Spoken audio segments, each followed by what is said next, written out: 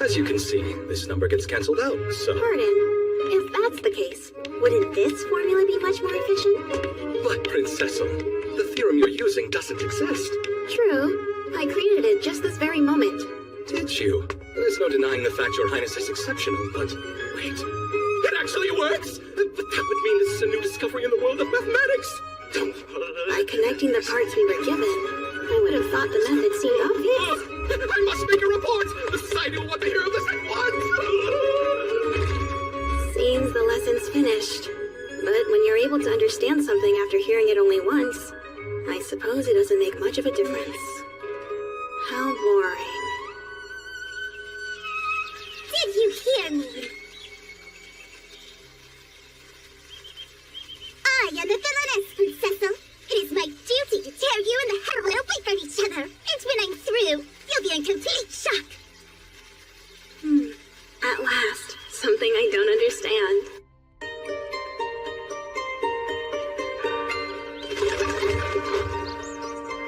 My name is Cecil Glow Alfasta. I am the first prince of the kingdom of Alfasta, as well as its crown prince. Today, I'm meeting my fiancée, Virgia Evil Noches, a marquis's daughter. There is only one small problem. I'm not entirely sure I understand what she's talking about, and apparently, I'm not alone. Miss Virgia, instead of standing outside chatting, how about we talk over some tea? Sure, I guess. This is Zeno. He's my faithful personal butler. Treat him well. Is something wrong? To be perfectly blunt, aren't you a little too composed for someone your age, Princessa? Unless you're actually a reincarnation. What an odd remark. Members of the royal family are raised and educated to conduct ourselves in this way. Quite normal. It's anything but. Name me another detached philosophical 10-year-old prince. I can hear your inner thoughts loud and clear, Zeno. More importantly, could you elaborate on what you said before? I'd be happy to. Because if your highness doesn't understand the full story, how can I ever expect to become a person worthy of being despised? I know this may come as a shock to you, but I have vivid memories of my previous life. I was born and raised in a country called Japan, where you could watch stories like a novel, only they had moving pictures. They were called otome games, and I enjoyed them immensely. Hey, it's you. Then, when I regained my memories, I realized the truth. I was in a world depicted in one of the games I used to play. That's how come I know the future. In this scenario, you will fall in love. The object of your heart's desire is a noble's daughter, the maiden of destiny. While I, the villainess, will turn into a jealous demon and torment her horribly. Enraging your highness, you'll break off our engagement and my house will crumble.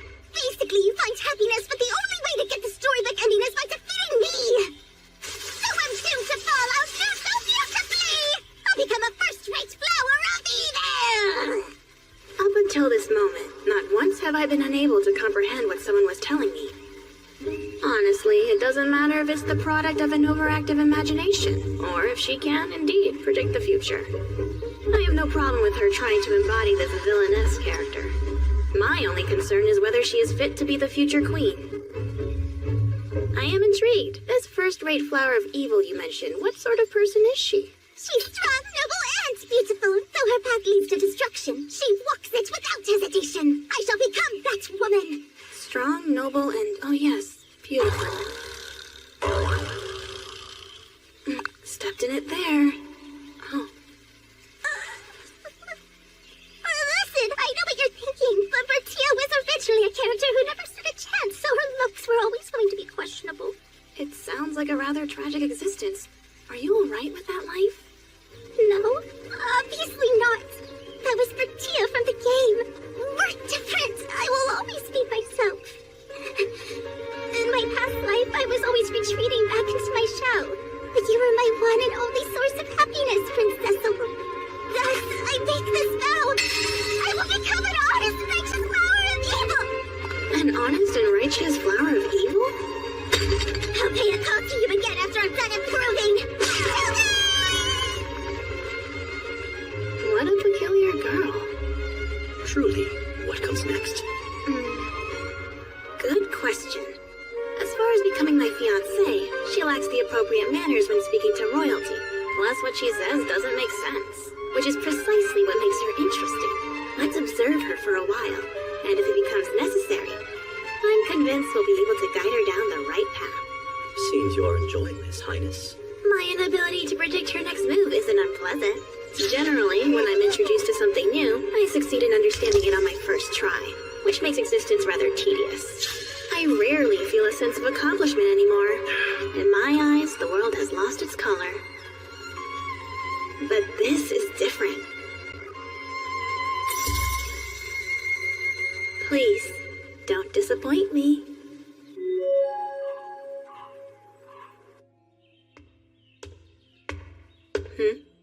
Your Highness, the messengers returned with this report.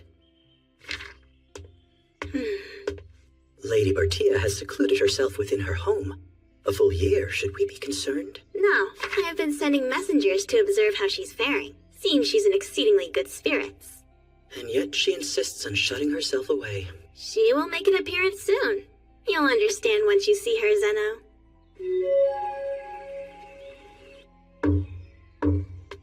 It's been some time, Your Highness. You probably don't recognize me. I'm Bertia Evelnoches, Your Highness's fiancé. Well, this is something. Her appearance has changed dramatically. It seems that the reports were true. Just 2 more evil. Looking pretty good. You should have seen your face. What sort of attitude is that to take toward the Crown Prince? But bonking me on the head is acceptable.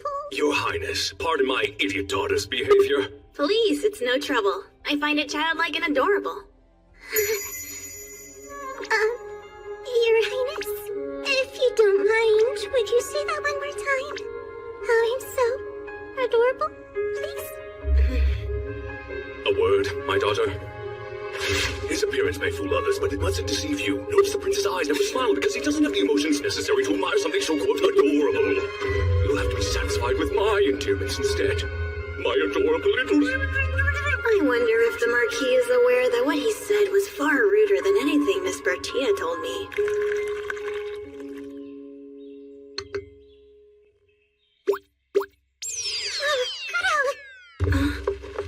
I knew something was odd about that scarf. Apologies, Your Highness. You see, she hasn't left my side ever since I took her in. So when I came here today, I had her imitate a scarf. Imitate? I immediately saw through it, but still, this is interesting. My suspicions were correct. If I keep quiet about this for now, it should make things entertaining later on. Please, join me for some sweets before the tea gets cold. Thank you. Don't mind if I do. Right, my diet. This cake was made with a reduced amount of sugar.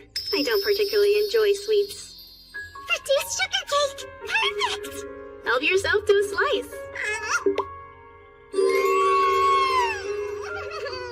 What happened to all that talk about becoming a strong, noble flower of evil? It feels like she's headed in the opposite direction. Now then, I suppose that we should discuss tomorrow. Yes, leave everything to me. At the party, I'll be a first-rate villainess and nobly fulfill my duty as Your Highness's partner. Why, though? I should be reassured, but I'm just feeling anxious. How very reassuring. But as far as you being a villainess and having memories from a past life goes, why don't we keep that a secret between you and me? Why should we? The high society we're about to enter is an unpredictable world. Revealing too much this early might backfire on us. And a competent flower of evil like yourself would never show what's up her sleeve. No, of course not. Defeating one's adversaries in secret is first-rate, while digging your own grave from Yappy is third-rate. I understand. I'll still become a beautiful noble flower of evil, believe me, but I'll be different from the game version of Bertia. I'm so relieved we're on the same page. I feel her understanding's a bit off still. Tomorrow is going to be my 11th birthday, and I'm happy to have you there celebrating it. I am also looking forward to celebrating Your Highness's... Say what? 11th? Your Highness is turning 11 years old. That's correct. I thought you would have known. I did, but the truth just now dawned on me. If your birthday's tomorrow, that would mean at this moment I'm 9 years old. Your Highness, it's my mother! After I turn 10, she's going to die! How could you possibly know that? Part of this scenario, an epidemic will spread during the summer.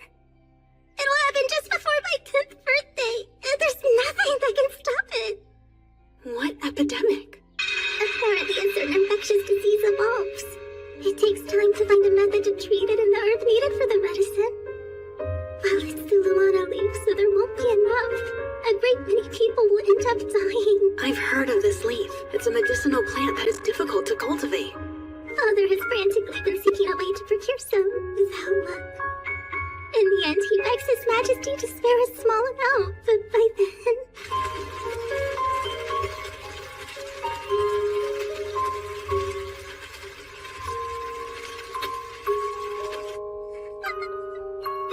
This outbreak you speak of is supposed to happen in a year, yes? If you prepare now, won't you be able to save your mother? If I do, then the scenario will be... Which is more important to you, that or your mother? Well, obviously my mother is. It's just, if the storyline winds up getting twisted, it'll mean you. What about me? If I may. Here, dry those eyes of yours. Don't forget I'm your fiancé. And whenever you're in trouble, I will be here to help you think of a solution.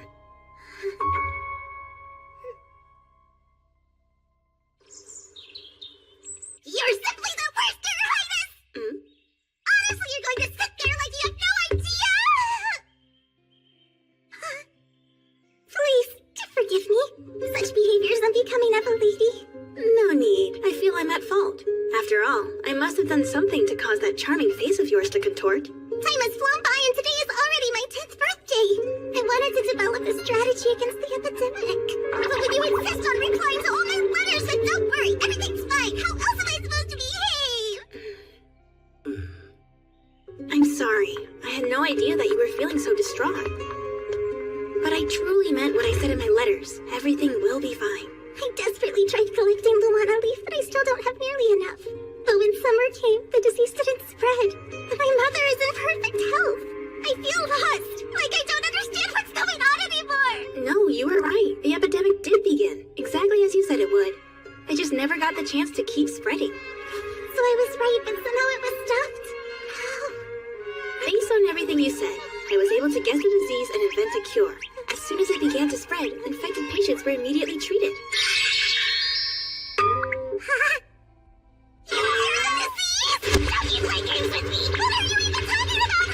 You're the only one allowed to treat me this way, Miss Bertia. You're upset. Please calm down. How do you expect me to stay calm when you won't say how you stopped an epidemic? I will, over a walk. To start, let's return to the moment shortly after you spoke to me about your mother. His Majesty seemed to be in a good mood. I mean, permission to use the greenhouse. Now he doesn't have to guess what to give me for my birthday. He was simply relieved. Ah, so is that where you were headed? First, the library. To learn more about the Luona leaf.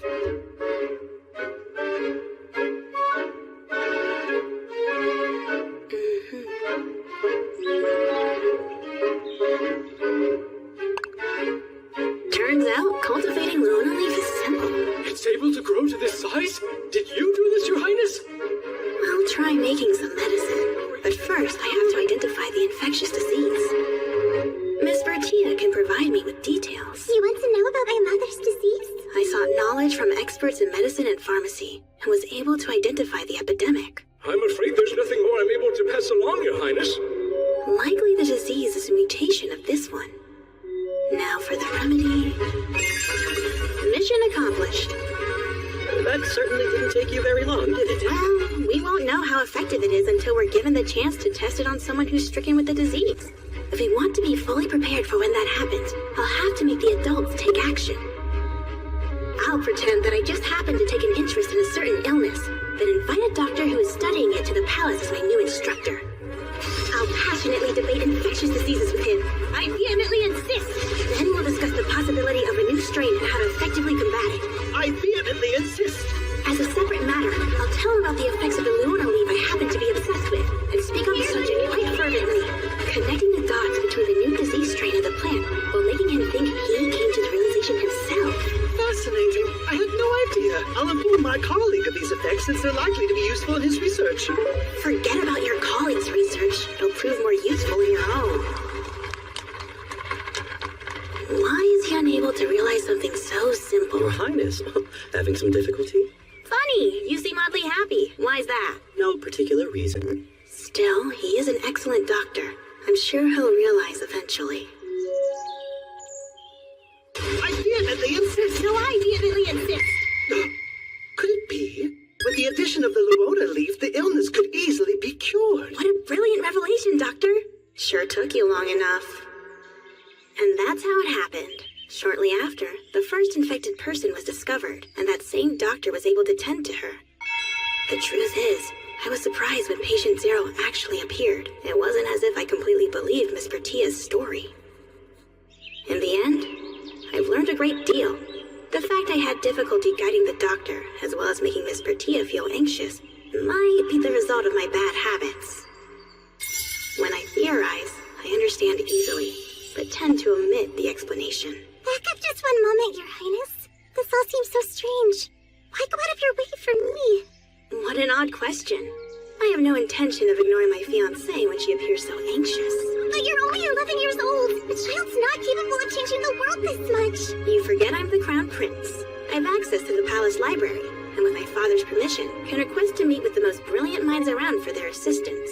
Huh? Really, you can? What are you talking about? For a normal crown prince, that's impossible! Amazing, Zeno! You're so far away, yet I can still hear your inner voice. It's so convenient. How could this even be allowed? Maybe it's normal for a genius known as the Android Prince. What's an android? There's no need for you to worry about the details. Your mother is safe at last, and the number of victims was kept to a minimum, so everything's fine. Right! Like you said! They were able to escape the glitches of that evil disease, so all is well. Yes, I see you've given up on thinking about it. Oh yes, I have something else to give you. This is more of an official gift, though. Not another surprise for me! This one's for me personally, a handmade birthday present for you. It's so lovely. And also, this is a universal antidote. Oh, wait, what? Like, it cures anything wrong with you? While I was busy doing my research, in the library I came across quite an interesting book. What's this? A seam. It was loose.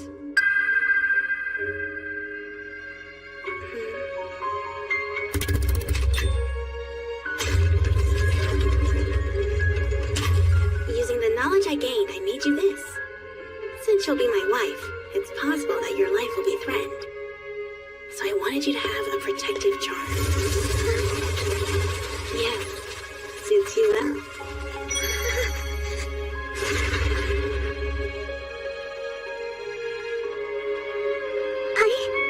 Thank you for such a thoughtful present. Now, time for yours. I, Bertia Evil Noches, swear upon this necklace. I will repay my debt of gratitude by making sure this scenario is rectified. I'll becoming a magnificent villainess. Starting with my father, who will put on the path towards evil. I shall make him into a proper villain yet. No, I don't think that'll be necessary. We don't want to lose a chancellor. And your highness and the heroine will live happily ever after. It appears she's not really listening to most of what I'm saying. Well, that's all right. It's proving to be entertaining. I promise to give it my best!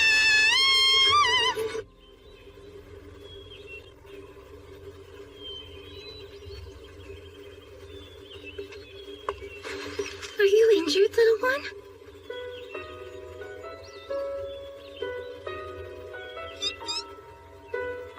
You're safe with me. Don't be scared.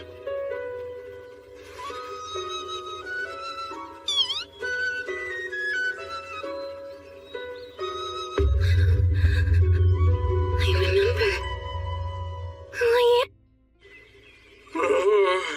What's wrong, Marquis Noches? You seem a bit tired. It's cause of little Bertia, Your Highness. This past year she's been relentlessly suggesting I do acts of evil. Has it already been a year since the epidemic issue? My, time certainly does fly by. The other day, she even had an instructional booklet made for me. Admittedly, it is quite easy to understand and rather entertaining to read through. But the subject matter... A guide to committing crime? Fascinating. The statistics on fraud and embezzlement are oddly accurate. Is this information she gained in her past life? Day and night, all she does is talk to me about becoming some sort of evil villain. I'm sure this is all just part of her plan to keep her scenario from failing. Still, perhaps I should talk to her. Do try not to lose any more sleep over this. It's more than likely just a phase. Young girls often fancy boys with a bit of a naughty streak. If that were the case, wouldn't it make more sense for her to try to corrupt you instead? Well, it's probably due to the fact that she loves her father so much. Wait, that doesn't make any... Actually, she does love her daddy a whole bunch. What a pushover. And besides, there is often an aura of evil emanating from you, Your Highness. My daughter must have decided you don't need any help in that regard. Is that what you believe? I can hear you, Zeno. What is so funny? Speaking of which, it's nearly time for Your Highness and my daughter's debut into society, is it not? I could almost cry tears of joy and tears of dread. It will be all right. I will be there to help her the whole time. Though, if something interesting happens, it might be amusing to watch her squirm a bit.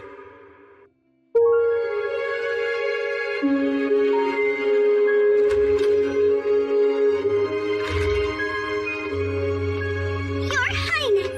At long last is the day of our debut into society!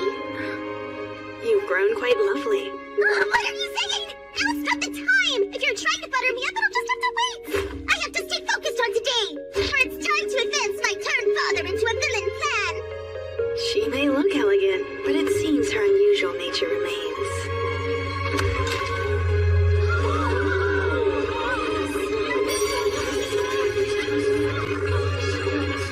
Pleasure to meet you. Pleasure to meet you. I haven't seen you since I was quite young. Please meet Bertia Ibel Noches, daughter of Marquis Noches. I must say, this is quite unexpected. Thus far, Miss Bertia is behaving completely without issue. To become a first-rate flower of evil is an eccentric goal indeed, but it does seem that she has studied quite thoroughly. Oh, my dear Miss Bertia, you truly look lovelier than ever today. Viscount Lori Conceptier! I wish I could steal you away all for myself right now. He certainly seems comfortable putting his hands on someone else's fiancée. I wonder, just how do these two know each other? Hey, Viscount, do you think we could go and talk in private for a minute? Surely, what do you need? I'm terribly sorry to interrupt you both. It seems Miss Bertia is feeling a bit under the weather right now, so we'll be taking our leave until she recovers. Wait, hold on a second, I feel fine! Princessa! Why did you pull me away so suddenly? Say, Miss Bertia, will you be honest with me about something? The information for your book on becoming a villain. You got it from Viscount Conceptier, right? What? Yes, I did, in fact. Hang on a second, did you read it? Oh, I'm so embarrassed! I thought so. Can you tell me the specifics about how this all came to be? When the Viscount first came to visit Father, I suddenly recalled a past memory. He was one of the people responsible for first putting Father onto his villainous path. So I did everything I could to become friends with him. And with some persuasion, I succeeded in getting him to talk about committing evil deeds. Listen, you need to know. The Viscount is notorious for liking young girls. He's known to be a pervert with a romantic interest in children. Has he ever attempted to touch you? Now that you mention it...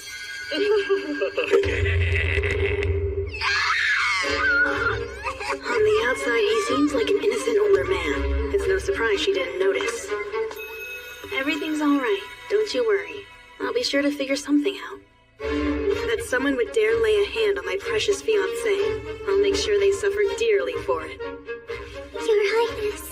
So please, let me know so I can best protect you. Have you come into contact with anyone else? No, I haven't. There are two others who instigated Father in the game. Their names are Count Conmorno and Baron Sakiel. I still haven't run into them yet. Miss Bertia, I must ask that you stop doing such dangerous things. Yes, I understand. I truly don't want to experience anything like this ever again. Which is why... I'll make sure to be more careful when interacting with them! She never gives up, does she? No. Even interacting with them at all is dangerous. I'll be far too worried for you. Oh, I'll be just fine. If I give up now, then your Highness's bright future will never be able to come to fruition. I promise I'll do my best. As expected, she has no intention of listening to me whatsoever. Regarding the matter at hand, though, if dealt with correctly, this could be a chance to root out rot within the kingdom. I came here as quickly as I could, Your Highness. Don't tell me my little girl calls to grief. Marquis Noches, we have urgent matters to discuss. Please have a seat over here. So the truth is, through a private source, I've heard concerning rumors about Baron Sagiel, Count Conmorno II, and Viscount Conceptier. Truly? More recently, I've also learned that they're trying to make contact with you. With me, you say? Here's what's truly unforgivable. Viscount Consoptier has contacted Miss Bertia. In addition, it seems he has attempted inexcusable acts. That dastard with my daughter! How dare he! Thankfully, it was no more than a few gentle pats, but that was enough to bring her to tears.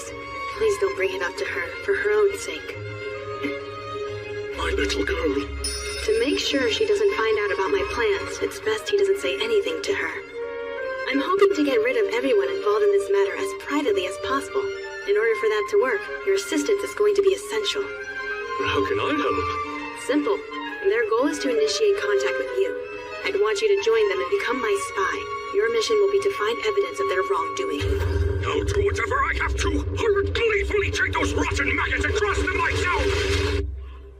The groundwork has been laid, but there's a limit to how much the Marquis will be able to keep watch of those three on his own. I prefer to keep an eye on them myself, but I'll soon be required to live in the dorms of Halm Academy. Once I'm there, it will be more difficult to take action.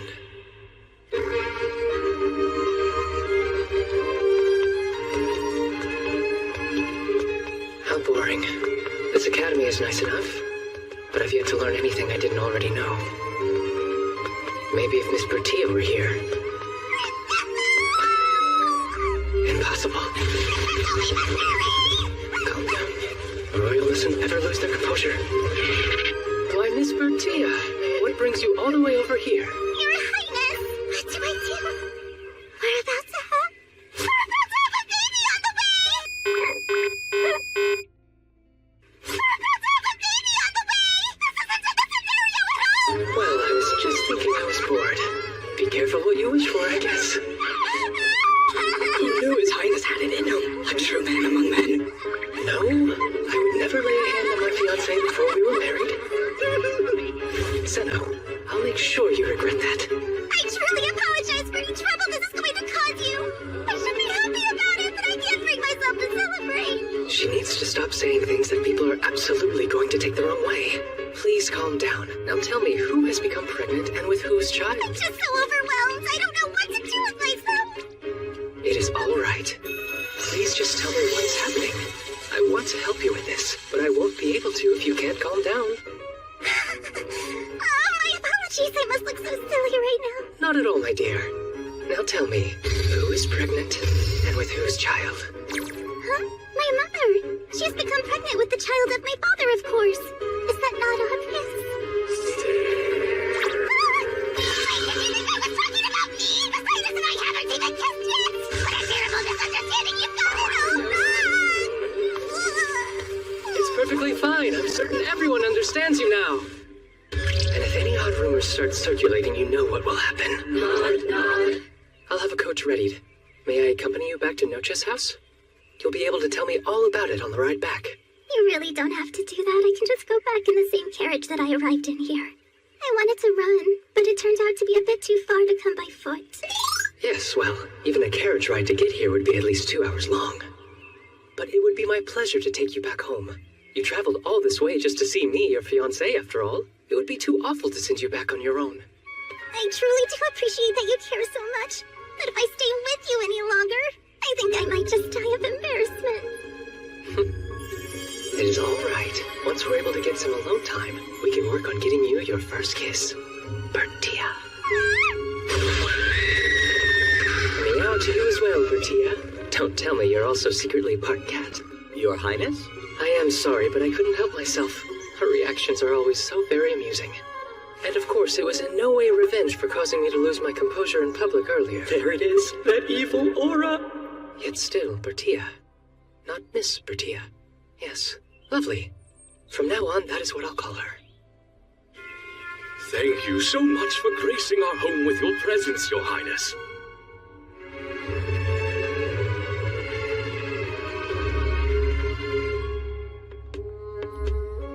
So this is Bertia's room.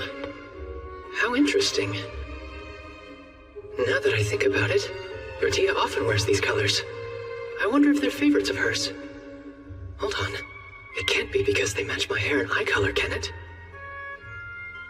How odd. I suddenly feel quite strange. Your Highness, about my little brother Honest, I'm terribly sorry. Please don't look so down, Bertia. I don't even understand what it is you're apologizing about. Could you at least explain it to me first? Of course. I see. In the original scenario, Lord Noches never has a male heir, so he adopts a son from the lowest branch of the family. However, since your mother survived the epidemic, an heir has been born. So now you're worried the scenario is ruined. Is that accurate? Originally, he would have already been brought into our family by now. Eventually, he would start attending home academy as Courtier de las Noches. There, he would quickly distinguish himself and emerge as a candidate to become your close aide. It would be extremely difficult for an untitled family member to enter the academy. I'd rather not waste the talents of someone so exceptional. At the very least, it's good to know that we'll be avoiding a scenario where he and the heroine end up together. But... Hold on a moment. Did you not say before that I was the one who ends up with the heroine? Oh, but there were a number of captured targets, and depending on the heroine's actions, the person she ends up with could be different. Did I never mention that part to you? That seems like a pretty important detail to forget to tell me about. No, I suppose you didn't. But if it's true, then there's no need to end our engagement. The heroine can simply end up with someone else. No, that must not happen no matter what! If it does, then you will... Bertia? Oh, never mind that! The only thing that matters is that you and the heroine absolutely must end up together! Looks like she's trying her hardest to gloss over something. So, these captured targets you were talking about, do you know who they are? Yes, it's everyone who's a candidate to become your close aide. If I remember all their names correctly, it's Lord Balsnoken, Lord Charles... There's no way she should know the names of the candidates to become my aide.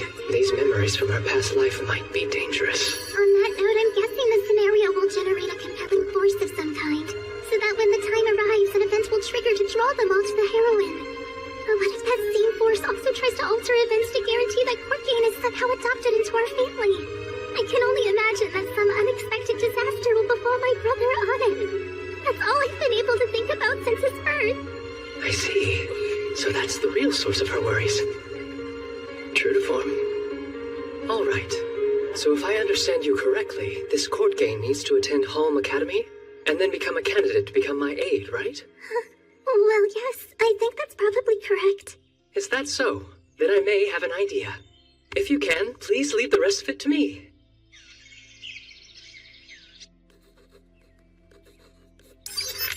Why don't you ever try thinking a bit, you fools? This is why you poor folk never get wealthier, no matter how much time you get. Let's go. We didn't ask for your help. I'm home. Good evening. Pardon the intrusion. I am Prince Cecil Glow Alfasta. Do you mind if we talk for a bit? Oh, Your Royal Highness. There's no need for such formalities. For now, would you kindly have a seat? Oh, yes. Now then, I have come to talk about the local lord. It seems the people of this land have been complaining as of late. And as you are my fiancé's relative, I figured you'd be the best person to ask about it. Wait, you came all the way out here merely for that, Your Highness? It's just the least I can do. My father is always telling me that it's our royal duty to listen to the voices of the people.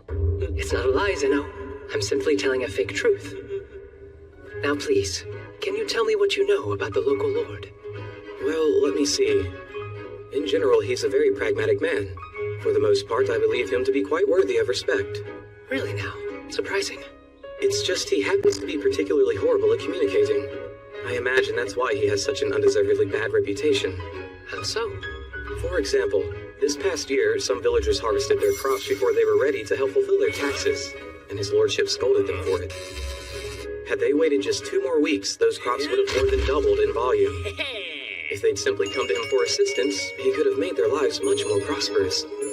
But what he told them was constructive, but unfortunately, he tends to be a bit too aggressive. Have you fools ever even tried using your heads? Don't you dare talk down to me. Mind your tongue. It didn't go well. Wow. His lordship is doing everything he can to help people be more prosperous. Nobody here seems to understand that, and I think that's the biggest problem. That all fits with the information my messenger gathered earlier. He's clearly capable of distinguishing objective facts. All right then, you pass. Huh? I require your assistance with something. What can I do? One of my sources informed me of illicit dealings among the nobility. I want you to be adopted into a noble house and work secretly as my informant. Since it can't be the Marquis's house, I'll simply have him adopted into another one.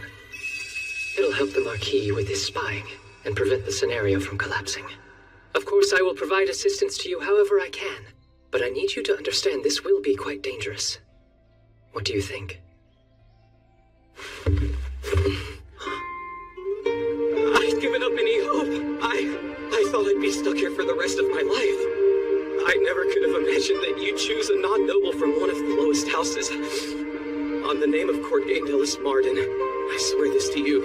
I will repay this debt of gratitude, and pledge to loyally serve you with all my heart. So there you have it. Court Gain will now be attending Hulm Academy just as you said the scenario dictates. Wow, thank you so much, Your Highness! It also appears like Father is spending a lot more of his time with those villainous nobles, so we're back on track! True, though he's just spying on them. Now, if we can just avoid a reverse harem, everything will be perfect! Reverse harem? A reverse harem is when one woman has multiple men serving, that are in love with her at the same time. But that doesn't make any sense. The Queen having affairs with multiple lovers? That would be treason itself. Even so, because you love her so deeply you can never leave her, you choose to share her instead. That's one of the potential routes in the game. Why does she look so proud of herself right now? There isn't an idiot alive who would be foolish enough to shake the whole kingdom for some love affair. Now that I think about it, there's usually a backstory involving the use of charm magic in some way. But I thought there wasn't any magic in this world. That is correct, but I think a light spirit might be able to achieve similar results. That might work as well. Hang on, a spirit?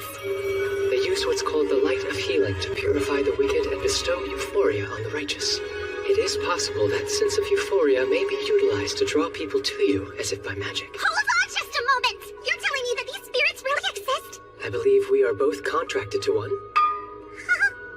Now that I think about it, you still haven't told me where exactly you found Kuro. She was in the forest near our mansion. And when did you decide to give her the name Kuro? When we were walking back, I tripped and hurt my leg. Kuro licked the wound, it made me feel better.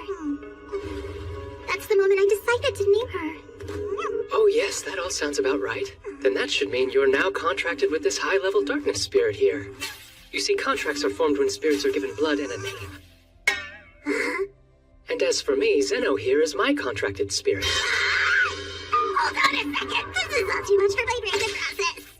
Zeno, yes. Do your best to read through all of these so you can learn all there is to know about spirits. But that's way too much! You can do it, Bertia. But still, a heroine who uses light spirit powers to half brainwash people into a romantic relationship? That may be a bit too extreme for my taste.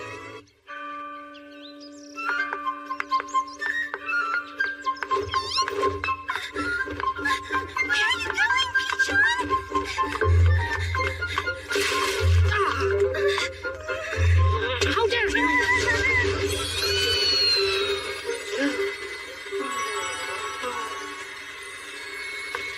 It's a pleasure to meet you. My name is Lukitan. May I be so bold as to ask for your name, my lady? Of course. I am Hironia Indira. As your student council president, I'm looking forward to meeting all of you, as well as the time we'll spend learning together. You're part of an institution without equal. Congratulations. So welcome, fellow classmates, to the Hulm Academy. That includes you, my fiancé. At long last, you've joined our school. Well, guess I should have expected as much from His Highness's flower. She definitely garnered the most attention. Did she? Yeah, none of the other girls are as pretty. And she's going to be my sister-in-law soon, so I want us to be best friends. People like her who have that brisk, decisive energy to them make me uncomfortable. The woman is a vision of beauty, with those nice strong legs and slender waist. Prince Cecil's so lucky. Oh, and here I was under the impression you were only interested in combat. But you're just a young man at heart like the rest of us. Well, naturally. You saw all her supple muscles. She takes training seriously, especially for a noble's daughter. Come now, no matter how lovely your proportions may be, there's no way Miss Bertia, a paragon of nobility, would engage in all that grueling exercise. I'm sorry, Charles, but Bald is actually correct on the issue. As for being a paragon of nobility, I'm looking forward to his reaction when he finally meets her in the flesh. Come to think of it, Court Gain, if memory serves, you are originally part of the Noches family, right? Surely you've met Miss Bertia before. In terms of that house, I'm a member of the Lewis family. She's from the main family, and was not someone I could freely converse with. Now please kindly stop speaking to me and interfering with my work. So cold. Don't be like that, Court Gain. As serious as ever. Though he could loosen up every now and again. Pardon. The time's come, Your Highness. Right. I'm sorry. I'm afraid I must excuse myself. So soon? Could it possibly have something to do with Miss Bertia? Indeed. Since my adorable fiancée is now enrolled here, I should see her. Seriously? Not only is Your Highness's behavior uncharacteristically amiable, you're also suddenly showing interest in other people? It's not so unusual. If I find a person to be entertaining, I do not conceal it. Well, it's the first time I've seen you act without being so calculating. I was just surprised. I've got an idea. Why don't we all go? Might as well. We should pay our respects seeing how she's your fiancée. And the sooner the better, I would think. In short, he's excited to meet her. Count me in! I've been dying to see Miss Bertia! Ah, yes. Lately people have been comparing Sean's smile to an angel's, while they say mine's like a fallen angel's. I wonder why. Very well. Let's all go. Wait!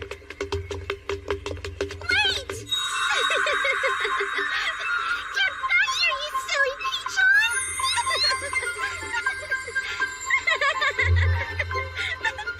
Stop flying so fast or I won't catch up! Honestly, why do you insist on flying so far away? A moment. Courtney, Yes. take her and...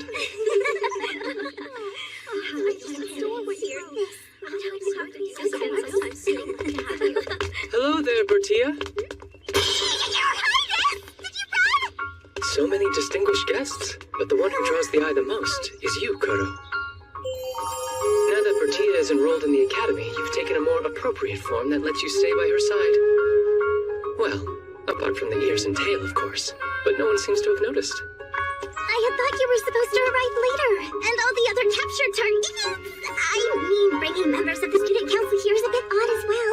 Huh, what a strange thing to say. I'm positive this is when we agreed to meet. Well, sure, but you see... It's been some time, hasn't it, Prince Cecil? Would it be permissible for me to say something? Miss Joanna, far too long. Go right ahead. This is Joanna Kurtzwarren, my second cousin, and she is also the daughter of a duke. See, Miss Bertia was growing worried that Your Highness was so wrapped up in other affairs you may not have been able to show up at all. She seemed so restless looking around, then growing quite downcast. It was rather adorable watching her in such a state. What are you trying to say, Lady Joanna? I'm simply telling the truth, or did I misjudge? True, I was glancing around, but how do you know what's going on inside my head? How peculiar. I sense something similar to myself in her. More importantly, it looks, Your Highness. Impressed. I've made tons of new friends. Although I suppose a better word would be minions. Interesting. She must have chosen that term to make it sound bad. I'm sure she wanted to give it a Flower of Evil spin, but still. Really, you shouldn't refer to your precious friends in such a harsh manner. I didn't mean for it to be insulting. In fact, it's more... Do forgive my rudeness. Oh, Your Highness. Please don't let it trouble you. After all, we're proud members of the Society for Adoring Lady Bertia. So, in a sense, all of us are truly her minions. Huh, a society of admirers? Well, I suppose it's less of a society and more of a fan club. However, all our members have pledged to watch Lady Bertia as she flourishes and matures. I'll have you know she's extremely popular with all genders. What do you mean by that, Lady Joanna? Ah, she didn't seem to be aware. Watching Lady Bertia be so open is such a breath of fresh air. In high society, there are so many individuals operating with ulterior motives. Whenever I'm by her side, I feel at ease because Lady Bertia's kindness shows through. We simply can't afford to leave her on her own. She deserves a constant watchful eye over her to ensure she grows up to be just as honest as she is now. Like you're trying to be my mother now. If you really want to do me a favor, how about you stop joking around and teasing me so mercilessly? Highness, this may be the time to present your congratulatory gift. Ah, good call, Zeno. Bertia, may I have a moment?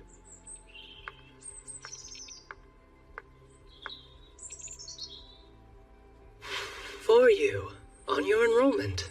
Roses? This is incredible. It means you must have completed the meet cute events. Although the color looks a little different than it does in the game. Wait a minute. Are blue roses something you only find in legends? What are they getting planted inside a pot? You like this color, do you not? I cultivated them specifically to give you as a gift. They're the only ones of their kind in the whole world. What? There's no way I could possibly accept such a valuable present. I created them for you, so I don't see why. Do you not like them? No! I mean, yes, that's not the problem. They've such a deep blue hue to them. Almost the same rich color as your eyes. That's not what I meant! You're standing right in front of me, so of course I made the connection. Yes, naturally. She's so mysterious. There is more to her than meets the eye. The scenario has changed a bit here and there, so I was a little worried about what might happen next. But since you were able to successfully complete the event, I suppose there isn't any need for me to worry. While we're on the subject, what is this meet cute event you mentioned earlier? So, wait. Before your arrival, you saw a pretty girl, right? Frolicking with a small white bird. Her? She was running around laughing to herself in a high pitch, conversing with the creature. It struck me as suspicious, so Corgain took care of things. I had him inform a teacher. Suspicious? The way she kept glancing at people in such an impolite manner, I found it irritating, so... It irritated you? But why? Haven't you realized yet? She's the heroine from the game! In other words, that girl is your highness's maiden of destiny!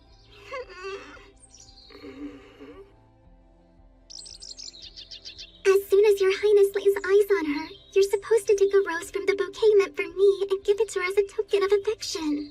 That was your meet cute event. In the original scenario, right? But in this one, I gave you a potted plant instead. So pulling out a single flower is impossible. Did you feel anything from her? When you saw her frolicking with the bird, didn't her vibrant personality spark your interest? Sorry, compared to a young lady wearing a live fox wrapped around her neck, one had a far greater impact on me. The meet cute event is a total disaster.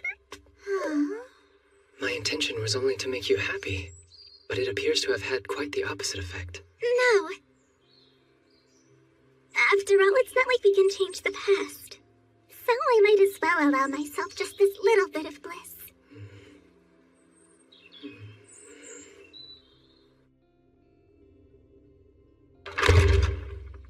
Ah, I appreciate you coming. Miss Joanna. If you're fortunate enough to receive an invitation from your highness, how could anyone at the academy refuse? I'm quite honored. Would you please have a seat? I certainly will, thank you. Seeing you at Bertia's tea party was rather unexpected. Really? Why's that? Ever since I had the pleasure of meeting her, I've been completely enamored by her charms. And of course, there was also that wonderful publication, In Season Now, a complete collection of the best spots in the royal capital. Some of our members joined specifically after reading it. Ah, yes. The same odd talent she showcased in The Best Things About Being a Villain. The reason I wanted for us to meet today is because there are some questions I'd like to ask you. About the Society for Adoring Lady Bertia. It may be informal, but the attendance, you'll admit, is rather impressive. Right now, do any members pose a high risk? What an awful thought. Hasn't your highness already investigated that possibility? Why, prying into a maiden's secrets. How truly boorish. Yes, she seems far more like a villainess than Bertia does. I suppose. However, when it comes to Sean's secrets, it appears you don't extend the same courtesy. Indeed, Miss Joanna adores my younger brother and has been conducting her own inquiries. All right, you. This is why I detest black-hearted schemers. Don't we both deserve that title? It makes no sense that you're related by blood to Prince Sean, the very definition of innocent and charming. On top of that, your fiancé happens to be Lady Bertia, who, don't ask me why, loves you. What's wrong, jealous? How dare you ask me that? I'm incapable of envy. Of course, I was just checking. Highness, you may want to keep your teasing to a minimum. Yes, quite right. Now, about the dangerous elements that clearly don't exist. Tell me about them all. Fine. Here's what I found out. None are present among the Society's members. I've instructed them quite thoroughly. However, there are others who envy Lady Bertia's popularity. So, you made a blacklist. Heronia Inderon, the Baron's daughter. Her. In the simplest terms, they are respected ladies who either admire you, Your Highness, Ah, how pointed. or women whose fiancés harbor an unhealthy affection for Lady Bertia. The problem is, the gentlemen redirect the displeasure they have for you towards her instead. My, there's likely to be some fun in the future then. You find this fun? Lady Bertia is in a dire predicament! I highly doubt it's as catastrophic as you think. Besides, she has you fine ladies watching her. Especially you, Miss Joanna. Considering we see the world in a similar light, I should have nothing to worry about. Well, I suppose I have no choice. Seeing how she's my friend and all, I'll show you I can properly protect her. Now if you'll excuse me. Heronia, the Baron's daughter. In order to guard herself from the light of healing, I requested Bertia study up on Kuro's powers. Her affinity is dark, which excels at defense. I'm sure she'll offer my fiancé protection from the light spirit. But as long as the existence of spirits must be kept hidden from the public, she won't be able to use those powers openly against a human opponent. Now then, what is my next move? Well, we should be off, Zeno. I think it's about time to meet with Bertia. I take it you're going to have a look at the roses in the courtyard? Yes. It's rare for her to invite me out for anything other than seeking my help. And her eyes shone especially bright when she asked. So I'm rather excited. By the prospect of whatever brand new chaos she's bound to cause, you mean? You know me so well.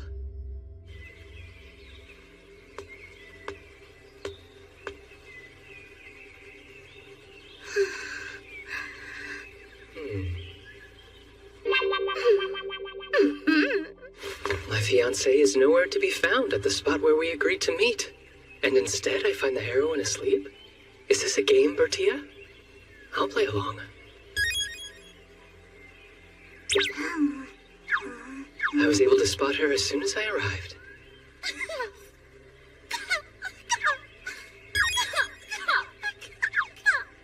Perhaps I'll read a book.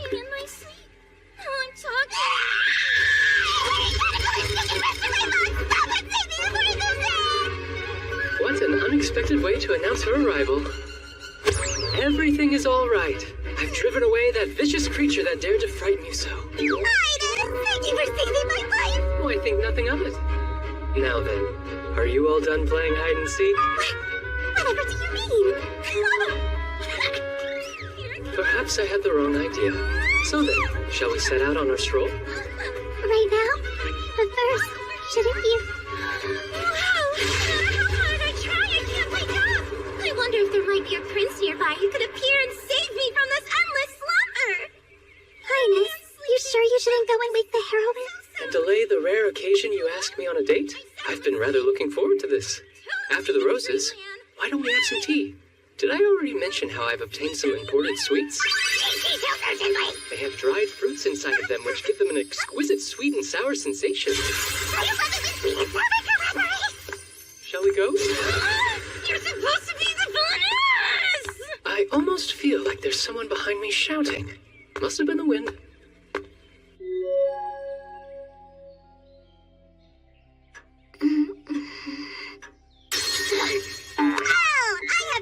Something inside of the school! Oh, silly me! But I have something to do after this, and alas, can I go retrieve it? Oh, wait! I know! Could I trouble you to get it for me, Princess? Her acting's adorably awful. Of course. And which room did you leave it in? Wow, hello, my prince. I never imagined that you and I would meet like this. The teacher told me to lock the classroom door after the lesson was done. Oh, how could I completely forget? Little schemer. It seems as though we're trapped in here, Your Highness. Whatever shall the two of us do until the rescuers come?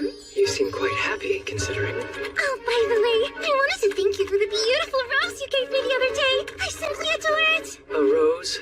I don't recall giving her one. It made me happy discovering it sitting on my windowsill. The sky as backdrop, the red was even lovelier. It's even the wrong color, like she's trying to force something that never happened into existence. Perhaps she's ill. That bird must be the light spirit.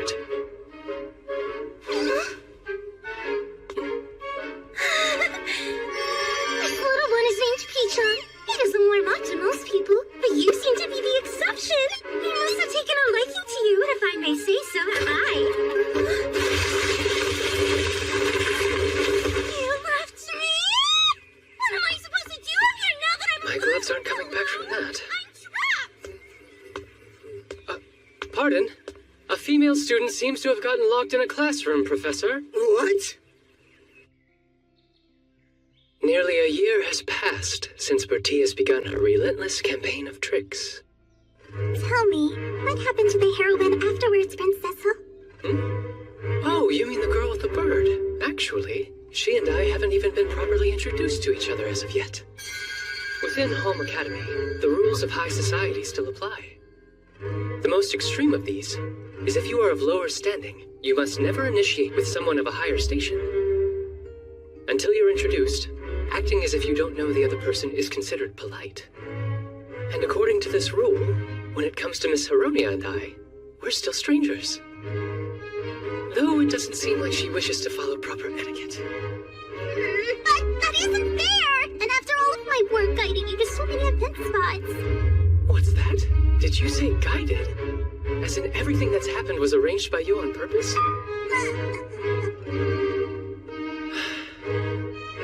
Bertia, I should have told you I have thoughts on this matter, which is the reason I'm keeping my distance from her. So please, could you try watching over me? Your Highness. Someone of your caliber surely has a plan in store. After all, it's not like you would dream of ever letting your beloved princess get away. Out of the question. I swear to work my hardest every day to make sure she'll never want to leave me. That's right. All to make sure that my adorable princess doesn't get away, you see. I misread the situation entirely. Quite all right. I wonder why. As I watch Bertia fight so hard to matchmake me with Miss Hironia, part of me enjoys it, while another part is unamused. And it isn't simply that I find interacting with Miss Hironia to be rather tedious. This tightness in my chest is more than that. I don't understand. This emotion I'm experiencing, what could it be? Here is the report from your messenger concerning the Society for Adoring Lady Bertia. Right, much appreciated. I was shocked to discover the existence of several additional clubs. Shall I have these other clubs looked into as well? What others? The I Want Prince Cecil to Condescend to Me Club, or the I Love Prince Cecil's Darkness Club. There are so many. Well, I doubt we need to investigate those in any depth. Understood. You've made my day, you realize that? Brother, are you headed out? Just for a bit. How long? I thought your engagement candidate was supposed to be arriving today. You're clever. Make up some excuse for me, would you please? Thanks. Sounds important. Are you sure you shouldn't stay? How could I after you've charmed me with your beauty? At times, I can't believe we're brothers. Oh, you must be Miss Anne. Hello.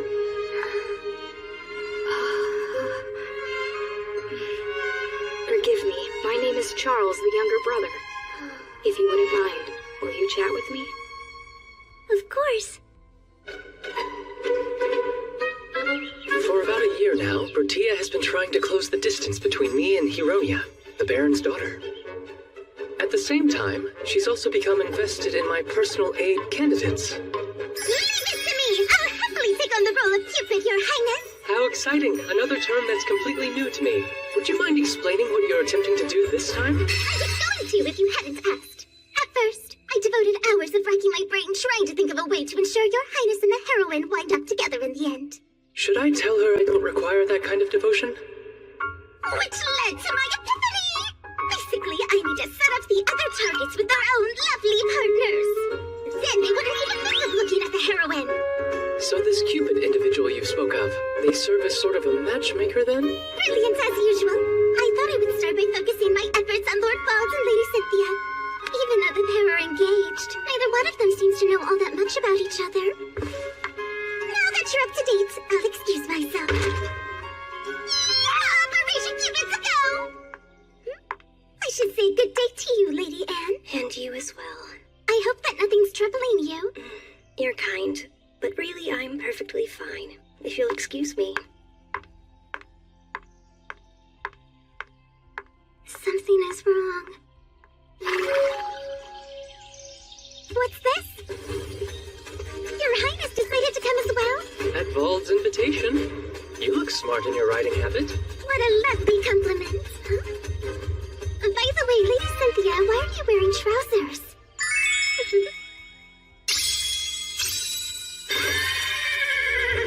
I say, talk about a magnificent floor.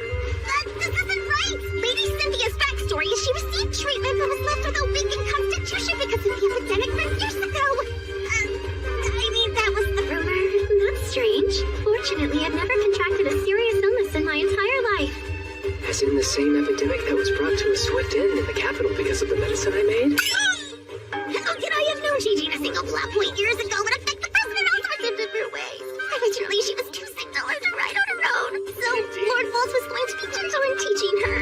My perfect plan is in ruins. Seeing how there's nothing we can impart that she doesn't already know, why don't we ride a little longer? Agreed. I would like that.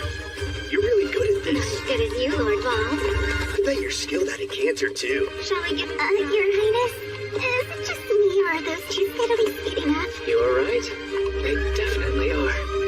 Care to race to the summit? I will accept your challenge. Are they? Looks like we're going to be left behind. You might want to hold on tight, Bertia.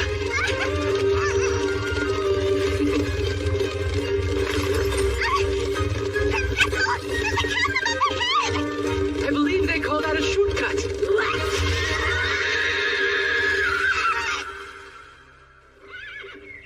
I confess, despite losing our race, I enjoyed myself immensely today. Perhaps you will accompany me again later? But of course. I should train if I'm to keep my standing. I hope our race didn't leave you shaken. Oh no, I'm fine. Just can't quite feel my legs is all. Bertia's reactions were just so amusing. I may have gotten carried away. The good news is, Cupid's arrow still managed to find those two. It does seem to be the case. Have I told you Oh how look, lovely it's Lord Charles. Walking with yet another woman I've never seen before. Looks like she noticed too.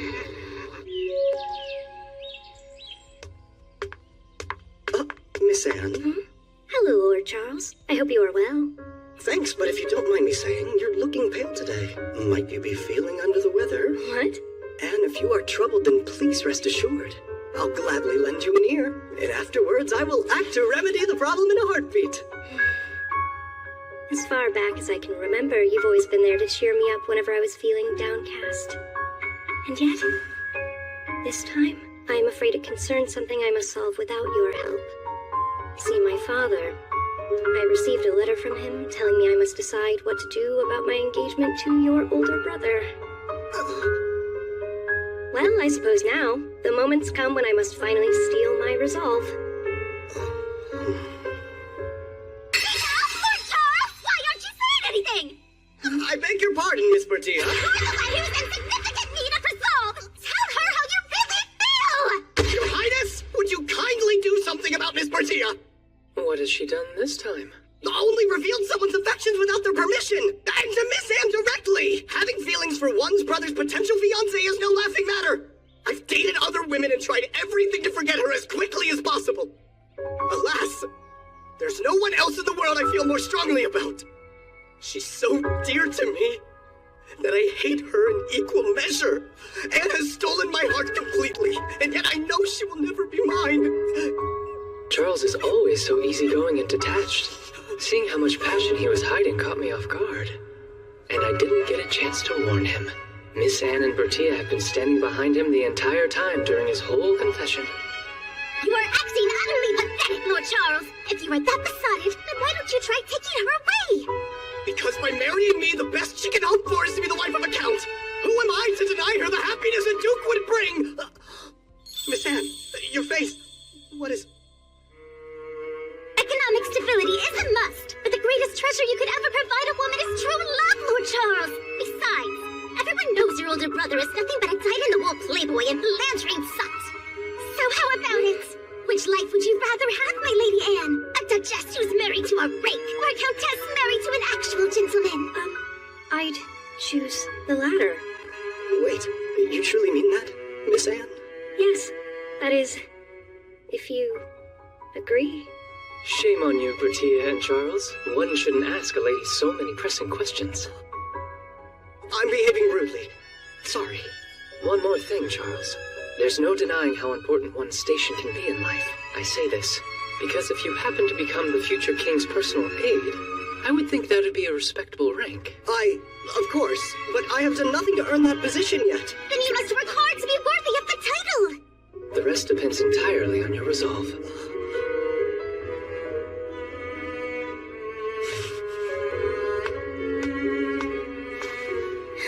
My dearest Anne, for years now, I have been consumed with love for you.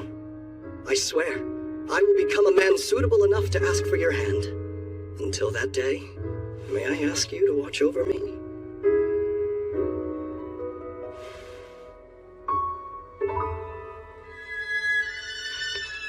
I was brought up in the nobility, and not foolish enough to discount the value a political marriage would offer. However, if possible, a part of me wants to see what a happy marriage full of love might be like. I think, for both of our sakes, I should also give more thought to my own future. I hope you will accept this as an answer. Why, yes, of course. Just hearing it spoken fills me with strength, enough resolve to serve as the Demon King's manservant. He wouldn't be referring to me now, would he? This was a huge success. Well done. It certainly seems so, although the manner felt a bit forced. Another later day. Friend Sean! Oh, good morning, Miss Bertia. Good morning to you.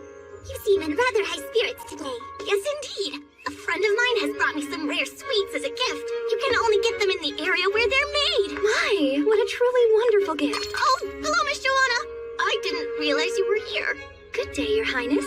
Are you well? I'm fine, but anyway, I have much to do. I'd better be going now. Friend Sean! How can he treat you like that when you might be his fiancé one day? Please don't let it trouble you for my sake. I'll be just fine. Really? His behavior doesn't bother me in the slightest. But still, I have to do something. There must be some way that I can help the two of you get along. I just need to think of a plan. You look absolutely famished. Have you not eaten anything today, Lord Melt? Oh, I'm sorry, Silica. This hot weather has been affecting my appetite. This heat is all the more reason you need to be eating well. At the very least, please eat these sweets I made for you to keep your energy up. That's a great idea! We'll count it up and we should make a gift of handmade sweets. How wonderful. I'm so grateful. You're much too kind. Not at all. I've noticed that Prince Sean really enjoys his sweets. Giving him some you made yourself should help you become friends. Lady Silica is quite the chef, so she can teach us. I'd be delighted to help you both. What kind of sweets was it that you gave Lord Melt this morning? Those were cookies that I made with vegetables. Lord Melt isn't particularly fond of vegetables, so I found a recipe that would allow him to eat more of them. How wonderful! That's the power of love at work. Well, I'm not saying it's love or anything, but let's put that aside for now and get to baking. And being that this is your first time making sweets, we should begin with some simple cookies. Still, I am quite curious. Why does Prince Sean act that way towards you, Lady Joanna? As long as I've known him, he's always kept himself somewhat distant from me. But lately, it almost seems like he's afraid of me for some reason. Perhaps I've pressed him too hard. Pressed him? Sorry, it is nothing. It's possible that you're just so perfect he finds it difficult to approach you. Perhaps he's worried that he won't meet your standards, and you'll be disappointed with him. I've been having the same problem with Lord Melt lately. The more ladylike I behave, the more uncomfortable he seems whenever we're alone together. You two have been friends since you were little children, is that right? Yes. Lord Melt has always had trouble when it comes to speaking with people, so he spent much of his childhood alone. I was often the only person he felt comfortable talking to. Let's go play over there. Let's go. Hey, let's play together.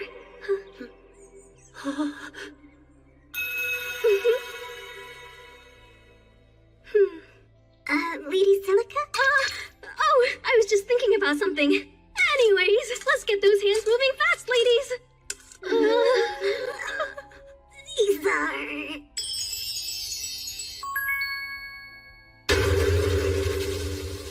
How are Lady Joanna so different? Well, it might be possible that it's only their appearance that's bad, right? Yes, of course it's possible. Taste test! I'm sorry. I've always found it relatively easy to learn a new discipline to some degree. Who could have imagined that I'd have a tragic lack of skill in making sweets? Yes, there's no arguing that. But you mustn't give up that easily, Joanna. Yes, precisely. Nobody gets everything perfectly right from the very beginning. Let's work hard and keep practicing. Yes, you're right. I know I can do this. So there you have it. It seems she's dedicating herself to the craft of sweet making. And what are these burnt lumps? Why, those are Lady Joanna's handmade cookies. Apparently, she is no longer able to eat them all herself, so they were sent here, with Lady Bertia's explanation. Yes, I see. It would seem she truly has no aptitude for making sweets. Prince Sean? Yes? I have... These are for you! Oh, cookies? If at all possible, would you be willing to try them right this moment? Like right now? Yes, I could.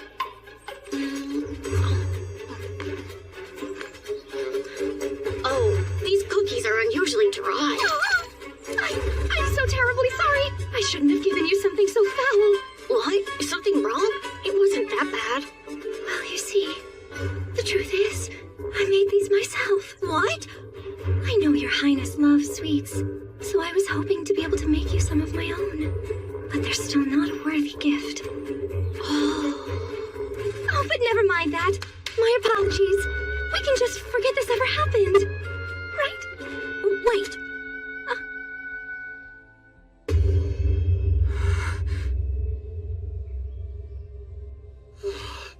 This heat. It does seem to be unusually hot for this time of year. You're looking a bit unwell, Lord Nelt. What's wrong? I've been having trouble sleeping. I also recently received a letter filled with complaints from my father. A very good evening, everybody. We have come to visit you all. And we've brought you some snacks as well. Welcome. Goodness, Lord Nelt, if you just leave your stuff on the floor, they'll get wrinkled. And just look at all these things scattered around. Everyone uses this table, so please try to tidy up after yourself a little That's bit. enough. Also, Why are you always so mean to me, Silica? If you hate me so much, then just go. Who do you think you are, anyway? Just because we grew up together doesn't mean you can meddle in my business. It's annoying. I understand you're feeling irritable right now, but that was uncalled for.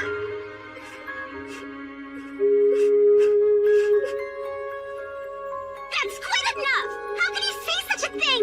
Is it really so hard to see Lady Silica's kindness and love for you? Her love. Who always dutifully cleans up after you when you've spilled your snacks everywhere? Who made those special cookies just for you? Who lends you a handkerchief to make sure your books don't get dirty? If devotion such as that isn't love, then what is it? no, it's not that! I just have that sort of personality where I like to be helpful. Yes, I understand. I know just how Miss Silica must be feeling. What? No, you have it all completely wrong! Now, we really should be leaving, Lady Bertia! Where are we going? Why do you look so angry? Apologies for Bertia, Lord Nelt. Oh, it's fine. Have I made myself crystal clear? Can you now understand the nature of a maiden's heart, Lady Bertia? Well, thank goodness for that, at least. Besides, I'm somewhat at fault here, too. We really aren't children anymore. I have been far too meddlesome. But that isn't... No, it's fine. It's probably best that I keep my distance from Lord Nelt for a while.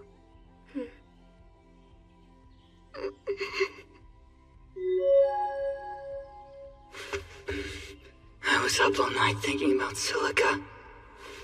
Actually, now that I think about it, I feel like Silica usually makes tea for me to help me sleep. I haven't seen her at all today, including this morning. Going so long without hearing her voice. It feels so strange.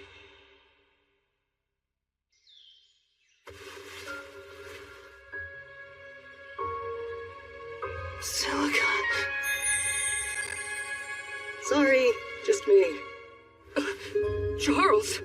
Miss Silica did always cover you with a blanket like that. Your Highness is here too? It's true. Silica has always been helpful to me in so many ways, but I just never noticed it at all. You're right indeed. Maybe you should say something similar to the lady herself, don't you think?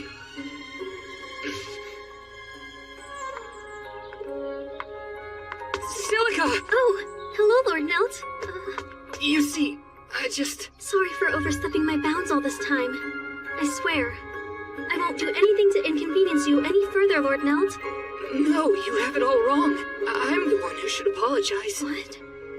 I'm sorry for saying those horrible things to you. It's just, I had never realized how much you've been helping me all this time, Silica.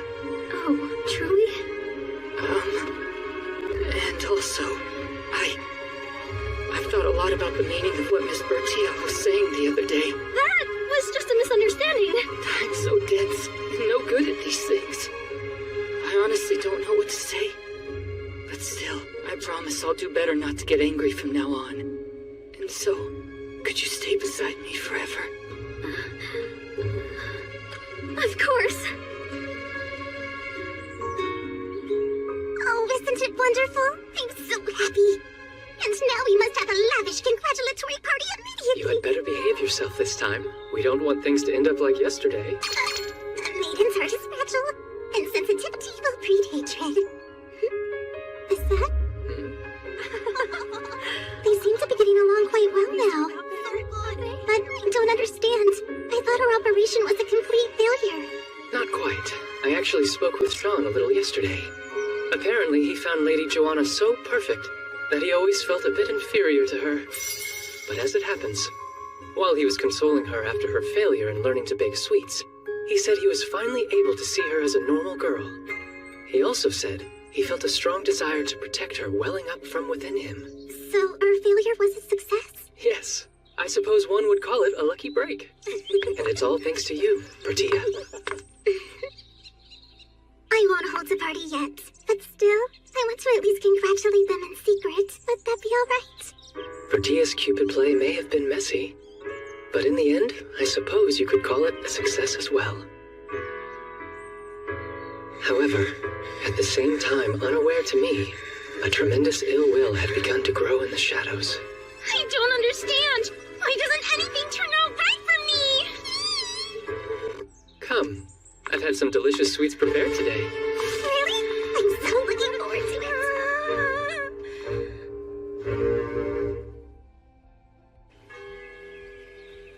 There's so many places I want to visit. Even just looking at all of them is fun, right? I've heard Lady Bertia was the brains behind this guide, as one would have expected. Actually, I've heard her attendants are the true authors. Lady Hironia? The truth is, she is a bully who's making me the target of her malicious campaign. Lady Bertia's been harassing you. I don't quite understand. It's quite easy to see why. Obviously, she's jealous of my beauty and popularity.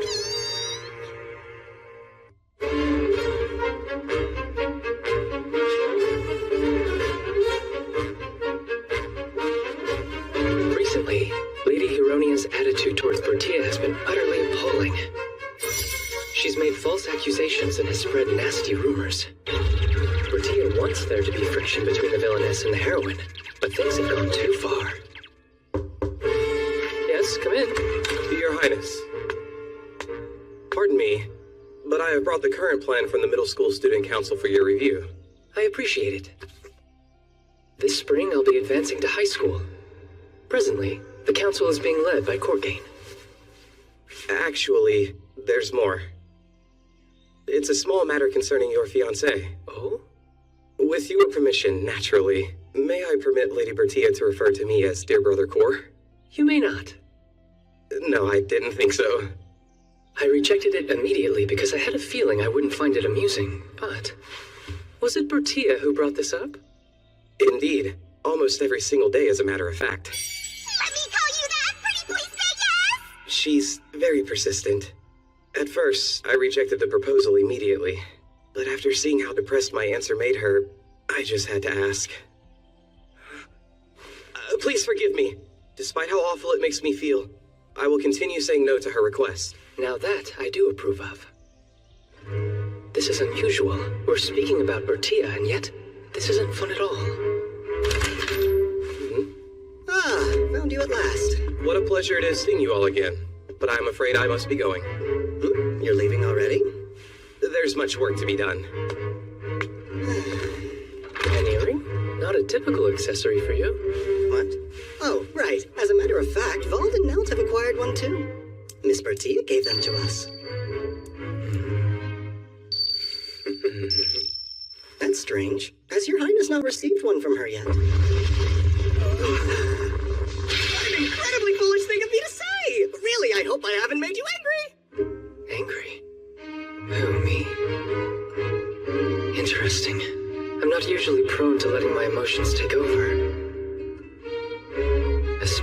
feelings of displeasure and discontent.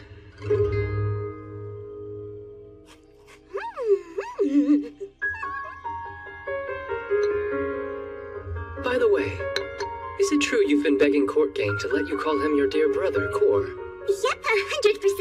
Unlike in the actual game, I am not his adopted little sister. I'm merely but a distant relative.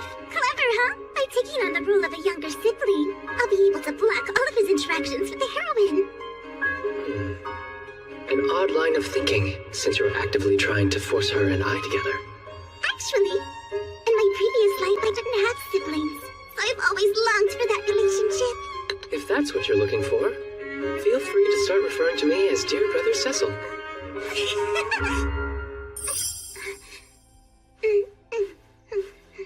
Why ever not? Because you will always be Prince Cecil to me. And besides, well, you are my fiancé. I don't think of you as a brother. In that case, how about you call me Syl instead? Why would I do that? Well, since I'm not going to let you call Courtgain your brother, I'll offer this instead. Go on, say it. Thank you, but I'll pass. Prince Cecil works fine. What I'm trying to say is...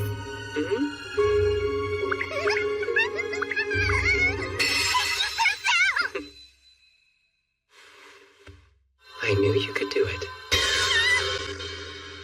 One more matter, Bertia. Huh? I believe that there's a gift you've been keeping from me? Not by following you. Whatever could you mean? When I found out you had excluded me, I confess my heart felt a bit crushed. No, I wasn't trying to. I just figured that your highness wasn't interested, that was all. I need one, but I got a little overconfident with the design. I do need it. So you wouldn't mind if I accepted this, right? What? Your highness! Wait, get that back! The color of the stones. They match our hair and eye colors. And that red chain, like a thread of destiny linking it all together. She thinks of the most adorable things. There is a rumor going around that you had imbued everybody's earrings with dark defense powers to protect them all against Heronia and her spirit's charm magic. Yes, but it's just... There is no need to protect your highness from the heroine's light powers. So that is the reason I held on to it. Are you saying that you have no issue with me becoming a mere puppet? No, I would never wish that upon you! Good. Then to stay in control of my mind, I'll keep this earring close by. To retain free will and pursue a partner of my own volition. I completely agree. It's just that the design is a little much. I think it's wonderful. Let's see how it looks on you. What? I don't mind, but... May I do the honors? Of course.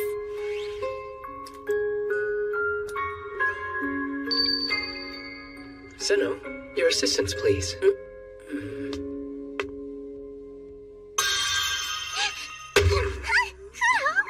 Everything is all right.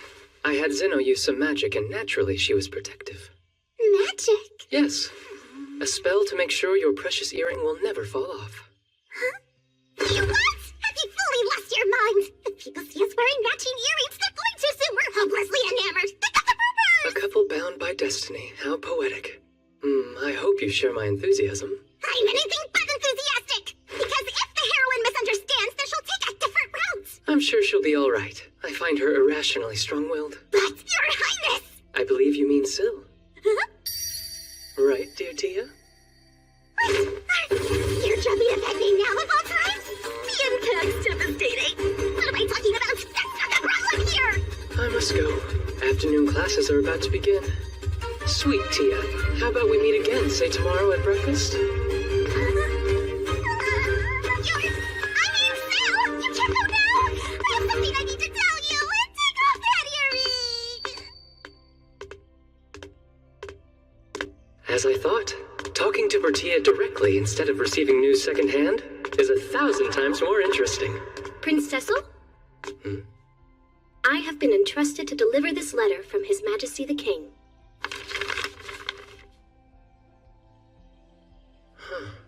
It's good news, I hope. Actually, an order from my father. The next 4 months, I'm to study abroad in a neighboring country.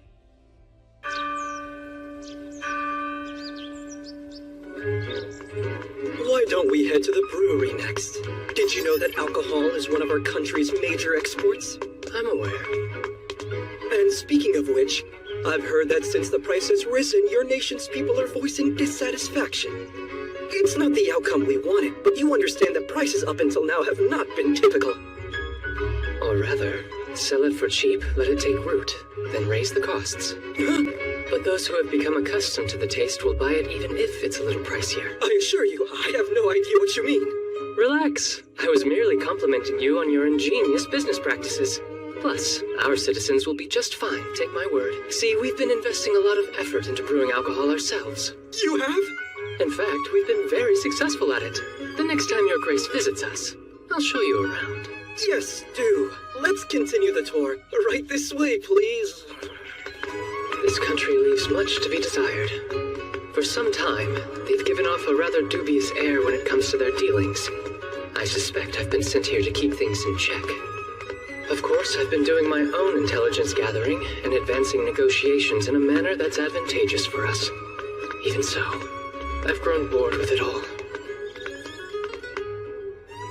There are only a couple things I look forward to. My letters from Bertia, and the ones I receive from my eyes and ears back home. Princess, I hope this finds you well. I am, as always, doing just fine. Today the heroine was once again adorable and popular with everyone. Zeno, I'd like to see the messenger's report. Right. What follows is my report. In your Highness's absence, Lady Bertia's position has worsened. Hironia Inderon, through a series of charades, is trying to foist a number of indiscretions upon her.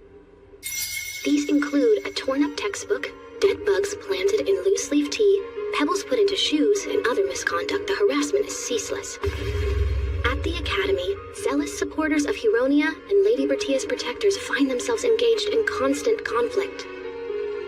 No matter how conscientious those around her are, surely Tia realizes she's being targeted. If only she'd be honest and come to me for advice.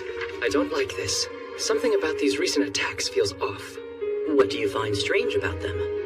Miss Hironia's motivation has always been to make Tia appear to be a villainess, but these tactics are more akin to bullying and feel out of character. If she was the one responsible, it would make her look like the villainess instead. I see your point. There's no subtlety to this behavior. In fact, it's become blatantly aggressive. Something about it is still gnawing at me. I think it's about time I heard a first-hand account. Sir Cecil! Welcome home! It's good to be back, Tia. So, did anything unusual happen while I was away? Nothing at all, nope! I've received reports. Tia, it would seem you have endured a number of difficulties recently. Oh, it's not what you think! These little pranks just show things are progressing in the right direction! Yep! Lady Hironia hasn't done anything wrong. We're engaged, and as your fiancé, I have a duty to protect you. So, you wouldn't mind, then, if I were to handle this matter myself? Denied! Please, Sir Cecil, don't do anything rash. And why not? Because how else am I going to become a first-rate villainess? If I'm to set the best example for evil, I can't rely on anyone. Just wait. After I've turned the tables on the heroine, you'll make your grand entrance and offer her loving comfort. I know. It's genius. Do that. And you'll grow closer in no time. Why is she protecting someone who's causing her harm? And why won't she rely on me? So you're telling me I should become more friendly with the one hurting my fiancé? Correction. Just your fiancé at the moment. If you don't side with the heroine, how is that going to look? Tia, will you please stop this? We are engaged. How many times must I repeat that? In my mind, you're the person I should be protecting, not her. And that is sort of the problem. Like I've mentioned before, you really shouldn't see me that way. Isn't that my decision to make? But if you do, your Highness and the heroine will be at odds with each other. That can't happen under any circumstances. So you're saying everything's just fine? And even if events escalate, you don't mind? I am a strong, independent woman, and I won't have you offering me any help, Sir Cecil. If that is what you truly want. Going so soon. I'm sorry. It seems I've suddenly lost my appetite. if you will excuse me. This is quite strange. What exactly am I so worked up about?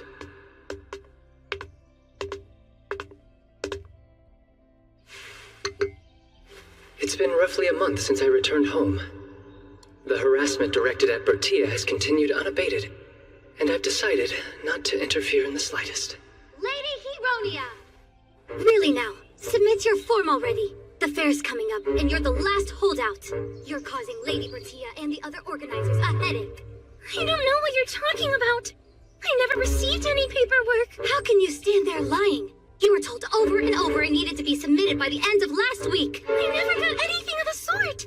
Wait, maybe this is another attempt by Lady Bertia to torment me. Are you honestly blaming her for your own mistake? Just when I thought your behavior couldn't possibly be more abhorrent, you pull this. You're so mean. She's not worth your tears, Miss Heronia. You'll always have her undying support. Those boys' eyes. They seem to be under the influence of some charm magic. Tia. Would someone explain what we're yelling about? Why, Lady Heronia! I can't say I'm very surprised. I haven't done anything wrong, and yet these ladies insist on harassing me. Liar! I simply warned her to stop making things difficult for my friends, and then she started with a fake crying. Lady Bertia! Don't deny you've been plotting against me from the start! Why are you so horrible to me? Wait, surely you're not accusing her of some harassment campaign now? There's only one person here responsible for causing any drama, and I'm looking right at them. Stop! Huh? Lady Bertia? I'm not some third-rate villainess who hides in the shadows. I confront my opponents out to the lights on my own. Lady Heronia is my prey, and I'll face her head-on. Referring to her that way is quite villainousy, if I do say so myself. And I thought you couldn't be more cruel. Magnificent as always, Lady Bertia. It doesn't matter how unfairly you're treated. You refuse to resort to backstabbing and confront your tormentor directly. How can someone be so virtuous? You care so much about us. When you saw how we were overcome with anger and jealousy, you selflessly intervened.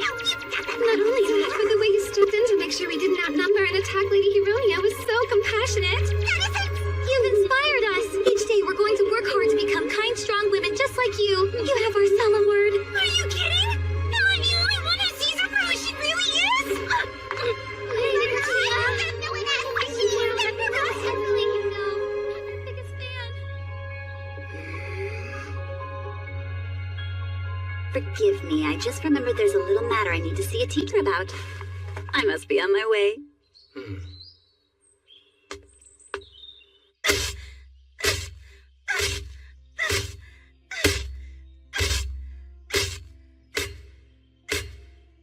At last, your true colors are revealed. Pardon, but don't you think we should stop her? I do believe that's Lady Bertia's chair. And Marquis Nochez had it custom made for his beloved daughter. Only one exists in the world. Stop her? True, it would be an incredibly simple thing to do. That said, she has made it abundantly clear that I am not to provide assistance.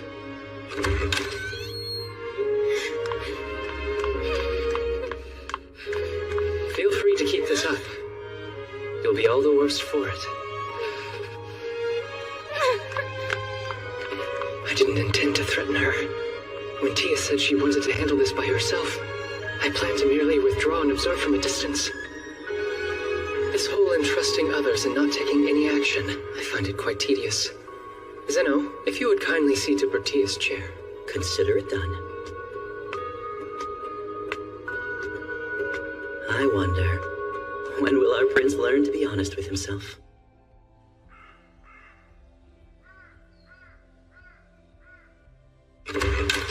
Brother! You simply must do something about her. Some more amusing antics from Tia, I assume? I'm talking about that Baron's daughter, Heronia. Her attacks against Miss Bertia have reached a point where I and Miss Joanna are no longer able to stand back and keep quiet. I am aware. But Tia said she wants to handle this herself. So, I must simply watch from a distance. Watch? Brother, Miss Bertia's special to you. I mean, isn't she? Well, she is my fiancée, so yes, I would agree with that assessment. Stop playing games! Look, I've seen the way you act. Like she's the one person who's special to you. Rest assured, even I have enough emotion to hate seeing my fiancée being treated this way. It doesn't bother you leaving her all alone simply because she refused your help? There is truly nothing I can do. I had offered my assistance and she refused me. Big brother, you will forgive me if I have this wrong. But honestly, it must be lonely having someone you care about refusing to rely on you. Is it possible? That's what I'm feeling? Because Tia won't depend on me? Your Highness! Charles? Your Highness, it's Miss Bertia. She has taken a fall down the staircase.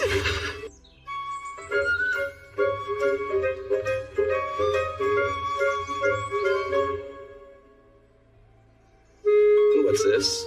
Are we expecting another guest to join us? Indeed. Bertia will arrive soon, so I set her a place. Lady Bertia, huh?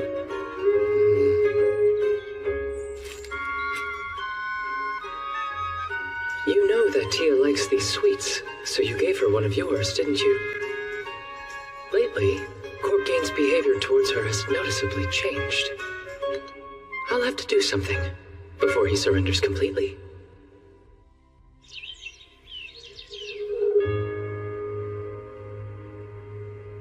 Tia, I'm coming in. Oh, Sir Cecil! Thank you for taking the time to come see me. Would you mind telling me what happened to you? Don't worry, it was just an accident. There were some stacks of papers that needed to be carried out of the student council room. Lord Vanel volunteered to assist me with moving them, so it wasn't too difficult for us. Vanel Rode, the son of a count. I believe he's a member of the Society for Adoring Lady Bertia. I'll have to have him thoroughly investigated later. Once we had finished, I made my way back to the council room. Then, a female student approached from behind and bumped into me on the stairs. That's when I almost... Oh, I'm perfectly fine now. Kudo was able to cast her protective magic on me just in time. So this student, did you manage to get a glimpse of her face? I was looking down at the time, so I didn't see it. Well then, what about her hair? Or her build? Please tell me, Tia. I think her hair was a pinkish blonde, and her build was also very similar to Lady Heronia's. It's like I'm always saying, truly the villainess must be in a constant state of conflict with the heroine. Tia, sorry, but I don't think I'll be able to leave this matter unattended any longer.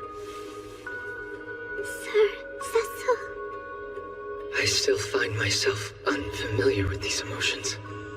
But when I first heard that she had been hurt, I learned the pain that comes from harm befalling someone dear. If you insist on continuing to do as you like, then it's fine if I take actions of my own as well, correct?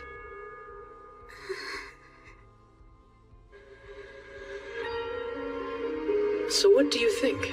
In order to enact this vengeance of mine, I'll be needing all of you to assist me. Well, if it is the bidding of your highness, I will be most delighted to do whatever it is you ask of me. Seems our great general has finally decided to make a move. Any lowly urchin who would dare to hurt our dear Lady Bertia must be shown they will be dealt with swiftly and efficiently. Yes, and I agree. Let's hurry and find Lady Heronia immediately, brother. Hold on.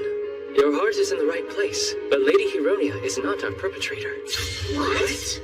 Think about all of her previous actions. Her goal is to lower Tia's social standing. As of late, Tia has faced a more direct form of harassment, with this recent incident being the most egregious. Do you mean the real culprit is someone else? Precisely. Well then, who else could it possibly be? Miss Ellen Silberts, a Viscount's daughter. Now, how shall we prepare this dish? Lady Bertia! Why is there a rumor going around that I maliciously pushed you down the stairs? Oh, whatever are you talking about? They say you fell down the stairs, but I bet you did it on purpose, didn't you? Just as I expected of a villainess. Oh my. Was this part of your plan as well? No, just a coincidence, but quite a convenient one. I Today we will carry out our plan. My conspirators have already lured Miss Illen to this courtyard completely unaware. As to what happened when Tia was pushed, it all became clear when I had Fennel investigated it. It appears Miss Illen harbors unrequited feelings for him. However, he is in the Society for Adoring Lady Bertia, and that's the reason for the recent bullying. On that particular day, as she was following Tia in order to further harass her, she saw the man she loved smiling adoringly. And so, overcome with rage, she pushed Tia. That appears to be the truth of it. Honestly, she has quite the nerve to do such a thing to my fiancé. Don't act so innocent! You planned this yourself, didn't you? That's my dear fiancé. Would you please cease your baseless accusations of her? Oh my, it's Prince Cecil. Greetings, Sir Cecil. Thank goodness you're here to save me, Your Highness. Lady Bertia has been trying to set me up. It might be best for me to keep my distance. Then again, it seems Koro was able to nullify the magic's effects. But that can't be true. We haven't spoken about the incident out of consideration for everyone involved, so Tia could not have known that you were the rumored perpetrator. May I have your attention? I am sure you are all curious to learn the truth behind the rumors. Let's settle this now, so that there are no further misunderstandings. The one who actually pushed Tia was not you, correct? That's right. Of course I didn't. Tia testified that when she was pushed down the stairs, she saw a girl with the same hair color as you, Miss Hironia. However, she never said that she thought it was you. Isn't that right, Tia? If she wanted to, Tia could have simply blamed Miss Hironia, allowing her to become a true villainess. Interesting. It seems that someone has taken advantage of your well-known hostility towards Tia. Excuse me. I'm suddenly feeling ill, so I think I'll... Ah! But we can't get started without you here. Huh? Thank you, Fennel. You've been a great help. There's something I very much wanted to ask the culprit. Maliciously foisting your crimes on an innocent girl, and all that harassment against Tia. Was it truly so entertaining? Well, was it, Miss Illen Silberts, the Viscount's daughter? But what? Whatever do you mean by that? Isn't it obvious that Lady Hironia did it all? Oh, is that so? As a matter of fact, ever since the day of the incident, we've actually been keeping an eye on you. And while we were watching you, we noticed that something strange kept happening. We would see you go into a changing room or restroom for a moment, and Lady Hironia would come out. When we looked inside, there was no one left. It happened numerous times. We witnessed this person who exchanged places with you committing nefarious acts, such as tampering with Lady Bertia's personal belongings. Now then, do you have anything you'd like to say? They said that I disappeared from their sight and they weren't able to find me. But isn't it possible they simply made a mistake and got confused? Besides, by their own words, the perpetrator looked like Lady Hironia, right? Oh yes, I see. Well then, we'll need physical proof. All right, Nelt, go ahead. Understood. Oh goodness, I'm not sure I'll be able to do this with so many people watching me. Don't you worry, I just know you can do it. Simply explain things to everyone the same way you would if you were teaching it to me alone. Yes, right. So you see, these fluids are extractions I made from moss and medicinal herbs. This one is mossolite and this one is alkali. This mossolite solution is colorless, transparent, and odorless. However, when mixed with this alkali solution, its color changes. This reaction is the result of a substance in the mossolite solution that was extracted You don't need to from explain moss. everything. That's enough, Lord Nelt. Huh? Oh, right. Well, moving on. For the past few days, we've taken this mossolite solution and sprayed it all over a specific area in the girls' dormitories. We placed it where the perpetrator would most likely visit, Lady Bertia's personal storage closet. Just to be sure, as soon as we knew a crime had been committed, we scrubbed the area clean. So it's impossible for anyone other than the perpetrator to have stepped through it. Let us delay no further. Would you kindly lend us your shoes, Lady Illen? And to be thorough, may we borrow Lady Hironia's as well? But of course you can! If it will help prove my innocence, I'll do anything! What's the matter? This would be a wonderful chance to prove your innocence. Or is there some reason you can't offer them? You're Lady Huronia and Lady Illin's shoes. Right, Lord Nelt. If you would, please. All right. Then I'll begin with Miss Huronia's. There's no change. Well, of course there isn't! Next, I'll apply it to Miss Illin's shoe.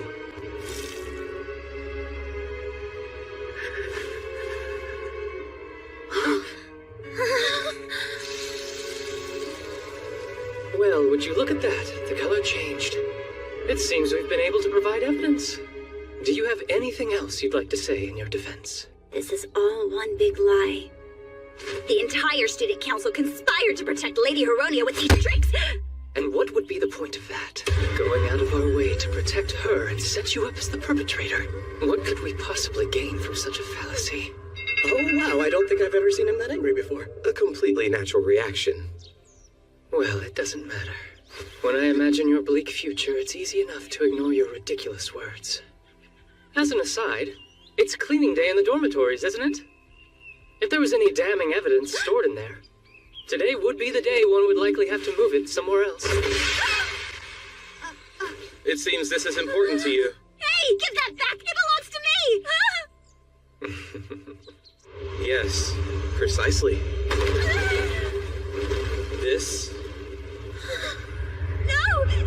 Don't! belongs to you. Whoa, that wig is the same color as my hair! Now then, I do believe I warned you. I said feel free to keep this up, you'll be all the worse for it. Remember? Ellen Silberts. Lord Vale, hold on. This isn't what it looks like. I despise you with every last fiber of my being.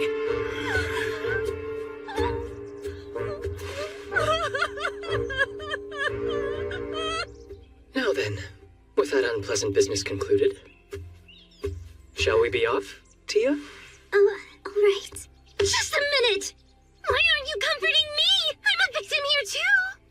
But that's not my responsibility, now is it? You must be exhausted after this ordeal. You keep meddling and screwing everything up. Why would you even act as a mediator between the rival noble girls and the captured targets in the first place? Don't you know how to behave like a proper villainess and make them hate you? Sure, but I was only doing that for Prince Cecil's sake, so... You don't get it, do you? Well, it might be different for the other targets, but Prince Cecil will never find happiness unless he's with me. You can never replace me. Or did it slip your mind that I am the Maiden of Destiny? Maiden of Destiny? Does that mean there's some reason the heroine and I must end up together? This world was created for me to shine! Mark my words, you third-rate villainess. Someday your prince will be mine!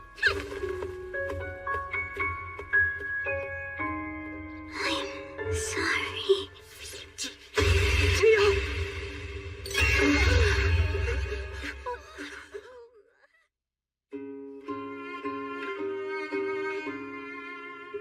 It's my fault. I should have been more attentive. She's been under constant stress. Despite her efforts to mask the anxiety, ever since she was pushed down the staircase, she just hasn't been able to sleep. She's too precious to lose. One of the few people in this lifetime who can entertain me. I can't let her waste away like this. Sir Cecil, you're here? Yes, everything is all right now. I don't want to wake up from this dream. Tia, you had a lot of people concerned about your welfare. I did, but I'm fine, see? You collapsed from a lack of sleep and fatigue. Am I allowed to let everyone else in? Everyone? Please, come right in! Excuse us. We were all worried sick about you, Lady Bertia. If you have trouble sleeping, tell me and I'll send you some herbal tea which should calm down your nerves. Sorry, I had no idea you cared so deeply about me. But really, I don't deserve this. All of us here are on your side. No need to keep your problems bottled up. Really? Will I promise I'll keep working my hardest. Oh no, you're resting. But for now, while I'm stuck here recovering, I'll try to understand why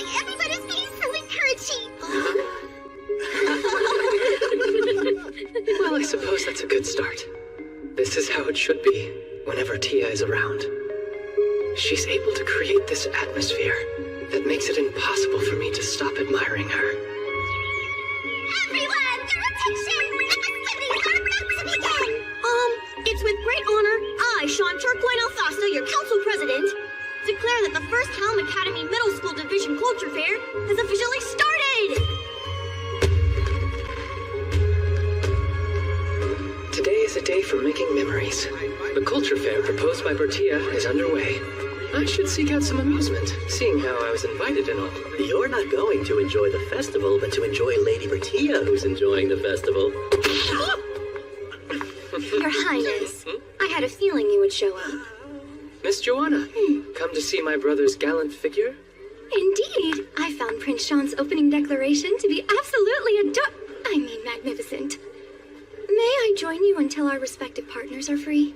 It would be my honor. I'd like to make an additional report regarding Miss Ilin. The stair incident is being treated as an attempted murder, and a judiciary has now stepped in. Currently, she's in a prison cell, while her other crimes are being investigated. An entirely reasonable outcome. To tell you the truth, when I first met Lady Bertia, I felt what I would call a sense of unease. After all, when someone as kind as her faced your Highness's disinterested manner, wouldn't she feel hurt? But after seeing you at the tea party, my unfounded fears vanished. And well, to be frank, I think the person you currently are is much more charming than who you used to be. Please promise me, you'll make Lady Bertia very happy. I have every intention of doing so. Oh, what's this? It's a polling station. When the festival concludes, whoever receives the most votes will win Best Couple. Since it's solely for the middle school department, Lord Charles and Lady Anne couldn't participate in the contest, which is truly unfortunate. The best couple, you say? Well, that's bound to stir up some excitement. Sir Cecil! Sorry about keeping you waiting for so long. I know you're busy, but not being able to see you has left me quite lonely. At last, we can have a moment together, my darling Tia. Why is that? I've brought you some of these delicious-looking sweets that they were selling at the culture fair. Well, in that case...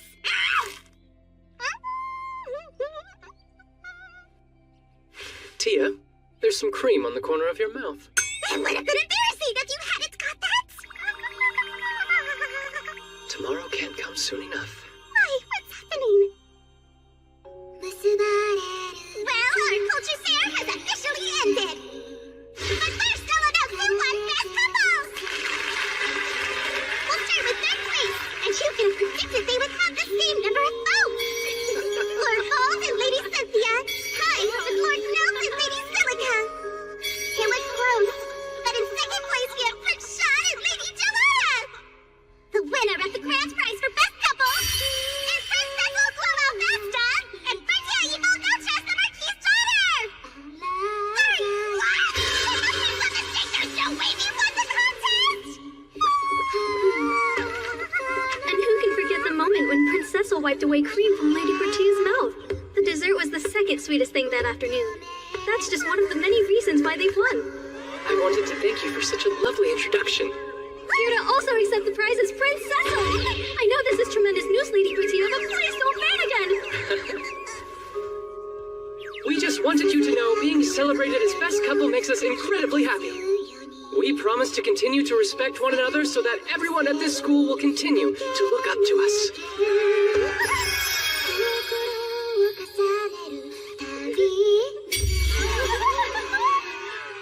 Her whole body is bright red. How No, how adorable. Brother, I'll leave the closing remarks to you. Yes, of course. I've got this.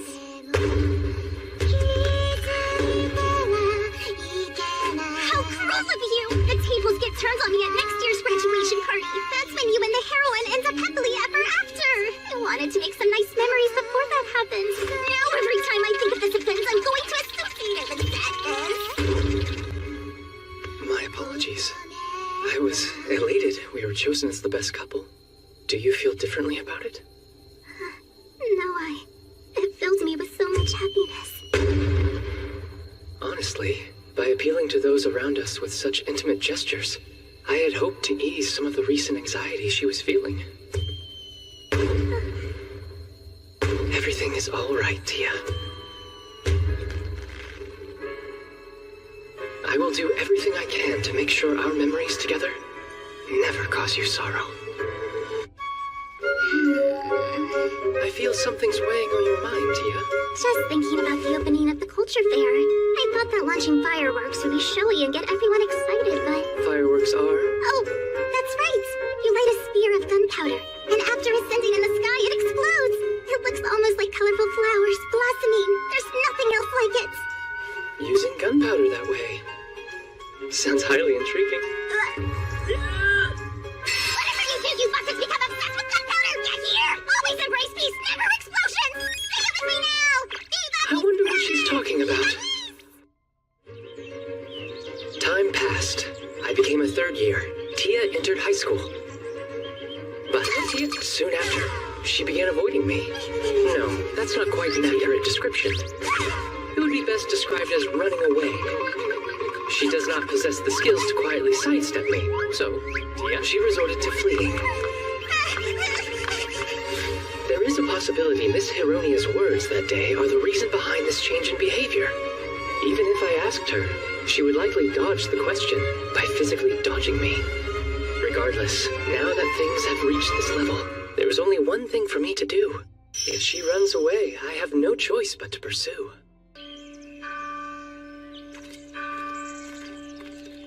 Tia?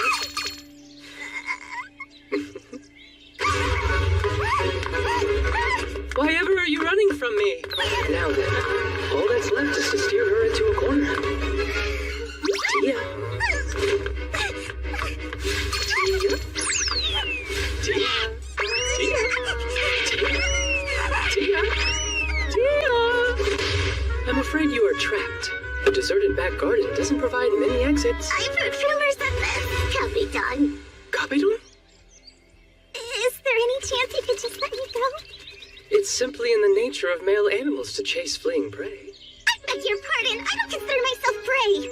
No, you look delicious. Well, that's probably because I have a little extra meat on my bones. But I would very much prefer if you didn't devour me, please. Extra meat? I looked, but only for scientific reasons. You know, when carnivores in the wild give chase, it's not always for eating. Actually, sometimes their goal is only a bit of fun. What? But you should never treat human beings like they're just some sort of toy. I think it's a little late to warn me about using people like playthings. My apologies, but you're as lovely as a doll, so I couldn't contain my desire to play with you. Oh my! I won't be fooled! Still, I don't mind the flattery. Based on her reaction, it's safe to say that she at least still has some attachment to me. I briefly considered interrogating the person who's obviously the reason for her unease, but that would only cause more trouble. From this point on, I have to start keeping my distance from you, Sir Cecil. There's only about a year left until I am left speechless and we must part ways. The compelling forces have already begun to take control. By compelling forces, you mean powers attempting to return everything to the original scenario? Yes. I will be frank since you're the one I'm addressing. The truth is that I have gained weight. Hmm? You heard me! I said I'm some weight! It's steadily been happening ever since the end of the culture fair. Then I realized what was truly going on. The scenario's trying to revert back to normal. There are so many things I want to point out, but first, even if that were true, why would the two things even be connected? Well, because Bertia in the original work is supposed to be chubby. The character trait I was sure I changed is starting to come back. Since you think your outward appearance is mirroring hers, these compelling forces are to blame? She's serious about this, so I should do my best not to laugh. Dear Tia, I think I know who the true culprit is, and they're probably hiding in your dress pocket at this very moment. What? You mean my snackies?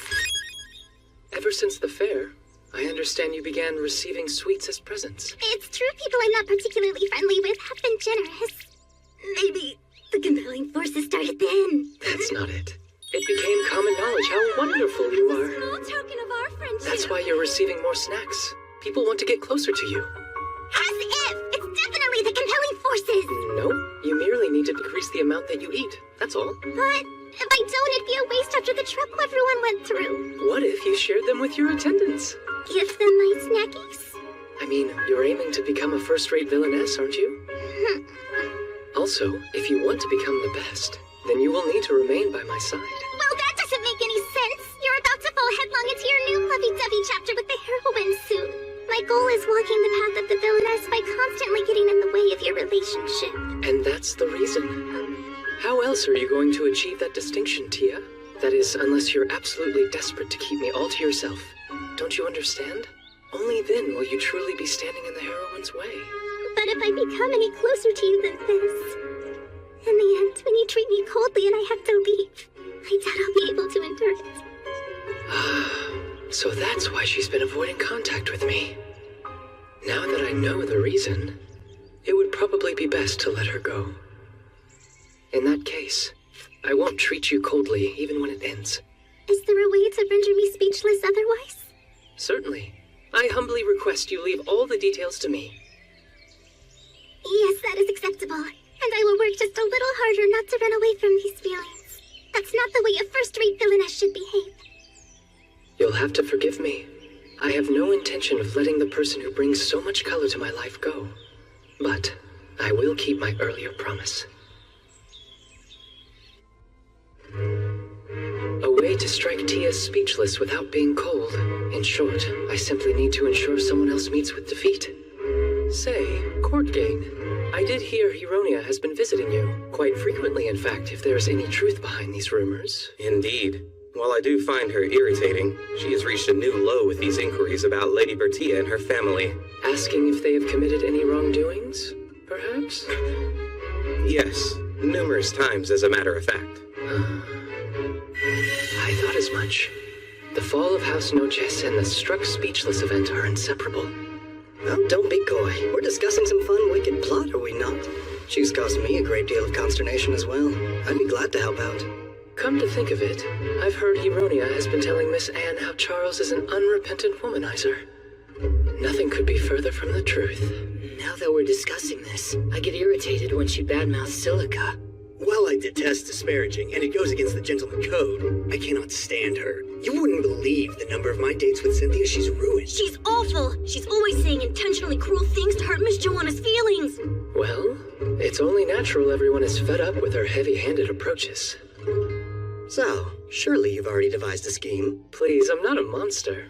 Merely a concerned individual who wants to defend his fiancée. What's wrong with that? If we're all defending against the same person, though, wouldn't working together be the most logical way to proceed? Huh? You're quite right. All of us picking on a delicate young lady would fundamentally violate the noble laws of gallantry. But say an enemy were to get caught in a defensive trap. We all must exercise our right to self-defense, mustn't we? The next time she calls on you, Courtgain, instead of giving her a confirmation or denial, would you simply let her go on her way? So I shouldn't correct her? On her unjust suspicions? Seeing as how neither Tia nor the Marquis have committed an underhanded act, there is no problem, right? True, Your Highness. Astounding as always. The event will be at the graduation ceremony.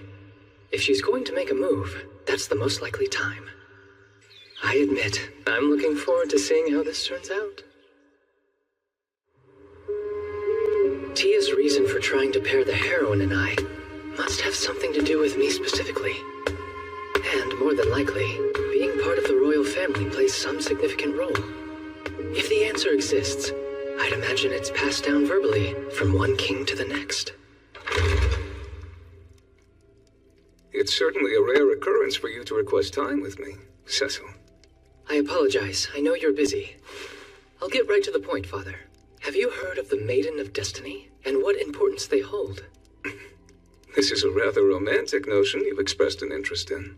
I discovered the phrase while I was researching a topic for personal reasons. It appears to have something to do with the royal family, so I thought you must know about it.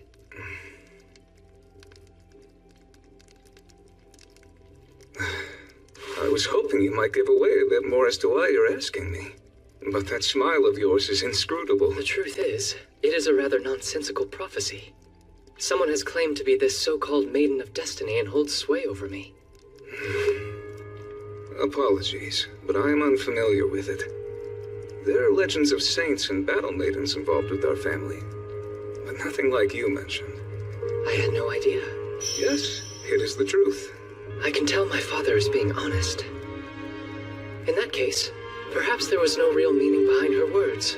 It's not like you to give up easily, especially when your interest is sparked, which is obviously the case here. It is a prediction that makes little sense. Despite saying she's your maiden of destiny? But of course, since I am already engaged to Bertia. Why are you acting so surprised? You were the one who decided that. I see. Yes, that is correct. Say, Cecil. Yes, I'm listening. Are you enjoying your current everyday life? Yes, very much so. I find my fiancée to always be an endless source of entertainment. I'm happy to hear it. Particularly because it means I didn't make a mistake when I selected her as your bride. What is this discomfort I'm suddenly feeling? I suppose this is the part where I should say, amazing as always, Father. Feel free to praise me a little more, won't you? Well then, I'll take my leave now. Cecil, you are incredibly brilliant and bring me pride. Still, that doesn't mean that you are without your own worries. I may not seem reliable, but if you're in trouble, come and speak with me, whether morning or night. Yes, when I am, I'll rely on you without question. So please be prepared, Father. My father's words, they filled me with a sense of relief.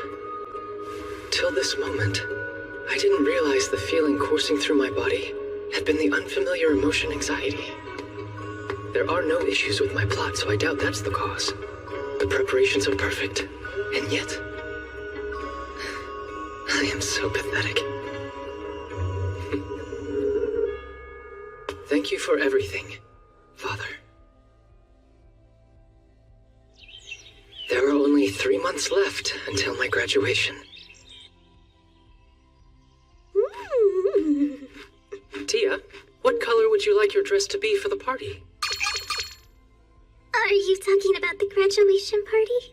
Well, when one has a betrothed, it's tradition they accompany the graduate. I'd like to give you this dress as a present. Me? But wouldn't it be more appropriate if you gave it to the heroine instead? No. She doesn't factor into the equation. I'm asking my partner. Honestly, you're just being so... This isn't good. Lately, my mood has been rather unstable.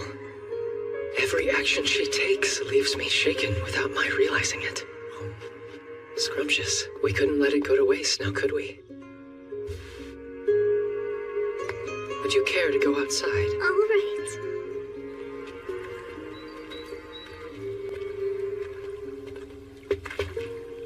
About your dress. What color would you prefer? The color? I'd like the design to match my outfit, so whatever you choose, I'll base mine around it. A soft, natural yellow, then. No! Actually, blue would... Wait, what am I saying? Right! A more fitting color! Something that a villainess would wear. Like red, or black! I'm curious. Why won't your usual yellow do? Have you already grown tired of the color? I'm such an idiot. I'm afraid of the very words I speak. I mean, I love yellow. And blue. The color of a clear night sky feels so magical to me. That's exactly why I don't want to wear them. Those colors contain so many precious memories. I don't want them painted over with sadness.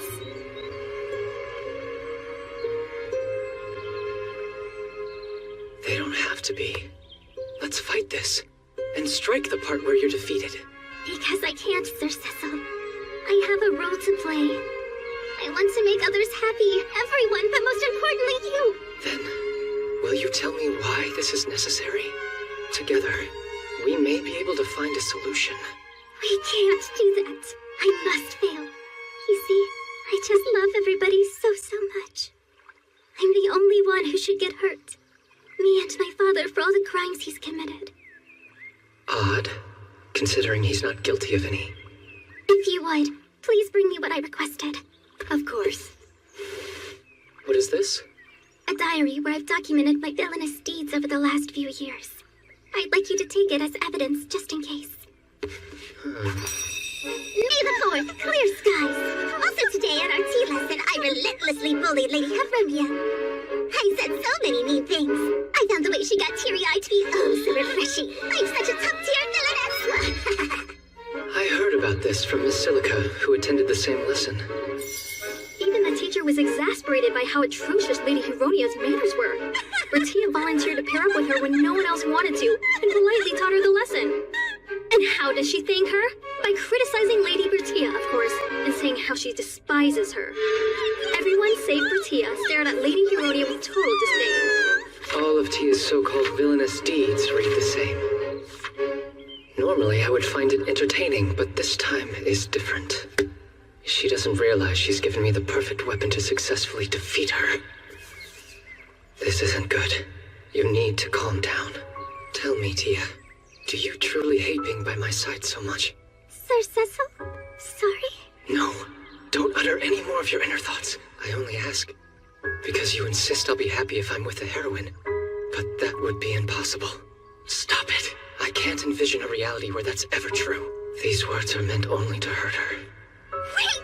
I mean... Just tell the truth. You can't stand my presence and want out of our engagement.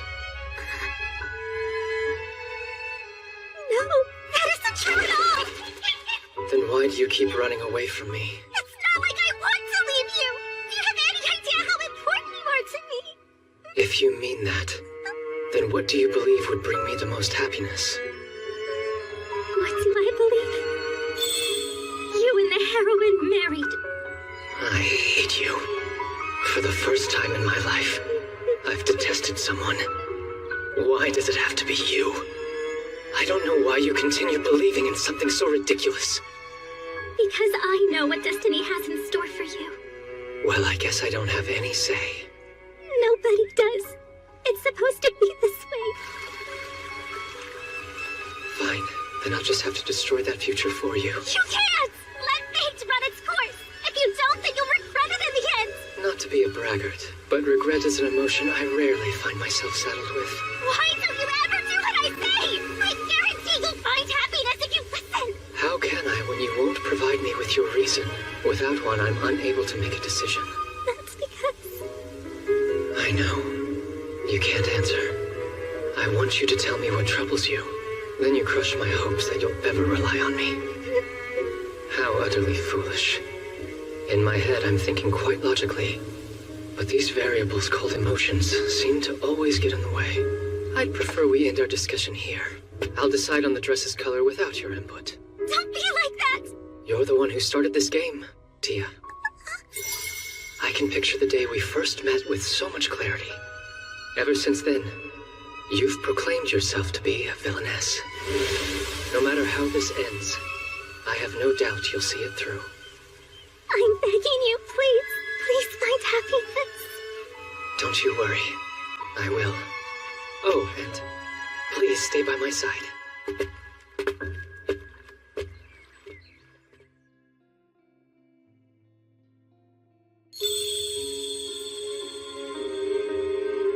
My, you look incredible. Truly. Those colors suit you very well. With the afternoon ceremony concluded, all of us are on standby. According to her attendants, after much deliberation, she decided to wear this dress for me. You know, Sir Cecil, today is... We're about to enter the hall. I'm going to be on stage for a while. You may feel a touch lonely. Wait for me. I don't want to hear you say things that put any distance between us. Tonight, my goal is to destroy every conceivable future that would possibly make you sad. That's why I ask you not rattle my emotions any more than you already have. It is time to enter the Great Hall, Your Highness.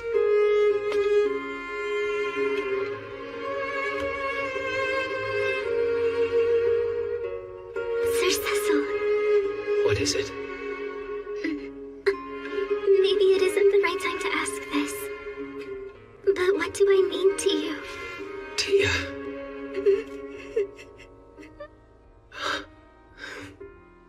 I think you're the most adorable creature in the world. You're so lovely that... Graduates, if you would enter! I'll say more when this is over. Friend Cecil, thank you for everything.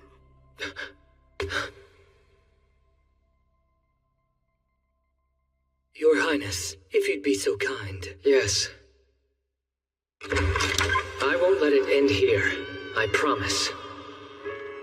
You and I will continue onward, walking by each other's side. According to my self-proclaimed villainess fiancée, her role going forward is... to be speechless at our graduation ceremony! So she says. In her previous life, she played an ultimate game that was apparently set in this world. She seems to believe that conforming to the game's original scenario and pairing me off with a heroine will bring me the most happiness. I've spent my days circumventing her schemes, while also trying to win her over as she attempts to distance herself. It has made for quite a hectic school life. And now, the day of our graduation ceremony has arrived.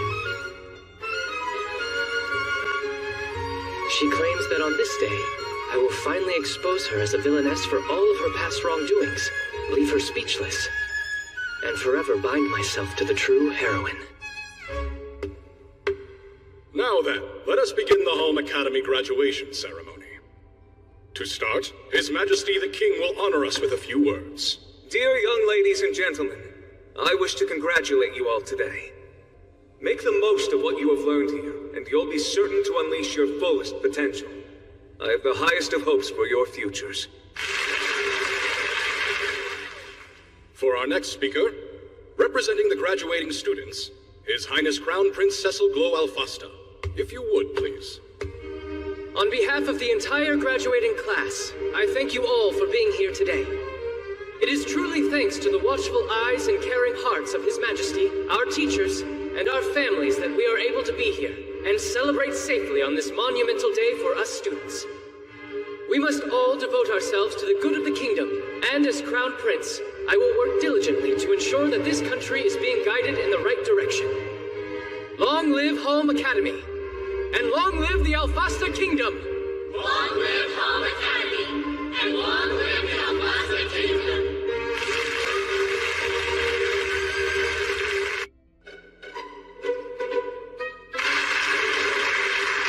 Our son has grown into a fine man, hasn't he? Yes, he truly has. Though I do sometimes wish he could be more straightforward with his intentions. I would love to celebrate his graduation, and yet here I am filled with anxiety knowing what he has been planning. Yes, I too was taken aback by Cecil's plotting for the day. But I'm certain he'll make sure everything works out in the end. That may be true for our Cecil, but I still worry. How will Miss Bertia react to being tricked? Exactly! You're absolutely right, Your Majesty! Despite how she may appear, my little Bertia has a very sensitive side. Oh, I am beside myself with worry. Calm yourself now, Douglas. Remember, you agreed to all of this too, did you not? More importantly, the young lady in question is that girl, yes. Why didn't anyone of note come to escort me today? I've had to make do with these nameless background characters. Moving on now, we will have the passing of Student Council duties. Current Student Council President, Prince Cecil Glow Alfasta. And the next Student Council President, Courtgain Delis Vladir. Step forward. Right. Now I, Prince Cecil Glow Alfasta, with the authority of the Student Council President, do hereby appoint Courtgain Delis Vladir as the next Student Council President. I humbly accept this honored position.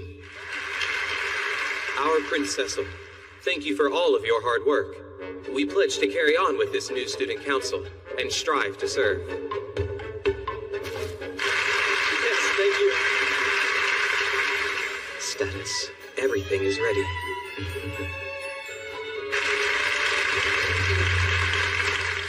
And now, I would like to make one more announcement in front of you all here.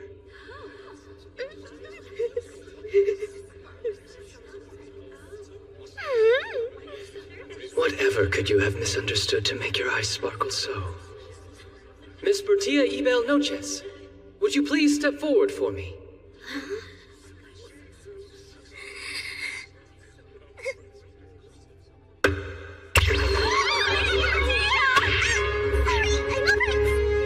Oh, Bertia.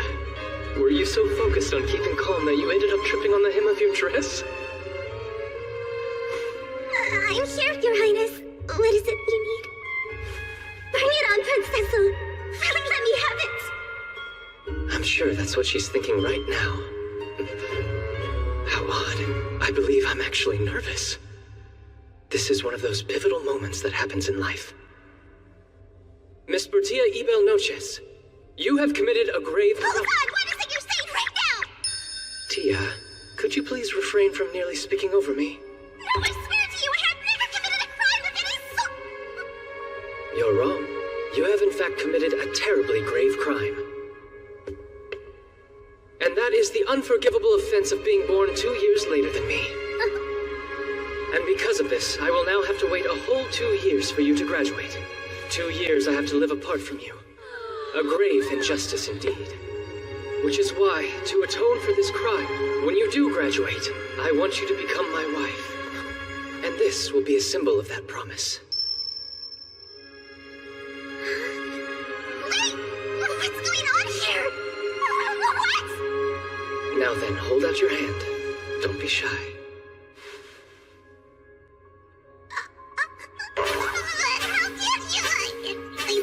I believe I've struck her quite speechless enough. I wonder if it would be wrong to count this as achieving Bertia's goal.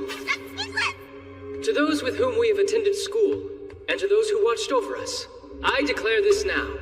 2 years, that is when we will finally marry, and strive to make this kingdom an even better place.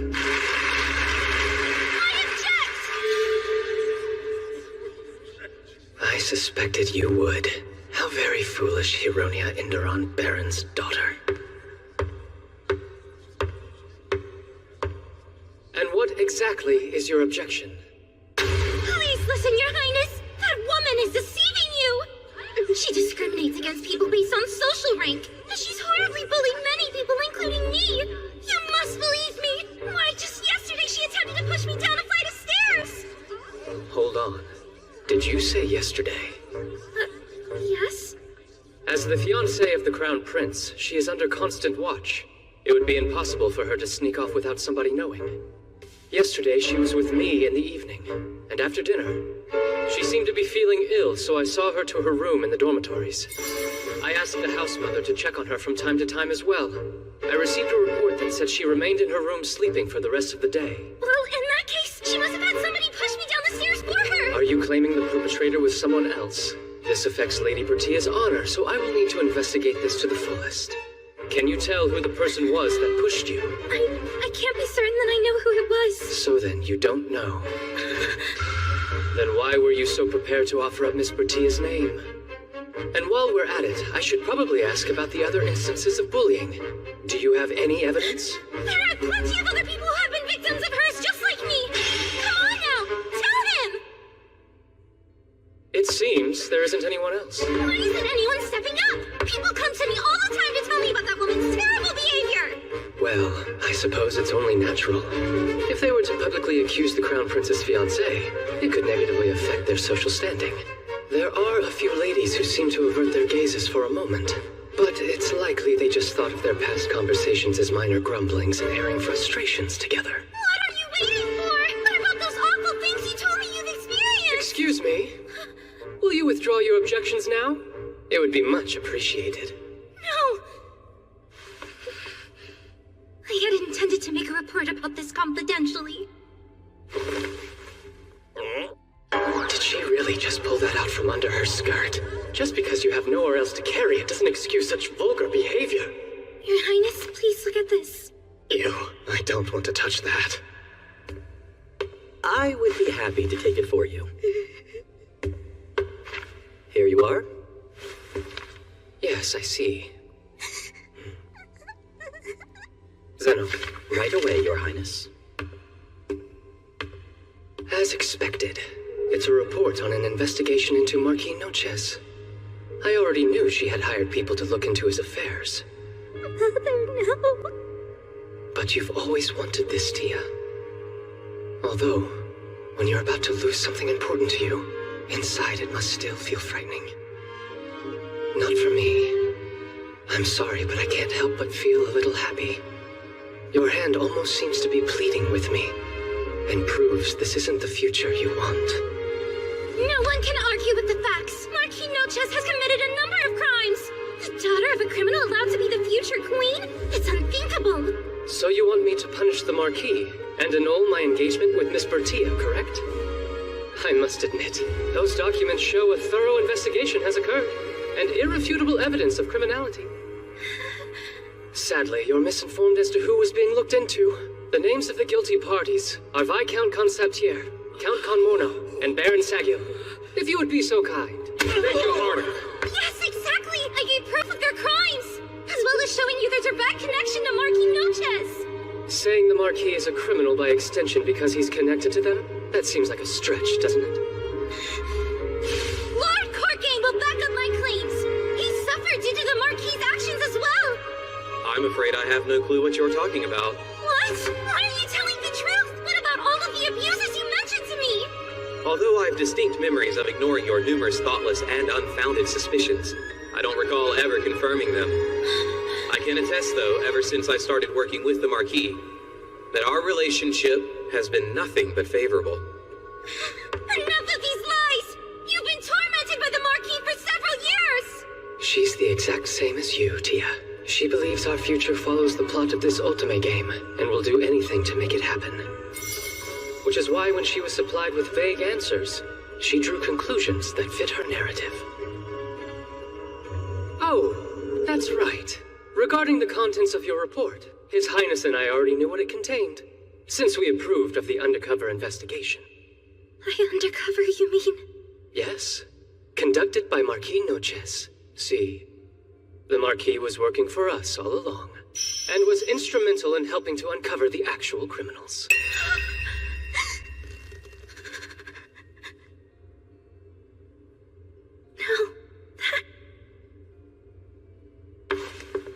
Now then, seeing how your objections have been dispelled and shown to be mere misunderstandings, what shall be done?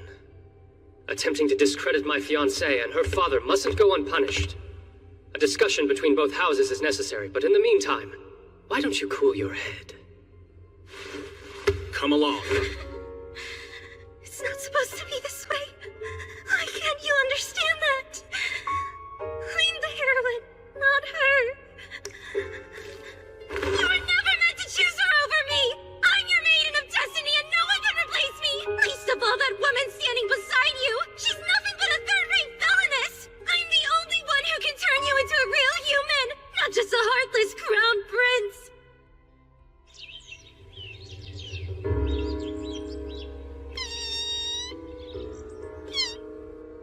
This whole time, I've done everything you wanted me to, haven't I? After the entrance ceremony, I showed up with Bichon! I took part and completed all the other events too! I don't understand why you constantly refuse me! Even today I came here wearing a yellow dress! I'm doing this for your sake! Yet you have the nerve to treat me with such hostility? How dare you speak to the Crown Prince that way? What an odd remark. I never once thought nor said I desired you to choose me. You're being delusional.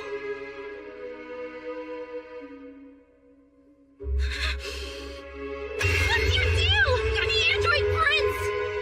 Unless I pick you, you'll never be anything more than a clever little puppet. I can prove I'm the maiden of destiny. If you kiss me, a mark will appear on my body that shows I'm telling the truth. Why would the heroine lie? Your Highness, you know better than anyone else what will end up happening. If you're unable to have me, you'll remain exactly the way you are. Do you want that? Your days will be filled with boredom, spent in a world without color. And when you're no longer able to stand the tedium, you'll end yourself. I don't understand what she's saying, but strangely enough, it feels like her words are rudely scratching at something I don't want her anywhere near.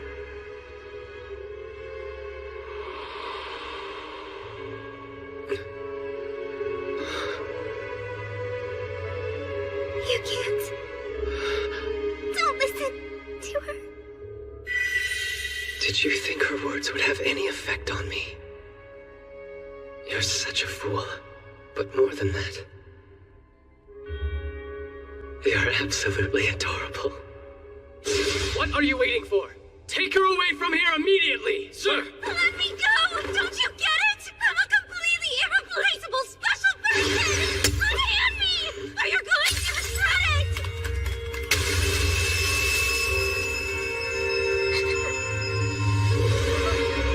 Your Highness, move!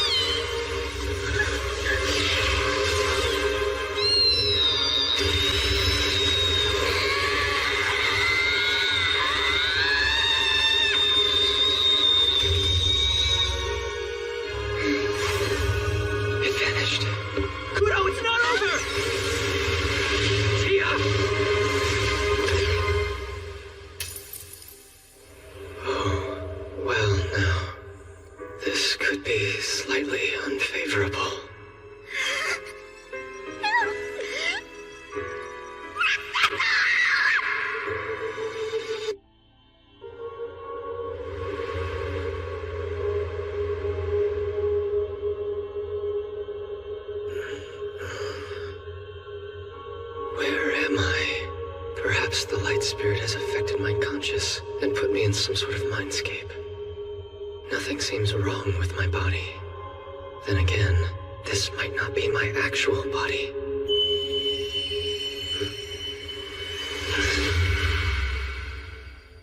Cecil? Cecil? What's wrong? You seem dazed. I know you'll be meeting your fiancé for the first time, but you're not nervous, are you? Fiancé? Oh, that's right. Today I'll be introduced to Miss Bertia, who one day will be my wife. I'm terribly sorry, Your Majesty. It's possible I have butterflies, even though I don't really feel anxious at all. Yes, quite. Please show the Marquis in, and his daughter, too. Sire. I welcome both of you. Especially you, Miss Bertia. If I'm correct, this is our first time meeting.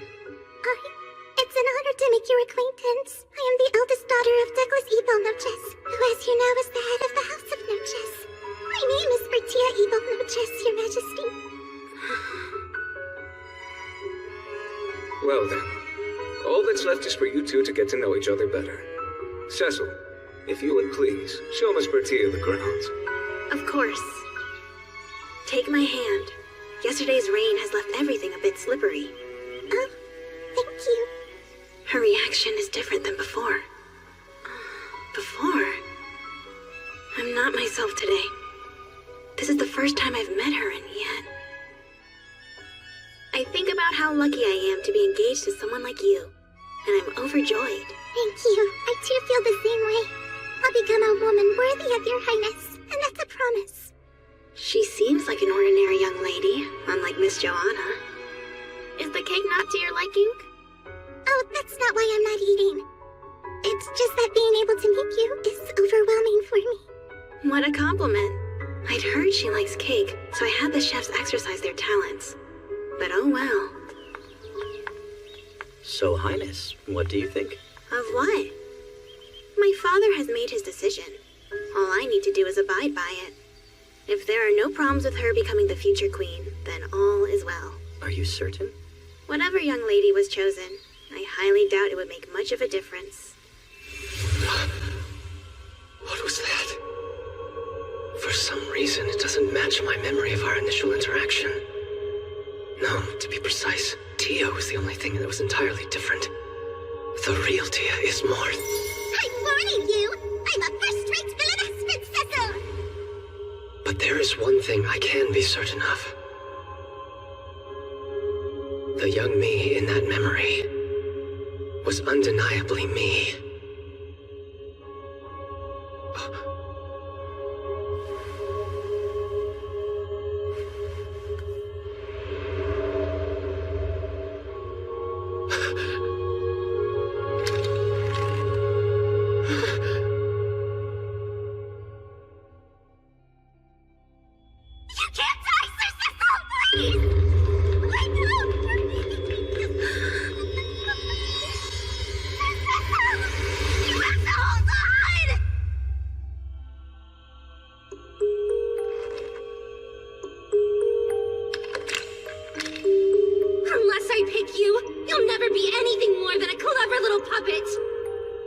Yes, it appears what she said was true. When I was younger, I was devoid of any emotion. But that's precisely why. I silently wished for only one thing. Someone I could cherish, who would spark my interest, that would be able to draw emotions out of me. That was not my Tia. The scene just now was something similar to a dream shown to me by the light spirit. It's not reality, I know that. And yet, I had this vivid feeling of returning to my old wooden self. The more time I spent with Tia, the more human I became.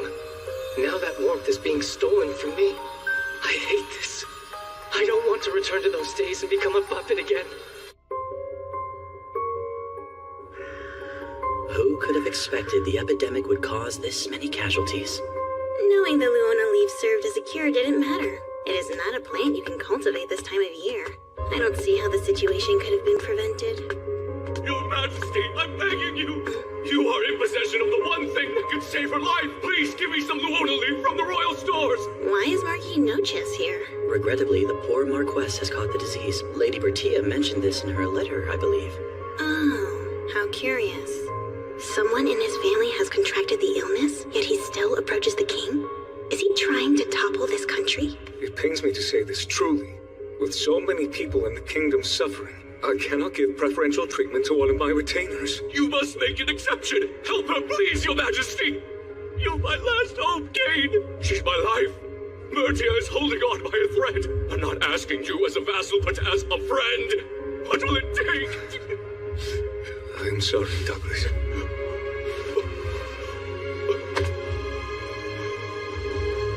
I can't give you Luona leaf, but I'll do whatever I can to help. Remain strong for your family.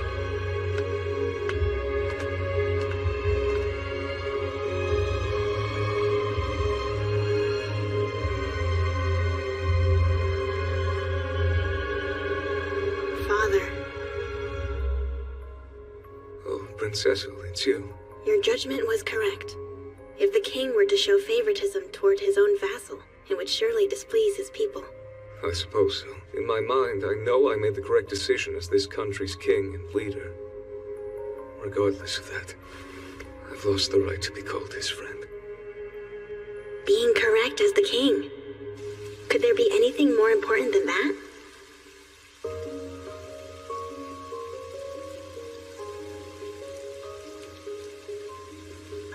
You're at peace now, Mother. Pardon? Marquis, Miss Bertia. Your Highness. You have my deepest sympathies. I am ready to be of use to you at any time, so please, never hesitate to call upon me. I have devoted my entire life to the royal family, and this is what I get. What was that? Listen to me. You must become queen one day, whatever it takes. No matter what happens, they will protect you above anyone else.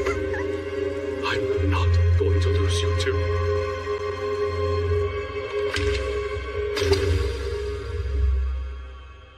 My legs have turned into that of a puppet's. What I saw, that was the future we supposedly changed. It was beyond me, understanding my father's anguish. She lost her mother, so I put on a sad face and offered empty words. But I have to realize that scene was something the light spirit made me see. Like a dream. You don't realize what you're experiencing isn't real. The current me, it's overlapping with the me from the future that could have been. I hate this. It isn't me. My warmth. The emotions I finally obtained. Please don't take them away. Bertia! So what do you think of it, Lady Bertia? I think you look absolutely adorable. Well, I don't like it one bit. How useless! Are you trying to make sure that mine and Princess's debut into society fails?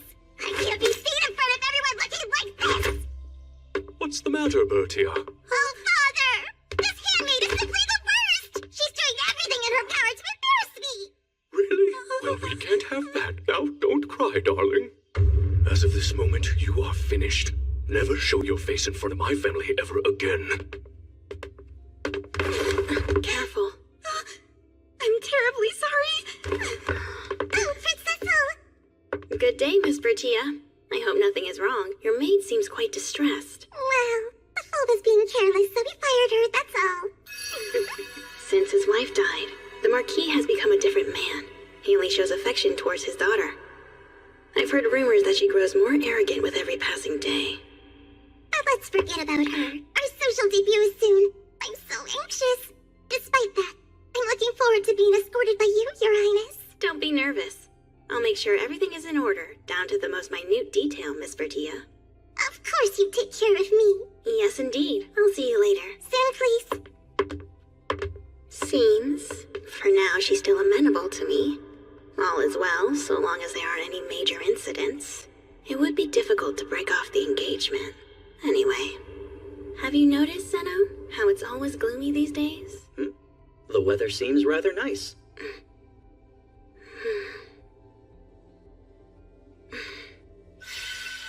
I see.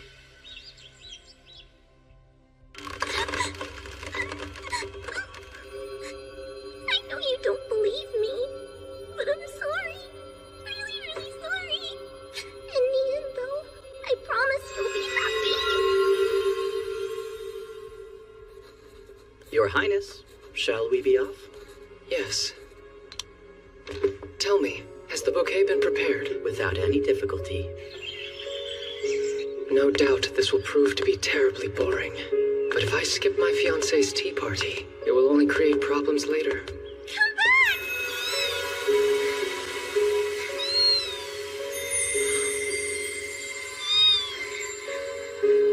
How am I supposed to catch up to you?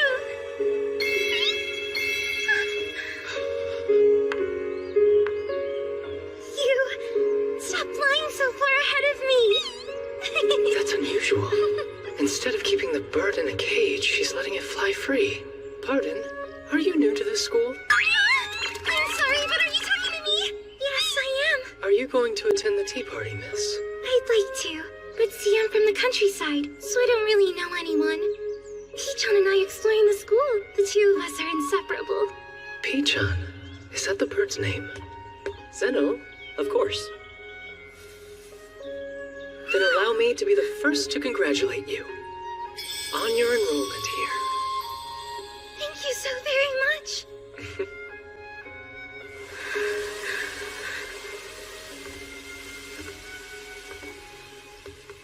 For your Highness to show interest in someone else, it's most unusual. Is that so? It's rare to see a young lady frolicking with a bird. And at least in that way, it did pique my interest. This is as good a time as any to take a break. In that case, might I suggest looking at the roses growing in the courtyard? From what I hear, the Academy Director's wife likes them. I've never given any thought to my preferences regarding flowers. The gardeners do their utmost to make sure that the roses bloom. It's only natural that the garden would be beautiful. Obviously, it's the result of their labor. So then, why is everyone always so grateful when observing flowers?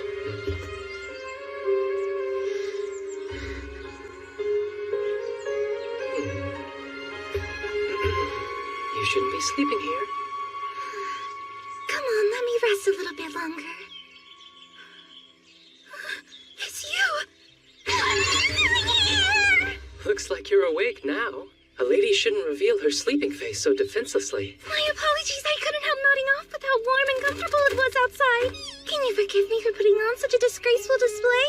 It's fine. Thanks to you, I was able to see something rare. Which is... A noble's daughter scrambling backward at full speed. Did you come to see the roses too? Yes, afterwards. I was exhausted and paused to take a quick rest under the tree. And you are? Where are my manners? I never introduced myself. My name's Hironia Inderon. And you can call me Cecil Glow Alfasta. Honored, Hironia. Actually, you know it's humorous. Somehow you and the Crown Prince have the exact same name. Unless they match because you're the prince and I'm embarrassing myself. We're one and the same. I spoke during the entrance ceremony, remember? She did it again. It's not an excuse, but my seat was the furthest from the stage, so while I was able to hear your voice, I couldn't make out your face from that many rows back. As long as you promise not to forget me again. But I can't let you off free.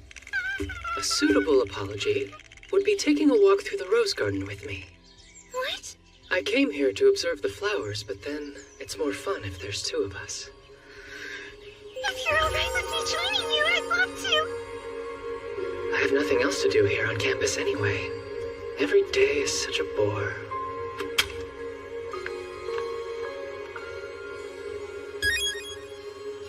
A young lady from the country who sleeps out in the open and has a bird for a friend. As a temporary plaything, I don't find her terrible. I hope you didn't hurt yourself. What a klutz getting in the way of my foot like that. Oh, Lady Bertia. Up until now, the Marquis's house has been useful, so I've let her carry on. But if she plans on breaking my new toy, I'll have to take action. Given your position and reputation for being so well informed, surely you're aware of Marquis Nochez's dealings. Have I come to the right person, Court Gain? I'm afraid there's nothing for me to share. But how imaginative you are. Now, if we have nothing else to discuss, I will take my leave. I'm trying to save you, Court Gain, I swear. You're being threatened into helping him against your will, right? Someone as upright and decent as you would never assist in any dishonesty otherwise. This entire time, you've been suffering, haven't you? You have no idea.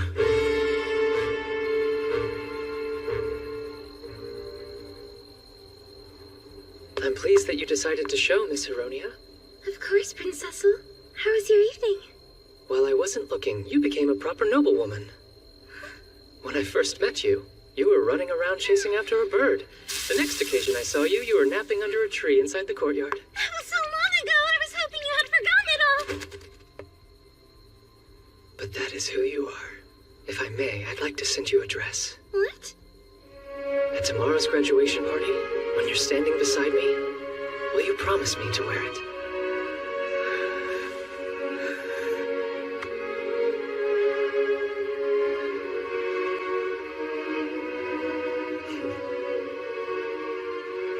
Nothing would give me greater joy. But you have Lady Bertia. No. I can't bury all these emotions I'm feeling. And I don't care if it puts me at odds with her. The truth is, Prince Cecil, I am in love with you. I love you so much.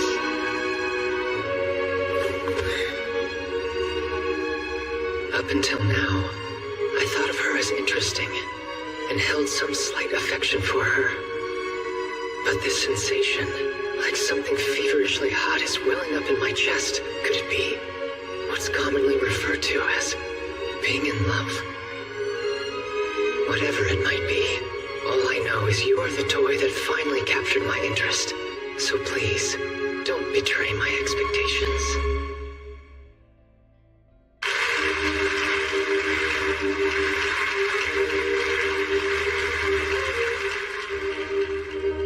At this moment, by my authority, I transfer my duties to next year's Student Council President.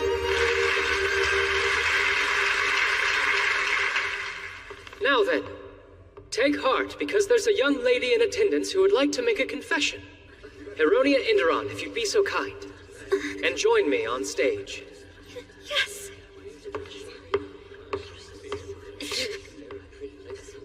Last night, Bertia Ebel Noches, the Marquis's daughter, attempted to injure me, and almost succeeded in pushing me down the stairs. In addition, I've been locked in storage, and even attacked by people who were acting on her behalf. My, what a foolish thing for you to have said. Because I have no recollection of any of those events. And I admit I only half believed her initially. That is, until I had these accusations investigated.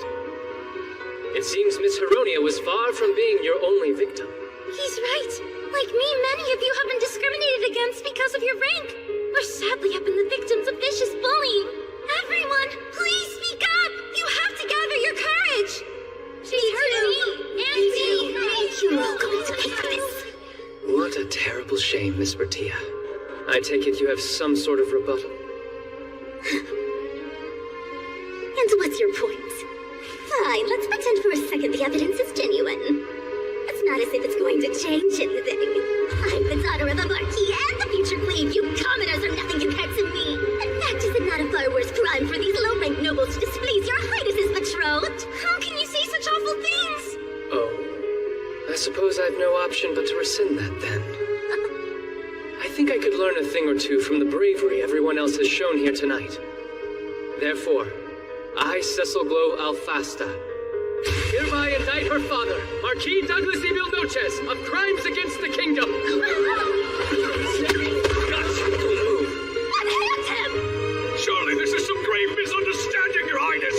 I have evidence of the injustices committed by Count Vladir and the others right here.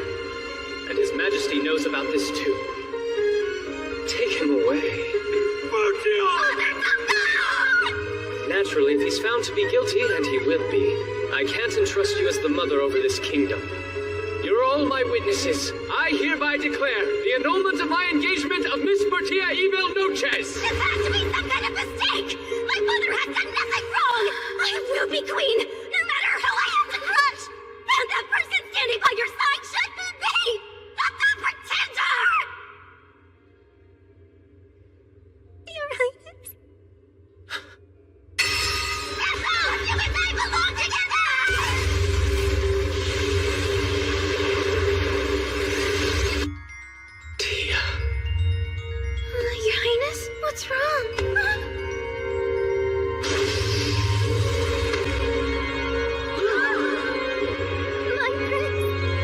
I'm sorry. But you're not my Tia.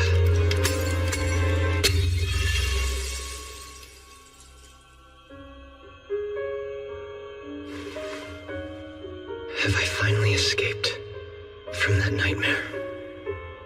The warmth in my chest that I felt being stolen away, it's here. This is it. The world where my Tia exists. I'm happy. I've never felt happier in my life. Tia never stopped giving me such truly rare experiences. Don't you think it's time you gave up? It doesn't matter how many illusions I'm shown. It won't change how I feel in my heart, little Pichon. Why? His body's transparent. He must be very close to disappearing. Your Highness! No time to be lying around! You have to go to her! You need to wake up and handle this situation! Looks like I made it back. Come on, quickly! You have to show her you weren't injured! If you don't wake up, Lady Bertia will... Prince Cecil! If you don't wake up, Lady Bertia will... Wait, what's the matter? Is something wrong with her? She thinks her only recourse is to shave her head and enter a nunnery! Shave?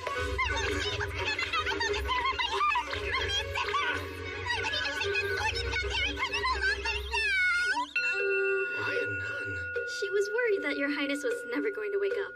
What in the world am I supposed to do?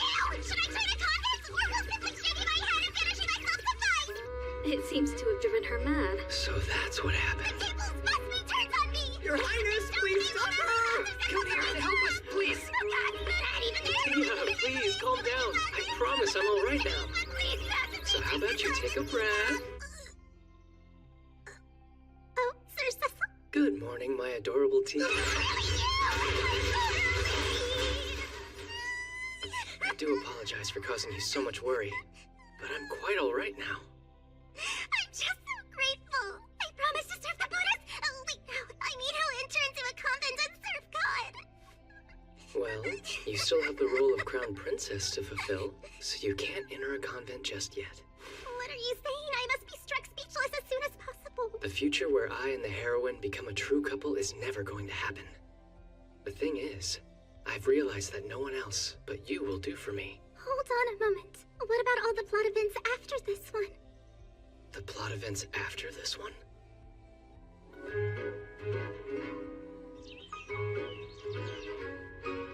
My apologies, but would you all allow me to see after Tia? But of course, we will leave it to you. One more thing. Before you go, I just need to confirm something. Oh, what is it? At the night of the graduation party, in the moments right before I collapsed, what did the two of you see happening? Oh, it was quite an event. A bird crashed through the glass aiming straight for Lady Bertia, but her attendant leapt out in front to protect her. Just before the bird ran into her, it seemed to suddenly disappear in a flash of light. Your Highness, what could it have been? Wait, don't tell me it was... Yes, that's right. That creature was actually a light spirit disguised as a bird. You possess knowledge of spirits, and yet you still react with such shock. It would be bad for others to learn of this. I'll leave the follow-up to you. Yes, I understand. Now then, it's just the two of us here, Tia. You will tell me everything, won't you? But Sir Cecil, I don't want to. No matter how much you fight it, you can't change the past. But you may be able to change the future. Yeah. Please don't you dare lie to me! You don't understand. If you don't end up with the heroine, you won't have the slightest interest in this king of the future or any of us! Tia, I don't know what you're thinking that's making you react so strongly, but I promise I'm not lying to you. That just can't be. I want to make this kingdom even better than it is now. And it's largely because of the future, the one that I'll be sharing with you. So what do you say? Won't you please believe me? If that's how you feel, then I guess I'll tell you. I see. So the graduation party was what's called a judgment event, and was also the moment when the heroine picks her romantic interest. After that, she enters a unique route, with its own set of story events based on the one she chose. Yes, that is right. If the heroine's affection rating for a capture target is high enough before the night of the graduation party, they will send an item that matches the color of their hair or eyes. Their status also becomes capturable, and the heroine is able to choose them. In the end, depending on what the heroine decides to wear to the party, her potential route changes. I believe she wore a yellow dress, yes? The yellow dress is the item sent by you, Sir Cecil. That means she wanted to choose the princessal route. At least that's what I believe. I never sent that girl a dress of any color. And despite that, she prepared a dress for herself, and thought it would still be alright to choose me as a love interest. What a fool. I did, however, send a dress to Bertia, and I made certain it was lavishly adorned with the color of my hair. I'm sure you noticed, Tia. If the heroine chooses the princessal route, then everyone gets a happy ending. Well, other than the villainess, that is. If she chooses any of the other routes, I don't really know how to say this. I truly hope it won't offend you. If what you told me earlier is the truth, then none of this refers to this version of you, Sir Cecil. The person I'm going to tell you about is the Cecil Glow Alfasta from the Otome game, and what his potential future holds.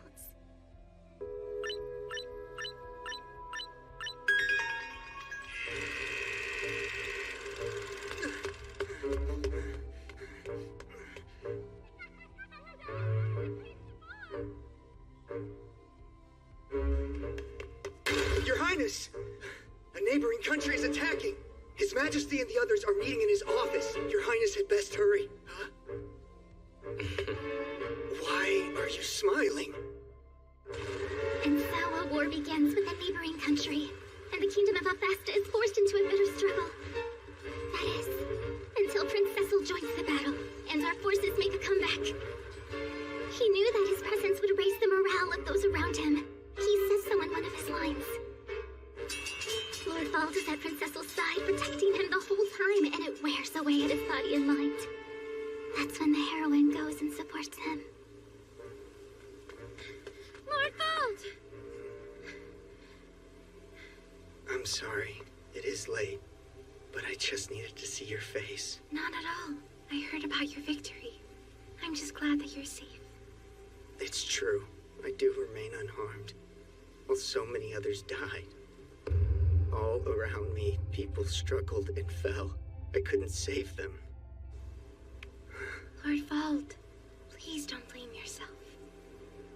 You fought bravely as a knight of this kingdom, and I, for one, am proud of you. Thank you, love. Under Prince Cecil's command, Alfasta safely defeats the neighboring kingdom. However, the war doesn't end with just those battles. Using self-defense and the strengthening of the kingdom as a pretext, Alfasta decides to invade another country. The invasion being Prince Cecil's idea. Then, one fateful day,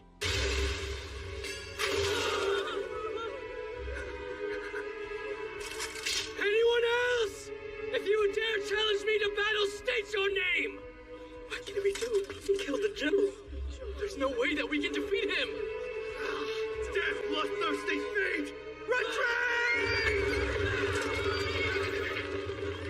Isn't it wonderful?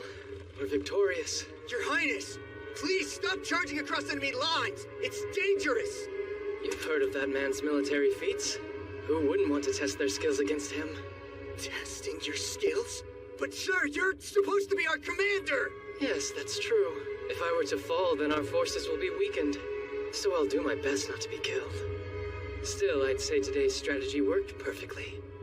Distractions can really be quite effective, can't they? How can you still be smiling? Do you really see this mountain of bodies and feel nothing? The diversionary unit was completely wiped out! Well, yes, that's how the plan worked. And they all had agreed to participate, did they not? With the sacrifice of a mere 100, 1,000 were saved, you know. And I intend to be quite generous to their remaining families. What are you so upset about? Oh, hold on. How are we going to replenish the numbers we lost? I'll have to give it some thought. Something has always felt off. His Highness treats people like pawns. That even includes himself. It's almost as if it's all a game to him. Now then, let's start heading back. The next battlefield is out there waiting for us.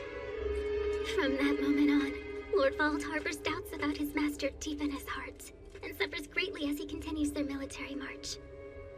Lord Vault doesn't know what he should do, but the heroine and the citizens he saves support him, and he makes up his mind to fulfill his duty. In the end, Alfasta consolidates all its neighboring countries, and Lord Vault and the heroine live a peaceful life together. That's the game scenario. The sacrifices required to obtain happiness are hardly average, are they?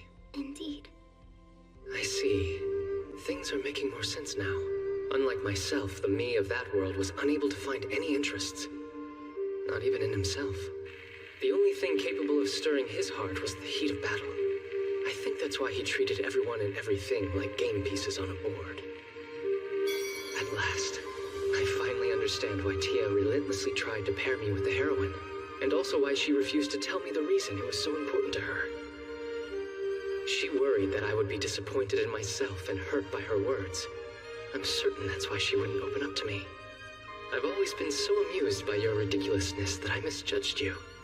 I was already aware, but never truly appreciated it. You are hopelessly kind. Sir Cecil, are you alright? I'm just a little surprised, but yes, perfectly fine. Please, would you continue? There's no point worrying about what might have been! Besides, the route I told you about involving Vault has the happiest storyline. I'd like to hear the other ones. Well, you never leave the castle and become a shut-in, or you end up vanishing. Then there's also the poison route, or you run away. What an unsettling collection of words. Then tell me about Sean. What's his route like? Well, one day you suddenly choose to flee the castle, leaving only a letter behind.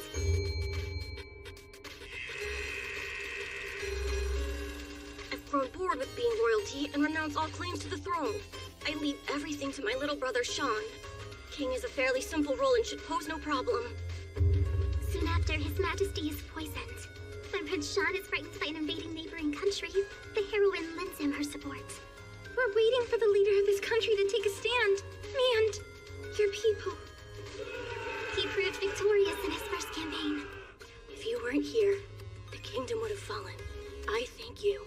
While they end up having a happy ending, I don't think the power of love alone can get them through the ongoing battles. Agreed.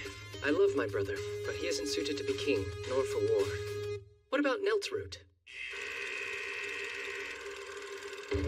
When the story begins, the research that he's devoted countless years to is instantly completed by Prince Cecil. As a matter of fact, he becomes obsessed with researching black powder and locks himself away in his lab. A neighboring country sees their chance and attacks. It's complete. Using black powder perfected by the prince and a powerful weapon developed by Lord Nelt, they are victorious. As a result, he rises to fame overnight and ends up with the heroine who supported him. Happily ever after. So sounds like we get a hold of a valuable asset, which unfortunately causes significant casualties. What about Charles's route? After diplomatic negotiations, Prince Cecil suddenly goes missing in a nearby country. While tailing a suspicious individual, poof, he vanishes. No trace of him. Lord Charles and the heroine head to the nation in the name of diplomacy. What are you doing? I'm just kidding. They learn Prince Cecil has managed to infiltrate the enemy. While he works from the inside, Lord Charles attacks from the outside and they destroy the opposing force. He and the heroine become a couple while the nation experiences peace. Though a war was still necessary. All that's left is Corgain's route. This route, when it begins, Prince Cecil is dead, assassinated by poison. Really? Corgain and the heroine embark on an undercover investigation to find the truth. There is no mistake. The ones who ordered the prince's death were the royal family. In the end, they win the war and successfully avenge Prince Cecil. Does that really count as a happy ending? After overcoming so much danger, they fall in love. But when I think about all that happened, I wouldn't exactly call it that happy. I feel the exact same way. I see. Besides the route where the heroine and I end up together, each of them ends in war. It's no wonder Tia kept trying to force us together. I was so easily assassinated in Corkane's route, most likely because I had grown bored with living. In Sean's route, either I wasn't interested in people or failed to understand my younger brother, forcing him into a role he was unsuited for. In Nelt's route, I completely disregarded his feelings, to the point I stole his research because I found it interesting. In Charles's, I acted alone without reaching out, most likely because I had no concept of relying on others. It sounds like who I was before I met Tia. What a monster. It's difficult for me to imagine a worse person existing. What? But that's absolutely not true! You are completely different from the original Prince Cecil in the Otome game! You care about others. You're a kind-hearted person who loves helping. That's the Sir Cecil that I fell in love with. You're not some silly puppet. Hearing you say that makes me so happy. Although the possibility exists that I haven't quite become entirely human yet. However, if this is the me that you want, then that's who I want to be. I'm fine with it, as long as it makes you smile. In this story, you didn't end up with your maiden of destiny. I am afraid how things may play out in this scenario. What did the heroine say? I can prove to you I'm the Maiden of Destiny! After you kiss me, a mark will appear on my hand showing you I'm her! I understand. So that's what it'll take. Provide her the proof. It'll be all right. You'd better not blame me for this later. What do you mean by everything will be all right, huh? The whole plot wound up being a total disaster. I don't see how we can avoid getting the worst ending.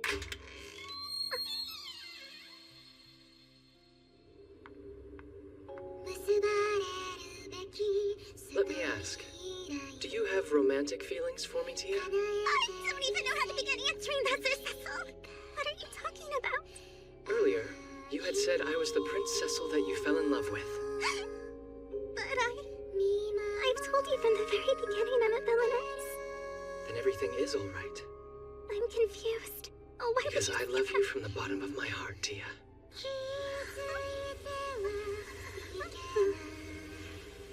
I am completely hopeless. But if you were the one to capture and conquer me, my fate would be far different. I could be a decent crown prince. That's why you're my maiden of destiny. You've been from the very start.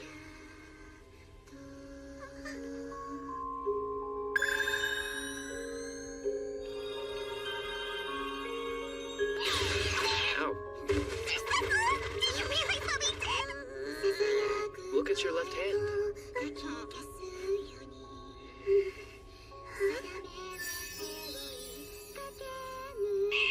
Why does it feel on me and not her? Does that mean this whole time I was actually the heroine? No way that's possible! It should be all the evidence you need to prove you're the one I want to spend my life with. Whenever their masters wish it, spirits can bestow a blessing on their soulmate. Not a shred of doubt remains. You are my maiden of destiny.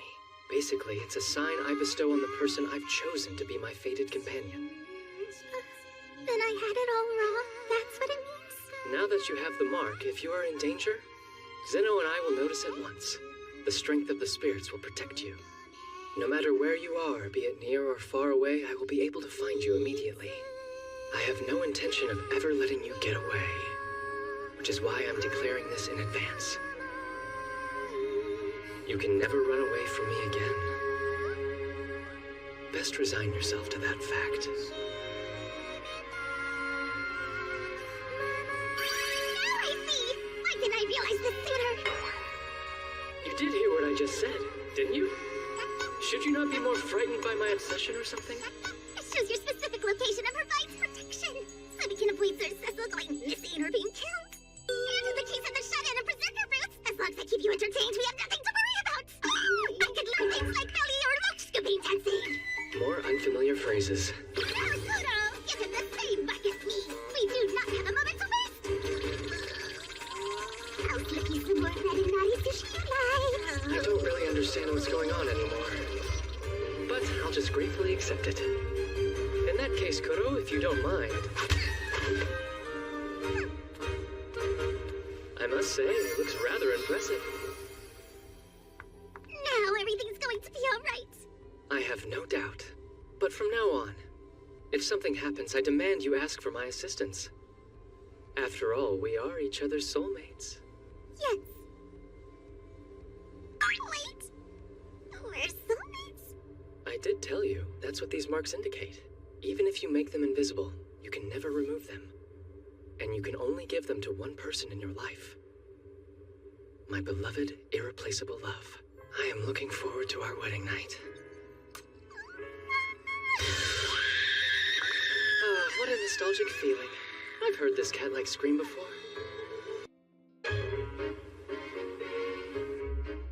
The graduation party, which had been briefly interrupted, proceeded as scheduled. After Tia and I finished talking, the event was restarted, and everything worked out. With one snag.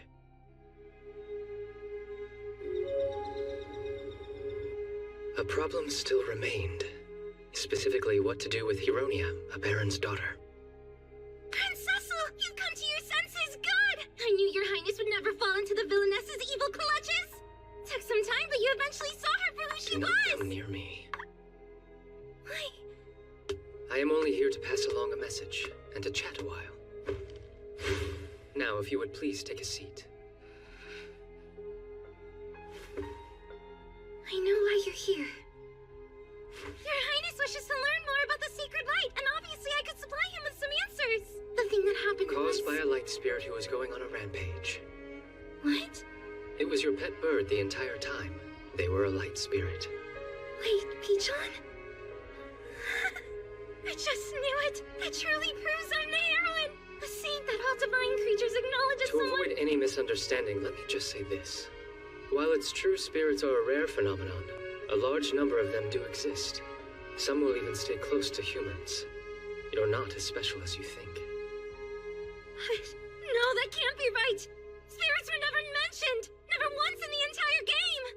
To prevent governments from using them, they are a secret except to the highest noble ranks. Of course, a mere baron's daughter would know nothing about them. If you do speak of this matter to anyone, your safety can't be guaranteed, so for your own health, I trust you'll stay mum. Your Highness, beg your pardon. It's Lady Bertia. She wishes to come see... Where did she go? I can't seem to find Lady Hironia anywhere. Welcome, Tia. I suppose you wish to know her fate. Well, of course I do. Then, come over here. What? You do want to hear what happened, don't you? Will this position suffice for you? Quite. And now I shall tell you as promised. While I was lying there unconscious, the light spirit appeared and proceeded to show me the correct future that exists in your memories. Then you understand why choosing me is your only real option! It's the one scenario where you'll be the happiest version of yourself! If that is your definition of the word, then no thank you. I don't want it. You only think that because you're still just a puppet who isn't capable of feeling true happiness yet. That'll change as soon as you and I are together. Yes, on that point. I ceased being one before you managed to intrude so rudely into my life. Thanks to my Maiden of Destiny. It was Bertia. You see, she's the one who made me human. Liar! That makes no sense! How many times do I need to tell you she's the villainess? Things are only this way because she changed the scenario! I realized that. The Miss Bertia that the light spirit showed me was a vastly different person. Exactly! What you saw was who she really is, her true nature. So she's been deceiving. But you know, I can think of another individual who has completely changed besides her. What? There's another villain that's been changing the game scenario? Tell me who it is! It's you. I advanced the plot and followed the events without deviating in the slightest. How could I possibly be a different person? The you in that other world began as a country girl, unused to the ways of noble society. But by the time I was graduating, she had grown into a wonderfully refined lady. In comparison, you're a brat who balks at the rules of society. You've never cultivated refinement. I heard a professor was shocked by your lack of manners at tea. Tea, Heronia. These last 4 years, tell me, what exactly have you learned? You do realize if you're the crown princess, your every move will be scrutinized. You will be seen as a symbol of the kingdom. Your personal mistakes will become the kingdom's failings. Your lack of refinement, a reflection of the kingdom's lack of dignity. You're convinced at this stage you could fulfill such a role? Shut up! None of this makes sense! In the game, there was never any event like this! Something's gone terribly wrong. I'll never embrace a reality where it's all so bleak! That's right. Where did Pichon go? If he's with me, I can still make everybody understand how special I am. If you are referring to your pet bird, he no longer exists in this world. What? I'm afraid his life has been extinguished. It happened when you were being reckless and he was protecting you. Pichon? He's a casualty of your decisions. This is the future you both chose. No, you're lying. Pichon! Where are you? Pichon! Pichon! It can't be true. Bring him back! No one believed me, not my dad or friends, but Pichon, he was always there, supporting me. This is a side I've never seen. Even if it was slightly warped, there's no denying that a bond had formed between the two of them. This is where our conversation must end. But before I go, I have a message to pass along. Even if you can't see me, I will always be with you. He told me to tell you that before disappearing.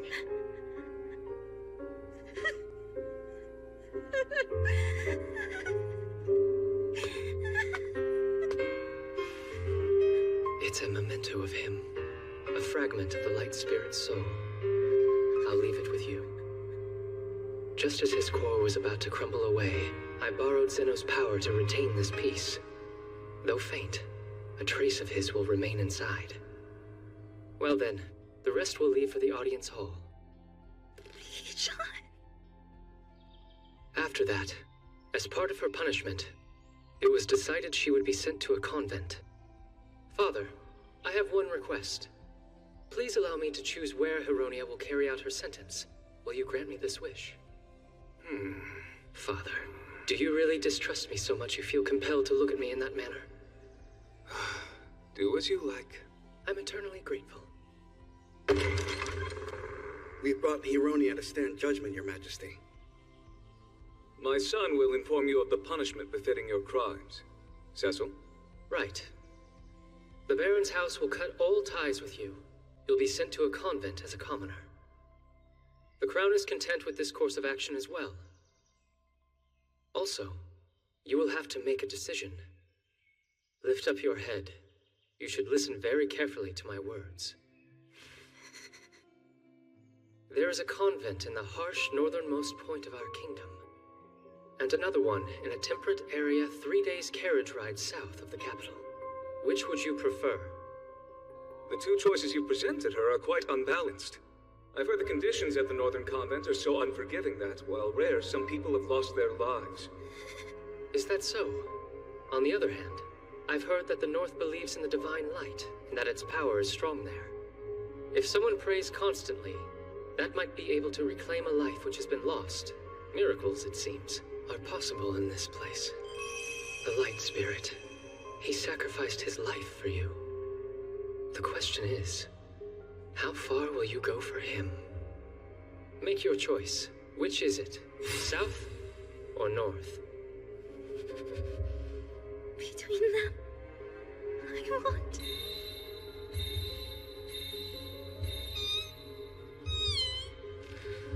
the north. Yes, I'll go north. Oh, fine. Then we'll arrange just that. Until we settle on a specific schedule, your treatment here shall remain the same. Yes, sire. Safe travels. You're no longer the heroine. You're not anyone special anymore. Just a young lady named Heronia.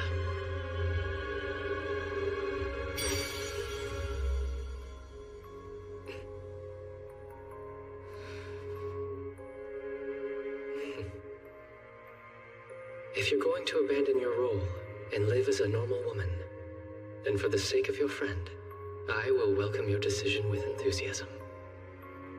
I'm certain that above all else, Tia does not wish to see you unhappy. She's taken her leave and is on her way to a convent in the northern reaches.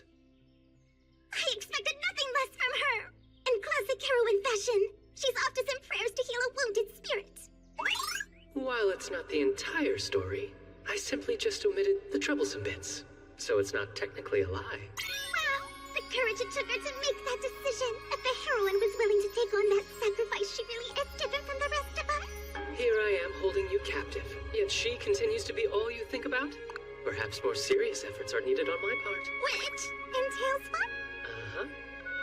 I've already sent everyone away, and everyone already thinks that we're... Your Highness, you forget yourself! Manners! Right. Even if I dismiss everyone, I am unable to send the spirits away. It was a joke. Naturally, I'll reserve that sort of pleasure until after we're married. Good. You stacked like a turtle carrying their offspring. How are you able to sweet talk in that position? Zeno, I need you to be a horse momentarily. What? A horse! Quickly now! It's not polite leaving your friends out of the fun, so turn into a horse, and that way I can sit atop of you. Come now! I demand to hear you, Winnie. Well, anyway, now that you no longer have to concern yourself with the heroine, I expect it's about time you become my bride. Well, it was decided years back when we were only children. Why are you so surprised at being reminded? I'm not. But like I said, I've spent my entire life with the goal of becoming a first-rate villainess. What if I'm not fit to be queen? I know you, Tia. You'll do fine. You're sure? Please, trust me. My prince. Now that things have come to this, I'll devote myself entirely to helping Sir Cecil, so that he'll become a magnificent king! I'll do what it takes to make sure he stays incredibly, overwhelmingly happy! Since you feel that way, you must promise to never leave my side. Don't worry, you have my word! As an irregularity that caused the scenario to change, I take full responsibility and will embrace my new queenly role! My, what a lovely way to put it. Even if the scenario does change, it's not as if the most important conclusion ever will. Sorry?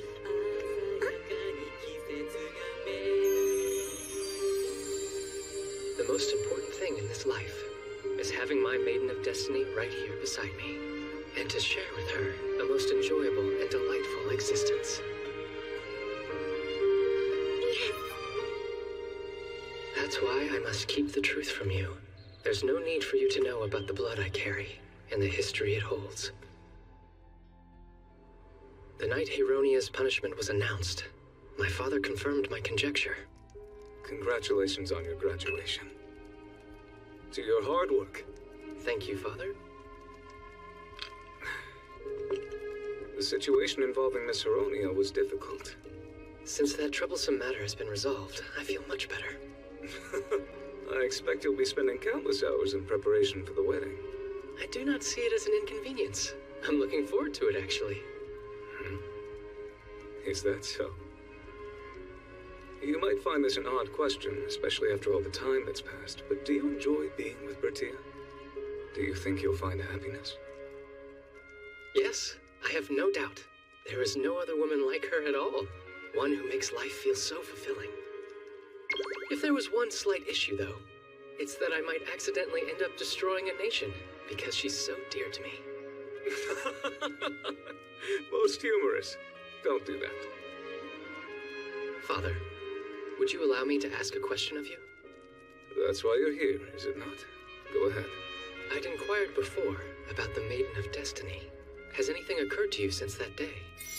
No, I know nothing about it. I see. Then could you please tell me what you know about people like me? There's something you're keeping secret, isn't there? First off, how did you learn the truth? It was mere speculation based on the small amount of information I'd previously gathered.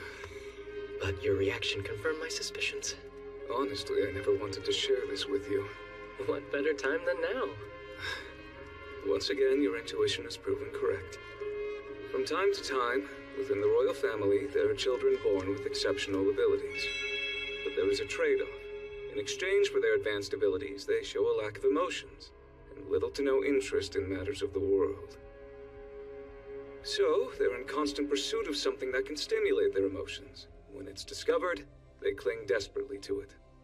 Apparently, this influence on our blood derives from our kingdom's founder, King Tojin. You mean the Hero King? That name was given to him later. King Tojin was simply someone who loved the thrill of battle. A bloodthirst, one that's never quenched. Then the people started using the moniker, and it stuck. The woman who became his wife was heavily involved in changing how history remembered him. Queen Ane, the constant companion of King Tojin. In order to maintain friendly relations between their tribes, the two of them were brought together and betrothed. From a very young age, King Tojin was clearly brilliant, but showed little interest in anything. Yet when Queen Ane would come to him with different challenges, he'd often participate. Say, let's see who's the fastest in a foot race.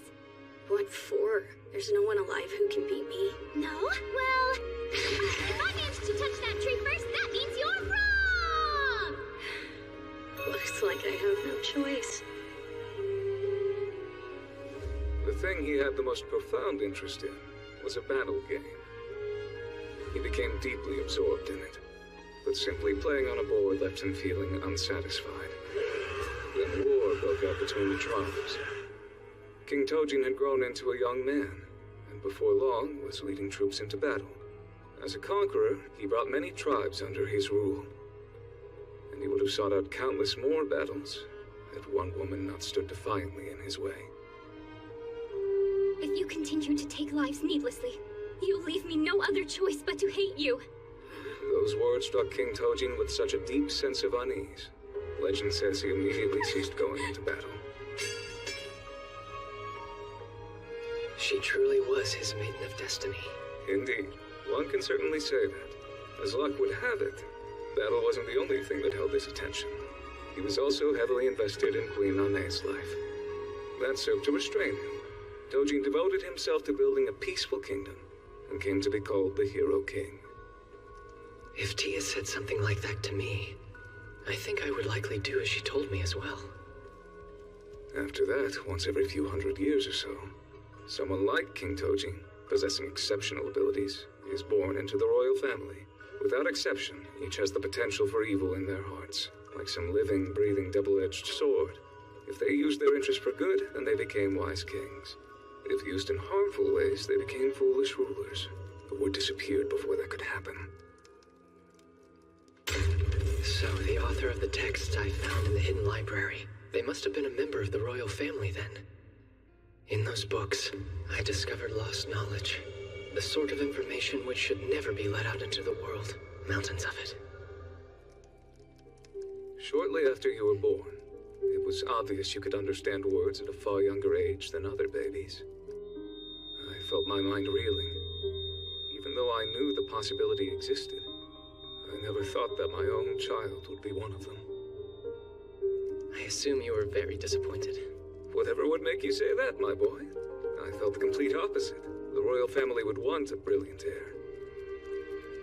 I was a little worried, sure, because I wanted my child to be able to feel all manner of emotions and ultimately find happiness. That's the reason I took a gamble. Why you chose Bertia, you mean? Yes, she's lacking in some regards, but there's an emotionally expressive side to her. She's compassionate in a way that balances you out. I thought if you spent time with her, some part would take hold and grow within you. Then your intuition was spot on too, Father. It seemed like you were enjoying life more ever since you met her, which brought me considerable relief. That's right. Do you recall the first time you personally requested a birthday present from me? Yes. I asked for Luana leaf seedlings. That night, the Queen and I were so delighted we shared a celebratory toast. Without realizing it, I've caused you a significant amount of stress. It's nothing. All part of being a parent.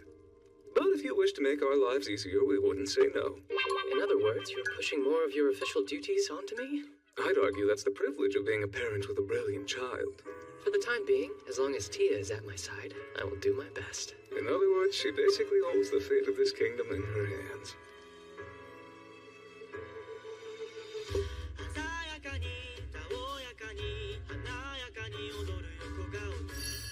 told her about the blood my family carries, I could definitely exploit her kind nature and bind her to me for life. But that's not what I want. Some marionette that will do whatever I command. I want a woman who lives in ways I can't predict and surprises me like some lovely jack-in-the-box. Also, I want to be a version of myself that she would choose of her own free will. I'm coming in. Look at you, dear. I knew the evening was going to end this way. Really, getting so drunk you pass out in front of your own child. Perhaps he felt that a great weight had been lifted. So you know. Yes. You are our son, and we'll be proud of you no matter what. We'll always be watching over you. But remember, if you wind up making darling little Bertia cry, I'll never forgive you. I will keep that firmly in mind. Well then, this man needs his bed now. I trust you'll turn in at an appropriate time. I will. Darling, I'd prefer if you were capable of walking on your own. Thank you for everything, Mother and Father.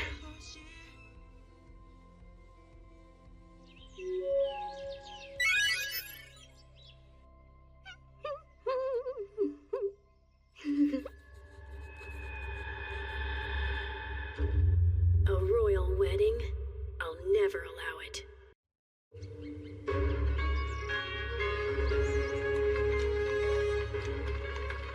It will soon be 2 years since I graduated from the academy, and the day I wed Tia is close at hand. Which is why I visited Noche's house to pay my respects, alas. You get out of here! My big sister's gonna live with me forever! Go away! Stop it, Aneth. As soon as I stepped inside, Tia's younger brother, Aneth, stared daggers into my very soul. The child that once caused rampant rumors of Tia being pregnant, her significantly younger brother. It seems he was developing something of a sister complex. As I will be the one stealing away his sister via marriage, he can't help but see me as an enemy. Oh, come now, don't be silly, Aneth. Sir Cecil, I'm sorry about him. Apologize all you want, but I can see on your face how happy this makes you. Well, it is true that I intend to take you from the Noches family and bring you into my house. So who could blame him for being upset? Had I been in his position, I would have simply found a way to break off the engagement. He isn't causing any harm, so I will leave it be. I'll be the one to marry my sister. Your Highness should go and be with a heroine instead. Tia. You're a handsome prince, so you could have a harem if you wanted to, right? My sister is supposed to be the villainess, so she can't be with any of the capture targets. I didn't mean for him to find out. I just sometimes talk to myself. And Aneth must have overheard me. But it wasn't your usual talking to yourself. You said it out loud in your sleep. I am the villainess, and as such I must be. Whoa, I said all of that stuff? Oh, Tia. I wonder what else you could have revealed while talking in your sleep. Aneth, I apologize, but I must insist on taking your sister for myself. That is our destiny, you see. I knew it! He's just pretending to be a nice and handsome prince, but he's really the Demon King! The Demon King? That's not true! I never said anything like that! I would never say such a thing because I love you! From the bottom of my heart! I didn't hear it from you. Father's the one who said it. You don't say. Forgive me. I came to resent your highness for taking away my daughter, and it must have slipped out. You haven't changed a bit, Marquis Noches. Say, Aneth, do you think the Demon King and the Villainess would make a good couple? Oh, what do you think, big sister? Do you agree? Absolutely brilliant! I hadn't considered that! The Villainess and Demon King in love! The most beautiful love story the world has seen! Well, that's not exactly what I meant. I was just saying our nicknames suit each other well. But this is fine too, I suppose. Hey, what are you doing? Oh, I'm sorry. My imagination was running wild. Is there anything else you wanted to talk to me about? I just... Aneth, you know, even when Tia and I do marry, she will still remain your sister. In fact, you'll simply gain an older brother. Oh, so she'll still be my sister? And I'll get a big brother too? Yes, that's right. You two won't live together anymore, but on the other hand, you can come and visit us at our home whenever you like. He seems to need just one more push. Let us know when that is, and Tia and I will have delicious sweets waiting. Sweet boy! You won't be mean to my sister, will you? And no harems, right? Right, I promise.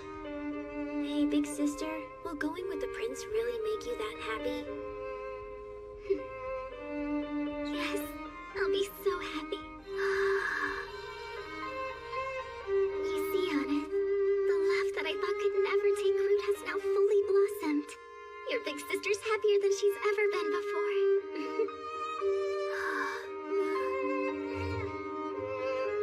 All right, please take good care of my sister and make lots of yummy sweets when I visit. Pinky swear? Yes, I swear. And sis, as for the sweets, I want cakes with lots of strawberries and chocolate. Now then, Your Highness, why don't the two of us go have a drink man to man? I'll try to keep up, but do be gentle. Of course. As royalty, you're under no obligation to come and pay your respects to our house. I simply wish to show you my gratitude, as the father of the bride should, you know. Then, a few days later.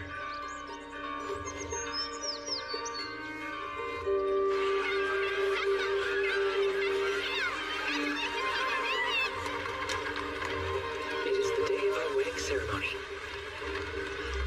Thank you so much, everybody!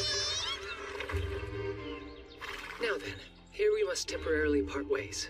I will be eagerly awaiting you inside. Gosh, I'm just so nervous. In retrospect, I really should have written out my blocking on my hand. Please, my lady, come this way. I'm coming! I hope she'll be all right. Oh, Kuro! Tia just went inside. And what is this? Wedding ceremony. List of things I want to do, top 100 by Bertia? There are some things that have already been decided, but we may be able to do some of these. Why, thank you for bringing this to me, Kuro. When I see Tia, I will ask her to give you some inari sushi. Though she does not want me to touch her, she seems to be satisfied with my response. Telling me this now is either Kuro's idea of a little mischief, or a little revenge for coming between her and her master. Oh, Zeno, how can I help, Your Highness? Well, today is shaping up to be rather busy, but you can handle a bit more, right? Although, most of these seem to be things she wants me to do for her, so I'll have to commit them to memory. Tia deserves to be made the happiest bride in the world. Well, let's do our best, shall we? This is an abuse of power!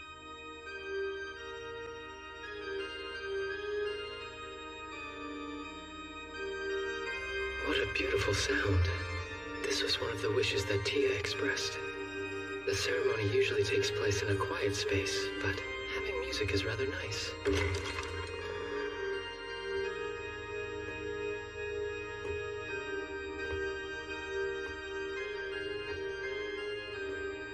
It's funny. The first time I met her was just like this, with the Marquis bringing her to me.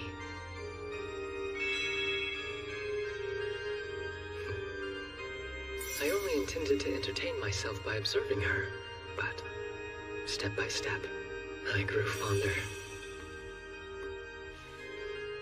And now, after all this time, I will take her hand and walk onward.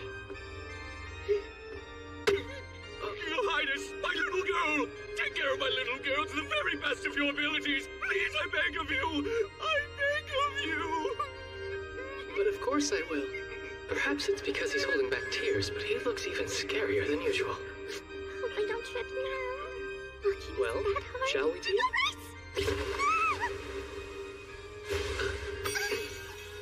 I'm sorry for being so clumsy. Supporting his wife is a husband's duty, after all. Whatever we may face, I'll find a way through it. You have no need to worry. I'm just so grateful. And now, without further ado, let the marriage ceremony of this beautiful couple commence. Crown Prince Cecil Glow Alfasta and Crown Princess Bertia. Do their fathers, His Majesty, or Marquis Noches, have any objections? The gods This next part is long, a bit too long. I am grateful to the gods that I met Tia, but still. I know. I'll think about our honeymoon plans instead. Tia told me about places called onsen inns before. Is it something like this? And now His Majesty the King shall formally bestow the seals of the Crown Prince and Crown Princess upon them. Indeed. Crown Prince Cecil Glow Alfasta and our dear Crown Princess Bertia, I grant you the rings of the royal family. The custom of this kingdom is that we each take our rings and place them on our own fingers. That may be how it is normally done. Tia, your hand. What are you doing, Sir Cecil?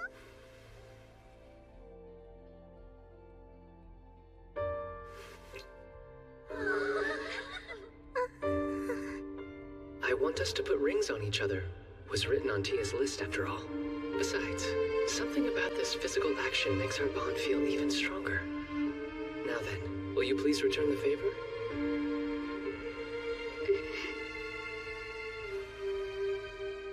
Yes, lovely. To think she placed this ring on me of her own free will. It makes me feel so happy. And now, you may seal your vows with a kiss. Bertia Ibel Noches. No, wait. Bertia Ibel Alfasta.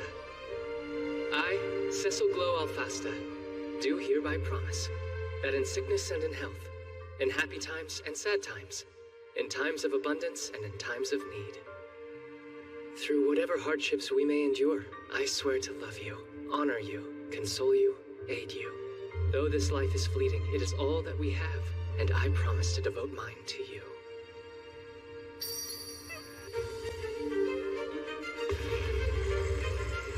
I sense an incredible bloodlust, but I'll pretend not to notice. And my bride appears to be struck speechless. Tia, your turn. Oh, right. You see, I just wanted to say that Bertia Ebel Alpesta, no matter what ill comes our way, swear I'll love you forever, even if death should separate us. She seems desperately determined, and that was quite an abbreviated oath. I assume she was having trouble remembering the words for her vows. No matter. She seems satisfied, so I suppose it's all right. Regardless of the situation, you always entertain me. Wait a moment. Don't you need to kiss me? Do we really need to kiss a second time? It's the only way for you to seal your vows. Normally, Kura would show up right around now to put a stop to this. Thank you for the help, Zeno. Ready?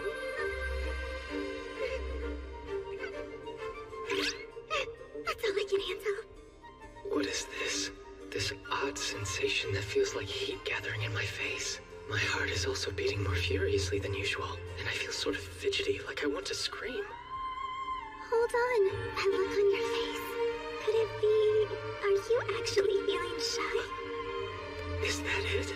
Is that what this overwhelming feeling of embarrassment is? I can't even bear to meet your sparkling gaze properly. Archbishop, continue. For the final step, we'll need you to sign. Somehow I managed to recover. All is in order. With this certificate signed, the marriage is officially recognized and celebration may commence. Let glory be to the great kingdom of Alfasta. And with that, this marriage ceremony is concluded. Now then, while there were a few shaky moments, the marriage ceremony has ended safely. But the main events are yet to come. I'll give it everything I've got. Been stuck doing a lot of paperwork lately, so I am a bit worried I have lost some physical strength. Tia's garments may look feather light at first glance, but the ornamentation is actually quite heavy. In the name of dieting, Tia has exercised daily. She would have no problem holding the dress up to herself and spinning around in front of the mirror. However, every time the dress needed to be moved, it required 3 attendants. We have places to be, yes? Oh, yes. Be sure to hold on tightly now. This really is quite a bit of weight, but on her list it said, after the wedding ceremony, I want to be carried off like a princess, so I can manage. But, Sir Cecil! What is it, my dear? Congratulations! You both did it! This was the best wedding ever! Lady Bertia, you look absolutely lovely! Thank you all! I'm so glad you could be here. Though some things may have differed from our usual customs, the general reaction seems positive. Over here, however...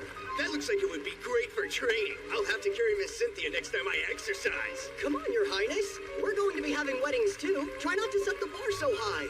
I will need to start training my upper body immediately. My dear sister is married. It feels like your happiness for me is a little lacking. I wonder if something like that would please Miss Joanna. Though I may not be able to do it with as much panache as my brother. Something to strive for.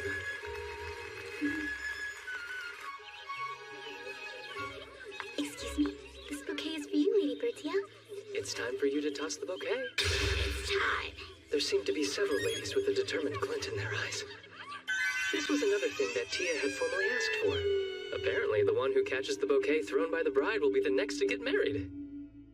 Since we are incorporating several events that have never been done before, I sent letters of explanation to our guests from other countries. A queen, concerned about finding a proper fiancé, insisted she participate, and many similar inquiries arrived soon after that. Who are you talking to? I knew her friends would be here, but it seems about 20 other unmarried ladies have also gathered to try their luck. This has become quite the event. Alright, everybody, I'll be throwing it now!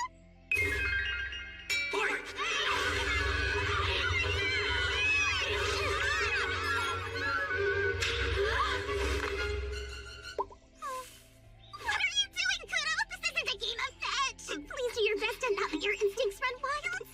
But that doesn't change the fact that you're the one who caught the bouquet fair and square. They say that the person who catches it will be the next to become happily married. That means next time, it may be your turn to kiss the groom, Kudo.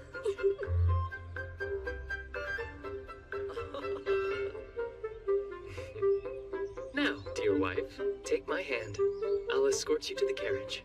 All right, let us be on our way. One more thing, Zeno. Yes, sire? What is it? You must never make advances upon a young girl. Understand that? Ages are irrelevant to spirits, so we don't think about such things. I am well aware of that, but I can't have rumors going around that my attendant is dangerous. The ceremony went off without any issues. And next, we return to the royal palace for the wedding reception.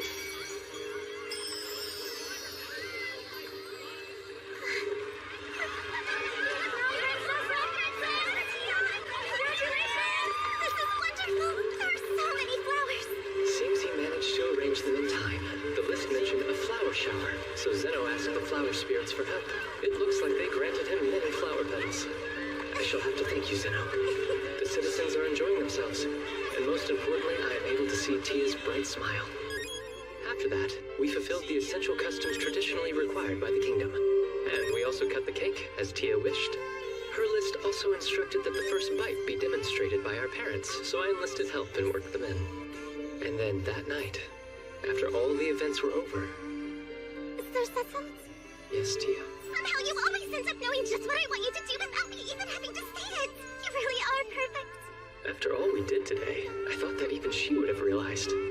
I suppose it's time for the big reveal. Behold my secret weapon. But how did you... Where in the world did you even get this from? Kudo entrusted it to me. I couldn't be more embarrassed. Oh, come now. Would you not agree that it made today all the more memorable?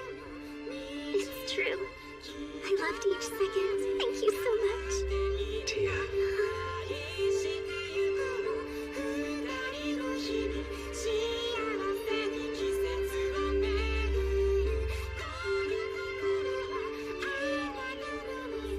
Well, Tia, shall we go? Let's get out of here already! I can't wait! We are now leaving for our honeymoon trip. She wanted something that would clank tied to the carriage as we embark on our honeymoon. I found it on her things I want to do list as an extra request. Instead of a car, it's a bridal carriage. This is exactly what I The world that Tia came from certainly had some very curious customs.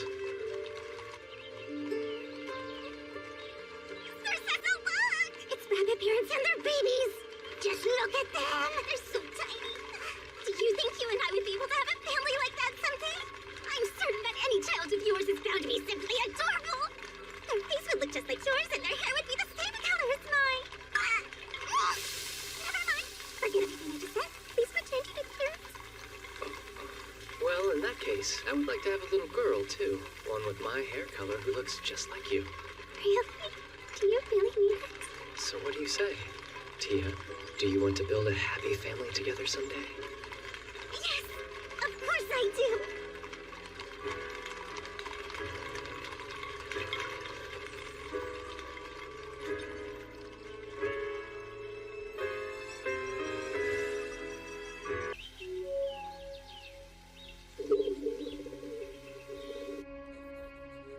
Little by little, Tia has grown accustomed to life at the palace, though lately she has appeared very busy to me.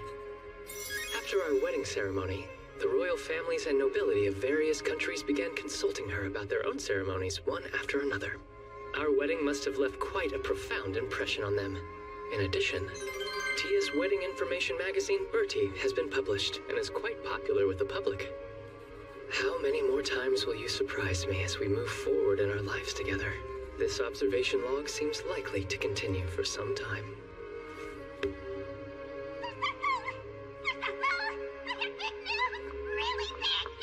She'll be right there, my darling wife. Sir Cecil! What has happened? You seem rather flustered. Please listen to me very carefully. The truth is that I am...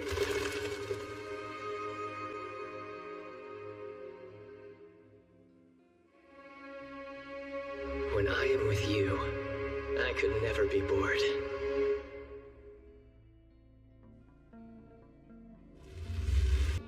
Yeah, you have a point. Honest. Minuten verschweißen.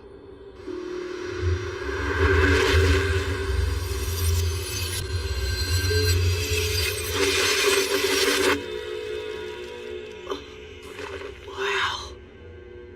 Tosaka, you really are a mage, aren't you? Yes, and you too, I see. Not me. I can't do something big like this. What do you mean you can't? You're messing with me now, aren't you? Treating glass is about as basic as you can get. Yeah, well, I don't know anything about basics or fundamentals. How is it that a guy like this was able to summon sabers, seriously? Well, that's fine. However it happened, we need to rebalance the scales. To say, I didn't expect you to be so open with me about all this. There was no point in lying. You had already realized that something was indeed...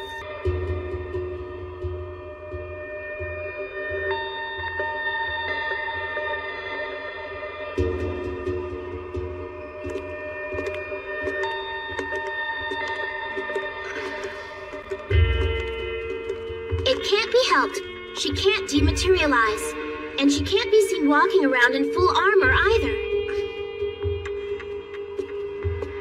Hey, are you planning on walking all the way to the next city? Yes, I am. You know it's been dangerous out lately, right?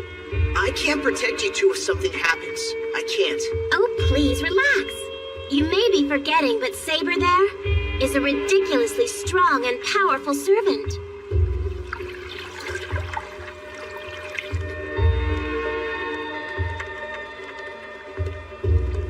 Master of Archer. Reen will be fine. Very well. Reen, what was Shiro trying to say earlier? I could not comprehend what was spoken. You could call it a major misunderstanding, or super foolishness. What he was saying is that if we were attacked along the way, he'll step in and save us like a hero. That's wrong, because Shiro is my master. I should be the one who is protecting him. He's probably not thinking that way at all. As far as masters and servants are concerned, Shiro really doesn't get it. What's that mean?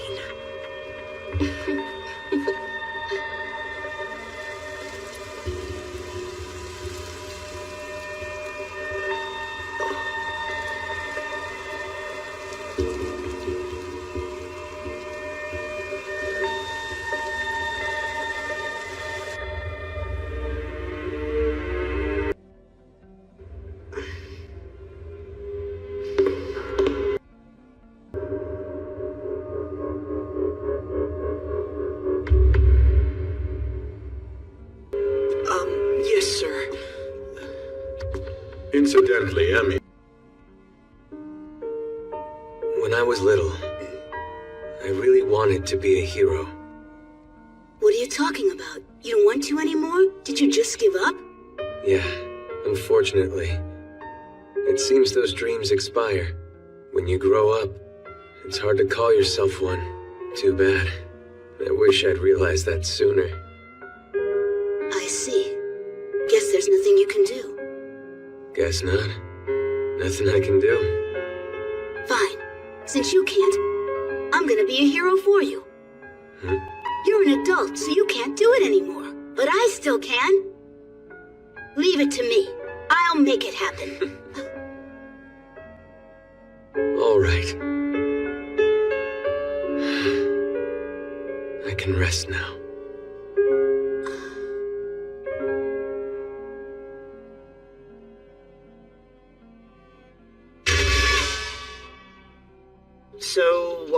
an errand she got from Mr. Kuzuki? Don't know. All she said was, I have to finish this errand that Mr. Kuzuki asked me to do tonight, or else. And so, Sakura, I expect that you will try and get along with Saber. Then she ran out and went home without giving me any more details than that. Oh man, she's the one who suggested that you all stay over and then she leaves. It's okay though. Saber and I were able to talk about a lot of things thanks to her. Yes, we have come to an understanding. Oh. Come on, don't worry, I'll be fine. There will be a lot of people around at school. Besides, didn't you give the place your safety seal of approval yesterday? Shiro, it was safe yesterday. That does not mean it is still safe. If you're gonna be like that, I'll never be able to go anywhere. Anyway, you need to conserve as much mana as you can. Just stay here and get some rest. Very well, if you say so, Master. However, if you encounter something that threatens you, use the command seal. Okay, see ya.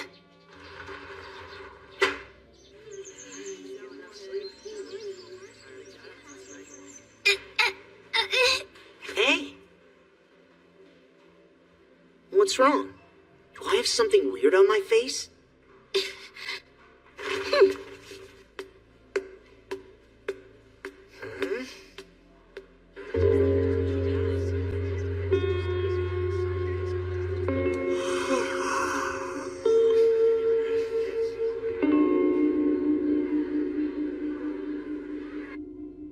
Issei, aren't you going to eat lunch today?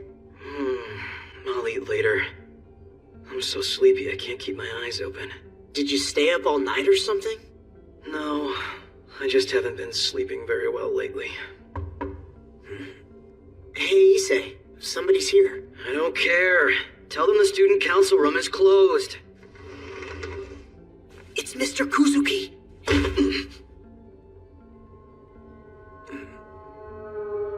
Ryudo, we need to speak. Yes, sir. Wait, you're saying that she hasn't gone home either? Thank you, sir. I understand. Sorry for the interruption. Be advised that school will end earlier today. Yes, sir. What was that all about? Well...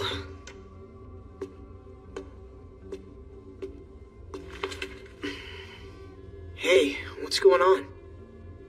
Well, I guess it's all right. You're not totally an outsider regarding this matter, so you might want to know. Rather late last night, a family called the faculty office saying that their daughter hadn't come home from archery club practice. Based on what they learned from the other members, they determined that the last person to be seen with the missing student was Shinji Mato. Wait, Shinji? But he wasn't even at practice yesterday. Apparently, a first year had forgotten something at the dojo.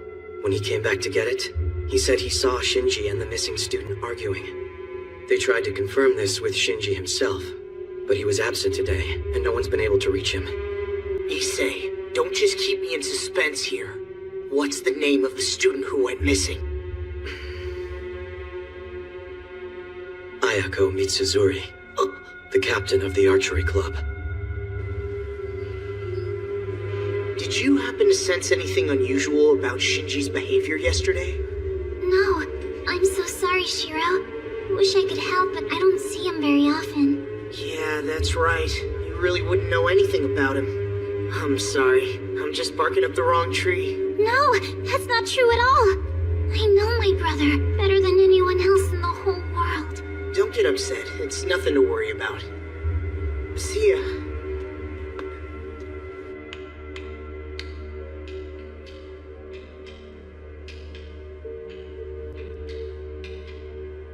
Attention all students. This announcement is to inform you that all after-school club meetings have been canceled today. The library is also closed.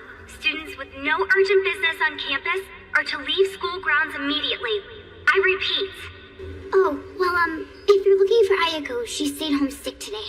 She did? Thanks a lot. If Mitsuzuri comes tomorrow, don't tell her about this, okay?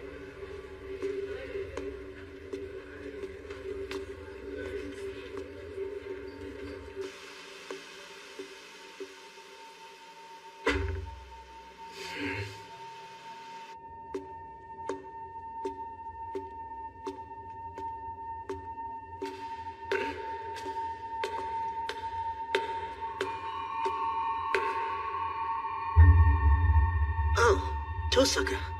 Unbelievable. Have you lost your mind coming to school without your servant? I didn't have a choice. Saber can't dematerialize, so I can't bring her. Then you should skip school and stay home. A master outside without his servant is asking for trouble. Might as well wear a sign that says, "Please kill me." Emiya, do you have any idea what a big idiot you are? Huh? That's a little harsh. Masters never fight where there are people around, right? So school should be a perfectly safe place. Oh? Let me ask you this. Do you see any other people in here?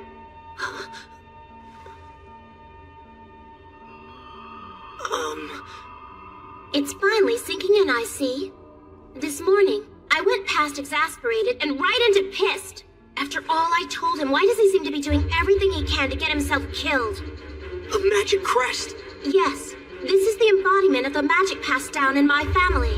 There are spells etched into this. I can activate any of them simply by passing mana through it. I've sent Archer away. I don't need him. The Gundo shots in here are enough for the likes of you. Gundo? Isn't that just a simple Nordic curse? Yes, that's right. A perfectly simple curse. Wait, Tosaka! What is this? Are you nuts? We're in the middle of school. We'll get noticed. Someone will come if we make a scene. Oh, I'll come up with something. My policy is not to miss the opportunities in front of me. Sorry, Emiya, but I'm going to deal with you right here and now. And besides, I don't think my nerves could handle it if you were to keep fumbling around like you did today. No, just wait a minute, damn it! The last thing I want is to get in a fight with you! It doesn't matter if you don't want to fight, I do! Now say your prayers, Shiro!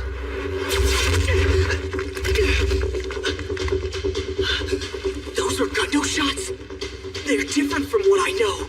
Trying to kill me? I thought I made that perfectly clear! Hold it right there!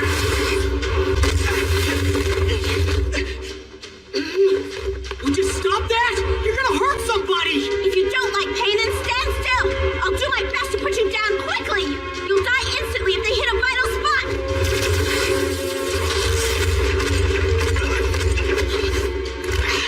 That doesn't sound like a mercy killing to me! Shut up! Why don't you quit running around then? I'm getting all worked up because you won't stand still, damn it!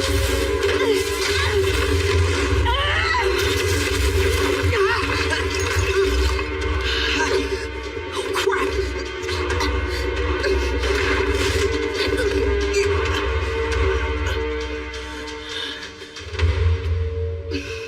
Das Schließen! Vogelkiffig Escho!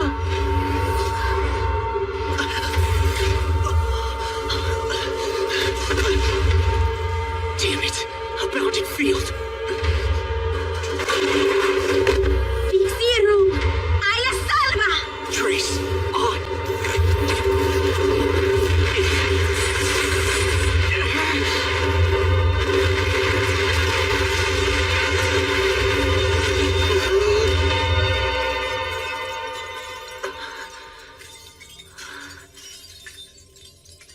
She's gotta be out of mana.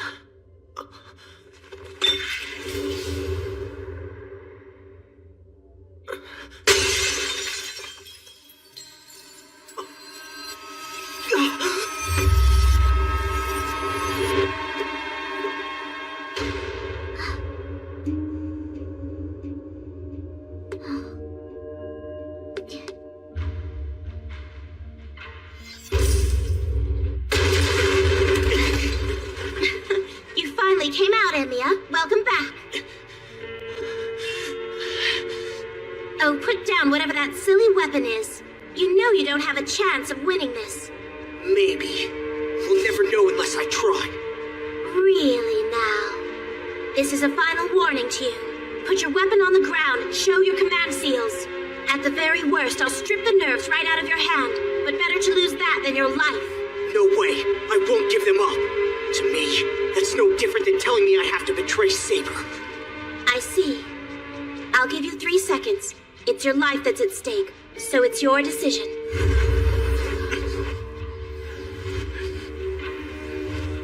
That's 3. What'll it be, Emiya? Was that a scream? I think so. Yeah. Wait a minute! Emiya! It looks like she's just unconscious. She's not just unconscious. Can't you see she's been drained dry? What are you talking about? Her mana. Her life force, to be more precise about it. She has hardly any blood left. She'll die if we don't do something. She'll die? Are you kidding me? I should be able to stabilize her with the stones I have.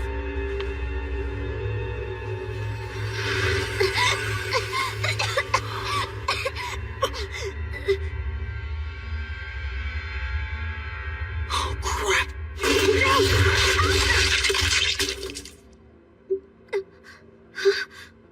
What is that? Why did you protect me? We gotta do something. You're bleeding really badly. Doesn't that hurt? Are you kidding? Of course it hurts. Tosaka, take care of the girl. What?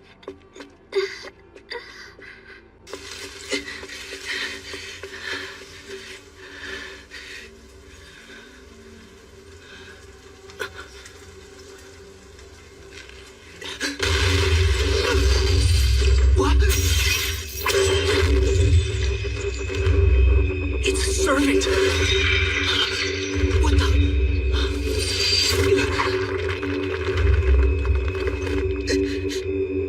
What's the matter? You aren't going to use a command seal? I'm surprised. Sorry, I don't have many of them left. I see. Unlike my own master, you have courage. In that case, I will take a different tack. Young master, I will endeavor to kill you gently.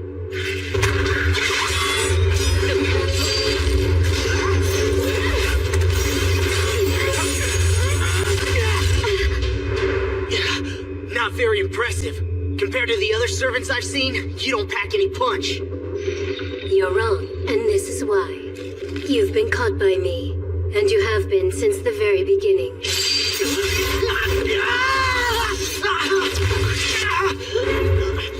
Now then, what was that you were saying?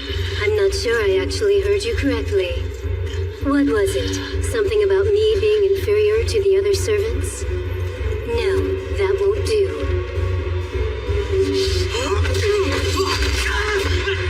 I'll pluck out those badly mistaken eyes, and then move on to your limbs.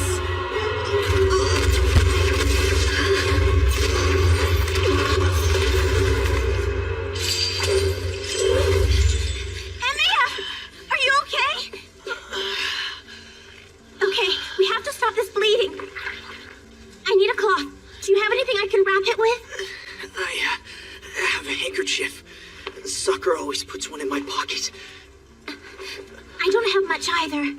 Well, it's better than nothing. If I use it with my towel, the bleeding can at least be stopped for a while. So then, I assume that woman was a servant?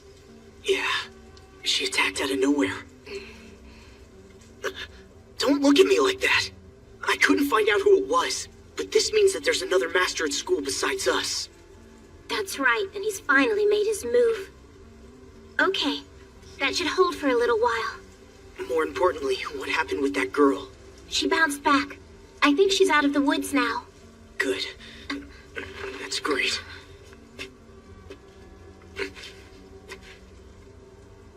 Hey, what's with you? Don't you give me the stink eye. You get this straight. I'd never do something like that, servant. Listen, I got all that, okay? I know you'd never attack me like her. What I want to know is our fight still on? Still want to do it? Tosaka? Well? What are you gonna do? I quit. Let's just call it a day. Besides, I'm in your debt again. Come on, let's go. Your wound should be treated right away. Please bear with it until we get to my place. What? To your place? Really? To put it simply, in addition to the two of us, there's another master at school. It looks like he's picking off students like that girl over and over again. But why do something like that? To win the Holy Grail War, of course. His plan is to sacrifice all the students he can in order to strengthen his own servant. Is that guy nuts? Don't know, but there's already a bounded field extending around the school. Once it's activated, everyone inside will pretty quickly start to grow weak and die. Emiya, this may sound strange coming from me, but I think we need a truce. You want a truce? Between you and me? I want some time to find a way to deal with this other master first. So until then, why don't we call a truce and track him down together, you and I? What do you say? I think it's a pretty fair deal. Sure. It'll be great to get help from someone dependable. Look, we've just agreed to a temporary ceasefire, that's all. It's not like I'm gonna spend time helping you. But I do promise to always have your back, as long as you never turn on me. That's great. You'll be on my side forever then. Tosaka, let's do our best. Well, it's only going to be a short time, but try to make yourself useful. I get it now. The reason you're so limited is that you aren't a legitimate magical heir. Before he could pass on his magical crest to you, your father passed away. I'm not so sure. He was always dead set against me even thinking about becoming a mage. Isn't that a bit contradictory? Yeah, maybe. You know, I think the only reason my dad taught me was that I refused to give up. In the end, he only ever taught me strengthening magic, so that's all I can use. Hey, hold on! What's the matter with you? Why would you even tell me that? What do you mean? Look, Mr. Newbie, we might be partners for now, but we're still enemies. A mage must keep his arts a closely held secret. But what's the point of hiding all that now? My old man always said that magic isn't something you should go out of your way to hide. You mean he seriously said that? Yeah, I think he was trying to tell me not to be tied down by rules. He told me that I could always quit, if I wanted to. That's enough! As far as I'm concerned, your father was no mage! I refuse to recognize you as a mage, if he's the one that trained you! Why are you getting mad? I know perfectly well that I can't call myself a mage, but my old man was the real deal.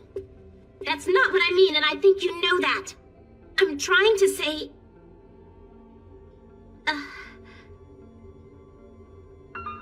Shiro, it's your lack of training that I'm having a problem with. What can I do about it? My old man died. Yes, that is the inherent limit of a single mage. Mages never know when they're going to die, so they leave behind a magic crest for someone to inherit. That's why I'm angry at your father. It's unforgivable to me that he failed to take any steps to prepare you for this. Magic is the fruit of lifetimes of labor, handed down from parent to child for generation after generation. The instant that a child is born into a mage family, that child becomes both heir and successor to a magical legacy. That is what we were born for, and that is what we die for. It is the duty of a mage family to take the human child that they gave birth to, and over long years of rigorous training, turn it into something else entirely. That's why I said your father was no mage before. I think I understand now. Your father decided that it was better to be a devoted parent than a mage.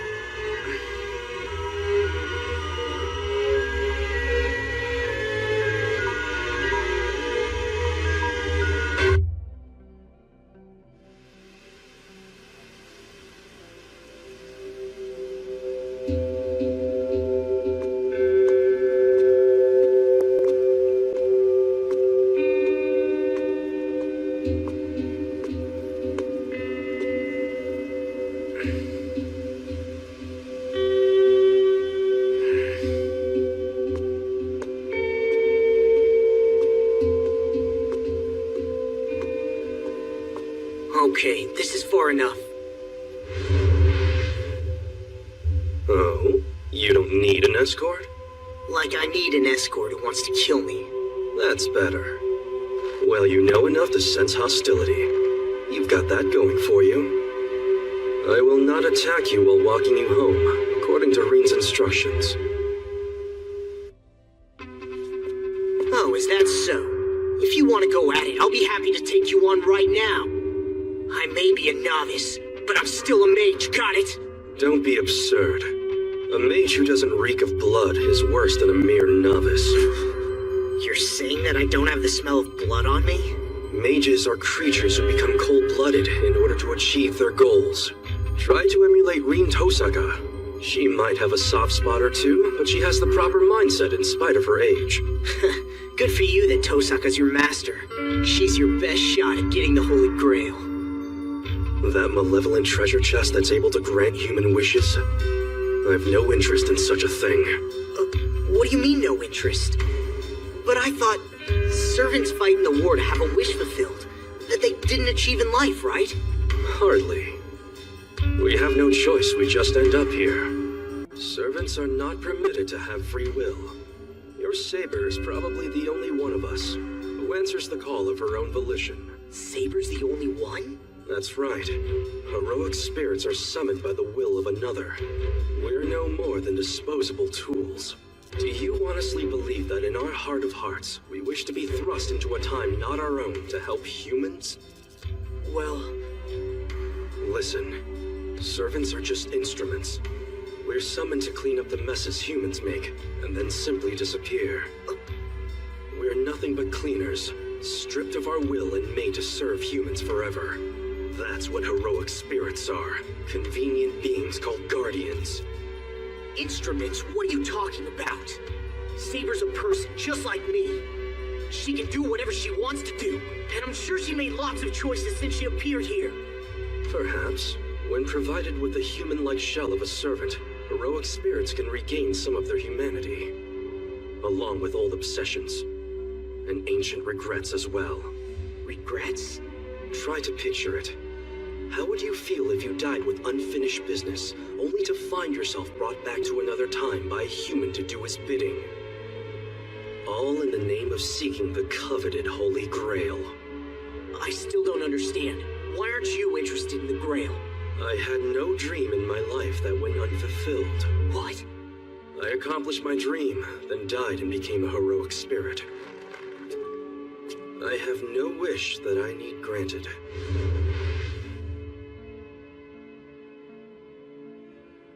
I'm home. There you are, Shiro. Welcome back. Hey, welcome back home. Saber was really mad at you. I bet. There's news on Mitsuzuri. She was found a little while ago. Great, thank goodness someone found her. Wait a second, how'd you know about that? Oh, Issei asked me to tell you about her. He said her memory's jumbled up a bit, but there's no visible injuries, and her condition isn't life-threatening. That's really great news, isn't it? It is. Sakura, can I ask you something? Huh? It's not safe out there, so I want you to spend the night here again. Or if you want, could you just keep staying here for a little while? I'm sorry, I'm putting you on the spot. No, I'll, take you up on your offer. Shiro, you gave me your word that you would return before sunset. Yeah, I'm sorry. You have every right to yell at me. But before that, would you mind if we talked a little about our future strategy? There was a third master at school. So Tosaka and I agreed to a truce until we identify this other master and figure out what to do about him. Are you opposed to working with her like that for a while? Not at all. I merely wish that you would talk to me before making such an important decision. Sorry. Just to be sure, the truce with Tosaka will be over after the master at your school is defeated. Is that correct? Correct. As long as you understand that, I have no objection. Let us work with Reen so that you may garner more combat experience. Saber, you need the Grail for something important, right? Yes. So, what are you gonna do if we win it? Does this question have any bearing at all on our future strategy? No, I just... Did something happen today, Shiro? Forget it. It's nothing really. I would like to offer a suggestion. From now on, you should build up experience through hands-on training. Yeah, you're right. Thank you for your help.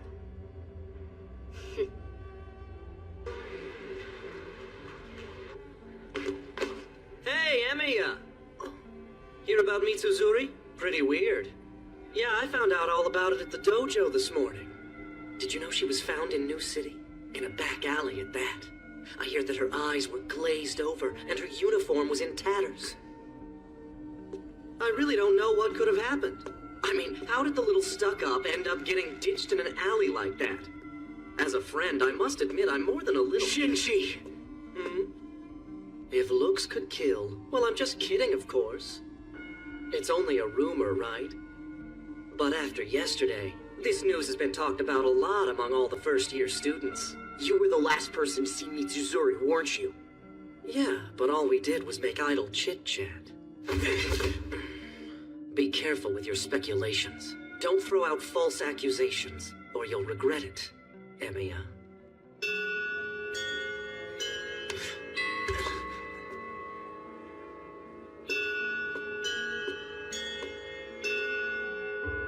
How do you identify a master? If you were standing close to another master, would you be able to tell? I suppose, but only if he hasn't done anything to conceal himself. A master is a mage, so all you have to do is follow their mana and you can find them easily. But that would only give you suspects, nothing more. What are you sensing? Trace on, now.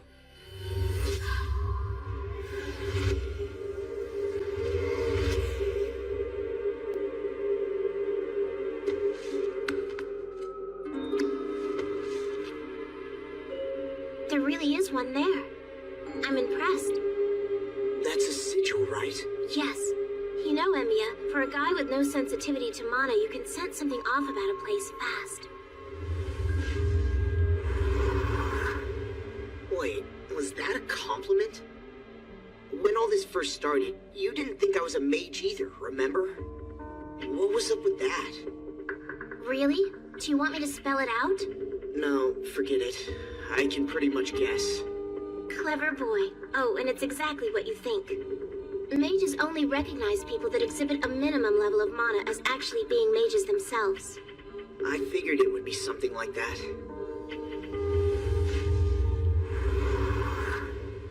Well, that should be most of the active sigils. You were able to disable the bounded field then?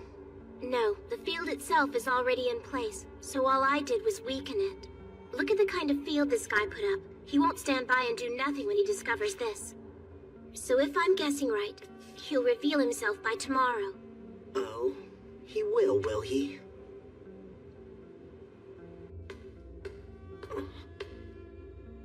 So anyway, I have other business to tend to, so I'm heading home.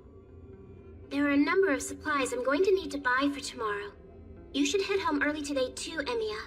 Hey, wait a minute. Are you saying you're worried about me, Tosaka? What? No, I'm not. You and I have an alliance now, so if you just go off and do as you please, it'll mess up all my plans. That's all that was. I just said it to be perfectly clear.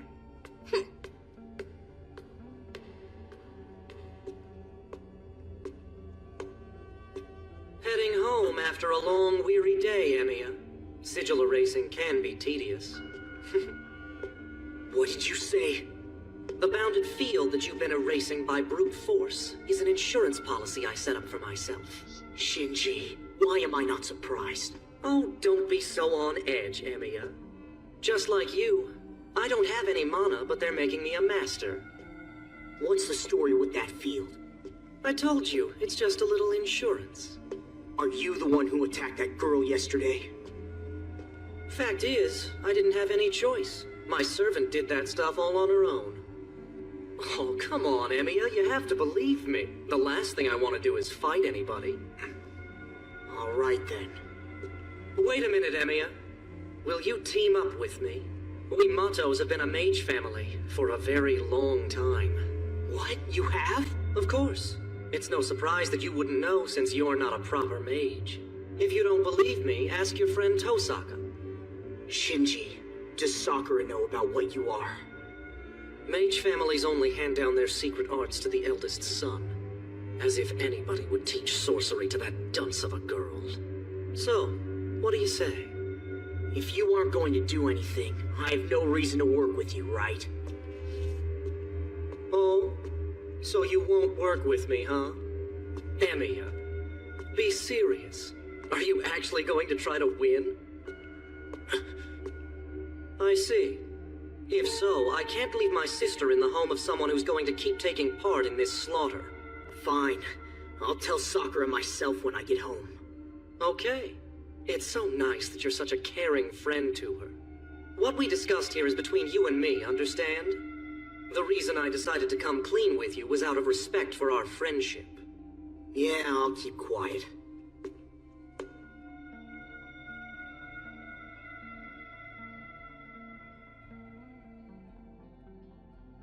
Wide open!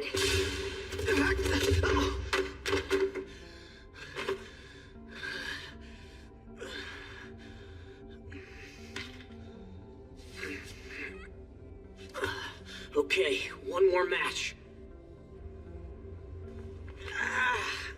Ow, damn it, Saber. When she decides to do something, she doesn't hold back.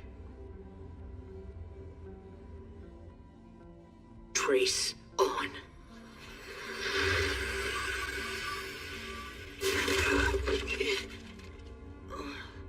Crap, I gotta concentrate. Shiro? Yeah? What is it?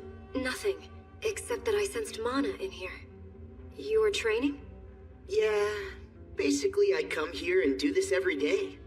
May I enter and join you? Okay. I understand that your magical specialty is strengthening. It's the only thing I can do, so I'm not sure if specialty is the right word. I am curious. How does one train in the art of strengthening? Well, strengthening isn't just about simply increasing something's toughness.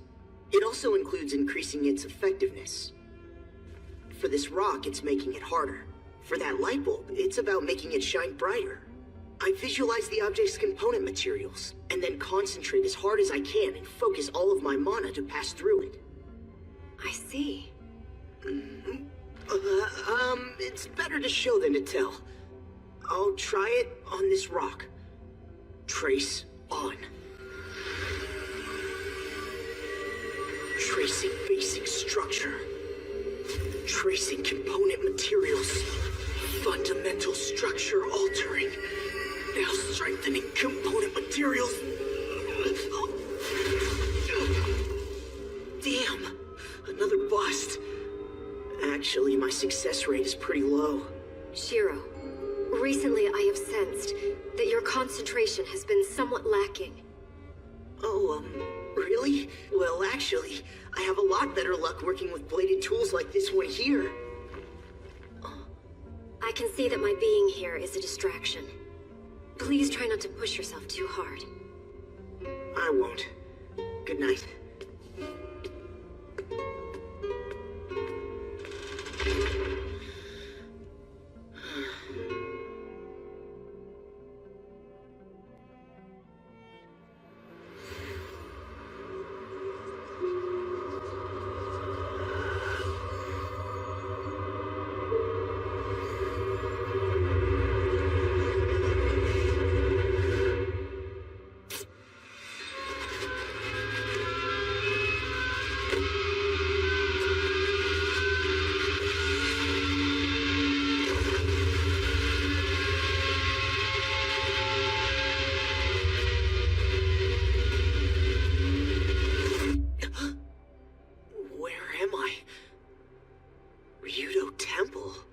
That's right.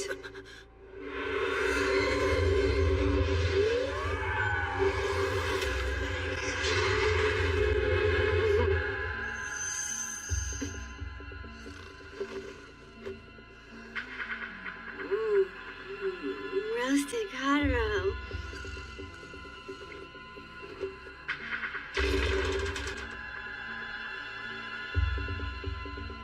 Shiro.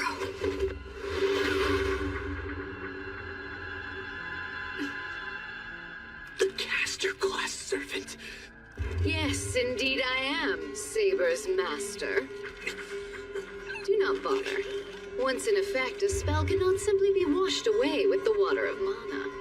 Especially by the flow from magic circuits as feeble as yours are. Meaning that I was easy to summon here. Meaning that out of all the masters, you are the weakest by far. So what now? You're gonna kill me? You can relax. If I killed you, I wouldn't be able to drain you of your mana. I killed a few before I had a feel for it, but now I can collect just the right amount. You're the one behind all those coma cases? I'm surprised you didn't know. Caster-class servants have the prerogative to establish a position. By building myself a temple here, I've protected myself from you. You can see it, can't you? The mana of hundreds of that rabble of humans out there is stored densely in this soil. Caster! Damn you! You involved outsiders! How could you do that? Everyone in this city belongs to me. No way! Well, it's been nice, but I think we've chatted for long enough. Now let's get those command seals off.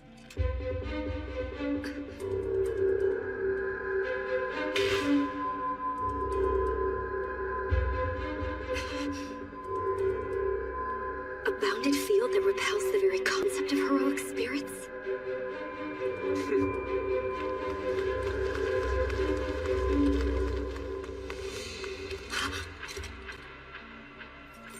If I may ask, what class of servant are you? I am Kojiro Sasaki, assassin-class servant. It is only natural to name oneself before combat. When an opponent does so, I am honor-bound as a knight to do the same. But once I have, you must withdraw. My name is... No matter.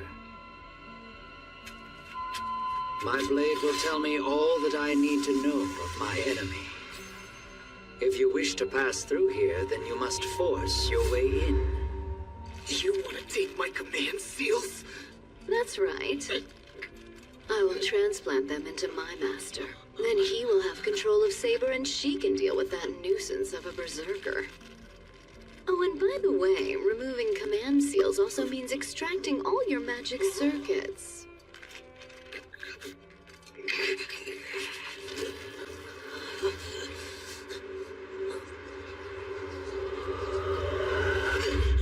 That's a good boy. I do enjoy it more when you put up a good struggle.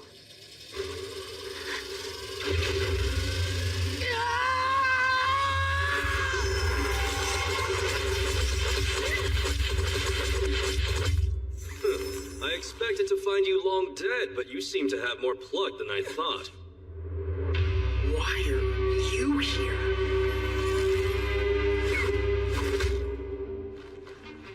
Oh, I was just in the neighborhood. So, how is your body feeling? My arrow should have severed all of Castor's magic threads. Yeah, I'm okay. Good for you. As much as I'd like to say, do whatever the hell you want, I suggest you stay where you are for now. Try not to move without thinking first. How did the archer get through? Damn it! That assassin! What the hell is he doing out there? You see, she will take the full force of her anger out on you. A woman's fury is a difficult thing to control. Ah, damn. I think that things are about to get rather violent.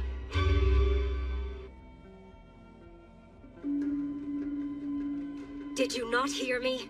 I said withdraw. I have no business with you, assassin. And did you not hear me when I said you had to force your way through? If you do not hurry, your master's life will surely be lost. You really shouldn't be so angry at Assassin Caster. He is facing Saber after all. I don't know who that samurai is, but he is a master swordsman able to hold Saber at bay. Shouldn't you be complimenting him? Surely you're joking. I can hardly call him a hero if he could not even stop the likes of you. That man lacks the necessary skills to call himself a master swordsman. Saber is here?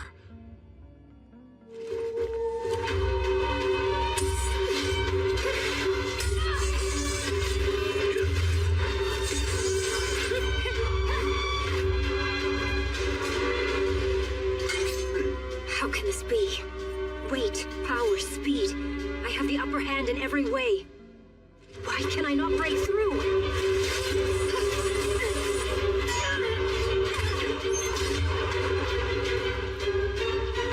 Very impressive. I should have removed your head 7 times, but it remains attached to your body. It seems Western swordplay is more than flailing about. You are impressive for a man of such slight build. If nothing else, you are a master of cunning tricks. Well now, you have the edge in both strength and spirit. That leaves me only my wiles with which to defeat you. But I may know the length of your invisible sword now. From just that brief exchange, this servant surpasses me that greatly in sword technique? Now let us continue. Show me what you are really capable of, Saber. Shiro, hold on. From the way you talk, it appears to me that your masters are actually working together. Wait, they're allies? Yes. Assassin stays outside and guards the gate, while Caster lurks within. Isn't it obvious that these two are working in league? It's not particularly unusual. For example, you and Reen have now joined forces.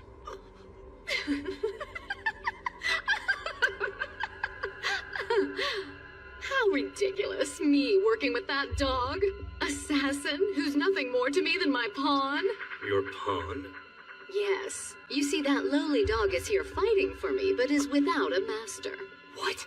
Caster, how could you? You broke the rules. What's wrong with a mage like me summoning a servant of my own to do my bidding? So Caster summoned Assassin herself? Are you saying that a summoned servant summoned another servant? That gatekeeper out there who wasn't summoned by a proper master is not the true assassin. She ignored the rules and summoned an assassin-class servant on her own. She made this her home and harvests souls from the people in the city. She herself doesn't fight, but monitors the battle using eyes placed around town. Saber and the other two knight classes are resistant to magic. It's only natural for a magic user like yourself to resort to underhanded tactics. But you managed to do all this without your master's consent, didn't you? And what makes you say that? Masters are mages. If one summons a mage more powerful than himself, he would be on guard, even with command seals. Given that, it's difficult to think that a master would let you summon a servant that obeys you. In which case, like this simpleton behind me, I imagine you've made him into nothing more than a useful puppet. It will be a simple matter to win the Holy Grail War. My considerable efforts are being directed at what will come after the war is won. Oh, defeating us is a simple matter, you say? Coming from a witch who slinks around in the shadows. Yes, you see, you cannot so much as scratch me while I'm inside this place. For those who call me a witch, I'll hand them befitting punishments. Oh, really? Not even a scratch, you say? Let's see if I can make one then. If that is not enough, I will leave you to Saber.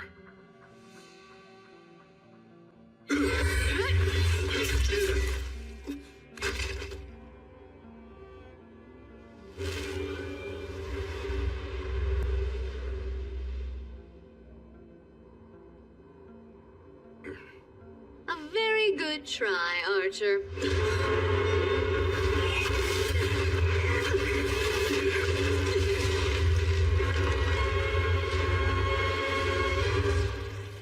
Teleportation or innate time control? So within these walls, you are able to mimic true magic. I'm impressed, Caster. And I think less of you, Archer. I thought you might be useful to me, but you are worse than assassin. I'm quite sorry to hear it. If I get another chance, I'll try not to disappoint you.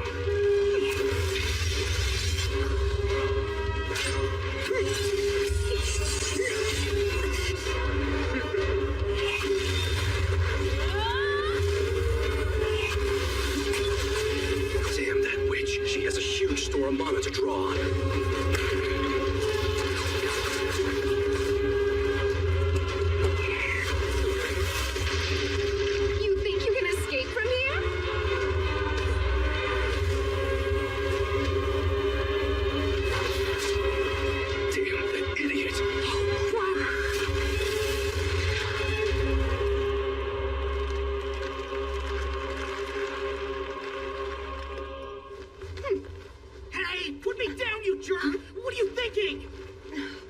Hell if I know. When you say that, your excessive stupidity hurts my head, you idiot. Idiot? You know, you're the idiot around here, and you call me an idiot? Well, that makes you even more of an idiot! What are you, a brat now? I can no longer deal with an idiot and brat like you. At least decide on one, numbskull. What did you say to me?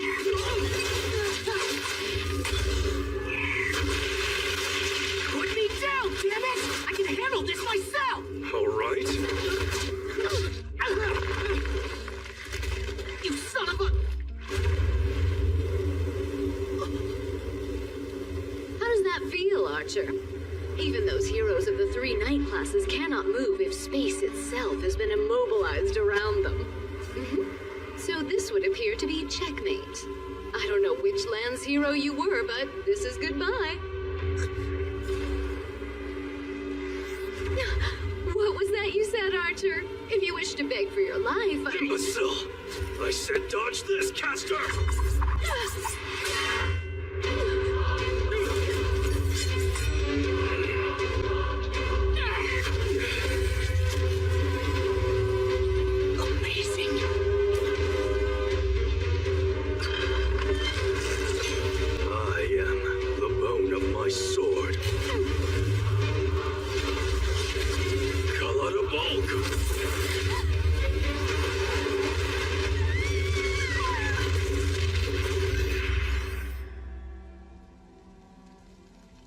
It seems that my master could not defeat the opponent as planned.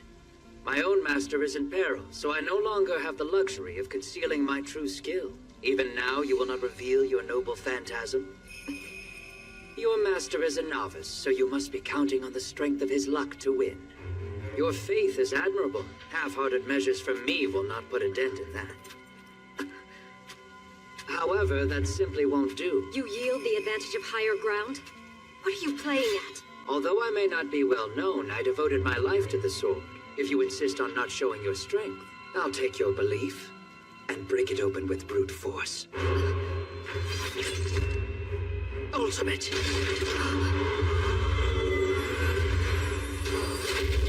Swallow reversal! Too late!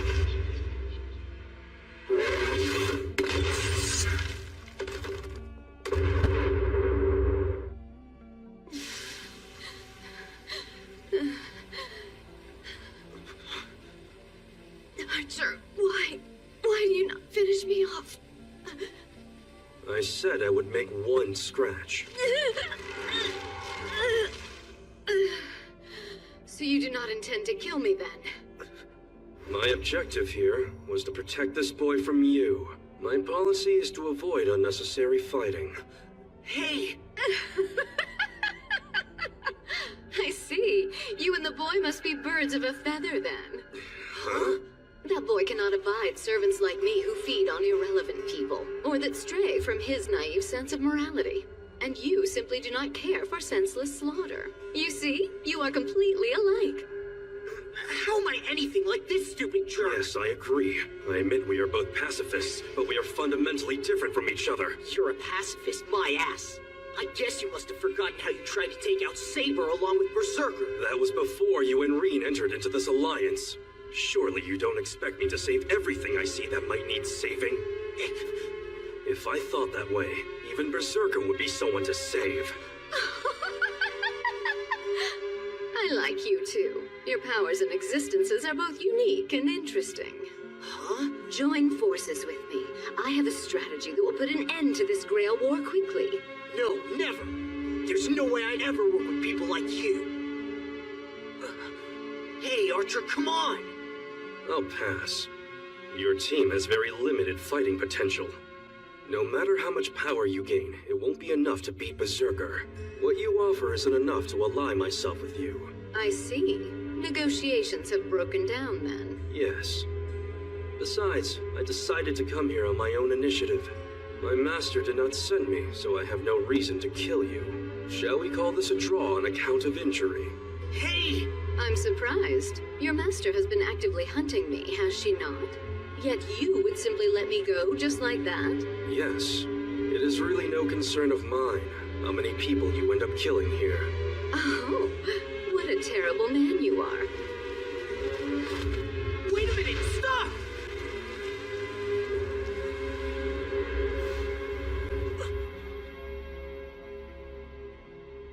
the hell did you let Castor go?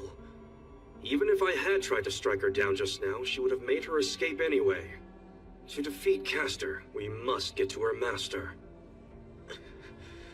Yeah, but she's the one behind all the people in comas right now. Until we stop her, victims are gonna keep piling up. On the contrary, I want to let her continue for a while longer. Castor will go on draining people of their life force, and will use that power to defeat Berserker. Then, after she's done that, we take Castor out. Tosaka would never agree with that plan. You're right. She would hate it. Which is why I want Castor to settle things quickly. I don't know how many will have to die, but humans are mortal creatures after all. No matter how or at whose hands death comes, it's all the same.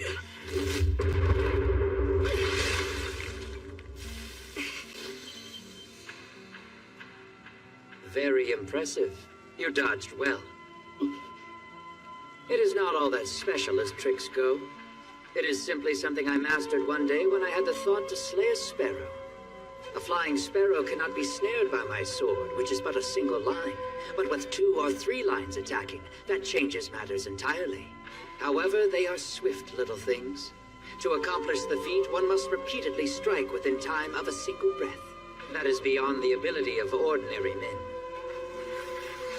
But I had nothing else to do but to practice and master the skill. In other words, I achieved a goal I had wished for. I used the technique without knowing it. Repeatedly strike within a single breath? That is not what that was. They were at exactly the same time. In that instant, 3 swords existed. It is hard to believe, but that was a dimensional refraction effect. How does a servant with only sword skills get a noble phantasm without employing any magic at all? Castor is a softie. She should just go drain their lives completely. If everyone in the city were to die, it would be much easier to fight. Damn you! I thought that you and I were operating under an alliance. That's a load of crap! I'm not doing that! Like I would even think of sacrificing the lives of everyone around me in order to achieve some personal victory! I feel exactly the same way, Shiroemiya. But it's not possible to save every last person. If Castor were to get control of the Grail, the damage would not be limited to the city. If we don't win this war, the damage will affect everywhere. Therefore, the only choice is to sacrifice the people of this city. If we can keep the overall losses low as a result, it's the same as your strategy, isn't it? Choosing to save someone means choosing not to save another. You said you didn't want to get irrelevant people involved. Then admit it. If you try to avoid killing anyone, you won't save anyone in the end. Do you plan to go after Castor? To waste your life after I saved it? Fight me! To hell with your help! Even if you offered it now, I wouldn't take it! Well, you not liking me makes this easier.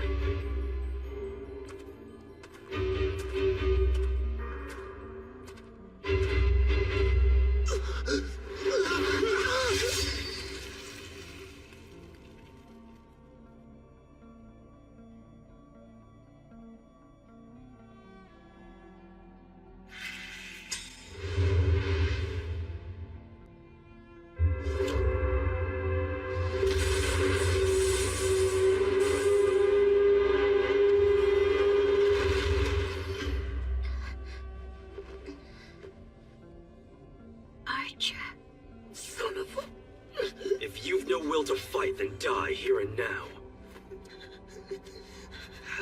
Spending your life fighting for others and not yourself is nothing but hypocrisy. Peace is what your desire is, not victory. Even though there's no such thing in this world and there never has been. What did you say? Goodbye, Shiro. Let your ideals drag you to your death.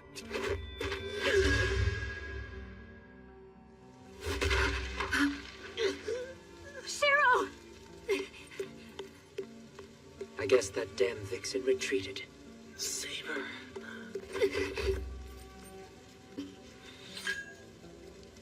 Assassin, why did you not strike me down just now?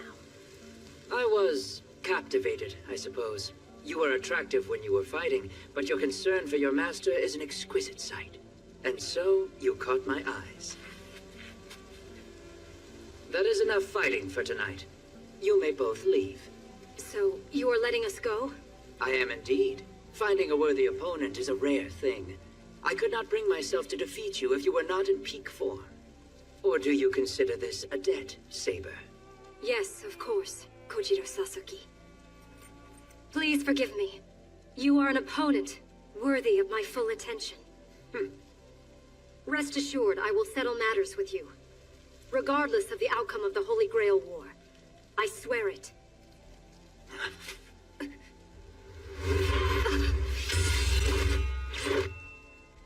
You would stand in my way, samurai? You took the words out of my mouth. I said that they may leave. Will you make a liar of me? My only duty is to stand watch at this gate. I allowed entry, but leaving is something else. Your head lacks elegance, but I shall satisfy myself by claiming it tonight. You really think you can defeat me, Caster's lackey? I could ask the same. I let you in there in order to give the Vixen a bit of a healthy scare, so imagine my disappointment to see you flee for your own life.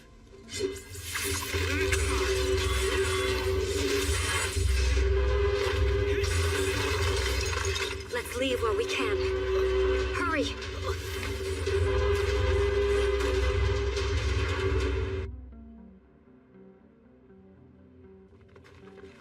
I see. Then Archer actually allowed Caster to escape? Yeah, can you believe it? That guy is the worst. A real son of a bitch. If you ask me, he's no better than Caster if he's willing to exploit someone like her to win. Why are you smiling like that? Because it is extremely rare to hear you speak ill of someone in that manner. But Shiro, aren't you angry at Archer for breaking the alliance and attacking you like he did? Well,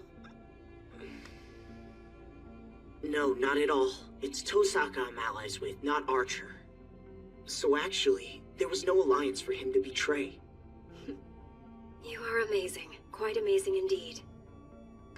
Caster is an enemy who must never run free, but I do not believe that Archer is nefarious. Wait, hang on a second. Didn't you hear a single word I said? The guy is no good. You saw it, didn't you, Shiro? His technique was as pure as a clear stream. His heart must be equally as pure. He's really not that great with a sword, you know. The guy tried to attack me from behind, but failed to kill me. Yes, this means you have an aptitude for it. Given enough time and effort, you should be able to reach his level. I've made up my mind. Saber, once I'm healed, teach me how to use a sword. Not as exercise, but how to fight. Yes, if that is what you want, Shiro. That settles it then. I can't screw up again like I did tonight, and I can't make anything better by running away all the time. Most of all, I can't lose to a bastard who said he'd sacrifice the lives of the few in order to save the lives of the many.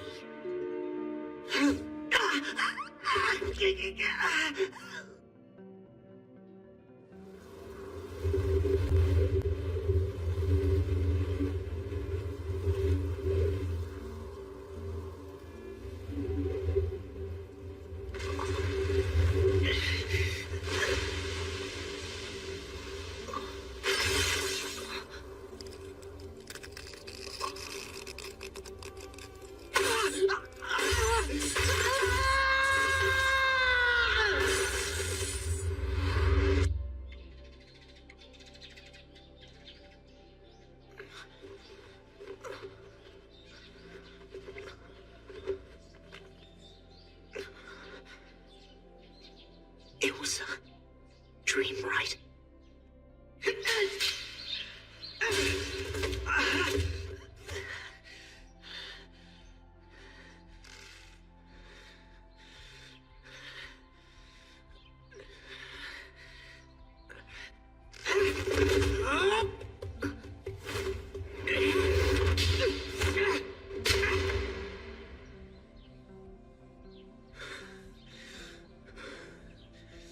Saber, are you holding back today? No. Didn't seem like you were as hard on me as you were when we sparred yesterday. That is because your skills are quickly improving. Are they? To be more specific, your stance is much more efficient. I don't know why. I was just remembering some moves. Oh, so that's it. You were using Archer's technique as your basis for study, not mine. Huh? You mean you can tell stuff like that? Of course I can. I mean, if you remember, you had no fundamental stance to begin with. I'm sorry. I didn't mean it as any kind of slight against you. I guess you really got into my head. It's because I was around him all day yesterday. There is no need to apologize. If his fighting style is a better fit for you than mine is, it is not for me to judge. Saber!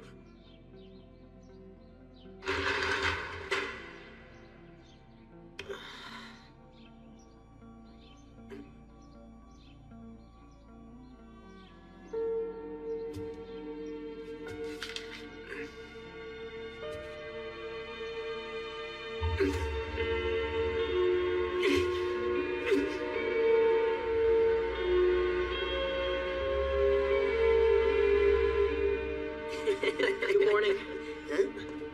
Zounds! You are hardly ever tardy. Miss Fujimura was indeed wroth with your absence. Well, finally gracing us with your presence. Shinji. You let it all go to your head, and now you think you're hot stuff.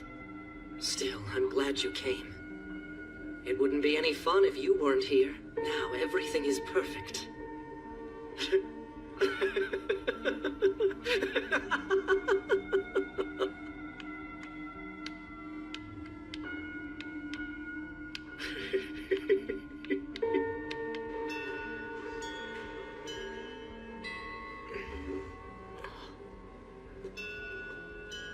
What's up? Not going to the cafeteria? I should like nothing better, but look hence, see for thyself.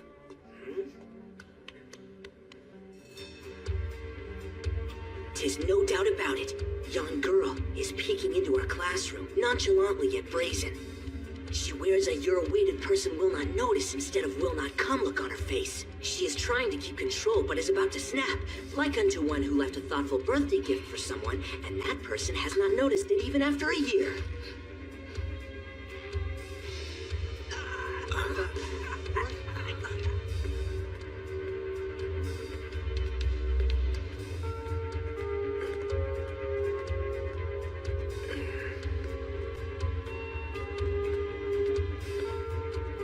Tosaka, where are you going? It's lunch break, so I'm going somewhere to eat lunch, obviously. Oh, right. Well, good luck finding a nice spot to sit. I'm eating in the student council office. Stop! Wait just a minute! What's wrong? Forget your lunch money or something? I guess I can share my food with you if... Of course not, numbskull! I brought my lunch!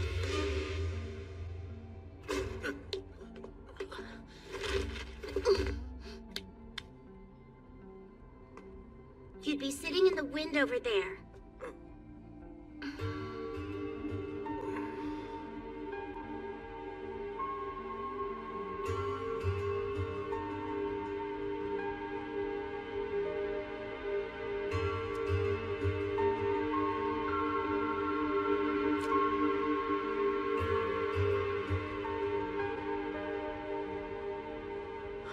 Sorry. About yesterday, I mean. I've used a command seal on Archer.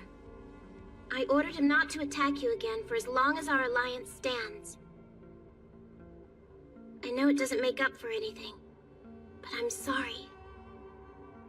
That's not something that you should be apologizing for.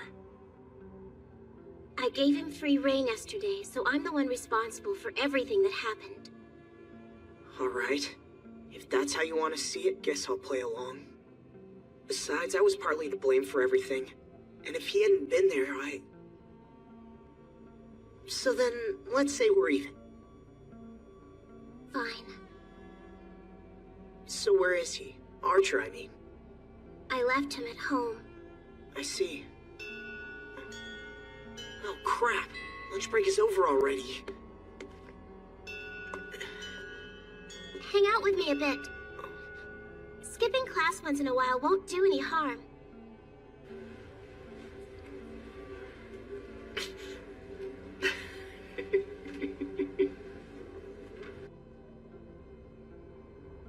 How come you're so fixated on strengthening magic? I've tried all different kinds, but that's the only type of magic I can do. As for me, I'm able to store up simple power and alter its flow. And I can convert and store mana in various kinds of objects. Should you be telling me this? You told me yours, so it wouldn't be fair if I didn't. I know I showed you this earlier, but this is my magic crest. What we pass down in our family are conversion techniques.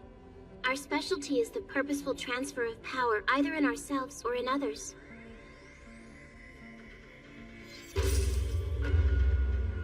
I heard that the Matos are a mage family. Did you know that? Yes, but my father once told me that they were no longer considered a true mage bloodline. Hey, wait a second. You knew that Shinji was a master and you didn't tell me?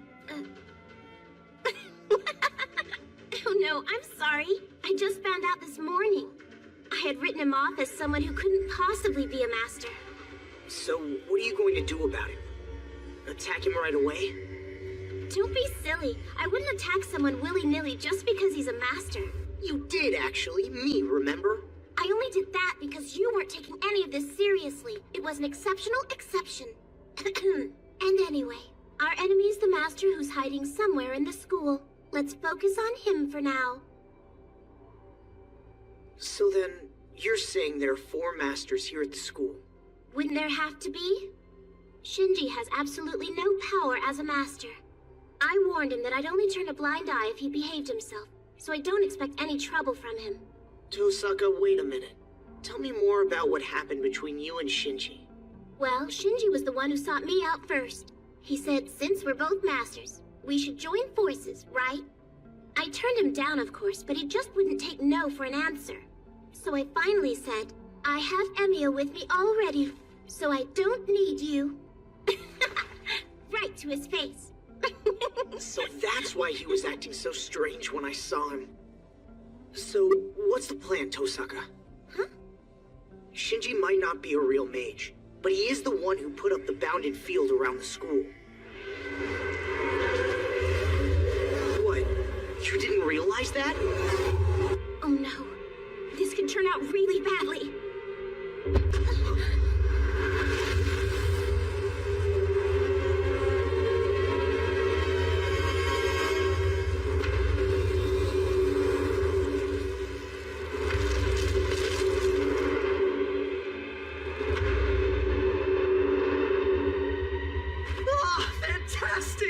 Now this is how servants should be, right?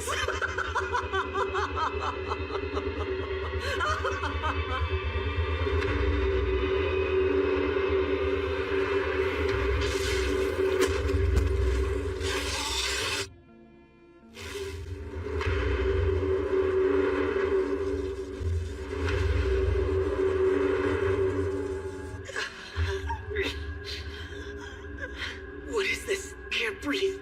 Just keep generating mana inside your body. You'll be fine. Sakura!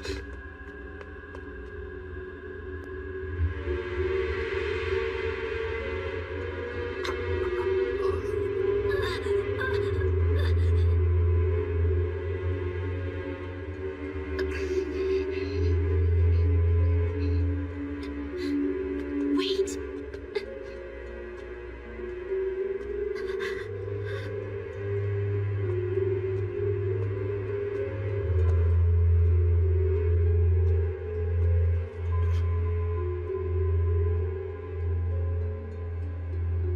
She's breathing. It's not too late to save them. We have to find Shinji and make him take down this field.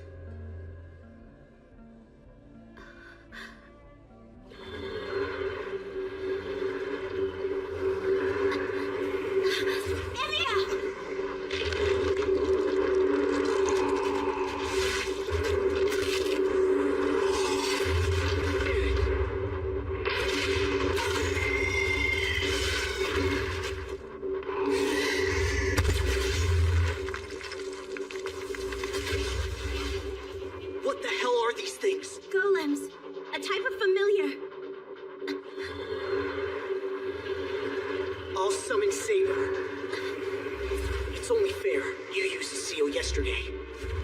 That means it's my turn now. All right, Emia.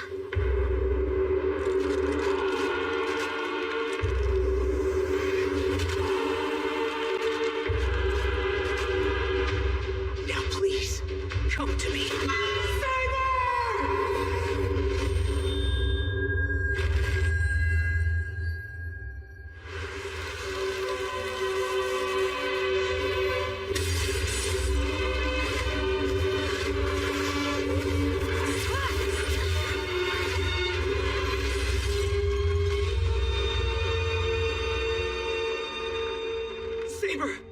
I came in response to your summons. What is the situation? Look around. A servant has set up a bounded field. We need to take it down fast. Archer, come now. Now be alert. I sense the presence of a servant. No way! In here? Reen? If that's what you're sensing, I'm sure you're right. But I sense the field's point of origin on the first floor. The servant is here on this floor, even though the field is coming from the first? I can't say for certain, but that's what I'm sensing right now. Reen, where is Archer now? If he is present, he can give us a better assessment. I keep calling him, but he's not answering. The bounded field cuts us off from the outside world. The only thing that will get through is a command seal. This bounded field is strong enough to separate master from servant. The enemy intends to finish us here. Shiro. Saber, there's a servant somewhere on this floor. You handle the servant. We'll go take down the field. Are you serious? It is a dangerous but good decision. Go now while I keep them busy. Right, thanks. Come on, let's go. What? Damn it, wait!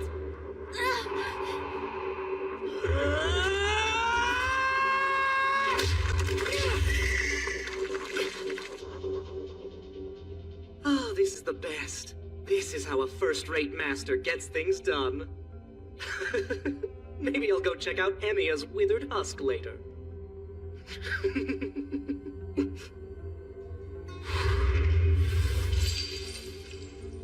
What's the matter? Sense something? Huh? Hey, what's the deal? How are you able to move? Stop! Stay away from me! I'm warning you, stay back! What the hell?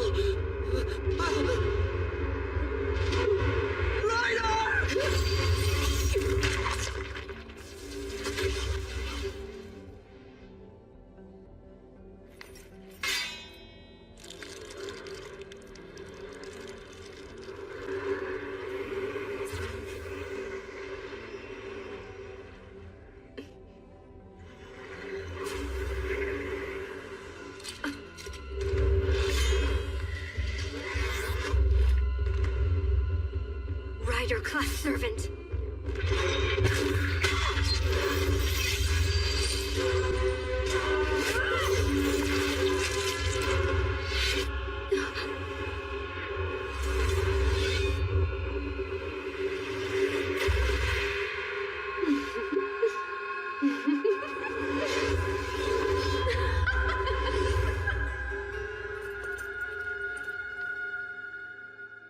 That was Castor.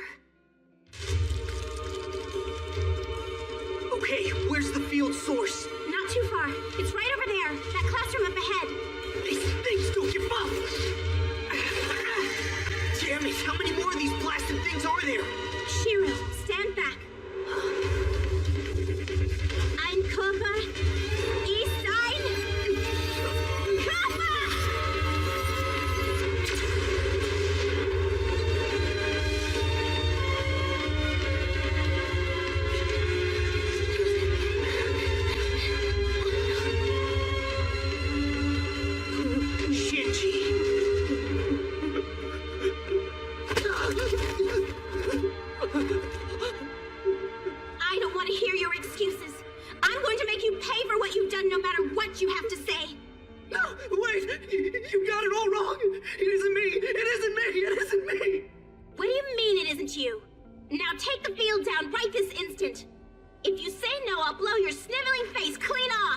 You got it wrong!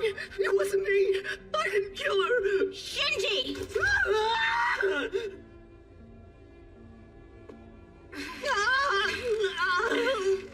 Tosaka!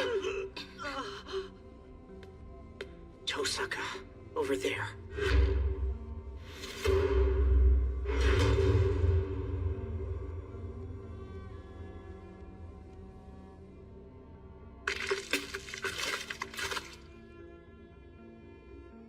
She's dead.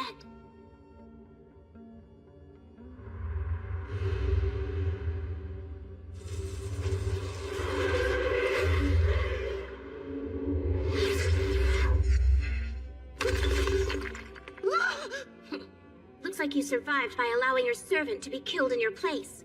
But if you saw the killer's face, it'll be your turn next. But that wouldn't happen! I don't have a servant! She's dead! I'm not a master anymore! You two are the ones who still have a target on your backs! That's true. Even if you still have command seals, you're no threat anymore. Mere gnats can't kill anyone. A mere gnat? You call me a gnat? Thank me for not comparing you to a common cockroach. Now, if you saw who did it, tell me. At the moment, that's the only value you have to us. Talk! What kind of servant was it that beat down your servant and took her out? How should I know, moron? You're the ones who should be scared completely out of your skulls. Because you guys are next! You're the ones it's coming after next!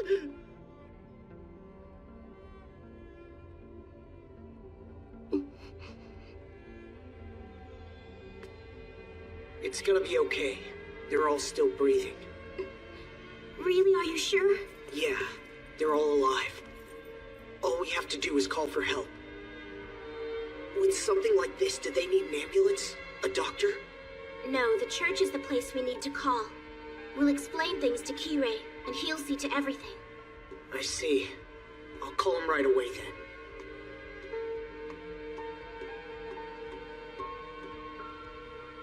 You said it was Castor on that floor? Yes, although it was merely Castor's shadow that was controlling all the familiars. I see. Then the real Castor hasn't set foot outside of Ryudo Temple. And knowing her, she manipulated Shinji to lure Ryder into a trap. So you believe that Ryder was killed through deception then? Crap. At least we know that Castor's master is someone that's right here at this school. Hey. Alright, if you have something to say, then go ahead and say it. Emiya, you're level-headed. I'm just surprised. I wasn't calm. I was probably so pissed that I lost control. Even so, you checked on everyone's injuries. I don't think I could have done that. Really, it was no big deal. I'm used to seeing dead bodies. You are?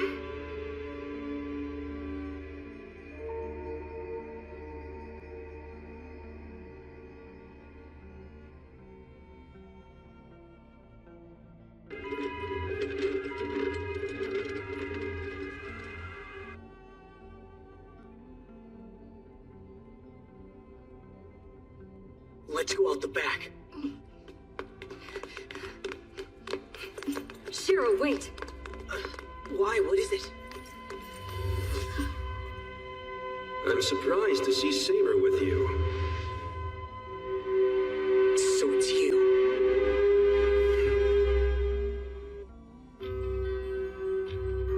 Archer! Why did you wait so long to finally show up here? Why, can't you tell? I rushed here as soon as I sensed the threat. But too bad. It looks like I'm late. Yeah, it's pretty much all over now, but I'm going to fill you in on everything that just happened. And you're going to sit there and listen to every little detail. It looks like I arrived at the worst time imaginable. Boy, you can sure say that again. One of the servants was taken out of the running, and just now you show up? All right. Next time I promise I'll be here sooner. So then, do tell me which servant was eliminated. It was the Rider class servant who went down. I'm not certain what happened, but I think it was Castor who took her out. A true coward. It appears she was just all talk. Archer, Ryder died protecting her master. You are in no position to call her a coward. A coward's still a coward. If you call yourself a hero, you should at least be able to take your opponent down with you. I am sure she would have if she had the chance, and she would not fall without a fight. Insulting the manner of her death sullies your own claims at hero status. Think what you will of my hero status. Those who are unfit to fight this war should be the first to go. Yes, well said. In that case, do you wish to fight me, Archer?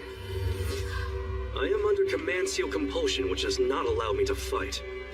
If we were to engage in battle, I'd have no other choice but to die just like Ryder. That isn't very chivalrous, is it, Saber? Archer, enough of that. Until we defeat the Master hiding at school, I am in a deal to cooperate with Emiya. Do you understand? Of course, I could use another command seal. Oh, all right. Saber is just so righteous and noble. I can get carried away teasing her. I am sorry, Saber. No need. It was I who acted immaturely. Respect for Reen compels me to overlook your words. Anyway, if we want to beat Castor, we have to find out where her master is. Fortunately or not, Castor's master comes to this school every day. We don't want to scare him or put him on guard, so let's go ahead and leave him be for the moment. So then, we find a way to identify the master. Then we stop him from going to the Ryudo temple. That's the plan. Okay, but won't he just stop coming to school? Won't it be too risky after a big ruckus like this? Highly unlikely. I doubt that Castor's master still has that type of free will. That's not her style. I'm certain the first thing that she did was turn her master into a puppet. That'd make sense.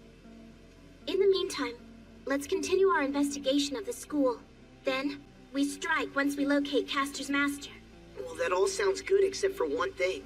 How do we look for him? That's our homework for today. But let's call it a day. You must be exhausted. What? I'm not tired at all. I just... Ow! Hey, Tosaka. Isn't it clear that Archer is acting really weird? And after yesterday, I want us all to be on the same page. Okay, I get it. Relax. I'll go home like you said. Great. See you tomorrow. Oh, and thanks for all your good work today. There were a few times out there when you even looked a little bit like a real master. We're going, Archer. And we'll discuss this screw-up of yours as soon as we get home. Got it? Ah, there it is, finally. I was wondering when the verbal abuse was going to start. Now look here, you. How much more are you going to push me before I have to really lay down the law with you? Wait, what? You sleep in my room? Yes, of course. To prevent last night's blunder from happening again, I shall take up residence in your room. Surely you have no objections? But I do have objections! If you get down to it, it's your fault for falling prey to remote hypnosis from so far away. The fact is, I am unable to protect you from Castor's magic, and so it is prudent that I at least stay in the same room. Well, you make a perfectly good argument, I suppose. Tonight isn't quite... Fine, you win. It makes sense for you to sleep nearby me in my room. Good. It is the logical choice to make as a master. Just be sure to keep to yourself.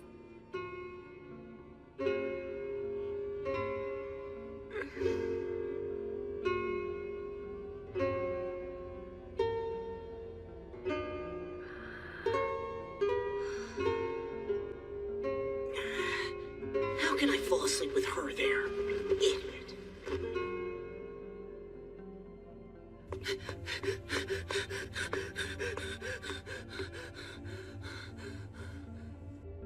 It has been 6 days since the war began, and it would seem you are the first one to have actually made his way here.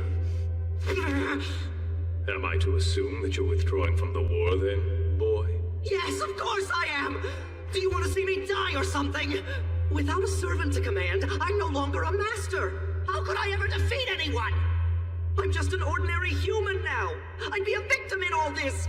It's just not fair to have people constantly coming to kill us when there isn't anything we can do about it! Let me guess. You have some sort of problem with that? No, of course not. In all of history since this church's founding, you are the first to withdraw from the war and ask for help. I offer you every courtesy. But how is that? It's just me? The only one knocked out? What will my grandfather say when he finds out about this?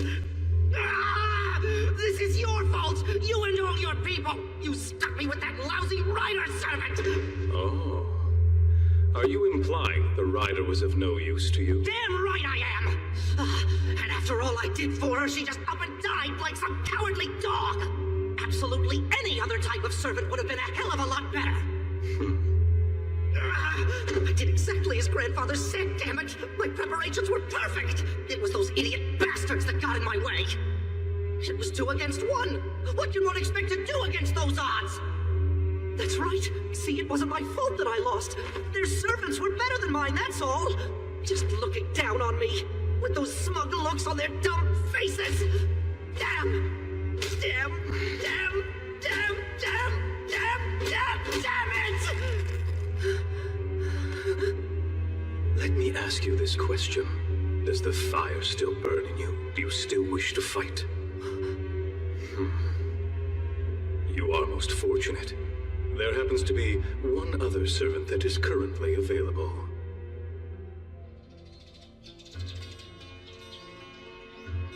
You'll never guess what the doctor had the gall to ask me today. It's rare seeing someone so healthy, Miss Fujimura. Perhaps you would care to donate some blood? Oh, the nerve! I'm just as sick as everyone else, you know. Jeez. No. Refill! Well, anyway, it's good that most of them don't have anything worse than anemia. They didn't even have to close the school or anything. That's true. It's good that classes will go on as usual, but you know, don't you think it's kind of strange? How so? Despite the fact that there was such a mess, nobody ever adequately explained what the exact cause was. Just something vague about chemicals in an empty classroom down on the first floor. So they spent the whole night scouring the building from top to bottom, and that was the best they came up with? But the students in the hospital, they'll be able to go home soon, right? Huh? I think there are a few exceptions, but most of them will be allowed to go home. Oh, Sakura too. That's great. If you have a spare moment, you should drop by there and visit.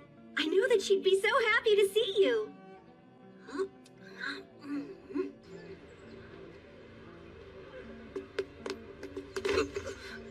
Tosaka, what the? Think I got it. There's something odd about Issei.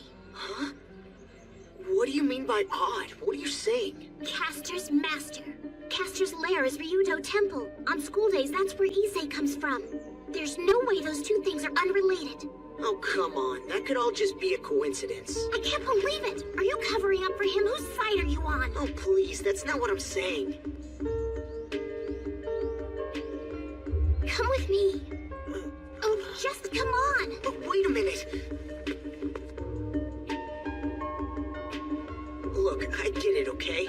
I see what you're trying to get at here. Believe me, I do. You can stop giving me that look all the time. How am I supposed to react when you just stand there and sulk at me? I am not sulking. Fine then. I just can't imagine that Issei would work together with Caster on something so horrible. Don't you remember what Archer said yesterday? What if Caster's master is really under her control? Just think, what if Issei doesn't even remember that he's actually a master? I guess maybe that kinda makes sense. Oh yeah? Do you have a better theory? No. Okay then, I'll check him out myself. Alright, fine, I'll do it. I'll look into it, okay? Just leave investigating Issei to me. I'll find out if he's a master. I give you my word on that. You can trust me. I won't hold back just because he's my friend. And I won't keep anything from you. All right, fine. You report back to me the second you know one way or the other. Got it? Of course, I promise. So, how are you planning on testing him? Huh? Well, Right. Please don't say you were just going to ask, hey Issei, are you a master dude? I know you wouldn't be lazy enough to do that. Don't you worry. There are plenty of other ways to check if someone's a master.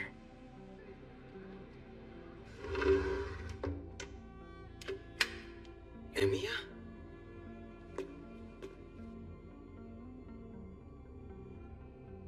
Issei, I need you to take your clothes off now. You want me to what? Have you lost lost your mind? Stay back! Is this a new Zen riddle or a Buddhist Q&A? Yep, don't ask questions. You just stop this, you fool! Get off of me! Is this any way for the heir of a samurai family to behave?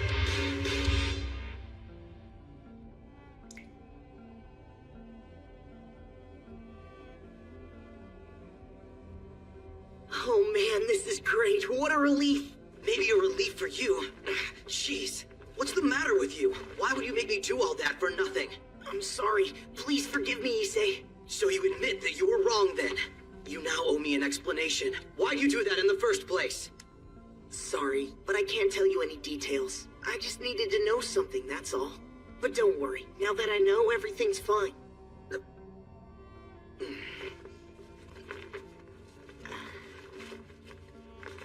Anyway, Issei, have you noticed anything strange about the temple recently?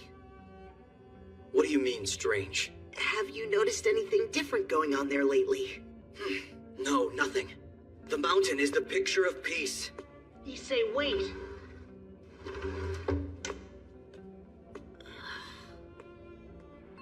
School is now out of session. Students are not allowed to remain on campus after school hours. All students, please leave immediately. She left? Yes, Tosaka took off ages ago. Well, that's great. She told me to report back to her right away.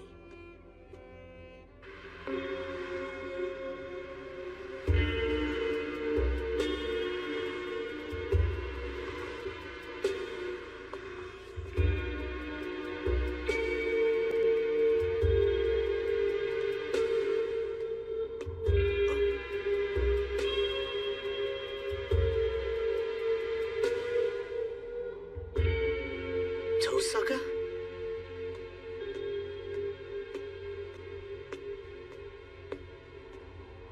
Hey, there you are. What are you doing just standing around? Wait a minute! What are you doing? Quiet. We can't attract his attention. Attract whose attention? Press closer against the wall. Boobs. Tosaka, your Keep boobs. quiet. There, in front of Sakura's. See that strange guy over there? Huh? Blonde hair. A foreigner? Right. He's just been staring at the Mato house. Back.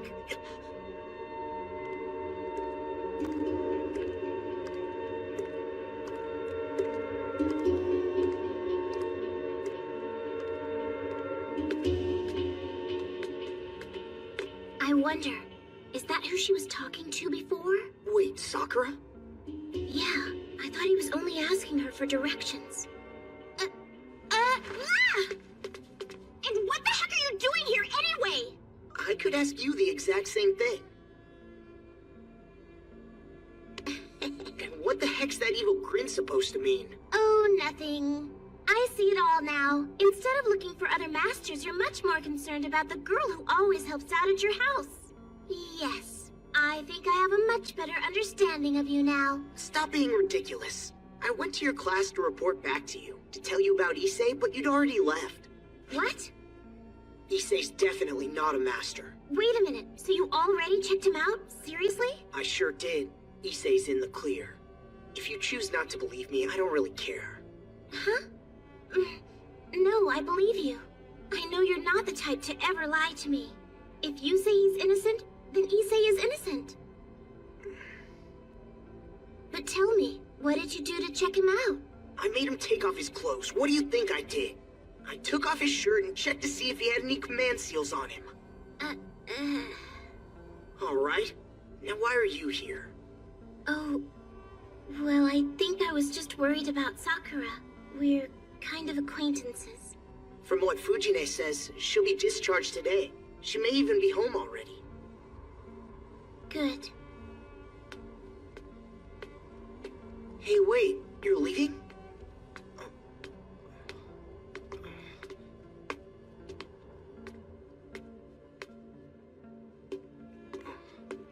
I have something I'd like to run by you.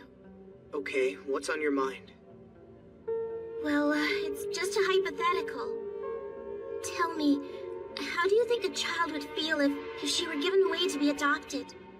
Adopted into another family with no say at all? Emiya? Well, it depends on the situation. If her new home was nice, then she'd probably never complain. And if it wasn't nice, then she would complain. I see. I guess you're right. Why am I even asking such an obvious question? We'll start again tomorrow. We need more ideas on how to find Castor. Okay, sounds good.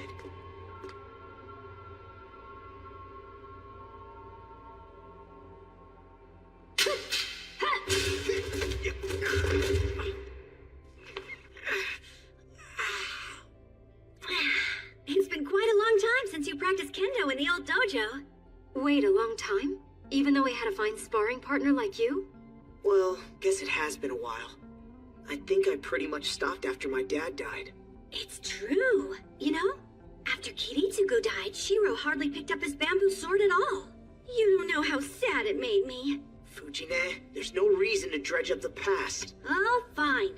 Oh, you have tales from Shiro's childhood? Yeah! Wanna hear? Wanna hear? Yes, I am quite curious. Wonderful then! Prepare to be regaled by Big Sister Fujine! He was so adorable as a little one. He was always so trusting of everybody, and if anyone had a request for him, he would instantly agree to it. However, he had a really bad stubborn streak. Whenever he set his mind to something, there was just no budging him. You could say he was the polar opposite of Kiritsugu in that regard. Polar opposite? Kiritsugu was the type of person who was always open. He thought that good and evil were subjective. He was one of those what will be kind of guys. However, if he saw someone who was in need, he would always try to help. And little Shiro here would always try to mimic him. Shiro tended to see the world in black and white, much more than Kiritsugu. Shiro would even beat up any bullies he saw hanging around town. Yep, even in those days, Shiro was one of Justice's heroes. Why do you want to be a hero of justice? Why? That's a tough question to answer. I looked up to them when I was a kid, that's all. So you look up to them, to those heroes of justice? You could say that. All right, why is that?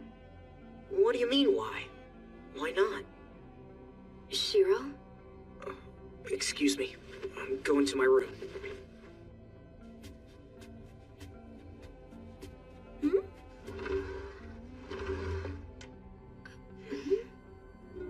Oh man, what am I afraid of?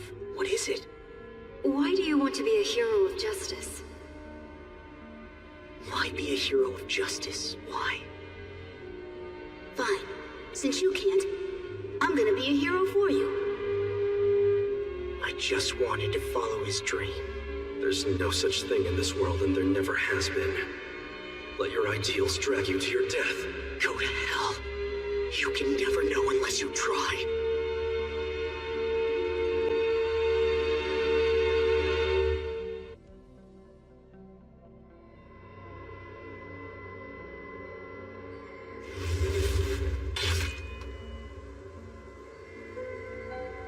I am the bone of my sword. Steel is my body, and fire is my blood.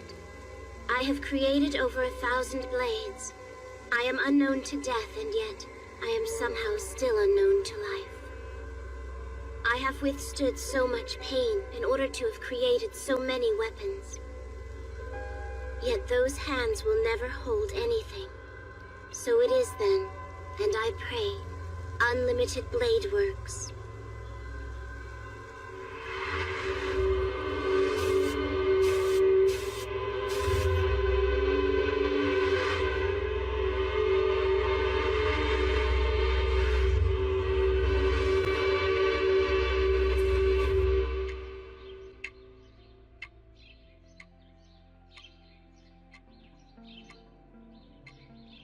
Such a crazy dream. That must be how he became a heroic spirit. That's so dumb. How much longer will you hang around? Not long, just until 7:30. Past that and I'll be late for school. You and your school wasn't what I was talking about. I was referring to how you're fighting this war. Working with another master would have been a good idea, if the partner you had chosen had not been the worst one possible. It doesn't matter. I said I won't break my agreement with Emiya, okay?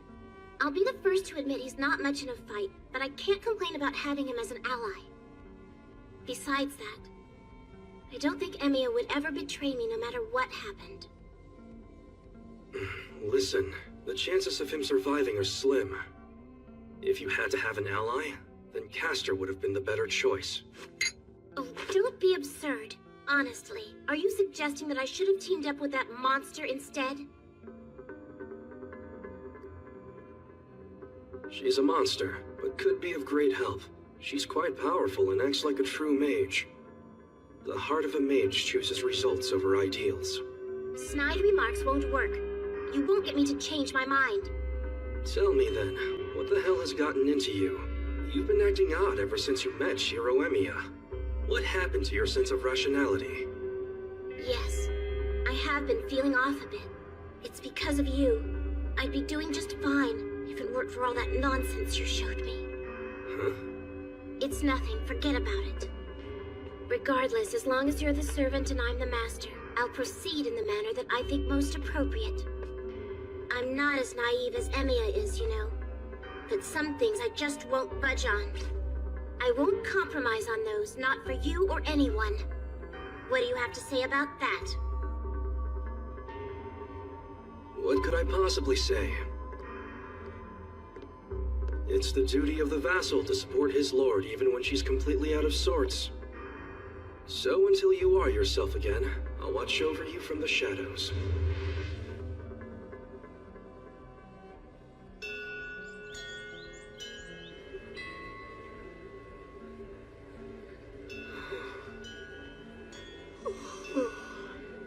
What's wrong with me? I've been waking up so tired lately.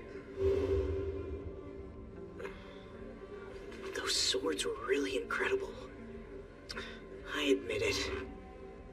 So I happen to like them. So what? You have your instructions then.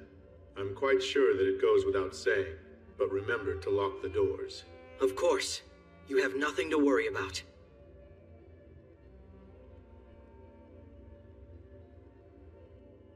Hey, Issei. Yes, what is it, Emiya? There's something I've been wanting to ask you for a while now. How close are you and Mr. Kuzuki? Huh. I guess I never told you, did I? I guess we do have a close relationship. You could say that Mr. Kuzuki is a kind of surrogate big brother to me. Big brother? Soichiro, Mr. Kuzuki, has been staying at the temple for the past 3 years or so. He's the quiet sort, certainly, but he is also very forthright and truly conscientious. Living under the same roof has given me a deep, abiding respect for him. At this point, I just think of him as a brother. Kuzuki, at the temple. What? Tosaka! What are you doing? I have some questions about your so-called big brother. Has anything odd happened around him recently? I'm not telling you anything, and just where you get off eavesdropping on us! I'd actually like to know as well. What? What is going on with you two? Especially after... Yeah, I guess there is one thing, actually. Mr. Kuzuki is engaged to be married very soon. It was about 2 weeks ago when he arrived with a woman whom he introduced as his fiancée.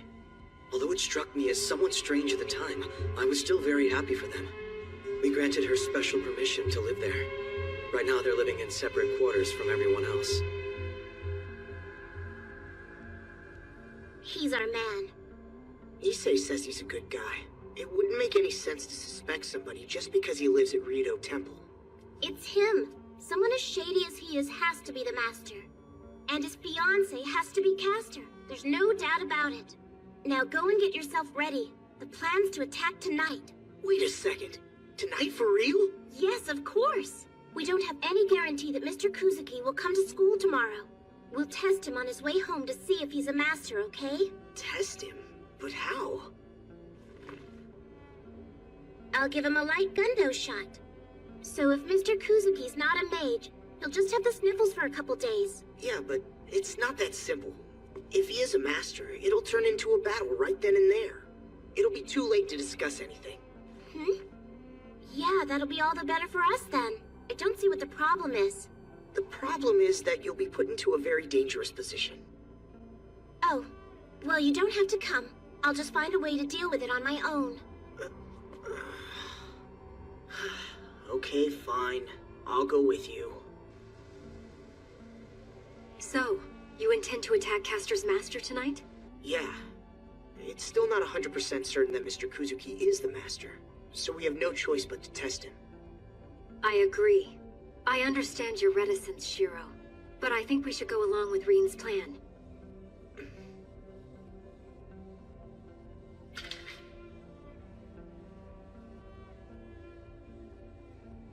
I really wish I could make swords like his.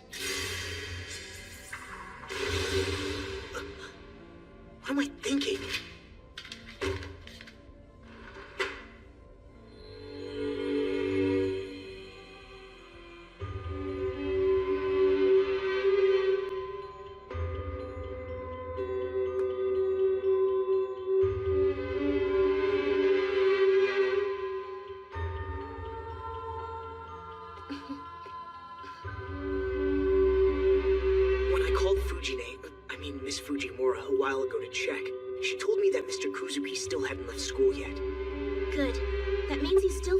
Usual routine, so we should be leaving right about now.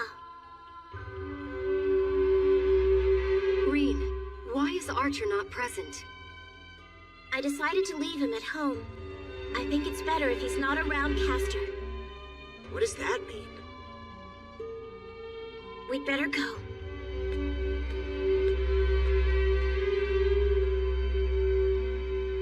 This is the only road that goes to Ryudo Temple. So Mr. Kuzuki is sure to walk by here. We'll set our traps so that we can ambush him. It's the perfect spot, don't you think? I set up a bounded field here, so we can be seen from the outside, but we'll be absolutely soundproof inside. A missile could explode and no one would hear a single thing. Good? Excellent work.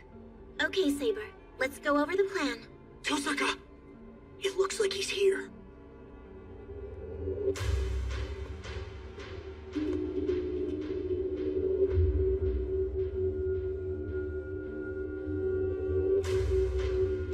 Sure about this? I really don't think Mr. Kuzuki's the master. Maybe not, but now we'll know one way or the other. Here goes nothing.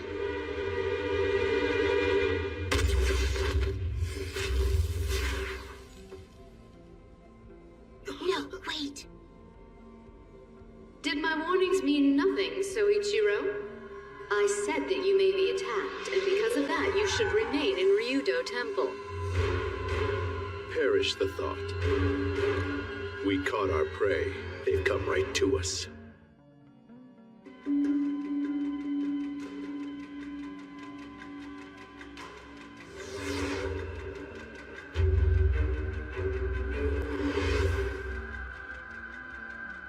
How much longer are you gonna mess around in there, you foolish little mage?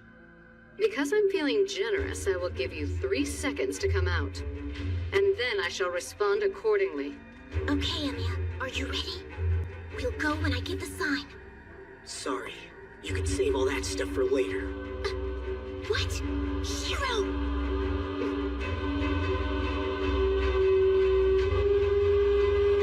This is a surprise. Looks like you decided to become a little too clever for your own good. Tosaka and Emiya. So it was not only Mato, but you two who were masters as well. How ironic. 3 of my students are masters.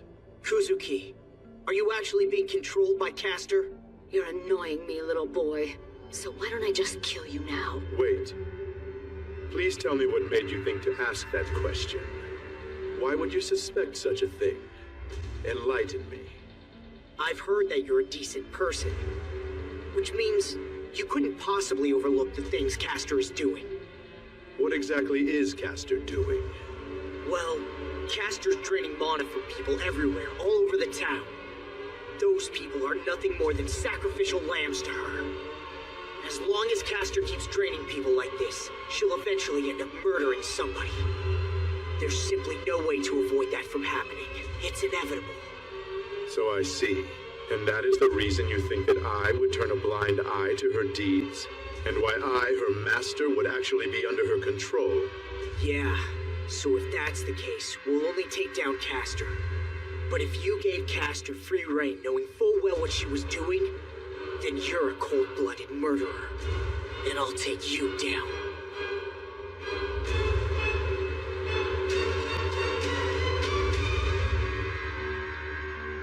No. It's the first time I've heard any of this. But Emiya, what you say Castor is doing, what is really so terrible about it? Say again? The deaths of unknown strangers, no matter how many, are of no concern to me. Exactly like how none of those strangers are the least bit concerned about my life. Kuzuki, you're a mage and yet you're okay with involving outsiders? You're mistaken, I'm no mage. I'm nothing more than a cold-blooded murderer. I will not participate in the Holy Grail War.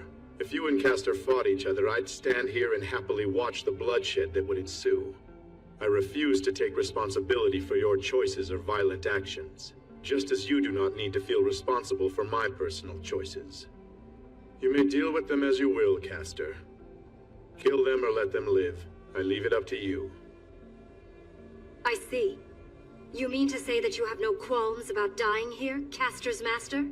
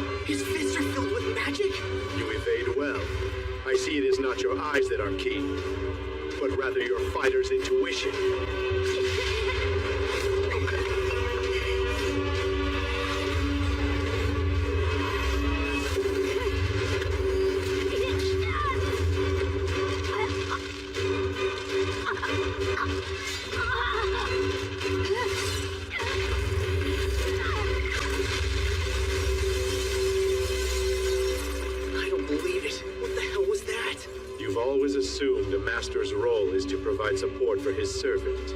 But there is an exception to every rule. There are masters like myself who do nothing but work out in the open when they fight. Master. Yes, Castor, what is it? Please allow me to deal with Saber, if you would like to see to the other masters yourself. Do so. Fine with me. You may have taken Saber by surprise, but now I know we need to take you out before you get too close.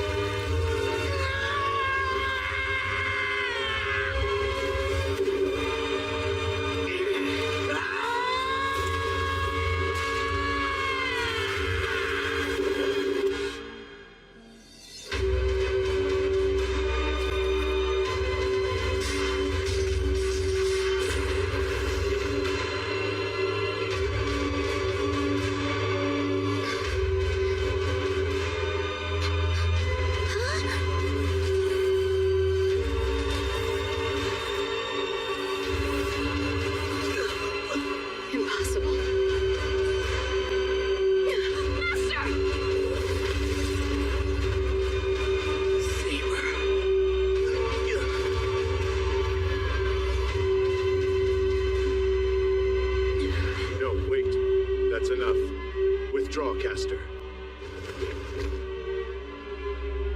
As you wish.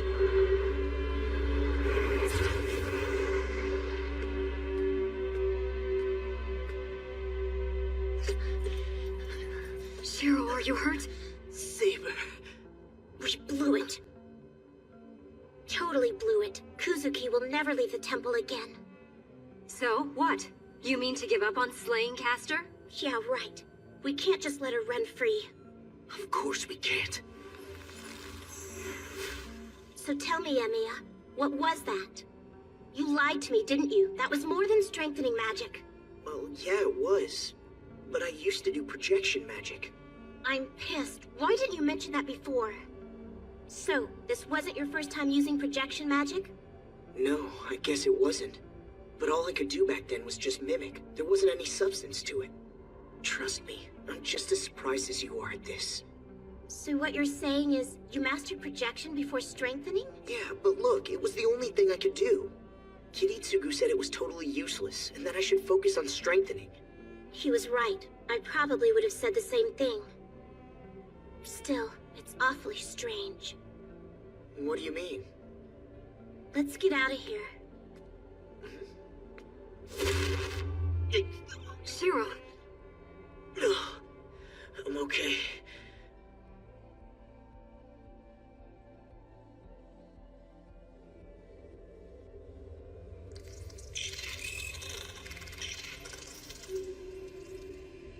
Ah, so this is where you were. Just so you know, I didn't come here to complain. Honestly, I don't care at all where you go or what you do. But listen, I have some really great news for you. Kotomine says he'll turn a blind eye to anything we do. Isn't that great? I see. The priest seems to think rather highly of you. Yeah, well, I think he sees my true ability. I'll give him a little token of appreciation once I get my hands on the Grail. So then, when do we start killing everyone in sight? I can't wait for you to gobble up souls so you can get stronger. And then it'll be their turn. It's gonna be great. I'm going to even the score with Emiya. We're going to have such a good time. Shinji, you have no clue as to what the Grail is all about. What?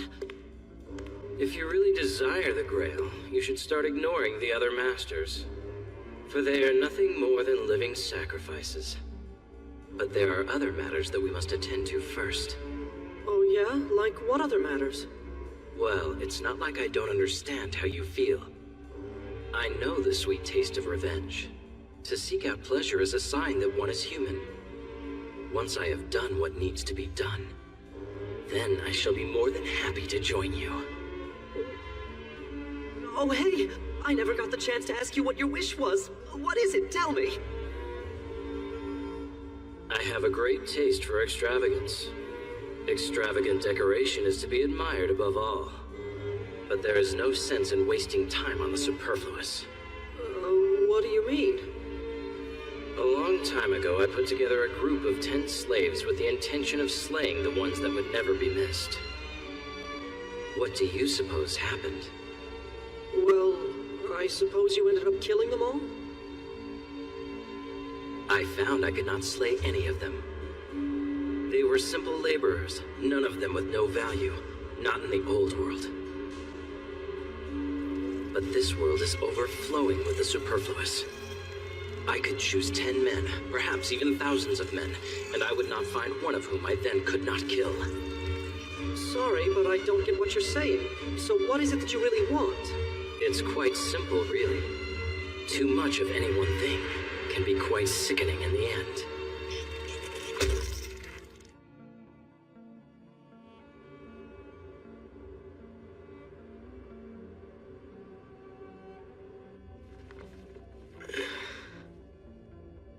I'm thinking we should skip training today.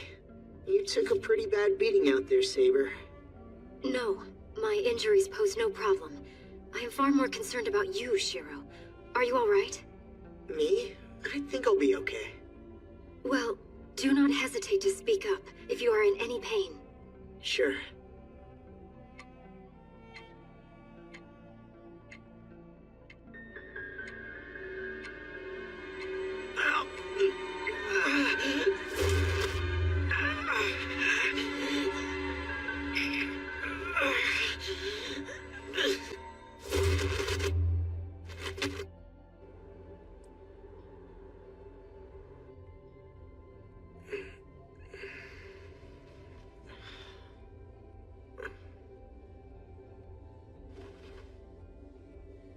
pain's gone.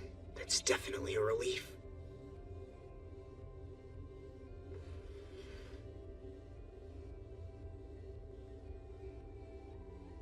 I hope Saber can get enough rest. I know. Why don't I make a nice breakfast for her before she wakes up?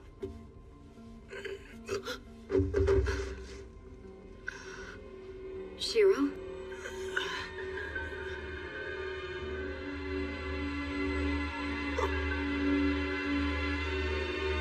So, I know it may be hard to believe, but Mr. Kuzuki has called in sick today. Mr. Kuzuki? Seriously? I guess hell finally froze over.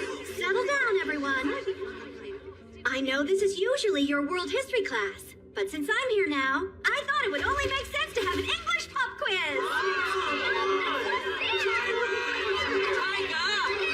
That's enough! If final period for study hall is my choice, I may decide to end up making it free time, so it would serve you to accept my kindness when it's offered.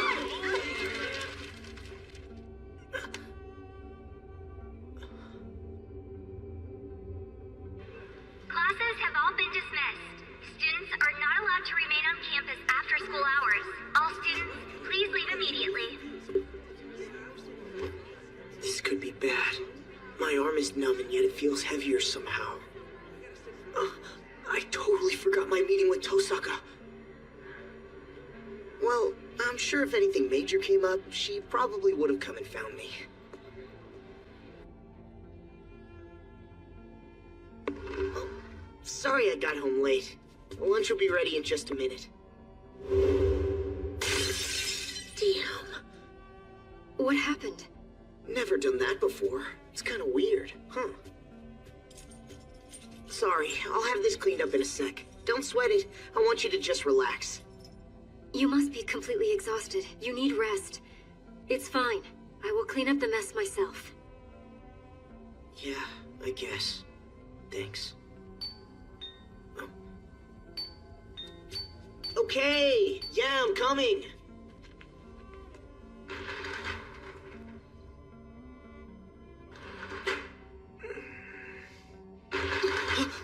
Tosaka, what are you doing here? Oh, drop the act. We tried to skip out on our meeting. Skip out? No. Sure, I guess I forgot to meet with you. It just slipped my mind. So what? I never agreed to these in the first place. I'm sorry. I didn't mean to forget, okay? As your ally, I should have been respectful enough to have checked in with you. It's fine. I forgive you. We'll just have our meeting here. But, actually, we were just about to have our lunch. Oh, that sounds perfect. I haven't gotten a chance to eat yet. Thanks, Chef. Hey, wait a minute.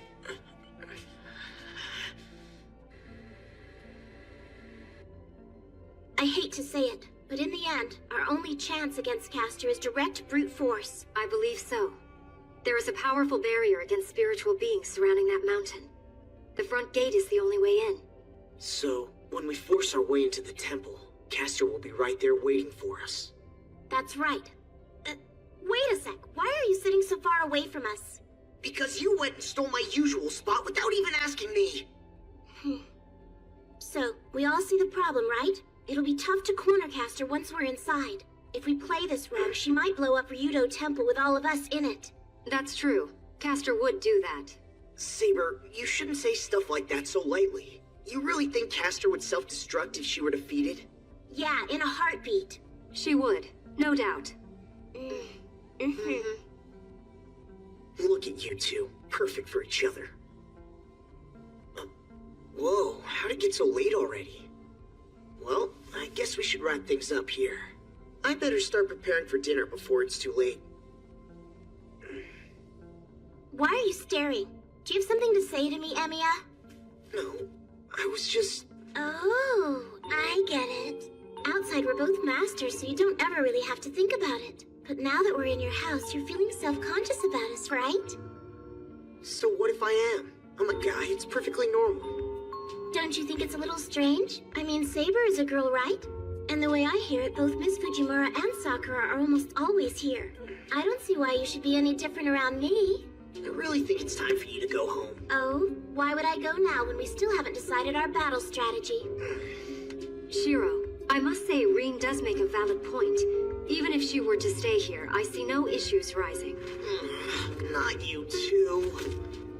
Alright, fine. But I know Miss Fujimura will be here soon. And it's her the two of you are gonna have to convince. Yeah, I know. I have a plan for Miss Fujimura, so don't you worry your head about that. Don't blame me if she blows up in your face. I'm home! Welcome back. It's so cold. I think it's gonna snow tonight. Oh, you're making hot pot. Great! That's my hero. You're as smart as ever. Be careful. I'm looking for a hot stove whatever. here. Just hurry up. Hot Hey, pot, stay away from me. Hot pot. There. I hope I'm not imposing, Miss Fujimura. Ah, it's Miss Tosaka. It's so unexpected to see you here at Shiro's place. Wait. What is the meaning of this? What on earth is she doing here? Tosaka, explain yourself. What are you doing here this time of night? Exactly where are your manners? What do you mean? Emiya has been gracious enough to treat me to dinner in his home. What do you have to say, Miss Fujimura? I think it's quite absurd to barge in here without so much as a knock on the door. What? I'll have you know, I act as the household chaperone. Emiya's father left me in charge. We're practically family. Okay? Oh, I see. After dinner, Emiya and I have some studying to do for a test. Please don't worry about us. What? Shiro, Mr. Emiya, tell me what is going on. Now. If it's hard to address him formally, don't mind me. I'm aware that it's certainly none of my business. What you call him doesn't concern me. Did you happen to hear about this from Sakura? I can't say. I'm so sorry, but I promised Miss Mato that anything she told me would be held in absolute confidence. However, I do hope it's all exactly as you imagine, ma'am. Game, set, and match. I will leave these here. Okay, thank you. Would you like me to help with the dishes? I can't just eat your tasty dinner and do nothing in return. Nah, you can owe me.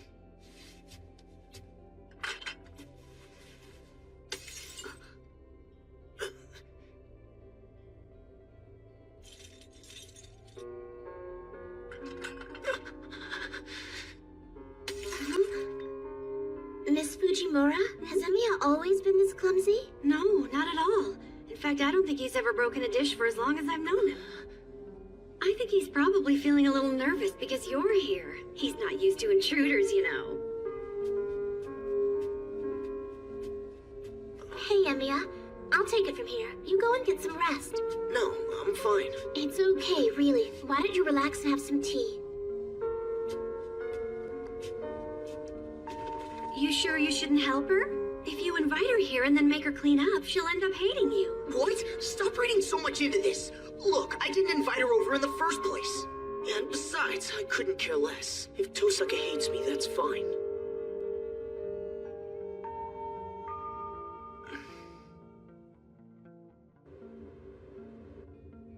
Hey, where'd she go? I believe that she went outside into the courtyard. The courtyard?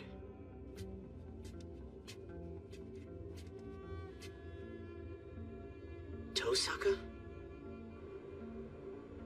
I like your bounded field. You can really sense the human emotion in this one, unlike the one at my house. Care to join me?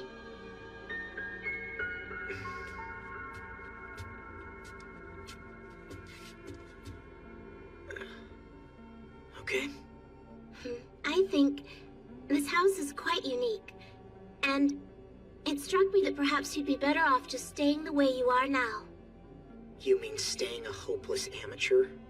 I wouldn't have put it like that, but that's not too far off. I don't actually know myself what Kiritsugu Emiya was like as a mage, but the energy here is incredibly natural. For a mage's workshop, it's very open, as if one were just free to come and go as you please. So it's not like that at your house? Not even close. It's good at keeping people out, but really once you're in, it doesn't let you leave. It's wrong, but it's not like it's something that I can change. It's just the way things are. Personally, I've come to enjoy the way that it is now. I suppose I was chosen because of this strong personality of mine. How has it been? Was it hard for you?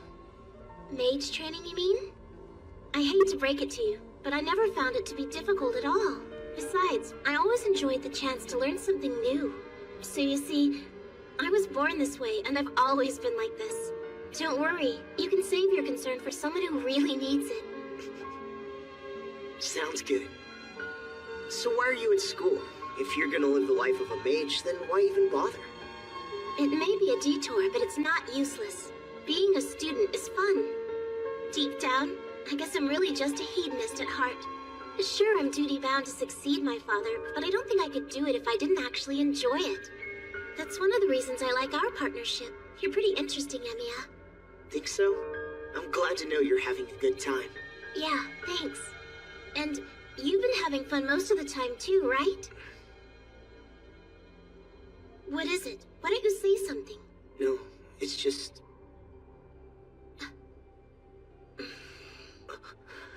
Tell me the truth. Be honest. It's fine, but if I misunderstood, I have to know now. I guess that I never thought about mage training as something that was fun. Or magic, for that matter. For me, it was more like I was happy if people around me were happy. The way I always saw it was that if I learned magic, then maybe I could end up helping people someday. I wanted to be a hero of justice, just like Kiritsugu. That's why I learned magic. And I guess it's my reason for sticking with all of this. Let me get this straight. You never thought of studying magic as doing something for yourself? Huh? Well, I never thought about it like that. Not really. It makes me happy to know that I can be useful to others. Really? That's you being happy, not magic being fun. Look, I want to know about you. I want to know whether or not you actually enjoy it. I don't care about anyone else. I'm asking you if there's anything about it that you consider to be fun. Is there anything about this that's fun? Hard to say. I guess thinking like that is a luxury I just don't feel I deserve right now. Come on! Tell me the truth! Fine, not really. Damn it! You really piss me off! What you're telling me is that you're always worrying about others and never focusing on yourself? Wait a... You shut up! I'm talking now! I've been thinking all this time that they were just similar, that's all. But I never imagined they'd be totally identical. Hey, come on, chill out. Why are you so angry? What's the big deal? You don't get why I'm angry, and that's why I'm angry! Fine then. That settles it. I'm gonna make you say uncle tomorrow. You'll see. Hey, wait. You're not gonna attack me again. I am. I have something special I've kept in reserve, and you're gonna get it.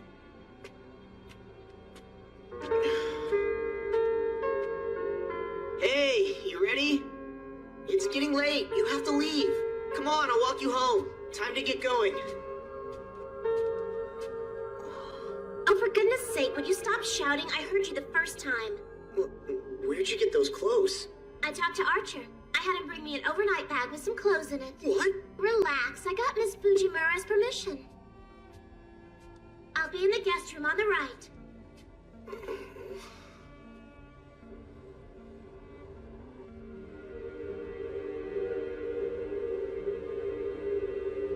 Trace on. Tracing basic structure. Strengthening component materials.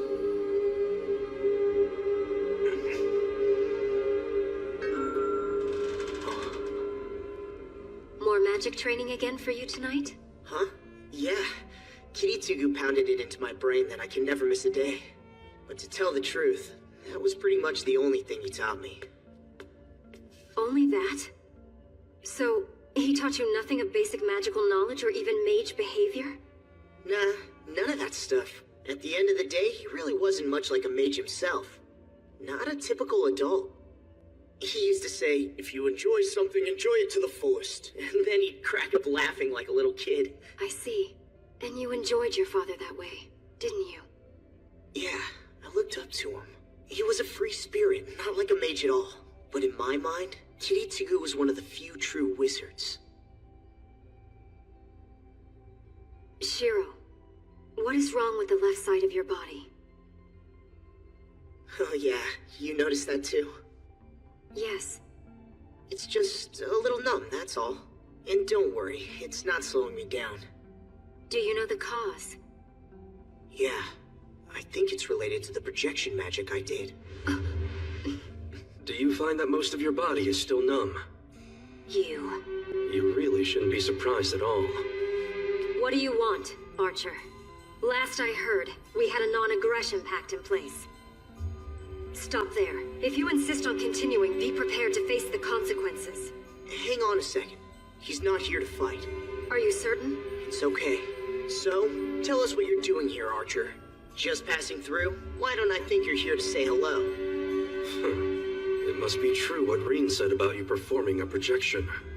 Half your body is numb and your center of gravity is off by about 7 centimeters. Is that right? I might be of some help here.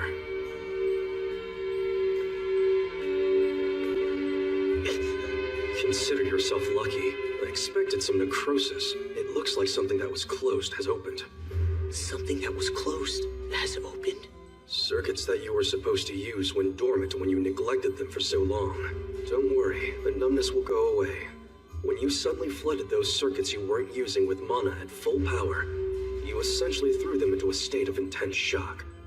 However, this means that those circuits are now active.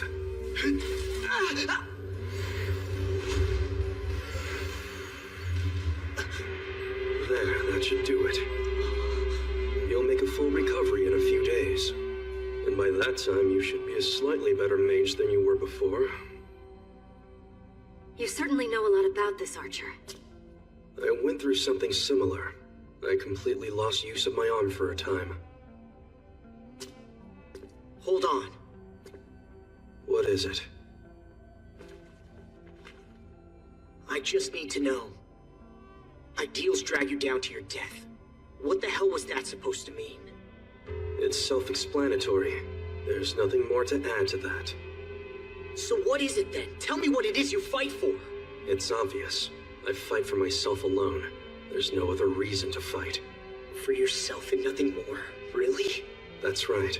If your main desire is to never hurt anyone, then by all means do as you wish. It's up to you. But be careful. Be certain it's your wish and not anyone else's. Know that if you fight of your own free will, any resulting sins and punishments will be of your own making. Bearing it comes with that decision. However, if that desire was borrowed from another person, then the ideals you claim are nothing more than fantasy. There must be a reason for fighting, but that reason must never be an ideal. If you fight for ideals, then you will only ever be able to save ideals. That's all. You won't be able to help anyone. A desire to save something or someone stands out as a reason to fight, or at least it does for you. Right, Emiya? Salvation at the hands of another is never true. Such salvation is like currency. When used, it passes on to another. It's indeed true that your wish to save others can probably be achieved, but in doing so, you must give up all hope of saving yourself. You shall cling to ideals not your own, and you will pursue them until it destroys you in the end. And that is why these ideals you hold so dear are meaningless. Nothing ever comes of helping others, because in the end, you can save neither others nor yourself. That life is an illusion. You're wrong. You're wrong. I know it.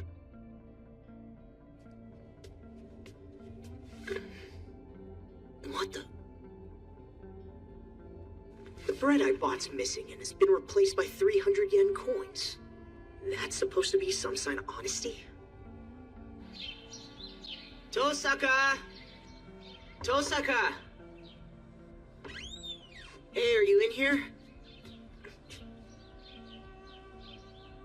I wonder what's in there.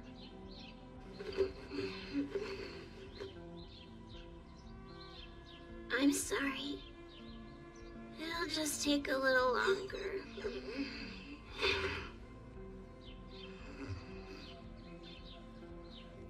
Shiro, are you feeling any better today? The numbness on my left side is completely gone, but all of it still feels kind of heavy, you know? That is excellent news. Good morning, Reen. Good morning. I trust that you slept quite soundly last night? Truth be told, I didn't sleep very well at all. And someone was making really loud noises well past midnight. But anyway, we're gonna need to go out today, so hurry up and get ready. What do you mean we need to go out? To where? Out to the neighboring town. And what are we gonna do? What else would we do? We're going to go have some fun, of course. You have heard of a date, haven't you? I know what a date is, but who's going on one? Me and you? I see. You and I are going out on a date. Wait!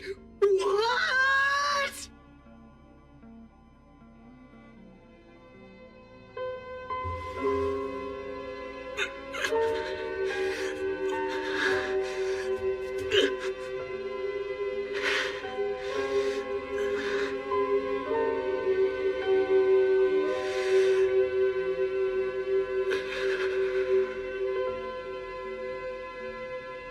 Memories of 10 years ago. The words of the man who was my dad. Even if I was a mistake from the beginning, the path that I chose isn't. I wanted to become a hero of justice so that event wouldn't just be some tragedy in the past. For 10 years, I've embraced the ideal of a time when everyone would be happy and no one would cry. From the beginning, I knew what I had to do to realize that ideal. I didn't decide to fight because I'd become a master. I decided to fight because it was something that I could do. Something I believed I ought to do.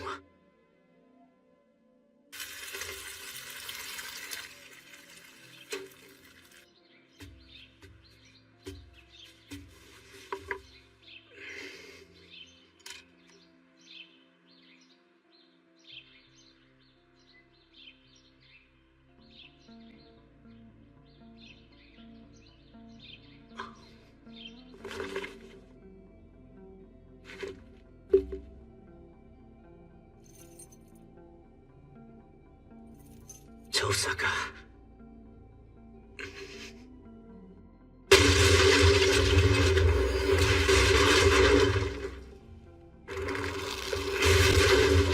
Where the hell did he hide it?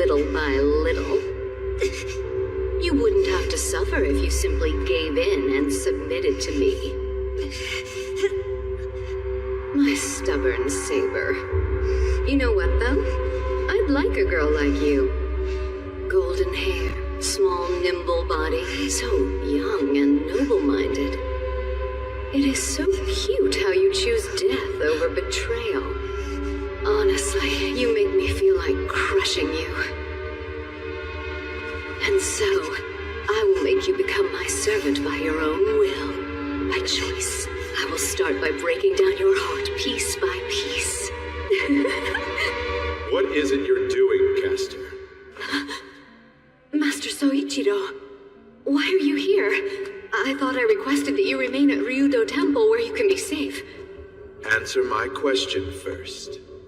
I know you heard me. What are you doing here?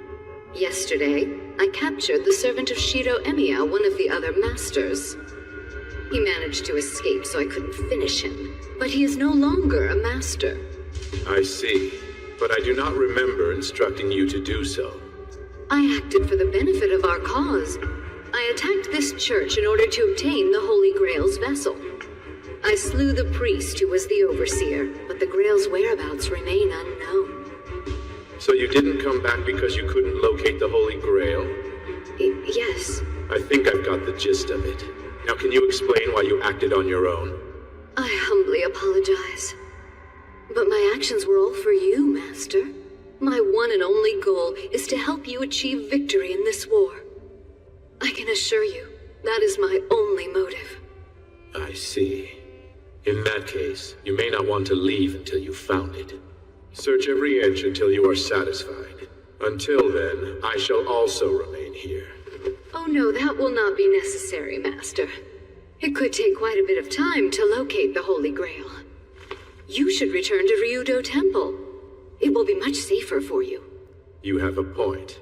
But if I did, I would not be able to achieve my own objective. Of course, but what objective? Be quick about it. If it is not here, then so be it. I don't care how you accomplish it. All I need is the result.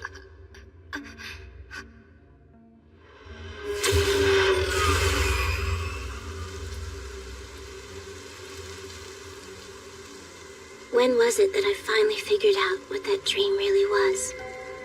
That it was the mental landscape of a certain heroic spirit. Many heroic spirits. Servants.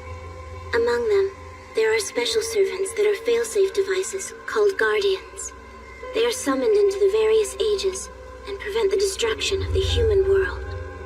No, it's more accurate to say that they prevent the human race from destroying itself. Even though he was summoned to save humanity, before he could save them, he was forced to clean up the messes that humans had made. It did not take many summonings for him to lose hope, and he began to despise the human world. In the end, he continued to be betrayed by his ideal, even after death.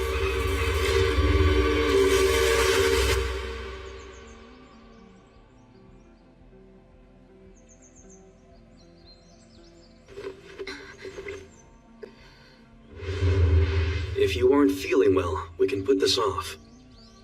It's fine. There is no pressing need to attack. No.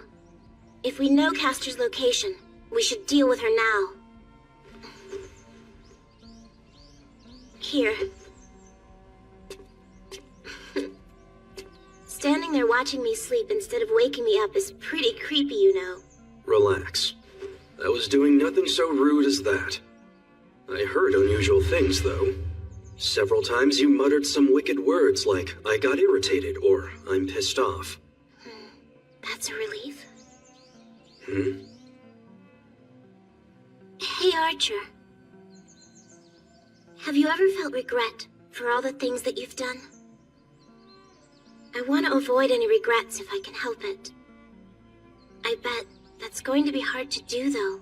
Even more than I ever imagined it would be. There are those who can do it and those who can't. I'd say that you are the former. See, people like you don't make mistakes in the first place. Mistakes aren't even a consideration for them.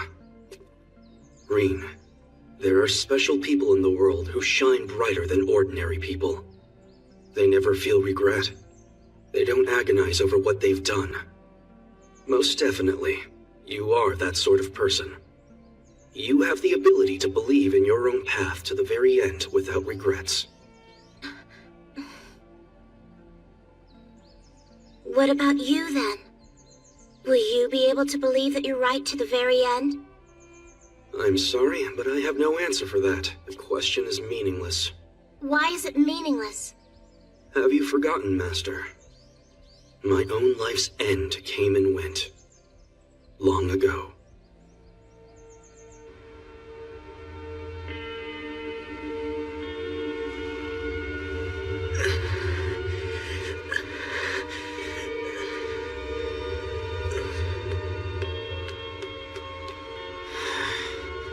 Jeez, where the heck's she gone to?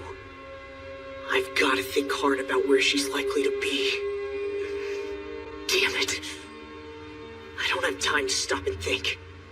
I'd better just go and ask him.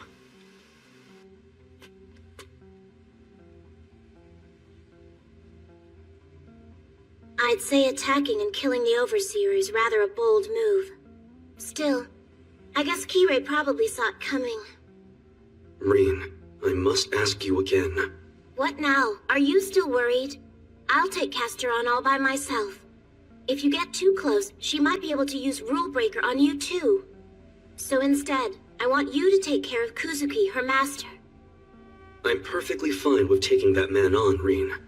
But do you understand that a mage like you is no match against Castor's power? Relax, Archer. I wouldn't have said it if I didn't have a chance. Just leave her to me, alright? Very well. I'll trust in you.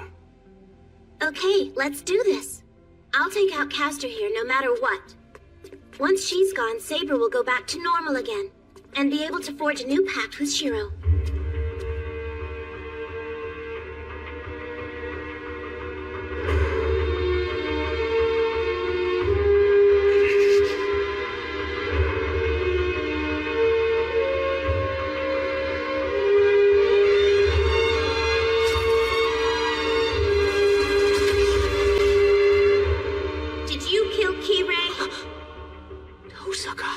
Of course. It seemed as if he wasn't going to give me the Grail without some sort of big fight. Yes, good thinking. So did you make absolutely sure he was dead? Saber! What exactly is that supposed to mean? Nothing at all. If you didn't actually see his corpse, he's still clinging to life somewhere, that's all. But enough about him. Let's get this over with. You don't have a human shield this time, so I can go all out. Do you really think that you can beat me in a magic battle? It depends on how I do it. I can see that you don't have control over Saber yet. Also, I know how strong Mr. Kuzuki is. He's no match for my Archer. Are you ready to do this? Yes, I'm ready. As planned then, Rin? Yes. I won't hold back. I'm using everything I've got.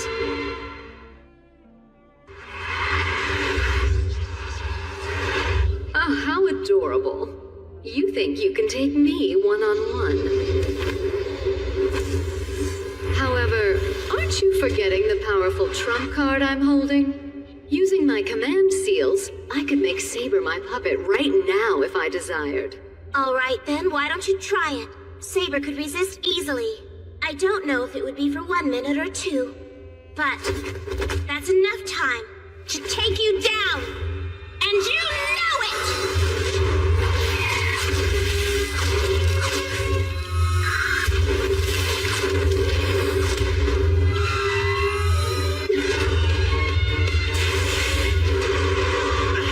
A distraction?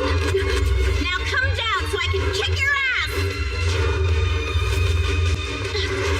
Archer!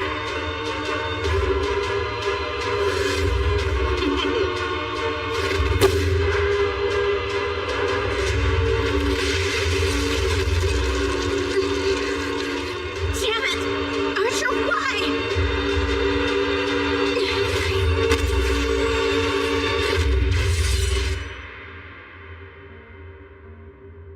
What do you think you're doing? Archer?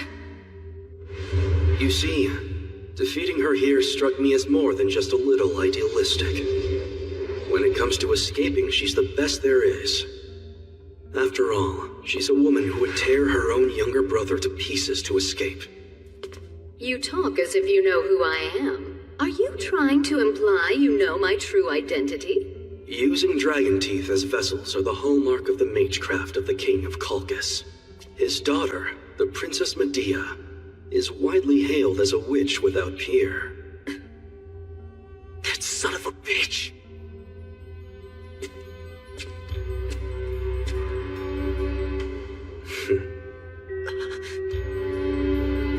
If I may ask, Castor, do you have sufficient energy left to sustain yourself and one additional servant? Archer, what are you doing?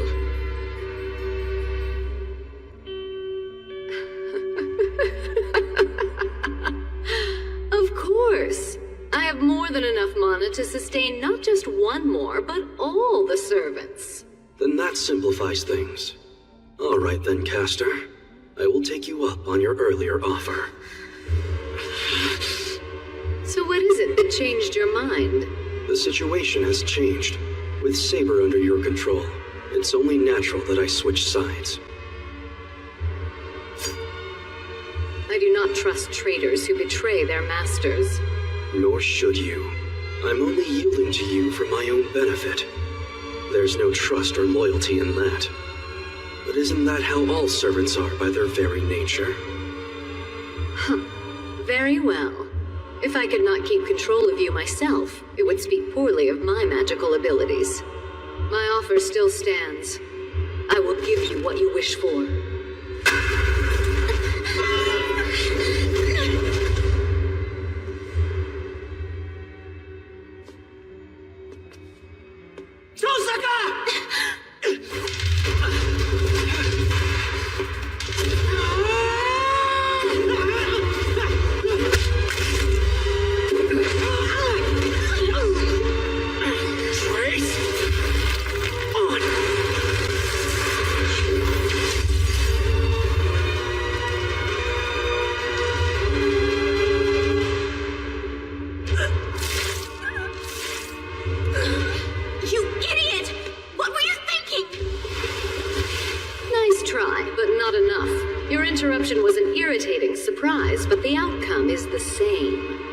Finish you here and now. No. Wait, Caster. I want to attach one condition to me joining your forces. What are you talking about? I'll surrender my freedom to you without resistance. My price is that you let them both leave here alive and uninjured. For all your words and actions, you're just a softie. No. I thought it would be wrong for a heroic spirit to cut down his former master. It's odd to hear common decency coming from the mouth of someone who's a traitor. Very well, I shall let them go. But I promise if they ever get in my way again... Yes, of course. If they prove foolish enough to take up a hopeless fight, they'll simply be annihilated. Archer's right. Let's get out of here while we can. If you hate me, it is misplaced, Reen. This woman just happens to be the superior master, that's all. I always side with the most powerful. That's true, but you'll regret it, because I'll never quit. You hear me? I'll defeat Caster and then take you back. And once I do that, I won't forgive you no matter what.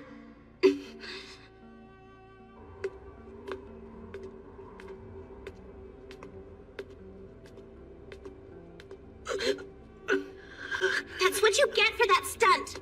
Just sit down and rest, all right? No. Let's get back to my place as soon as we can. And don't worry, I'm okay. No, you're not. Don't try to tell me you're okay when you've got an injury like that. Are you even listening?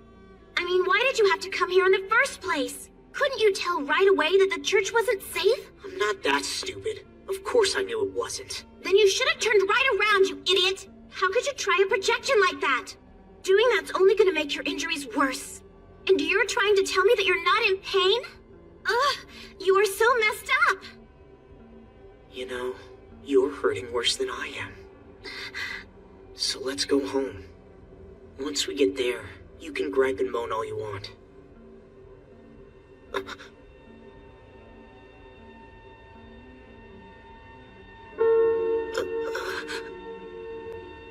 I can't believe it. A guy actually made me cry. Tosaka, what are you... Shut up. You're gonna make this right.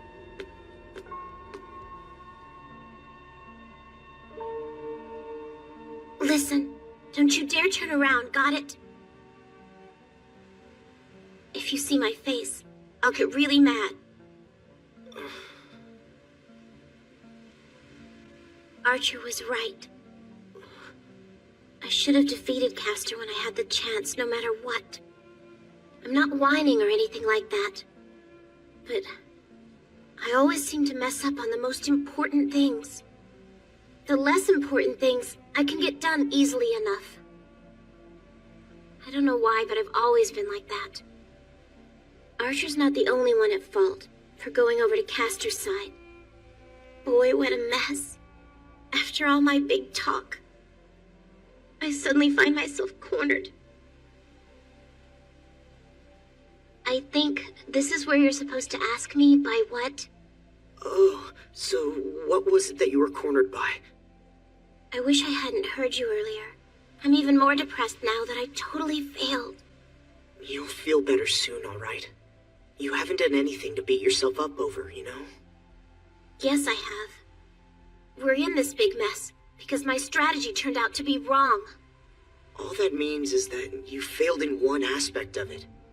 But that doesn't mean you were wrong. To be honest, I admire how brilliant you are. I don't regret things either. I believe that what I've done was the right thing to do, but that belief is a patchwork. But I bet you'd pay back double whatever you got once you've pushed all that regret out of your system.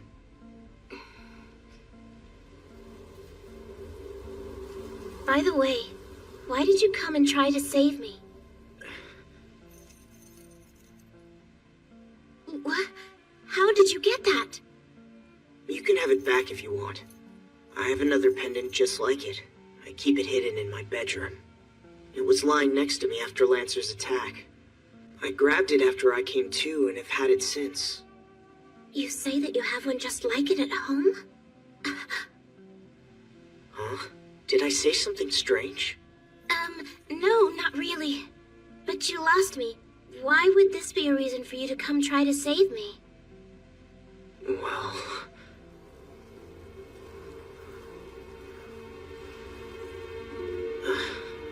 I've got to admit, that was an excuse. To come clean with you, I've always adored and watched you from a distance. But it was complicated.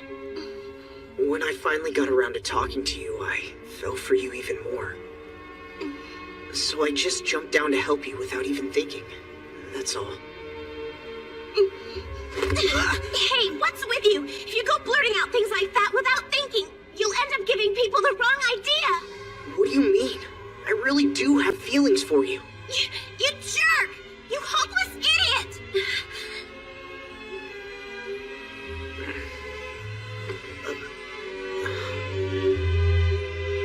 Thanks for coming to my rescue.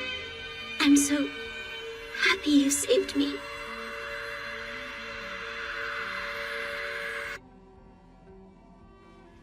Ow, ow, ow! Now just hold still. There, we're done. Thank you.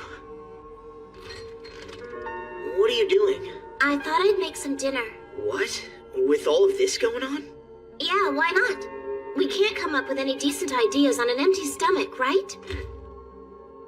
I've done a lot of thinking. About why I joined in the Grail War.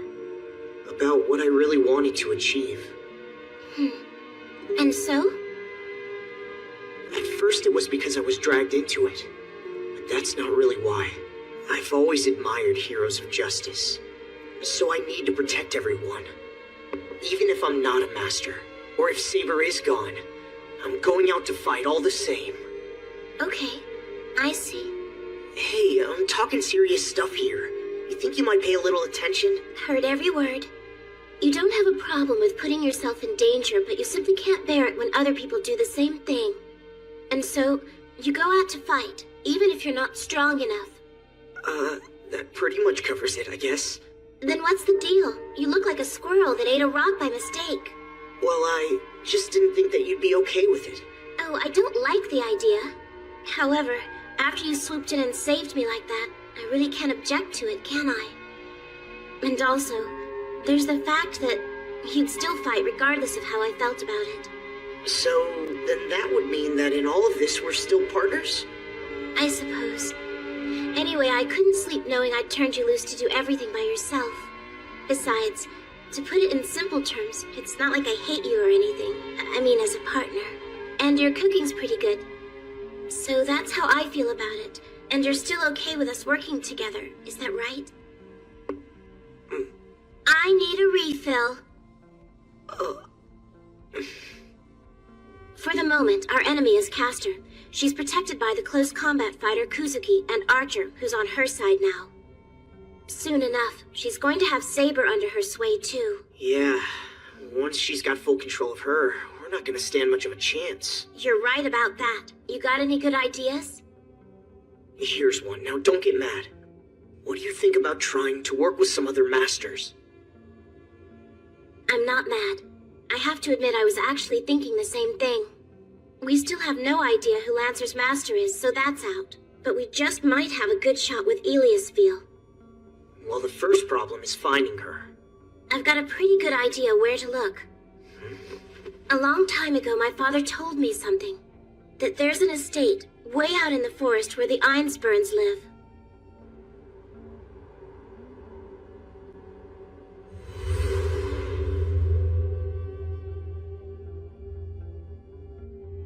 Why does it elude me? There is no Holy Grail here. Not true. He obviously lied to me. The Overseer of the Grail War would never allow the catalyst that is his trump card out of his sight.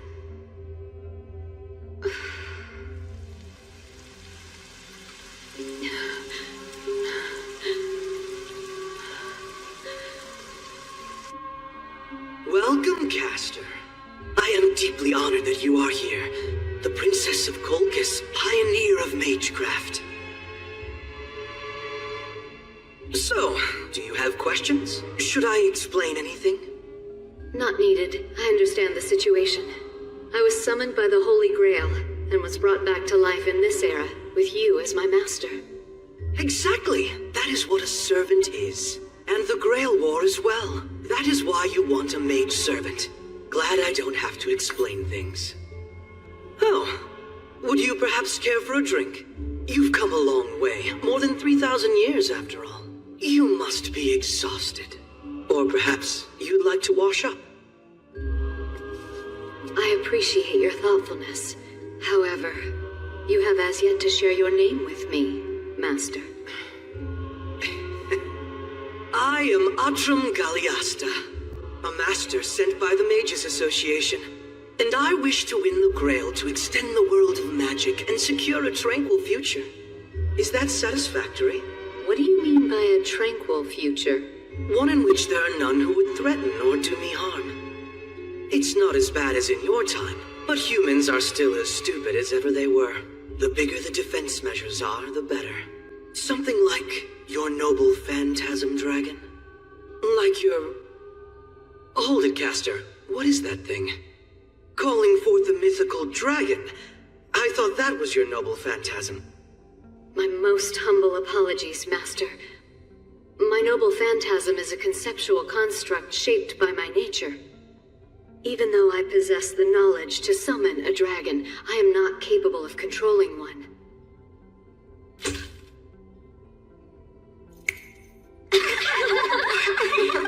Well, isn't that a crock? A dragon is beyond her.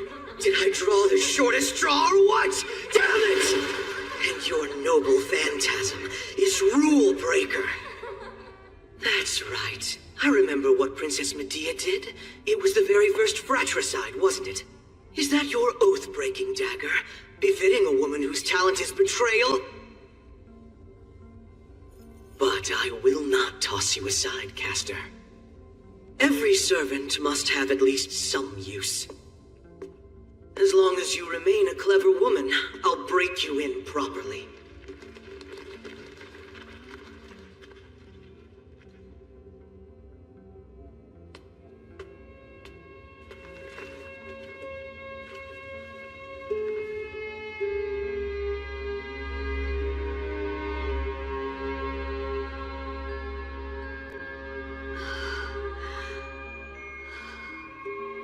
My family is fairly new to the Mages Association.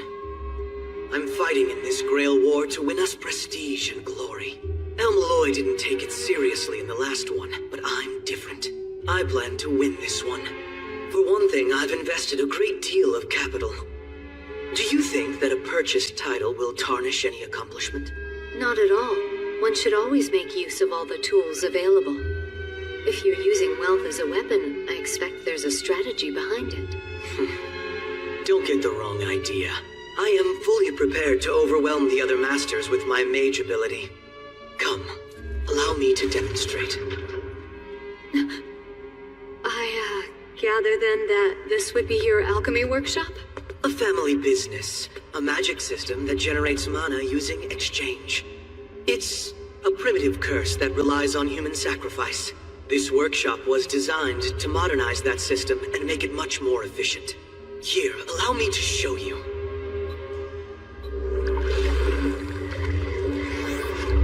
It works best when the raw materials are still fresh.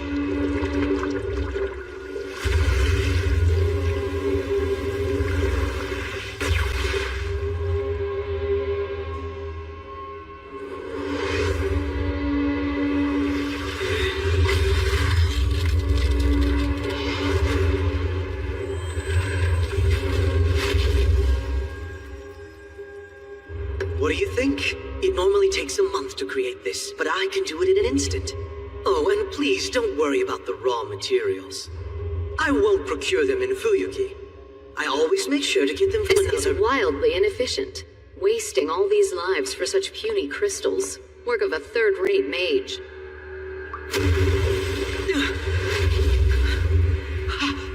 What the hell did you just do? How can you create mana from an empty kiln? What do you mean? Oh, so to the eyes of you modern mages, this vessel appears to be empty? Your method of generating mana must be one step, no more, a dimension lower than mine. What about the incantation? Countless hours designing this workshop just to get around that aspect of mana creation. The incantation alone, that takes at least 3 days and nights. But I have no need of incantations. Magic is simply a power that responds to my command. Please forgive my bluntness, but I strongly urge that this workshop be shut down. It is unwise to waste lives this way. As a mage of great proficiency, I abhor an unprofessional workshop. Ah, that is very good to know. Apparently, I didn't quite grasp what a servant was. I order you by command seal. Do not use your noble phantasm on me. I have no desire to be stabbed in the back by a treacherous witch.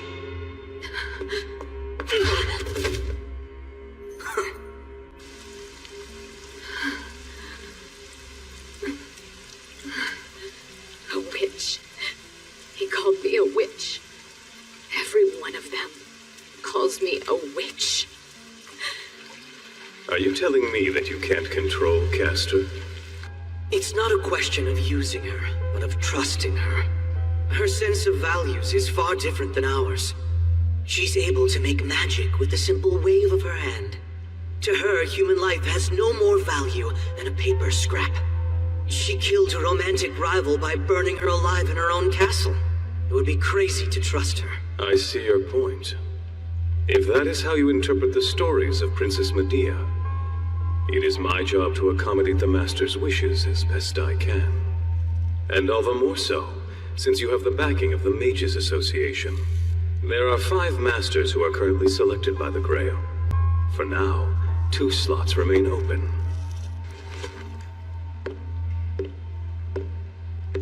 I hoped that you would say that.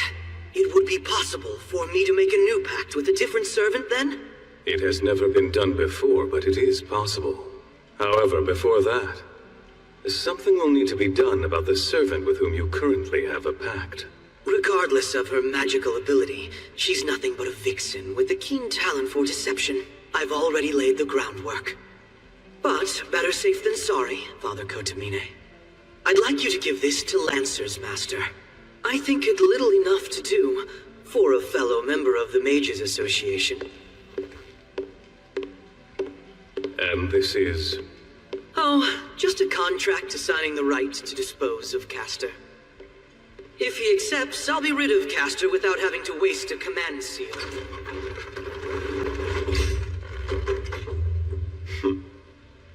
Give this to Lancer's master, you say? Servants will be servants, and masters will be masters. And neither of them with any luck at all.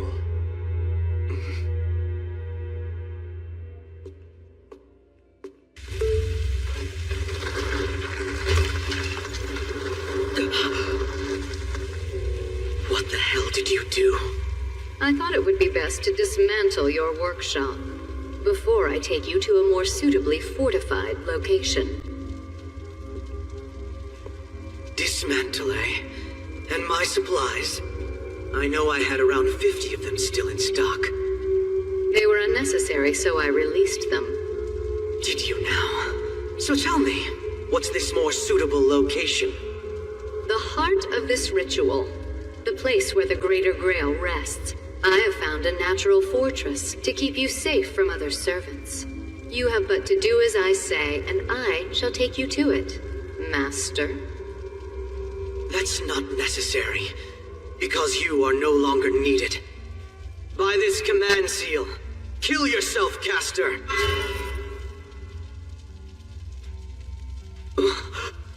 What the hell's the problem? Does it take more than one? By command seal, I order you, terminate yourself, caster!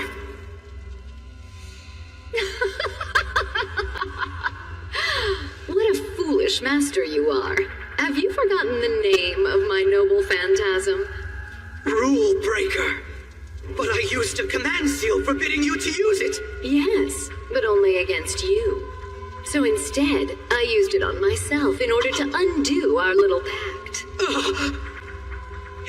Impossible! To you servants, that's tantamount to committing suicide! You won't be able to maintain your physical form anymore! Perhaps, and what of that? You are on the verge of losing your life, so why should that concern you?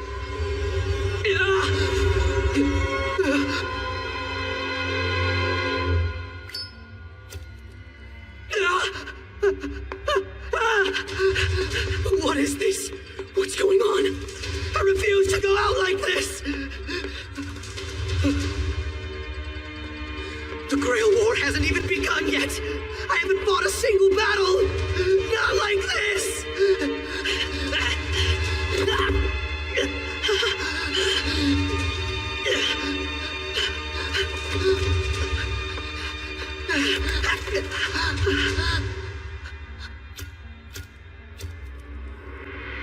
Yes, perfect end for a man who celebrated victory before he ever started. You treacherous, evil witch!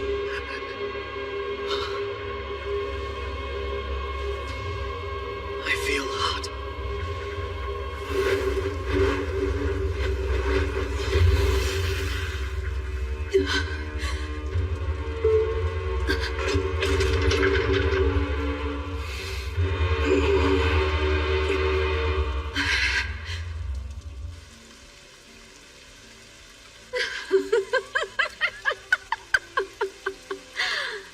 So in the end, I will die like this again?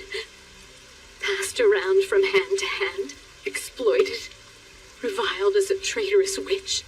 All I wanted, all I wished, was to return to my homeland once more.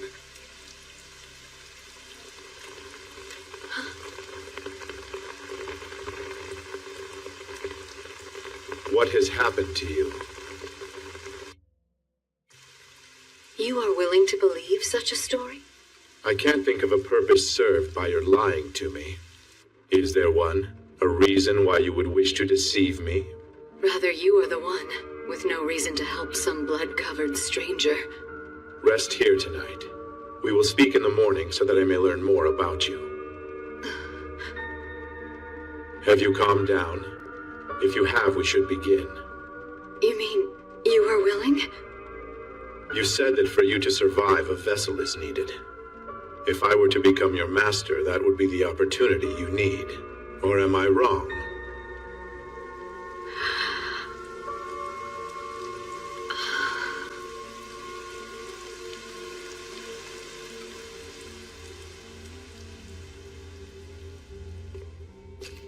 Go for wool and come home shorn. Interestingly delicate for a mage of your power. I thought I said for you to keep watch outside. Oh, that. No enemies worth mentioning out there. I couldn't take the boredom. What did you expect? The moment you changed sides, Berserker became our only enemy. Did you not join with me because you knew that would be the case? Maybe. Have you thought that the reason could be I simply wanted my pact with that master severed? That I didn't care who would be commanding me as long as it wasn't her? Understood. As servants, we are usually quite dissatisfied with our masters.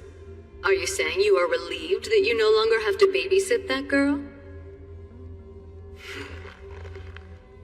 A small word of advice. You really shouldn't assume that all servants are just like you. A righteous, heroic spirit can only be servant to a righteous human.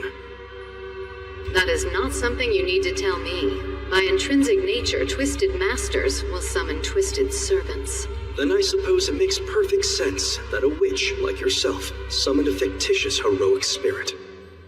I do not care about whatever you choose to think.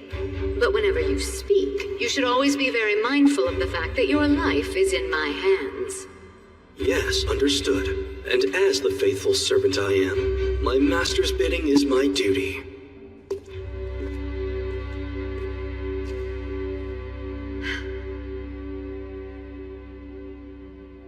Just a while longer and the Holy Grail will be in my hand.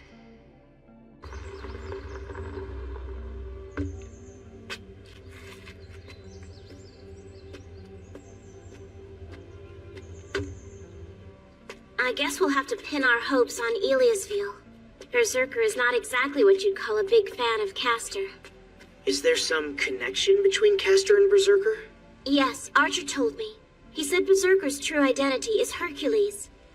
If Castor really is the great and powerful witch Medea, then they would have started when they met on the Argo. Kinda like how Kirei sets me off by just breathing. Everybody has someone that just rubs them the wrong way.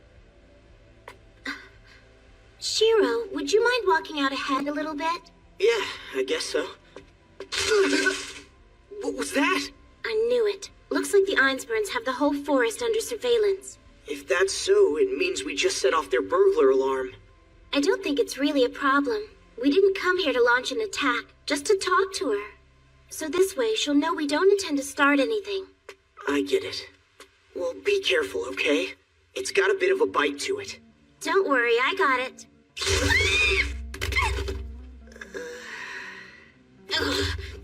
That little twerp's pissed me off now. I heard you laugh just now. I know I heard you laughing. Got her good with my little trap. Reen is just so much fun to play with. She'll never give you anything but honest reactions. Although, I wonder if they'll make it here all right. Maybe I ought to disable a few of the traps. Mistress, really? You're not actually serious about allowing those people to come in. Well, of course, why wouldn't I? They just said they're only coming here to talk. And besides, I need to ask Shiro a few things. Listen to yourself! Don't be a worrywart, Sella.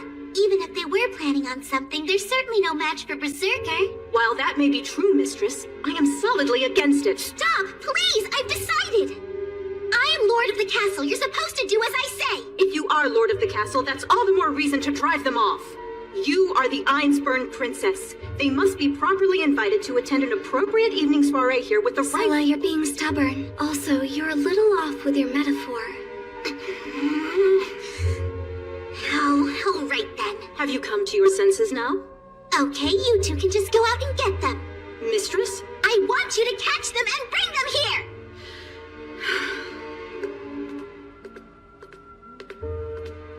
Is this weapon, in fact, necessary? We are both professional maids. If we see that any wrong is being done, then we need the proper tool to take care of it. Did you sense that?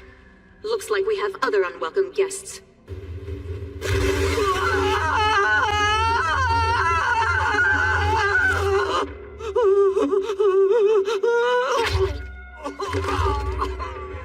That jerk dragging me along with him into this trap!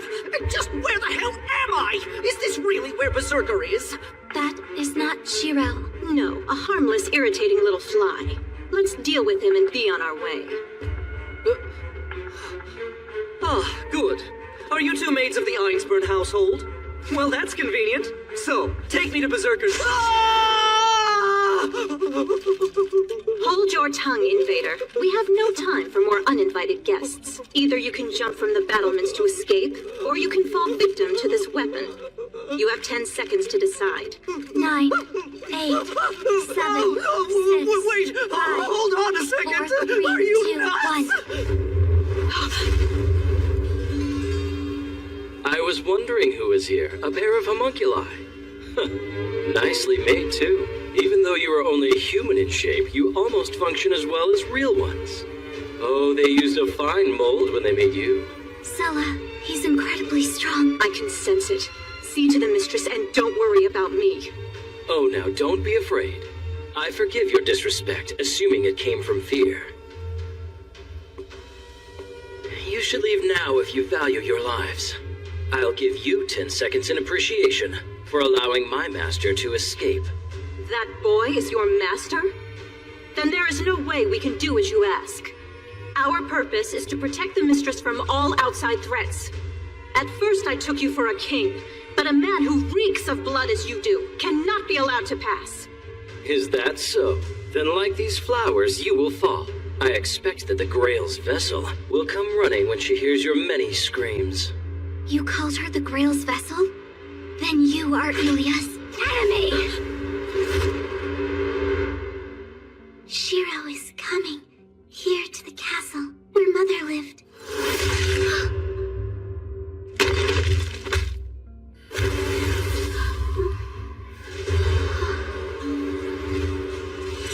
Please read now!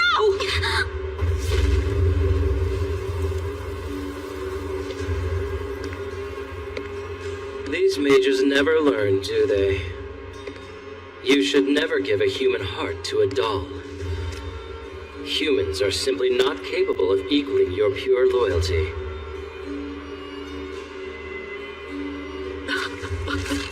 As long as I can draw breath, you won't go near the mistress. Really?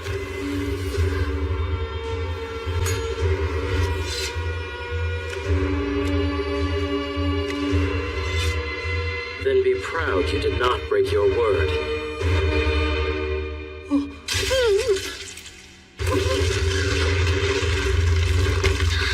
Liz! Zella!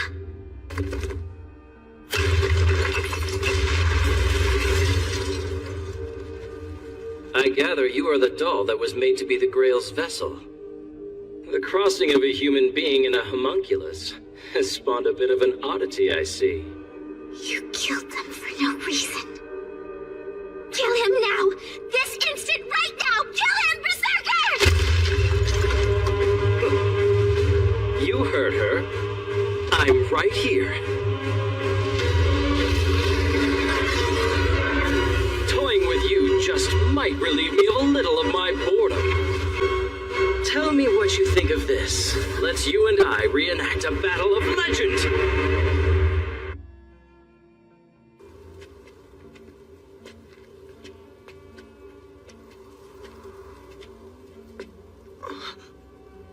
A castle? And there's some kind of fight happening. I guess we can't use the front door. Come on, we'll find another way in.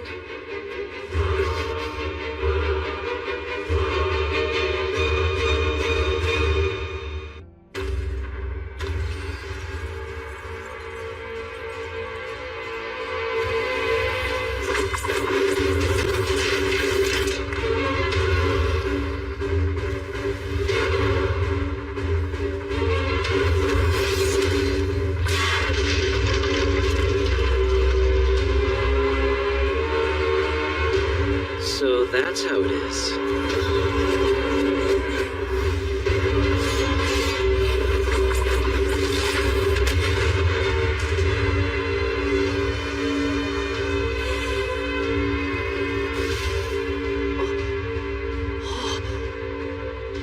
Man, that was awesome!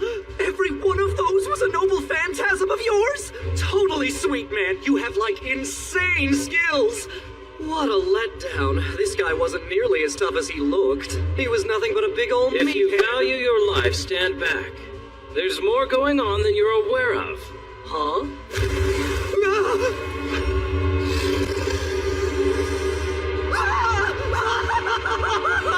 I'm tired of heroes who refuse to fall when cut or burned, but I have never seen one who can truly return from the dead. I see your noble phantasm as something you've grown from your life and myth. A noble phantasm that I don't possess. It seems that I am at a disadvantage. I find this vexing. Only the finest of weapons will suffice to bring this one down. Hercules, the stories tell of you performing 12 labors, after which you were welcomed among the gods. You are adamant and unyielding, the ultimate in perseverance. My armory, however, is unlimited, the ultimate in offensive force, and overflowing with ways to kill heroes. Stop playing nursemaid, Hercules. Each time you die, another labor is done. But after these 12, no gods welcome you. Berserker can't lose to anyone. Because he's the strongest in the world!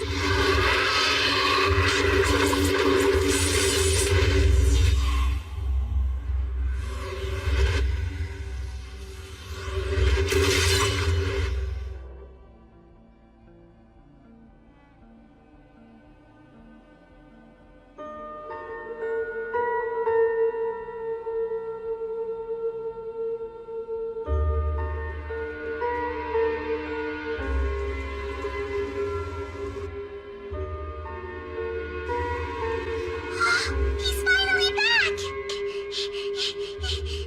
Welcome back, Dad!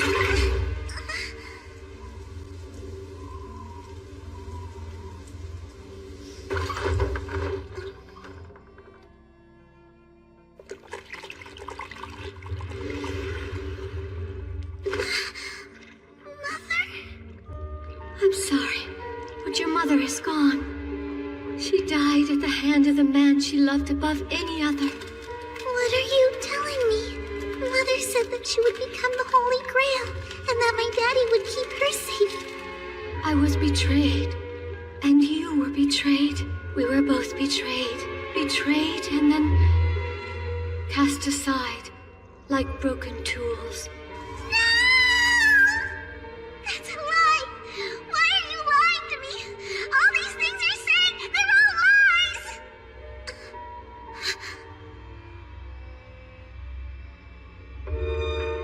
Where is my daddy?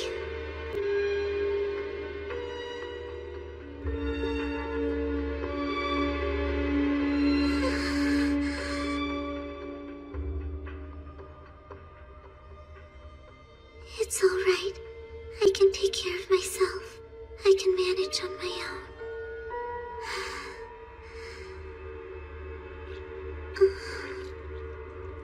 They say that he's dead, you know. They say the traitor is dead. Without ever coming for us, thinking only of himself until the day he died. I don't care. That has nothing to do with me. I've decided that I'm going to live by myself. But you have to care. Because he had a child. Because the traitor had a family. A family other than us. A family? Do I have a brother? Yes. And you can kill each other. You can kill each other very soon. The fire of the Greater Grail still burns. The last war was incomplete, so soon another one will resume. I can't wait. I can hardly wait, ManhwaSphere. That gives you a reason to live, doesn't it? Just like that human.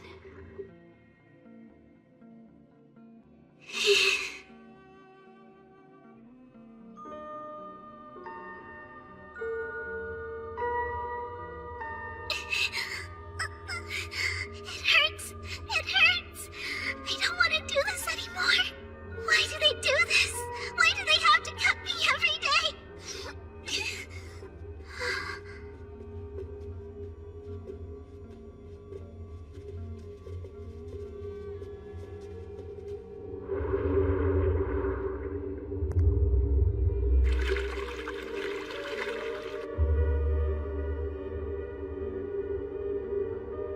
This Holy Grail war is stupid. Why don't they just stop it? We cannot.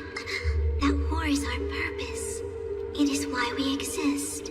The miracle occurred 1,000 years ago. We were created in an attempt to replicate that event.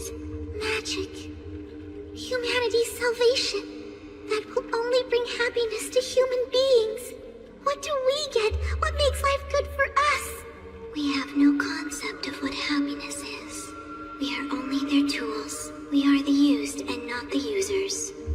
It is doubtful that real joy has even been known by Elder Oct.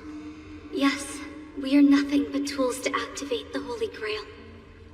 To that end, we have suffered for 1,000 years. But at long last, they finally achieved you. I was achieved by them? Yes, you are the Einsbrunn's top achievement. The result of their research on us. They will never create one superior to you, no matter how much time they choose to spend. They will give up if there should ever come a time when you are defeated. Elder Oct will turn off the power himself. It is doubtful that real joy has even been known by Elder Oct. Everyone will give up? You'll choose to stop living? Yes, then a millennium of research will end, and all the Einsburn efforts will come to a close. They will do it with a smile, saying that they gave it their all, but it was to no avail. That is horrible! You're all alive! Why should any of you have to die? Shouldn't I be the one to die if I'm the one to fight? Sweet child, please don't mourn for us. Even if it was all for nothing, none of us will mind. Even if we cannot be saved, we will finally be freed of our obligation. Duty, duty, duty! It's always duty! Who do the Einsburns think they are? We never had the chance to live or love or have identities of our own! I am Sella. My assignment is to look after you, beginning today. And this one is called Lazereet, who will be protecting you. Yulia, nice to meet. Please forgive her, mistress. Lazereet's link is not yet completely functional. Who cares? Introductions are a waste of time. You two are the same as the others. The servant, is it here yet? Yes, the summoning has already been performed. A great hero, renowned in Greek mythology. Hercules. So splendid and inspiring. Oh, you should rejoice, mistress. With a heroic spirit such as this summoned, your victory is assured. We now pledge our lives and all our abilities on your behalf. I don't care. I don't want anything like that. Servants are nothing more than tools to use. What's inside them doesn't matter. I can manage just fine on my own. I don't need anyone else to win the Holy Grail War. That's not the truth. You need Berserker, too. Berserker will keep Ilya safely. Don't make me laugh. A servant is only a familiar bound by a set of magical rules. Without my command seals, it would betray me. I don't trust anyone anymore. We will now start linking you and Berserker. The work done throughout the past years has placed magic circuits in over 70% of your body. An ordinary master would receive far less servant feedback than you will be feeling. Mistress, please use caution. Ilya, if it hurts, you need to stop. I don't care. Let's get started.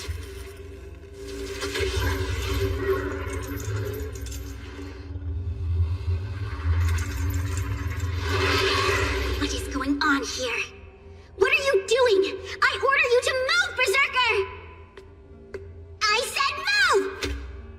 What's the matter with you? Come on! Move! You are the most powerful heroic spirit! Damn it! Move!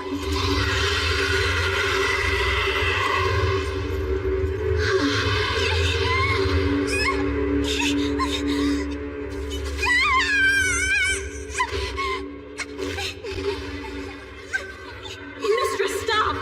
You have to sever the link. We can perform the ritual for the pact some other time. This is nothing. Leave me alone. I will break him soon enough. Just be quiet and watch. I will not be beaten. I'm the most powerful master in the world. I'll break you.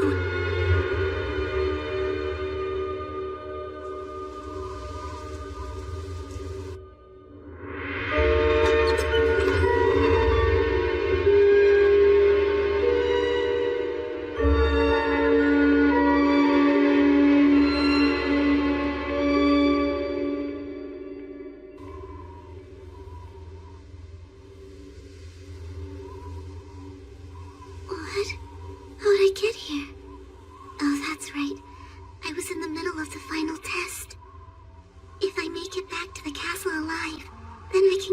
Oyuki. But I left Berserker behind somewhere. Doesn't matter, I guess. I'll just summon myself a new servant once I'm back at the castle.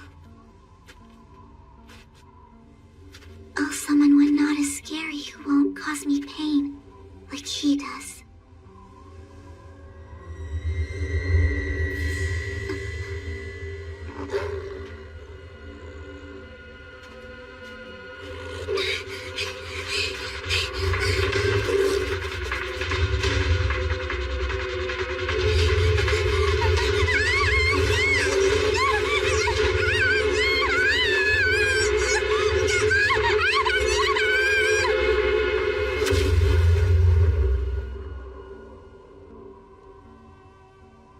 Berserker, why did you come here?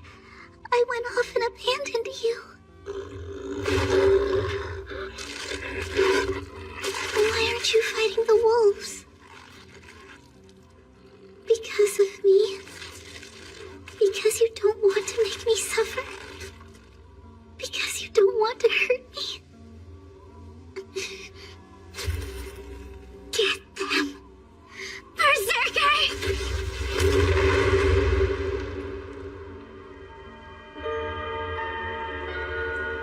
Now I understand. You didn't come and protect me because I ordered you to, or just because you're a servant. You did it of your own free will, because that's what you wanted to do, isn't it? Berserker, you're so strong.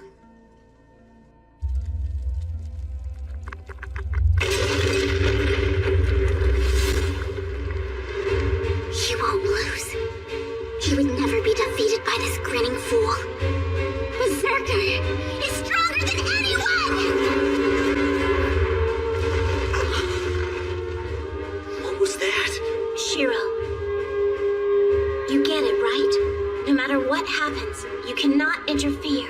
We don't have any effective way to fight them right now. Got it?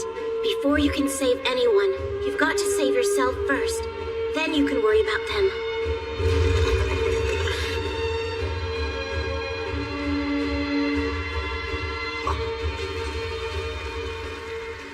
Your defeat is as certain as sunrise. How about it? You're going to die anyway, so why not just lay down your burden? If you stop shielding her, you might still have a chance of taking me down.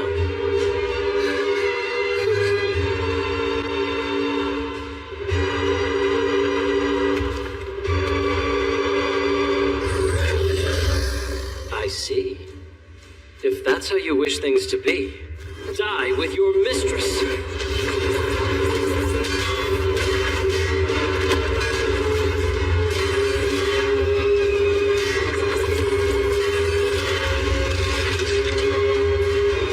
Please don't lose!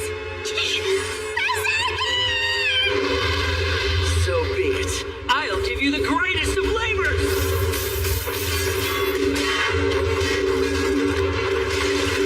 And that makes 11. You're on the ropes now, aren't you, Hercules?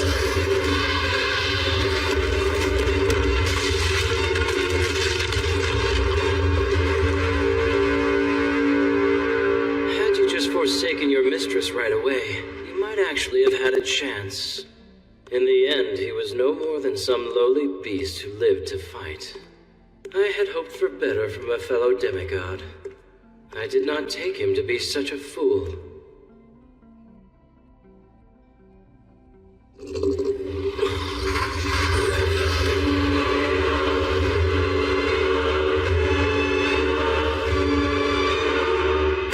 Berserker, no!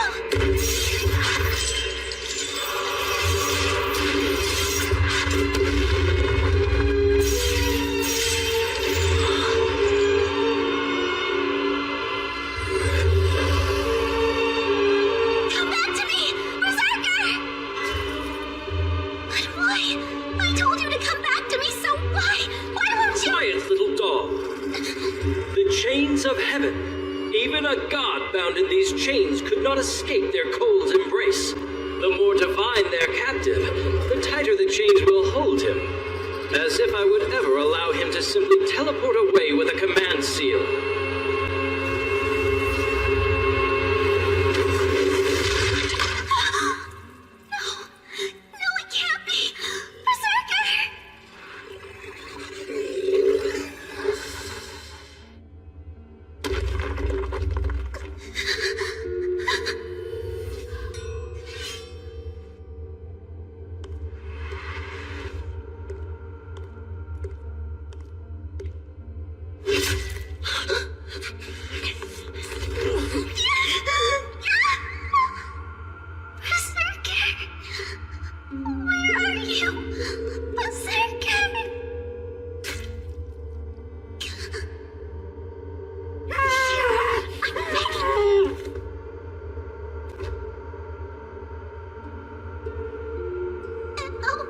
It hurts. It hurts a lot. Berserker. You there? I can't see you. I can't see anything. It's all dark.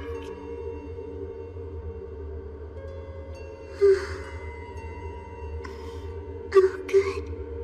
Please stay with me, Berserker.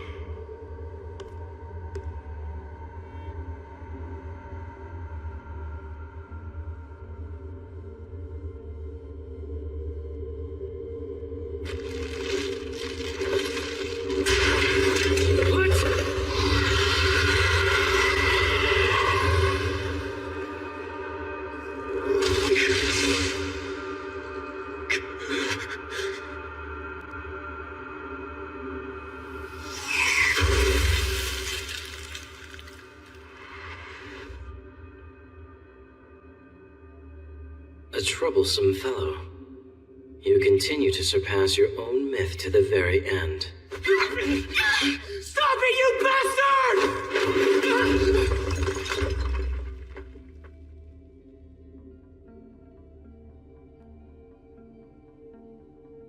I'm not scared, even if it is dark.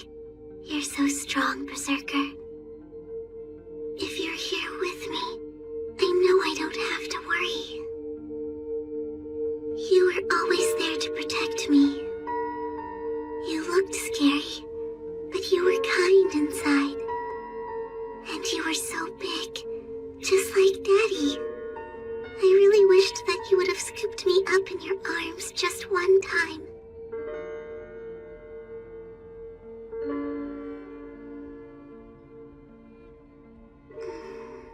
I feel kinda cold.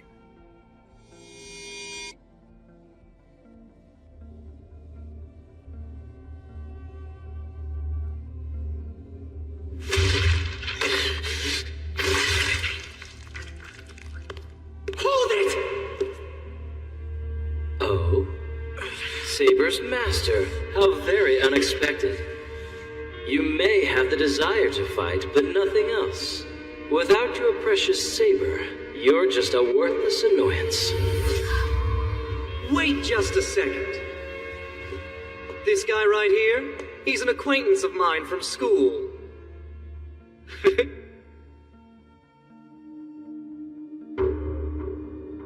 What a coincidence running into you in a place like this. Isn't it, Emiya? Please allow me to introduce my brand new servant.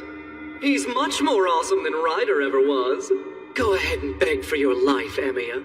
I might even consider sparing it. Not a chance. All right then, if that's what you want, just go ahead and die. That's far enough. You, servant, you so much as twitch your little finger and it's going to cost your master his life. Tosaka? Really? You chose to make a threat, instead of simply killing him. Because you realized that his demise would not be sufficient to stop me. Yes, that's right. But losing your master would still be a serious blow for you.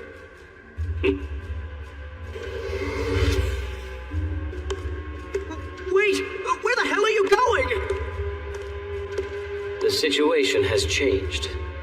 That girl behind you will make a satisfactory vessel. Huh? Oh, I got it. Hey, Tosaka! Why don't you ditch Emiya and then combine forces with us? You know the caster is gathering power, don't you? And she's using Ryudo Temple as her hideout. This could put us at a slight I don't think disadvantage. so, Shinji. What possible sense can it make to follow someone else's flunky? You little bitch. Kill them, Gilgamesh! Kill both of them and make it painful! Not now.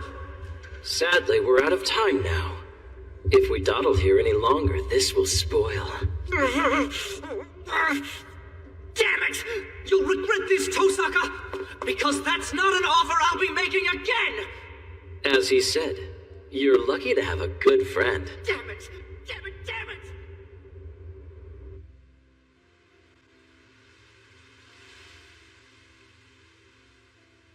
not your fault, Shiro. We were helpless. Saving her simply wasn't possible. So why? You must have known it would be suicide if you showed yourself to him.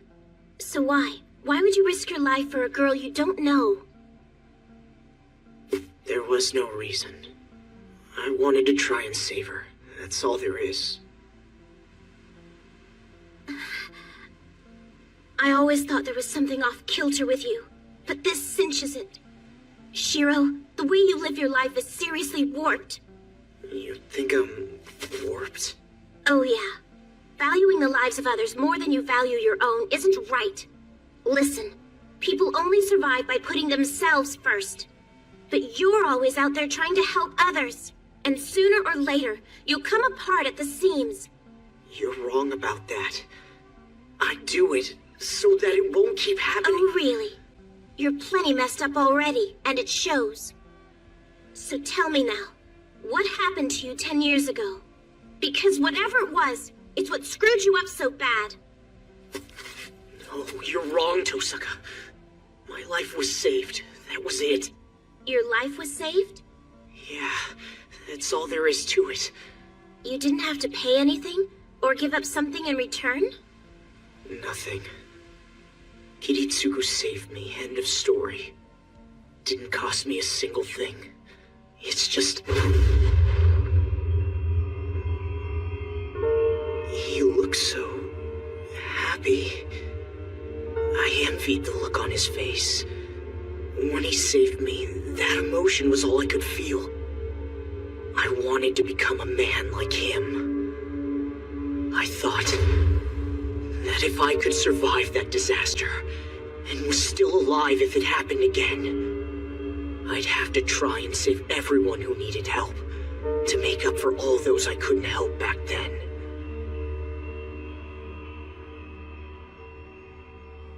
That's what I want. It's my only wish. Because otherwise, my survival would be meaningless. And I'm telling you that's messed up! If he saved you, then treat your life like the precious thing it is. After surviving something so horrible, how can you not want to enjoy your life? Listen, it's wrong just to live for the sake of other people's happiness. Like you're some freaking machine. You want to help other people, fine. Go ahead, knock yourself out. But you'd better do it for yourself. Unless you live your life for yourself, you'll never really know what happiness is. Yeah, I'm sure you're right, Tosaka. Well, all right then. But it's fine. I mean, wanting to be of service, dedicating your life to the benefit of others. That can't possibly be wrong. Tosaka, I thank you. Damn it, Shiro. How can I say anything when you look at me like that? Fine. Okay, whatever. Then I suppose I'm going to have to keep working on you.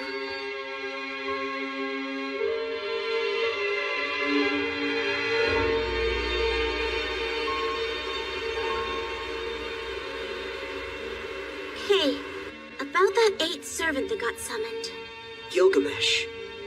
He's an ancient Mesopotamian mythic hero, right? Yeah. Half man, half god. King of Uruk, seeker of eternal youth. He's so powerful, it's almost unfair. And yet... What's bothering you? He definitely had power, but still, I didn't really sense that much of a power gap between Goldie and Berserker.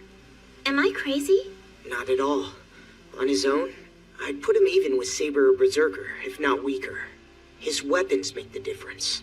Every single weapon he used was a genuine noble phantasm. Or, they're weapons made of noble phantasms. That must be it. Gilgamesh comes from an ancient myth, and led a life indulged with every luxury. So it naturally follows that he'd have the originals of all the myths and weapons the noble phantasms were based on. You mean the weapons themselves are not his noble phantasm? Yes, exactly right. There must be a storehouse full of his treasures. That's his noble phantasm. And why Berserker wasn't able to stand up against him. With the originals of all noble phantasms, he only has to pull out the specific weapon a given heroic spirit can't beat. Seriously, that guy is trouble. But at the moment, Castor is the more pressing issue, so we'll just have to deal with him later. Yeah, you're right. Only you two going up against her? Come on, you know damn well that's not gonna work. Don't be idiots.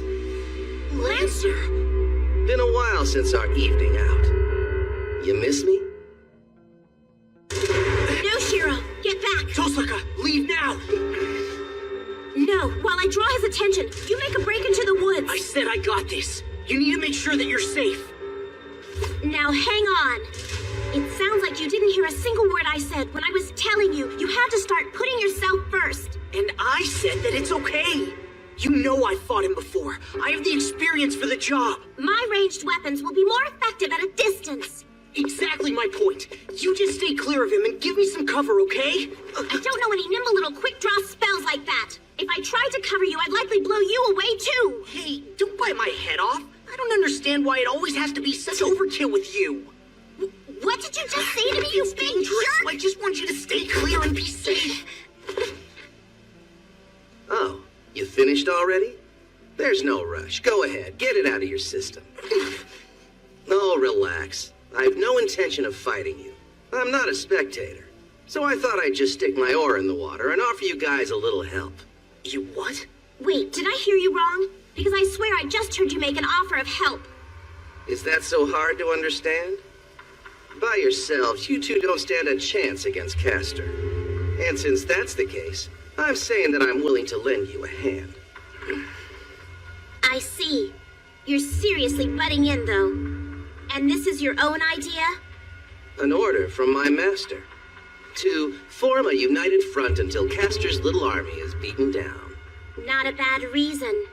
But still, why go with us? Someone else might be a better choice. The guy who finally beat Berserker? That's not good chemistry. I really don't think we'd get along. Although I wouldn't complain about his power. That's a smart decision. But is it a smart decision made by your master? Not really. It was personal preference that led me to pick you. As I recall, you nearly killed me twice. Do you really think I'm gonna believe a single word you say? Of course. You've got a good brain housed in a fine-looking woman. And if she thought it was a good idea, you'd be willing to throw your lot in with me, right? See now? That's why I thought you'd be the best. If I can't choose my job, I'd at least like to choose my co-workers. I've liked you since I first laid eyes on you. You're beautiful, stubborn, gutsy, and not stupid. When I have a female master, I hope she's like you. All right. I'm willing to do it. But if Emiya says he doesn't think he can trust you, you hit the road and we don't see you again. You heard the lady. What's it gonna be, kid? It's your judgment that's on the line here. All right, fine. But on one condition. If it means that we get your help, I'll go along with trusting you. In return... What is it you want? In return? You want to know who my master is? Not that. We're on the same side. But you don't cozy up with Tosaka. Huh?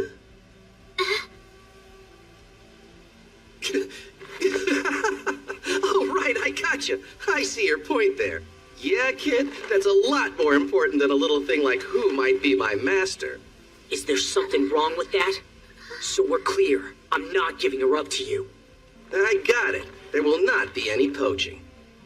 Well, good for you, little lady. The kid here's been bit by the love bug. What the hell are you babbling on about? Shiro and I are only, we're nothing but fighting partners and allies, and that's all. Uh-huh. Are you now?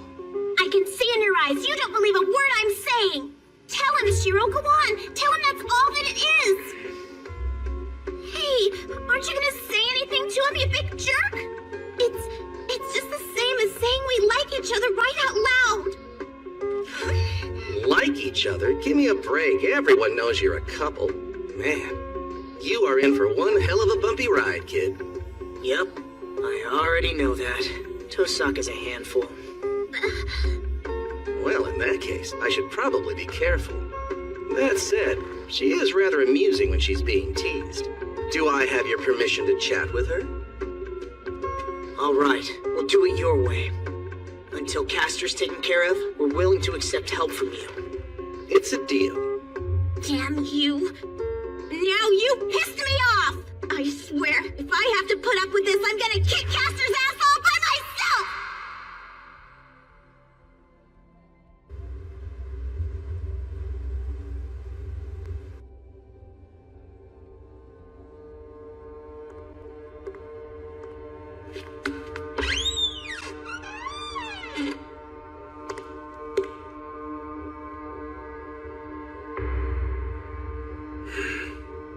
Shouldn't you be outside on guard? I'm getting quite tired of the meaningless activity. Castor's eyes covered the entire church area. No reason I should stand watch. So you are acting on your own behalf. I think Castor will find you to be a headache. You needn't be concerned about that. I myself am under her keen, watchful eye. Any suspicious activity, and I'll be dispatched via command seal. If you know all of that to be true, then why are you here? Don't complain if she scolds you for breaching your pact. You're right. Well, I came here because I realized I've never had a chance to get to know you. I fail to see any benefit that might be derived from knowing me. This isn't about gaining anything. It's... how do I put this? It's like a loose end that must be pulled out of curiosity. I simply want to know your reasons, that's all. Why would a man who is not a mage go along with this indiscriminate killing? What is there to say about it? My circumstances are not unlike Shiro Emiya's. I'm an innocent outsider who just met Castor by accident and agreed to become her master. An outsider who happened to have the martial arts skills to kill a servant, and the spirituality to accept magic. That's right. A man who was mistakenly raised in that peculiar way and blended into society. I encountered non-humans such as you that also do not belong here. That is the sum total of it. In a large city where all sorts of people come together, indiscriminate killing occurs every day, albeit of a different stripe. Pessimistic fatalism? That's it? That's the core of your philosophy? No, I am not pessimistic. And I've never believed that the future was carved in stone. The present is the place I live, so it's a pointless exercise to speak of my past. I lack what some call a moral compass, the accepted criteria for telling right from wrong. Letting people live is probably good, and killing people is probably bad. But they both seem equally valid to me. I cannot judge which, if either, is better. For my entire life, I've never been able to tell which is the right path, good or evil. However, I can explain to you what I actually am. I am one who doesn't hesitate killing, hence I am evil. Someone no longer fit for human society.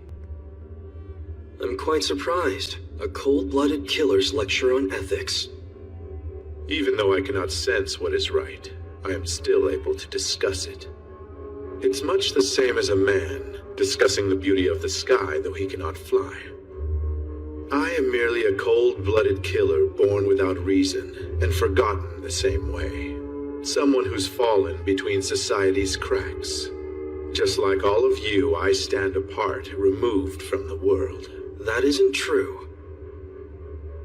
Magecraft is a gift handed down from the past. It has motive and history.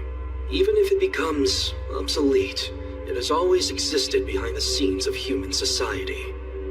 The teachings of Magecraft are inhumane, but those who study it are more deeply human than most people. Were that not the case, the Holy Grail would never have been created. Yes, mages fight in accordance with their own desires and for their own personal gain. And yet, Soichiro Kuzuki, you have no wish to fulfill. You are not like us at all. I'm not. I thought we were the same. Yet I am the only one who's different.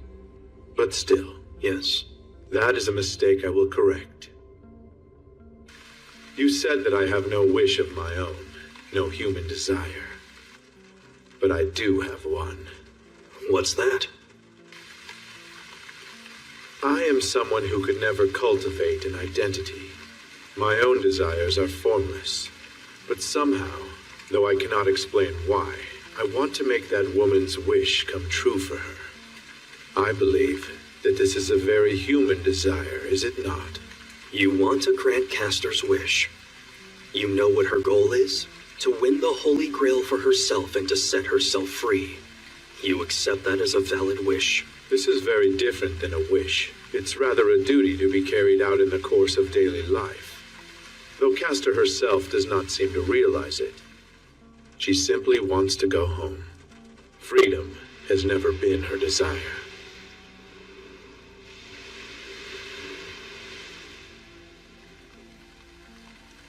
It's time for the final battle. Take your post, Archer. If they have not given up the fight by now, this chance will be their last. I agree with you. My assumption has been that they would be attacking us at dawn. I forgot to ask you something. What is it you consider right and proper? Let's see now. That would be something that one does not ever regret having done, even if the choice to do it was wrong. I view good and evil as being equal, and I think that is the only evidence of human-like goodness you will find in me.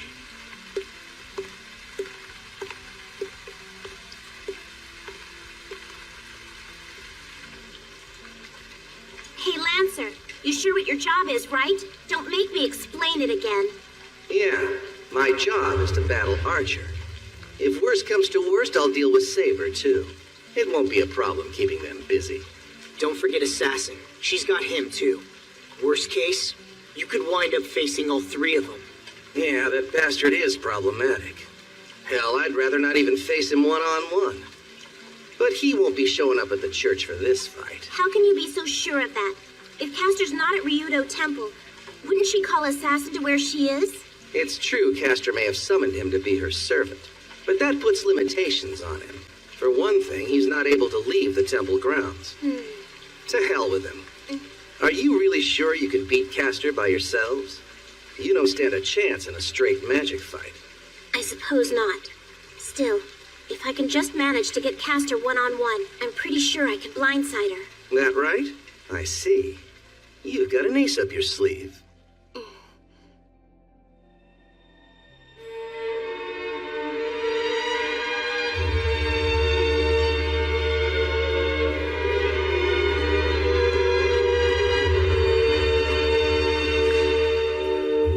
Knowing you as I do, I was certain you'd show up here. So then, what little stratagem will it be? You aren't the sort who would come here without some kind of plan. You're right. For the time being, looks like you're gonna be dealing with me. Well, I'm surprised. You have a new pact?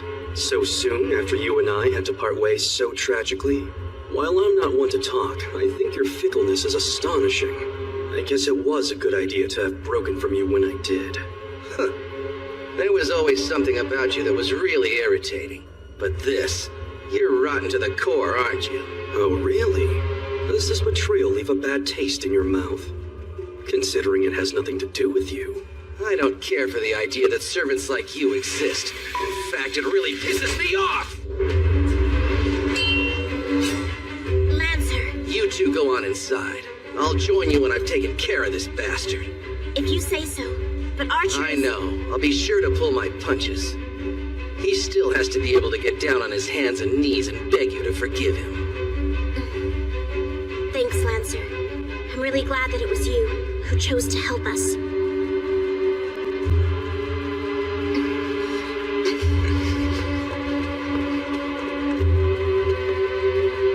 Man, what a mess. Some interesting turns here, aren't there? What are you saying, Lancer? It's nothing. For someone like me who can't easily betray his own master, that little lady can sure stir up some interesting emotions. Didn't know you were so soft. Do you know the expression, the grass is always greener on the other side? Ha!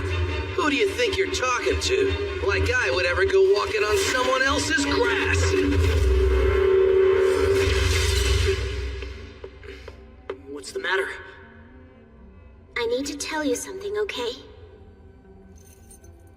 You see this? There's really only one of these pendants. What do you mean? Just one. This is the pendant that Archer brought back to me. On the same day when you were stabbed. I always assumed that he had just gone back there and retrieved it as a courtesy to me. That's all I needed to tell you, and now I'm done. Tosaka. Let's go. Yeah.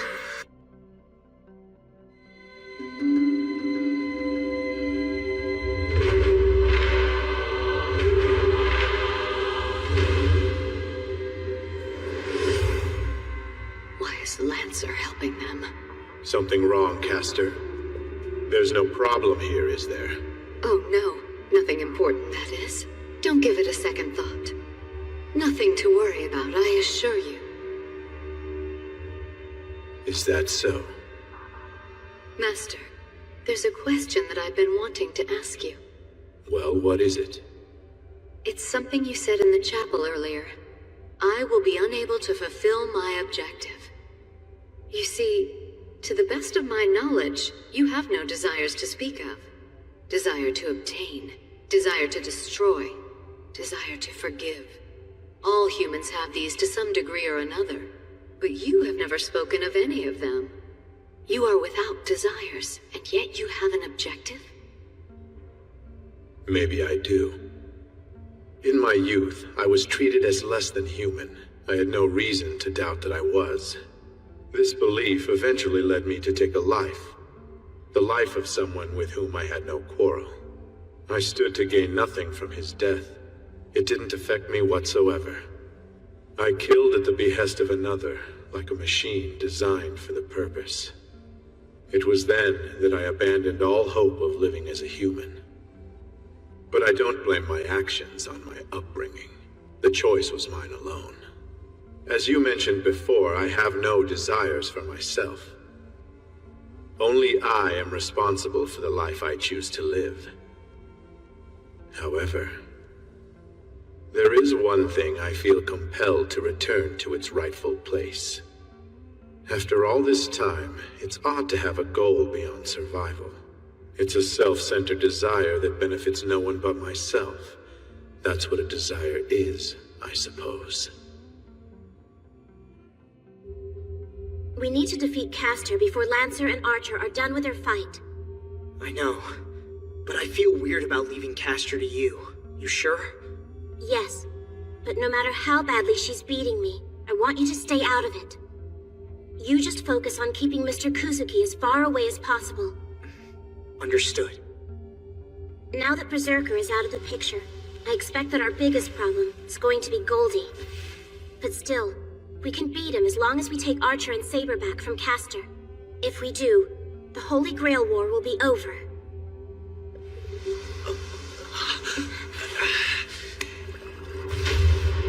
She looks as eager to finish this as we are.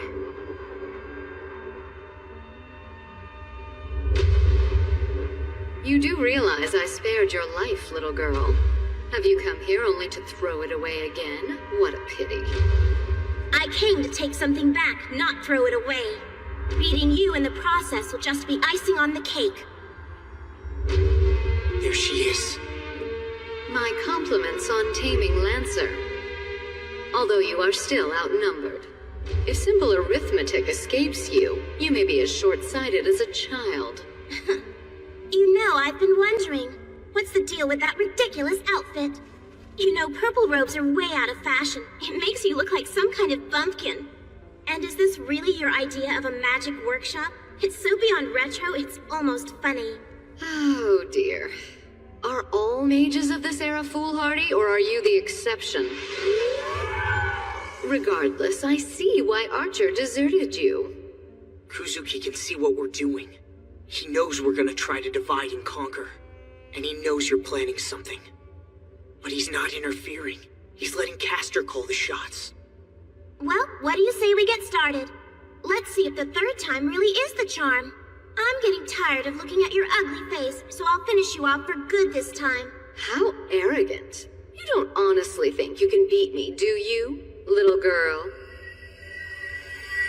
Oh, your parlor trick shouldn't be a problem. Not for me, at least. You're a third-rate hack on your best day.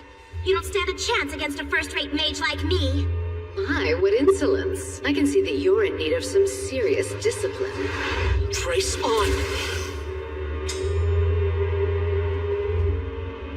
He knows exactly what we're planning to do. I won't be able to stall for long. He's a close combat master who had Saber on the ropes. Martial arts and magic. There's no way we can win when we're outclassed in both. This fight will test how long we can stand our ground against superior opponents. I just hope we can hold off long enough for Tosaka to put her plan in motion.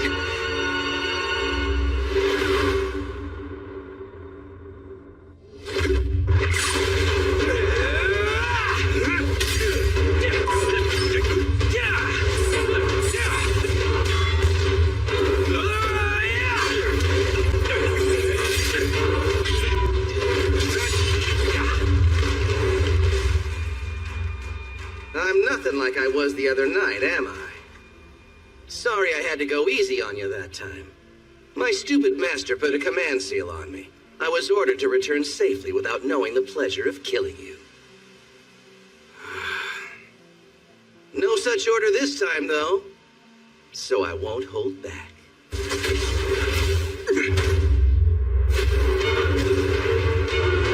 Prepare to die.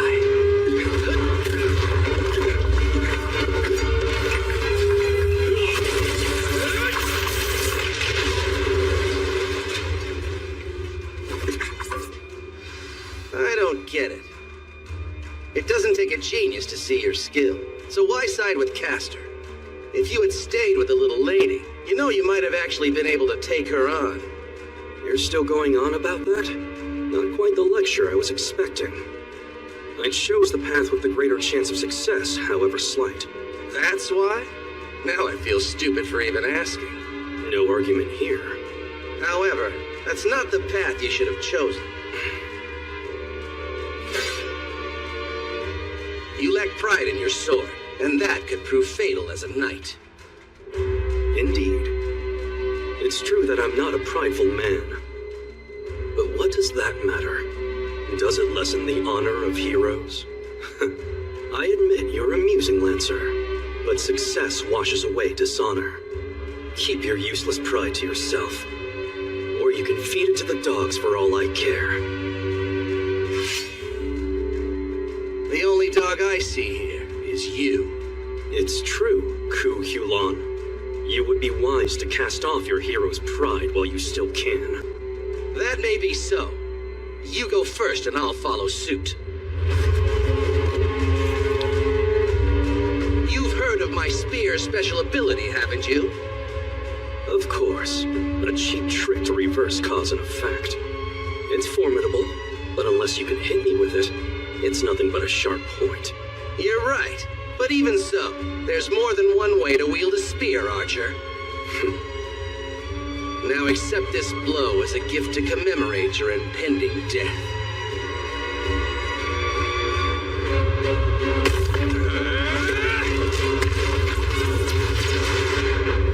I know it well. Gay Bulg, the spear whose curse brings certain death. When thrown, it is an anti-army noble phantasm. It aims for the heart, never missing its target, which means that facing it head-on is the only option.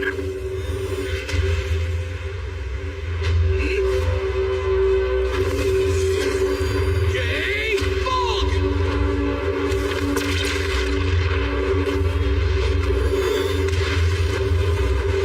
I am the bone of my sword.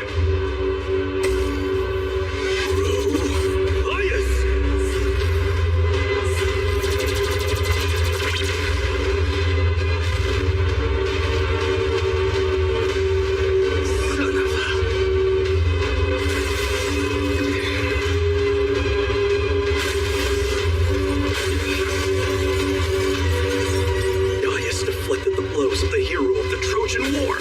But even it can't withstand this.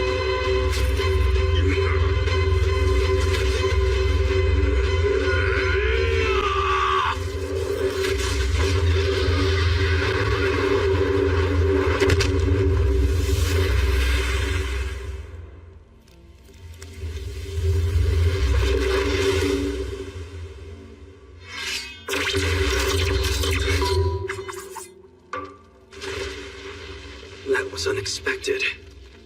To think there's a spear that can penetrate the eyes. Impressive. It's even stronger than the original Gungnir. Who the hell are you anyway? Just a simple bowman. I doubt that. Would a bowman carry a shield that can take on a noble phantasm? Yes, depending on the situation. But still, it didn't work perfectly. Even though I used up almost all my mana, I lost use of an arm, and my eyes was completely destroyed.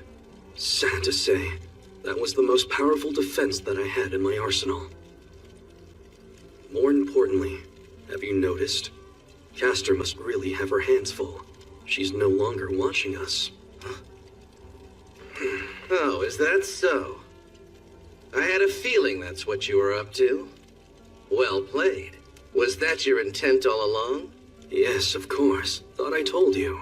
I chose the path with greater chance of success. I truly hate your arrogant guts, you know. But my job is done.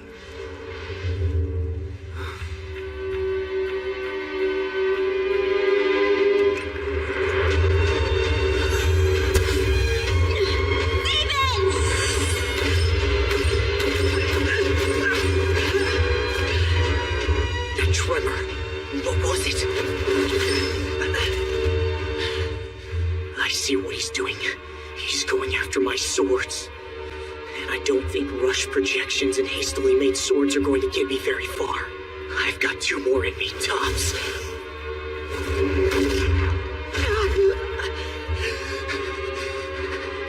All I have to do is keep Kuzuki occupied.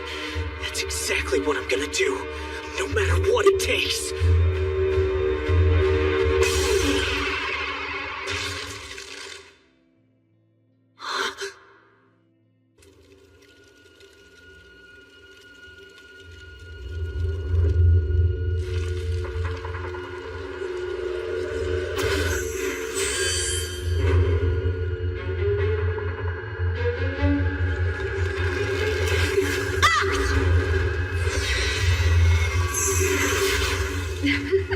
Now that was a valiant effort. I never expected such a trick from a little girl.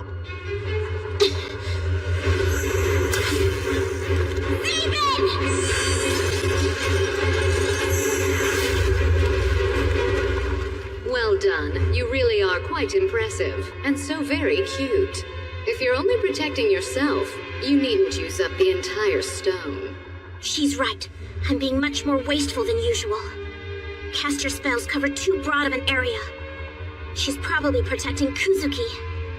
If I don't figure out a way to stop her, Shira will be burned to death. Still trying to protect the boy? I applaud your conviction, but how long can you last? You can't defeat me if all you can do is defend, little girl. Only 6 gems left. 6, ein Fluss, ein Halt! 5, 3, 4.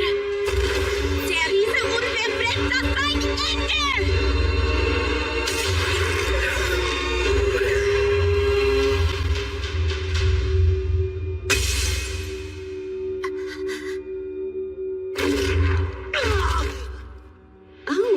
Finished already? But surely you have a few more gems, yes? I recommend that you keep trying until you run out. Those were the best chances I had. If they didn't work, it wouldn't matter if I combined 100 gems. It still wouldn't be enough. I see. You finally understand, don't you? Try as you might, you will never be a match for me. It was quite entertaining, though. It's been some time since I last fought a magic duel. Thank you. I consider this time with you worthwhile, if just for that. What? Does the truth frustrate you? You should be proud, though. Few can say they forced me to fight in a magic duel. And now it's only a matter of time before my master puts an end to that boy. I suppose you and I should wrap this up before then, don't you think? Now stark. Groß 2.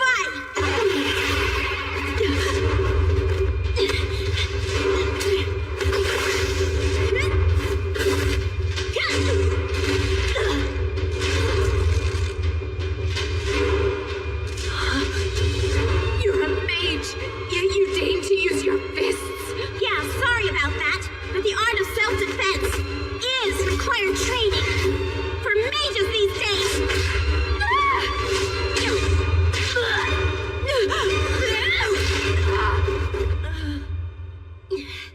That's enough.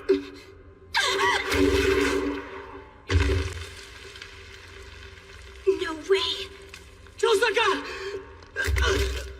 It's a testament to your inexperience that even after 4 charges, you still failed to kill her. I'm in your debt, Master. Had you not intervened, I surely would have been defeated. Don't flatter me. You have to wake Saber quickly. We shouldn't underestimate these opponents again. Indeed. Very wise decision, Master. I agree. Right. But it would have been nice if you'd realized it a few seconds earlier. Now, Trace. On. Soichiro!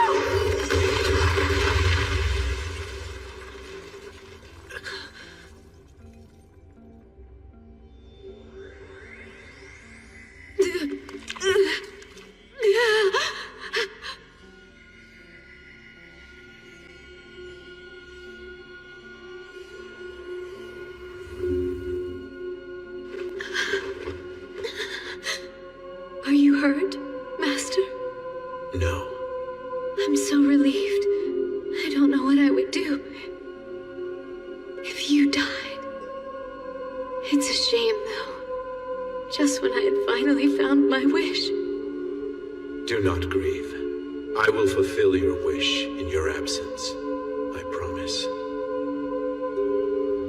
If only that were possible.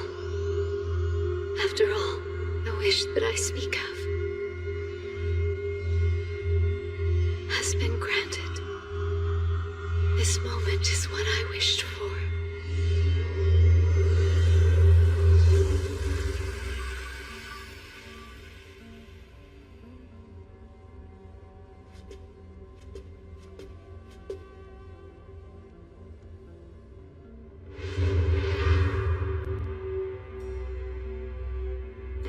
Archer, I had always suspected, but is it true? Trace on. That's what he said, no question.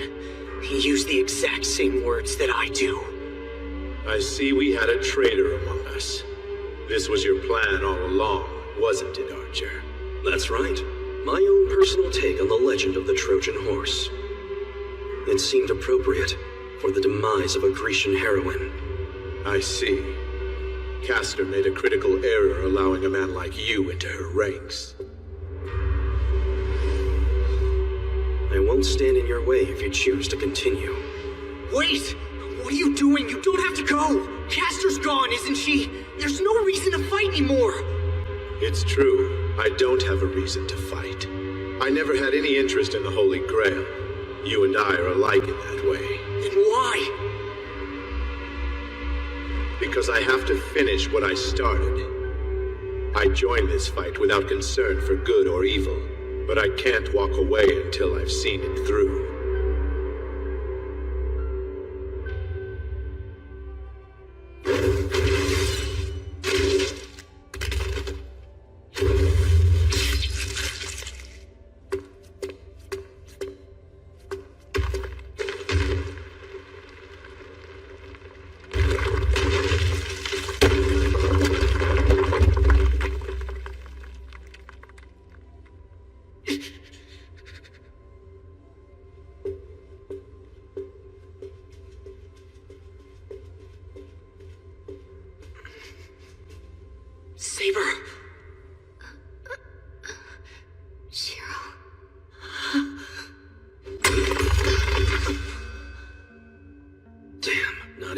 heroes. Archer, what are you doing? Drop the macho act, okay? Castor's already been beaten, and I've had it with all your nonsense! I see you have. But fortunately, I don't need your permission. You are not my master, after all. Consider our contract terminated. It can't be! Why are you doing this? Archer, you still want to kill Shiro, don't you? Of course. I'll kill Shiro Emiya with my bare hands. After I was reduced to a lowly guardian, this became my only wish.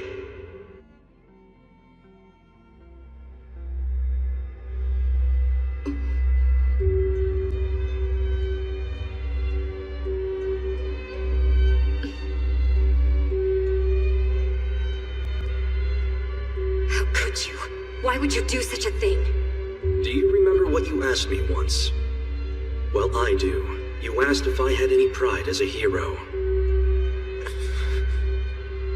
The answer, of course, is no.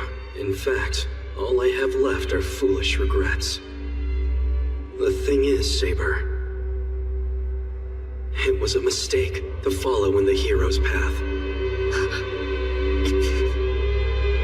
Stand down, King of Knights, I warn you. If you try to fight without a master, you'll disappear. After all, Shiro Emiya is no longer qualified to be a master. Helping him will not get you any closer to your wish. I promised to protect him, to be his sword in battle. And no matter what happens, I will honor my promise. I see. So be it.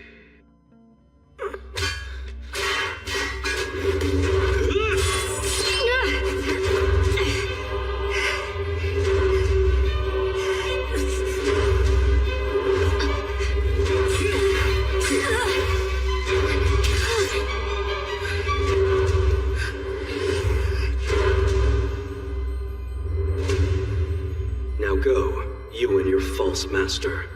Before I change my mind. Well, I honestly expected you to cower a while longer. Just shut up! You're fighting the wrong person! A faithful copy will do the trick. However, your body can't. Not with the amount of magic you would need. Using magic beyond your abilities will destroy you. Tell me something. Are you truly so foolish that you actually thought you could win? That if you relentlessly pursued your goal, you'd eventually become the man you hope to be? Oh, Archer.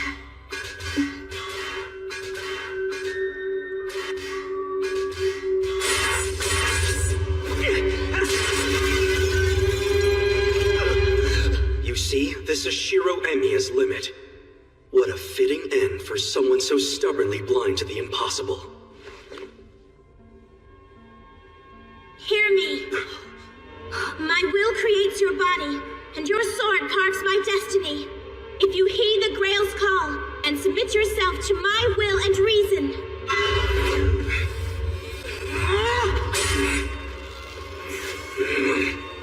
Then answer me, and hearing your answer, I will entrust my fate to your sword! I accept on my honor as a saber, and I take you as my master, Reen!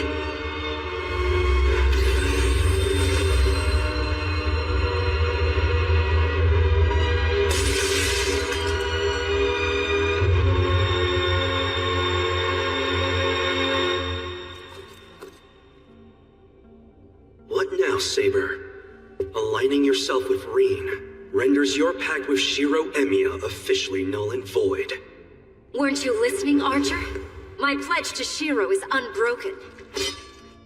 The only question that remains is what you intend to do now.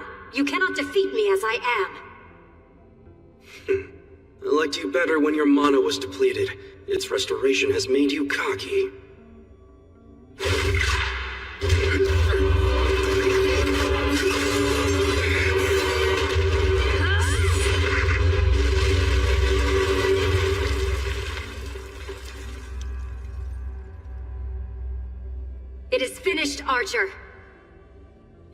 concerned about my condition earlier. But now the tables have turned. There is nothing left to anchor you to this world. Nothing to supply you with mana. So what can you do? As I'm sure you well know, the Archer class has the ability of independent action. I believe I can last 2 days or so without a master. And that's all the time I need to put that boy in the ground. Come now. I thought you had moved past that. Are you saying Shiro's death was your wish all along, and not the Grail? If that's true, your wish was a mistake, Archer. A mistake, you say? You took the words right out of my mouth. How long will you cling to your own mistaken wish? You did leave a legacy, however. You should be proud of all you accomplished despite your limitations.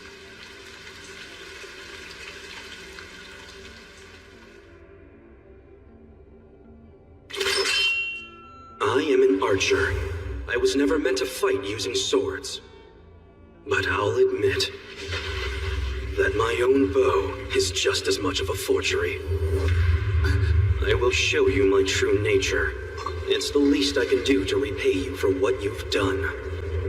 I am the bone of my sword. Stop this, Archer! I have no wish to fight! Unknown to death, nor known to life. Saber, someday you will meet someone who will set you free. But I have a singular purpose, and that is the death of Shiro Emiya. This world will let no one stand between me and my task, not even you. Unlimited. Blade works.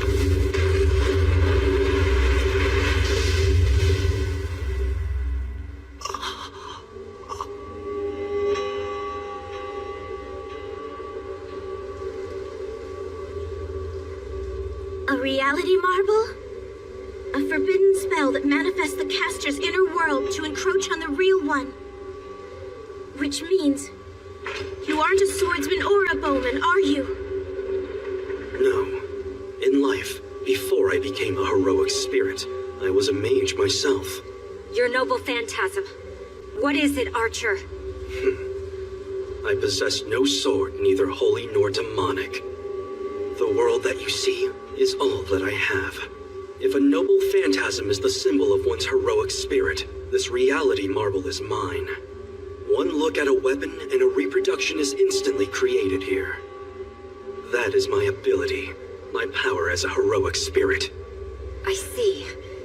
Then, are you telling me that this barren wasteland is where you ended up in life? Straight to the point. Would you care to test it out? I'd be happy to replicate that holy sword of yours. My holy sword? Yes. It would certainly result in my demise, but I can make a faithful approximation. One that would kill you, too. But I wonder, could any of the humans in the vicinity survive a clash between two holy swords? Son of a... Dodge if you wish, but doing so would be fatal for the person behind you. Shiro! If what I've learned so far about the rules of copying is true, this might actually do it. Trace. On. Make them better. Faster. Stronger. I can see it. The structure of these swords. Don't screw with me. You bastard!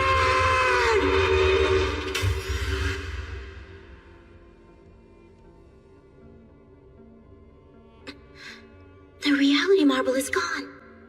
But why? Archer! What are you doing? Chosaka!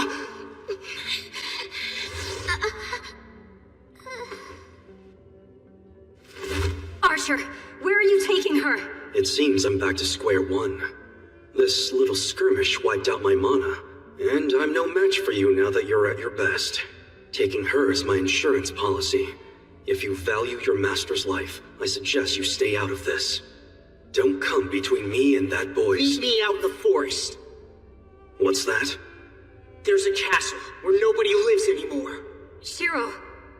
You've got a problem with me, right? We can talk all about it there. 'Cause believe it or not, I've got a problem with you too! I suppose we wouldn't be interrupted there. I admire your resolve, Shiro Emiya. Shut up! If you even lay a finger on Tosaka, I'll kill you! I will guarantee her safety for 1 day, but don't dawdle. Without a master, I myself won't last much longer than 2. If I haven't managed to kill you by then, I might have to start dismembering my hostage out of spite. Shiro! This is reckless. You are not ready. Even you cannot cast the same projections as Archer. Saber, I'm sorry. I let her get captured. At the moment, you are in far more danger than she is. Leave Rain to me. You should go home and try to rest.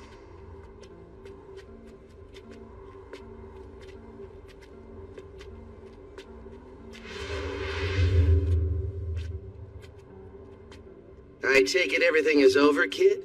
Not bad. Put down your sword, Saber.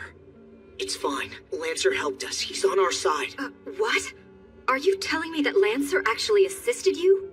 Yeah, he did. So for now, try not to fight him, okay? Explain yourself.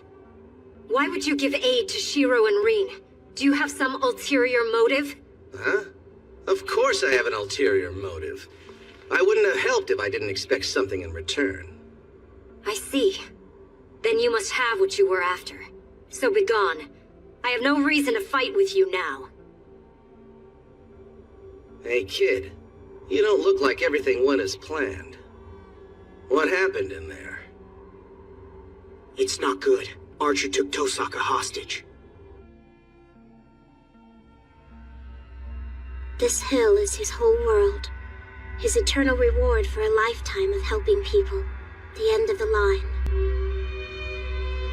He seemed to embrace this world, dying with a satisfied smile across his lips. Seriously, how stupid is that? Anyway, that made me really furious. He worked ceaselessly, striving for greatness beyond his nature, finally buying this miracle with his blood. This victory should have brought him happiness. If he brings happiness to many people, then surely his own happiness will at least equal what he brought to others. In fact, it may even surpass it. But alas, that was not the reward he received.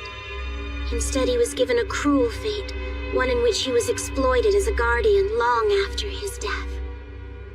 Why didn't I put it all together before now?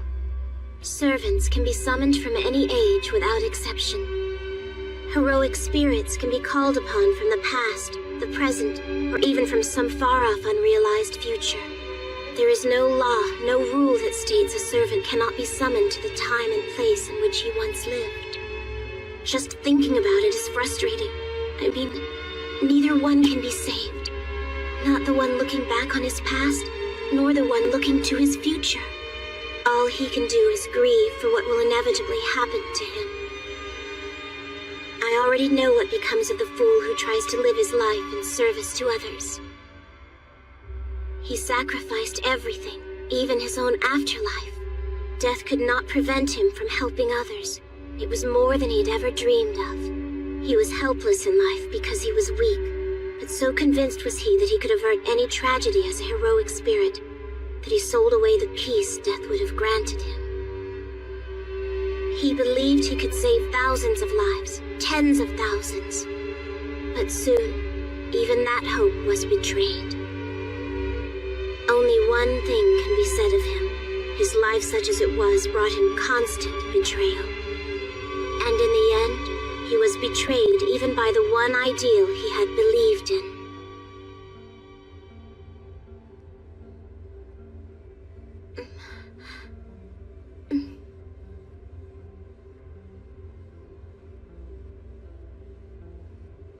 What are you trying to pull, Archer? You know Shiro would come anyway, whether I was here or not. You of all people should have realized that. Maybe so. But it would be inconvenient for you to be there when he does. I see. So you intend to kill Shiro no matter what, is that right? Right. Anybody that naive should be put down before it's too late. I know how naive he can be. I've seen it firsthand many times. But that's part of his charm. It's what makes him the sweet, kind-hearted person he is. And I want him to stay that way. It's comforting to know that someone like him can exist. But what about you, Archer? After all the things you've done, you suddenly think it's wrong to wave one's idealism in people's faces? Over and over again, you fought for others. Over and over, you were betrayed. Over and over, you were forced to clean up messes humans made. Is that it? Is that what made you just give up on humanity? Huh? Answer me!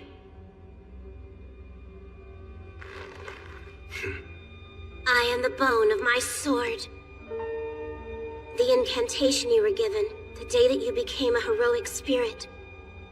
Even a curse should never be that cruel. I don't agree with a single thing that's happened in your life. Not the messed up way you live, not the people who didn't help you when you needed it. And I don't know what to do with all that. But I can't agree with it. Well, well. What a surprise. I was skeptical at first, but here you are, in the flesh. Shinji? A guest? I came here because I thought we wouldn't be interrupted. Easy now. Don't go pulling any of your famous funny business. I didn't come all the way here for you. Fair warning, though. Thinking you can take me on would be the last mistake you'd ever make. You're scared, aren't you? Well, this guy's a servant who did away with Berserker without even breaking a sweat. I guess I'd be pretty scared too if I were you. You want Reen, is that it? Huh?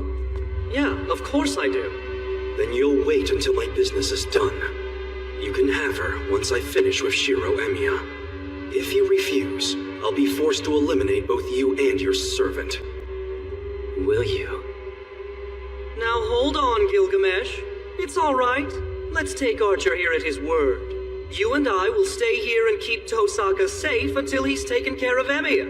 Oh, guess that means she's already as good as mine. And if she's mine, I can do what I want to her. She will remain unharmed for now, as per my agreement with Shiro. But that will expire at dawn. When day breaks, you are free to do with her as you will.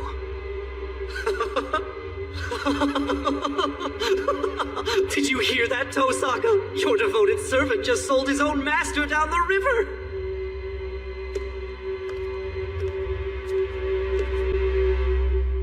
Faker.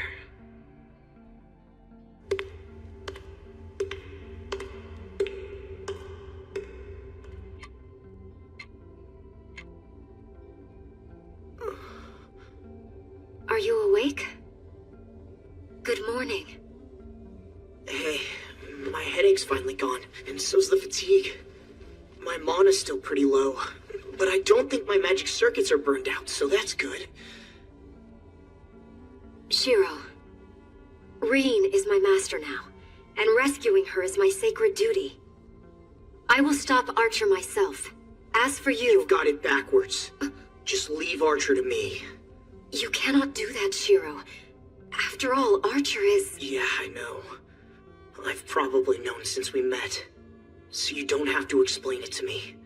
And that's why he has to pay for his actions. I've got to end this. Even if it kills me, it has to stop. So please, let me fight Archer. And when I do, I want you to stay out of it no matter what. If that is truly what you want, I will abide by your request. I swore an oath that my body would be your shield. But I will observe until the fight is decided. Thank you. I mean it.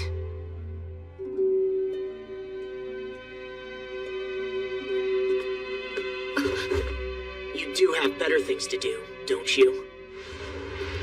I've changed my mind. The little lady's in trouble, right? Maybe I should tag along for a while. I'd sleep easier that way. What did you and Reen do to secure his allegiance? What manner of spell did you use?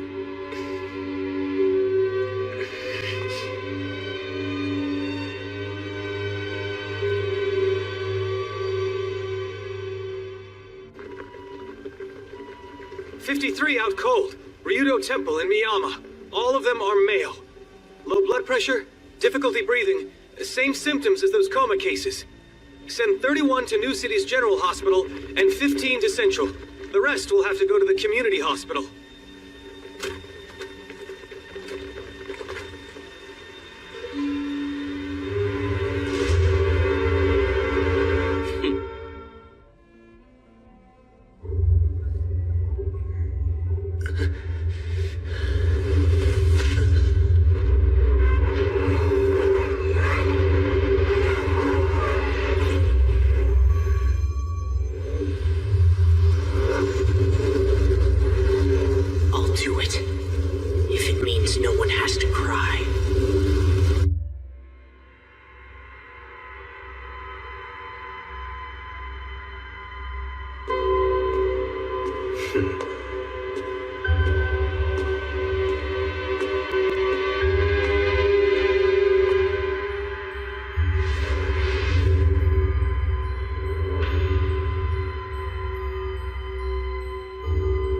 You sure took your time getting here, Shiro Emiya. Yeah, I finally understand. There's no way there were two of those pendants. Originally, That's right. You see, after your life was spared, you carried it for the rest of your life. A unique memento that belonged to Rin Tosaka's father. A heroic spirit cannot be summoned without a catalyst, but Rin Tosaka didn't have one to use in the invocation. That's why she assumed, wrongly of course, that she had summoned a servant at random. But no heroic spirit is ever called upon by chance. A link must exist between the summoner and the spirit. But wait, if Rin had no catalyst herself, then... Yes, that piece of the puzzle was provided by the heroic spirit being summoned, and not the summoner. Where heroic spirits are held, time does not exist. Those from the past are no different from those yet to come. Which means... Right. It means it's quite possible to summon a heroic spirit from the future. Archer, where is Tosaka? I gave her to Shinji Mato when he stopped by. You did what? Take it easy, kid. Just leave the little lady to me. Are you sure? Those are the Master's orders. The only reason I've been working with you this whole time was to keep her alive. But I have to admit, it's actually been kind of nice. I rarely enjoy the tasks I'm given. This was an exception. So why don't you let me look after her for now? Once this is over, you and I can go back to being enemies. Take care of Tosaka. Sure thing. Lancer, I shall remain here for the time being. Seriously? But the little lady is your master now. I know that. However, I choose to stay and bear witness to this battle. Is that so? Have it your way. Bear witness, huh? That's good to hear. I wouldn't want you interfering. If you did, I'd have severed my contract with Rin for nothing. No. No matter what happens, I will not stand between you and Shiro. In exchange for this, answer me. Why exactly is killing him so important to you? I'm surprised you even have to ask. Neither of us can accept each other as we are. Sorry to disappoint you, but it's as simple as that. That cannot be true. You are the very embodiment of the ideals and dreams of Shiro Emiya. You are both the same. How can you reject yourself? Unlike you, I didn't become a heroic spirit entirely on my own merits. I simply traded one afterlife for another. I'm a guardian, nothing more. A guardian? Now go.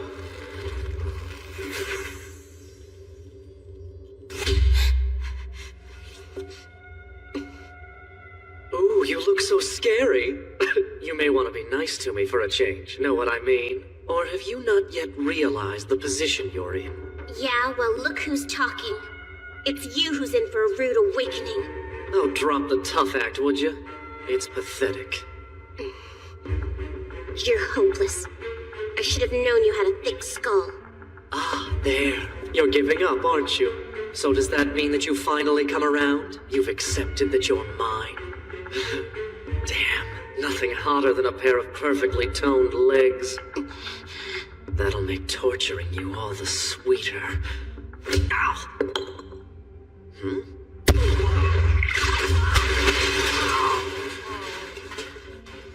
Aw, really sorry about that.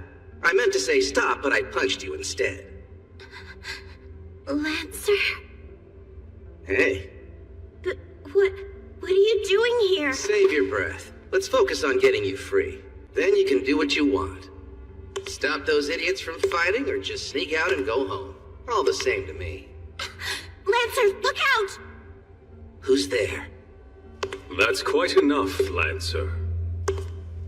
I instructed you to work with them. But I did not tell you to care about them. Kiri, you're... A guardian? But then you're supposed to be protecting humanity by serving as a deterrent force.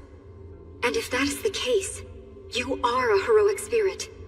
That's where you're wrong, Saber. Guardians don't protect humanity. They're just here to clean up the mess. But Archer... You're right, though. I suppose I did become a hero. In fact, I became a hero of justice, the kind Shiro Emiya always wanted to be. A hero of justice? Yes, and that's what opened my eyes to the fatal error of this failed reality. The fact of the matter is, that man's life is worthless. A life with no value. None. I'm sure you understand. You of all people know what it's like to want to change the past, take back the choices you've made. Saber? What? Do you mean to tell me that you never asked her what her wish was? Why she wants the Holy Grail so badly that she would submit to this pointless bloodbath? Allow me to fill you in. You see, she's... Enough! Shiro.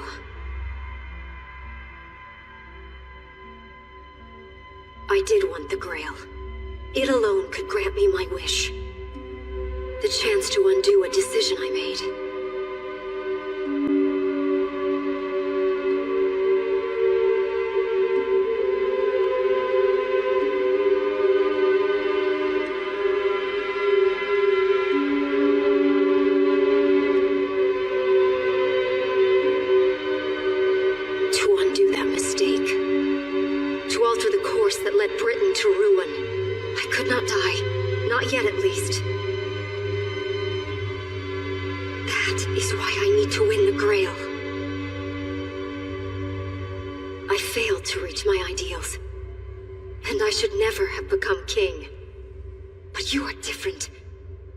Shiro Emiya's ideals. You represent their realization. Is that what you think I am? Indeed, I became the so-called hero of justice I had longed for. But all I got in return was a life of regrets. In life, I allied with the deterrent force. In death, I became the deterrent force as a guardian of humanity, challenging those who disrupted the balance of the world. I did whatever I was ordered to do. I killed, and I killed. I killed without ceasing. I killed until I finally stopped caring. Every life I took meant thousands more would survive. I fought over and over whenever I was needed.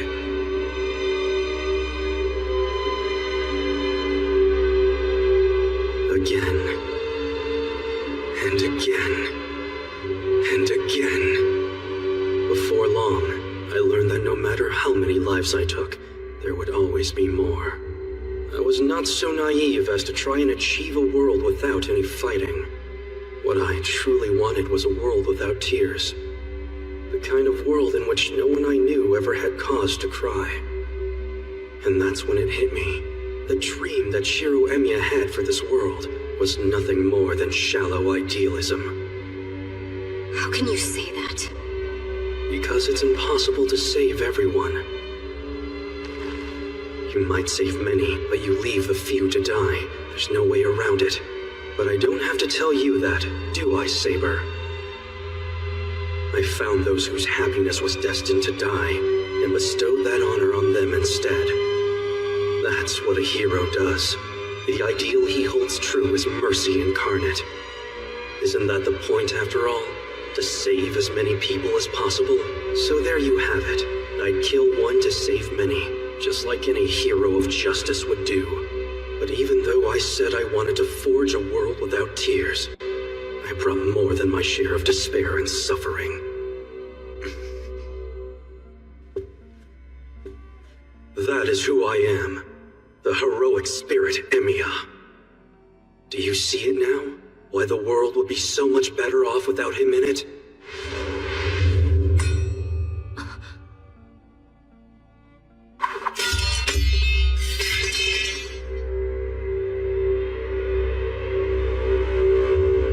Now kill yourself, Shiro Emiya.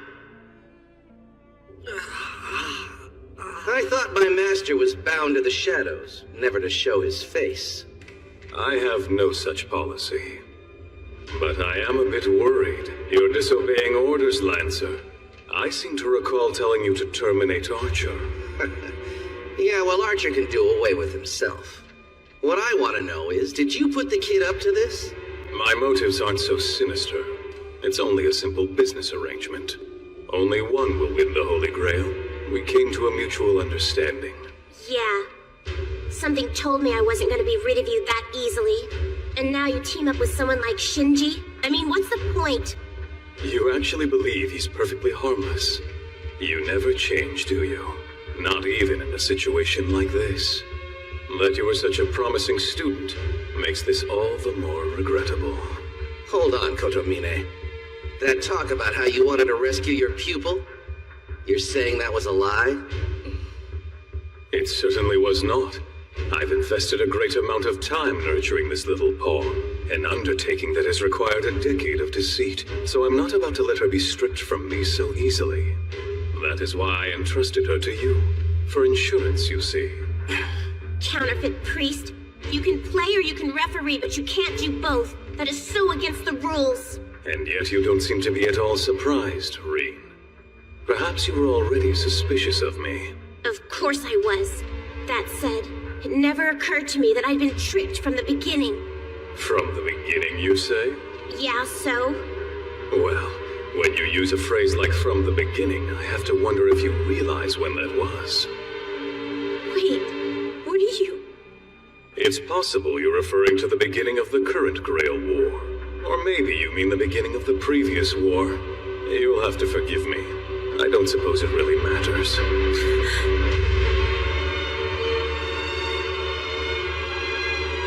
I get it. That's what this is all about. You killed my father. Of course it was me. He was my beloved teacher.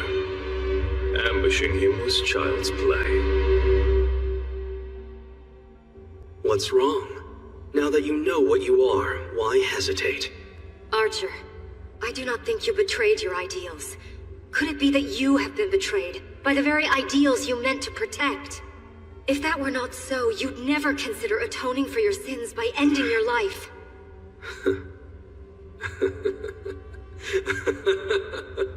Oh, you can't be serious.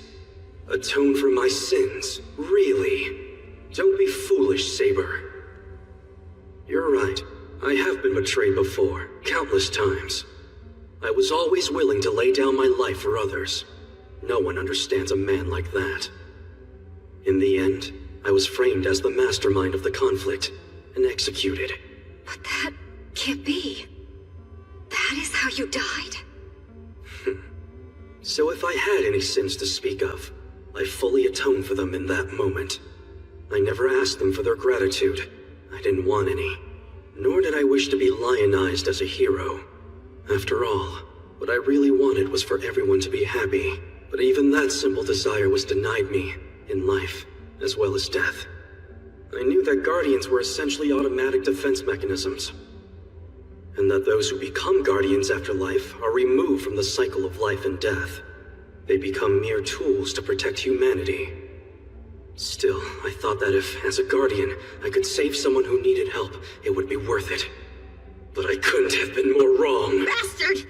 I hope you get lost in the afterlife! Even hell would be too good for you, you monster! Same with purgatory. You'd probably get passed around to all the other sickos! You're not fit for heaven either! They'd never take a eunuch like you! You'd have to sleep outside on a bed of thorns! Kotomine, I hope you haven't forgotten that you said I could have Tosaka. It's not like she would be much use to you or Archer. Oh no, I'm not done with her yet. Because I require her to become the Holy Grail for me. Huh? Once Archer and Saber are gone from here, the time will finally be ripe. But until that happens, I do not want her wearing herself out. And that means we should conclude this business quickly. Lancer, dispose of the trash. The vessel has no use for a heart. Guardians do not save humans. They only clean up after humanity's messes. The only use for their power is to negate what's already happened and sweep away the bad energy created by humans. They are butchers bent on killing anyone who threatens humanity, without regard for whether they're good or evil. It's almost funny, isn't it? It's no different from when I was completely powerless. You wished to save many lives. Did you? Throughout your existence, did your wish even once come to fruition? No, not once. I mercilessly disposed of the very people I had dedicated myself to save. All because of my stupid ideal of becoming a hero of justice. I'm sick of cleaning up after humanity, but as a heroic spirit, I'm cursed to do exactly that for eternity. I don't belong to this existence, and I know the only way to make myself disappear. If you kill one who is destined to become a hero, then that hero will never be born. Is that what you think? I've waited patiently for that opportunity, hoping that someday my chance would come. It will not work, Archer. You are a guardian. The die is already cast. You are exempt from the bounds of time. Even if you do eliminate this Shiro, you will still not disappear. Maybe not. And yet, it's not beyond the realm of possibility. That's why I'll destroy not only his flesh, I will also kill his spirit. At the very least, the hero of justice is a mistake that will never appear in this world again. What's the matter, Shiro? If my existence offends you, kill yourself now and put an end to it!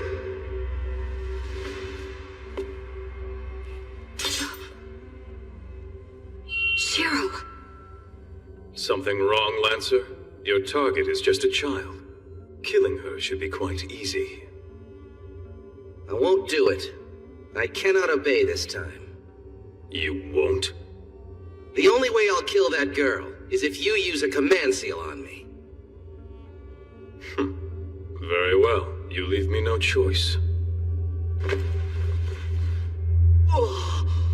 I hereby order you by command seal. I'm sorry, Emiya. It looks like you'll have to fight the war without me. Now kill yourself, Lancer.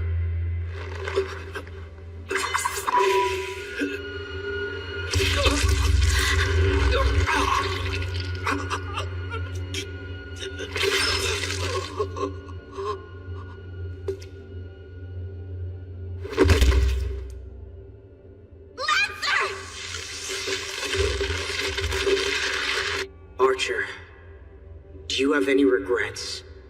Of course I do. Well, there you have it. We aren't anything alike. What? 'Cause no matter what happens to me, I won't regret a thing. That is the reason that I can never accept you. If you really are my ideal, then it's up to me to correct the mistakes you tarnished it with and start over again. That kind of thinking is where this all began. Before long, you'll wake up and find you've become me. No way that's ever gonna happen. Maybe not. You may yet escape that fate. But if you refuse to run, I'm afraid you have no future at all.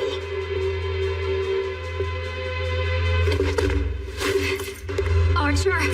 Saber, it's okay. Thank you. But I still want you to stay out of this.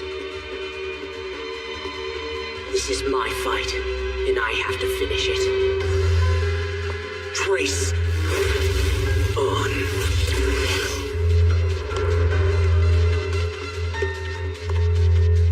Do you think you can keep up with my blade works? If your precision is even slightly off, remember that it will mean your death.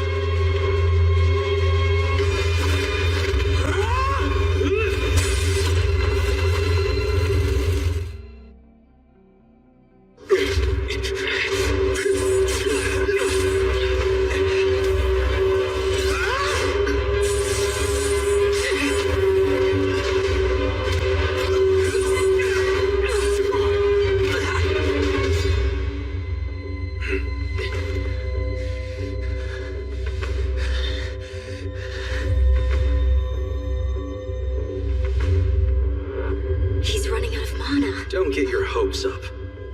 I have the lifespan of the archer class, but even if it reaches its limit, this boy is still no match for me in combat. Not by a long shot. Shiro Emiya, you are going to die here no matter what. Now, Rin, in a moment I'm going to relieve you of your heart. Hey, hold on just a second here. That wasn't the deal. You told me I could have Tosaka, remember? You can't! She's mine! It's final! Do you have any last words before we settle the business at hand? A final request, perhaps? Don't act like you don't know what I'm thinking right now. You know me too well for that. Very true. I've become quite familiar with your tenacity. At the same time, I also know that you are a person who accepts reality when it cannot be altered. I'm impressed. I find that contradiction to be most exquisite.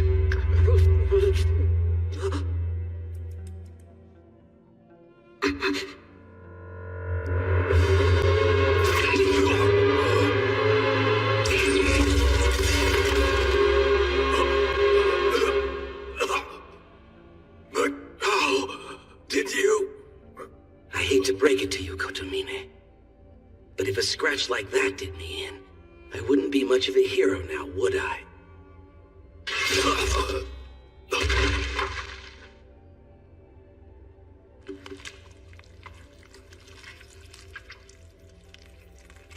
Damn it. So this is how it all ends. Pathetic.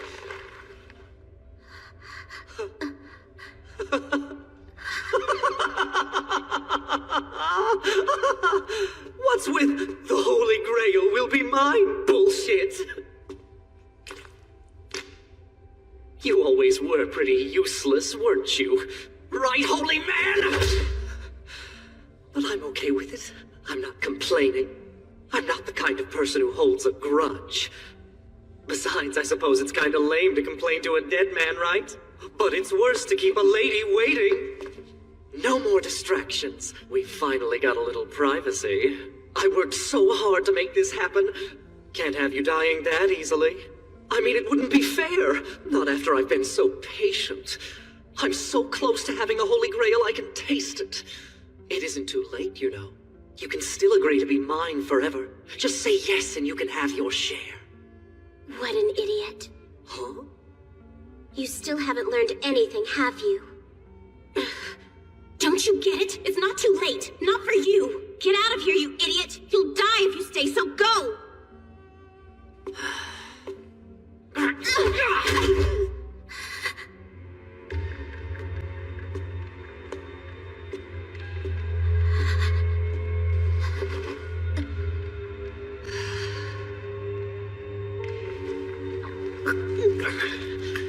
Come on, Tosaka. Grovel for me. If I like what I hear, then I might even let you live. Damn, you're beyond saving, aren't you? Look, I'll warn you one more time. Run away while you still can. What in the hell are you even talking about? I don't see anyone here who can stop me, do you? Douchebag. Don't you ever touch her with your friggin' dirty hands again. The hell? Shouldn't you be dying right now instead of offering up opinions? Screw Screw you! I'll make sure your death is a painful one. You hear that, Gilgamesh? This guy says he wants to die like a hero, so help him out! Hey, what's going on? Why isn't he coming? Aren't you listening? Get your ass over here and help me!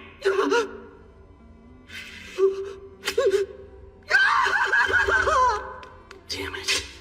That kid made me waste my energy. Thanks. You saved my life. I figured I might as well. No thanks necessary, little lady. Lancer!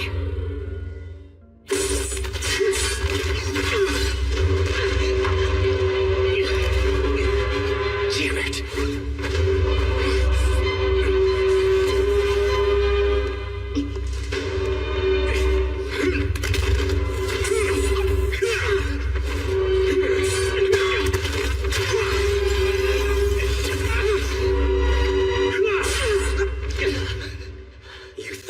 Projections were on par with mine. You might be able to mimic the designs of materials, but they're worthless if your configurations are poor. Shut up!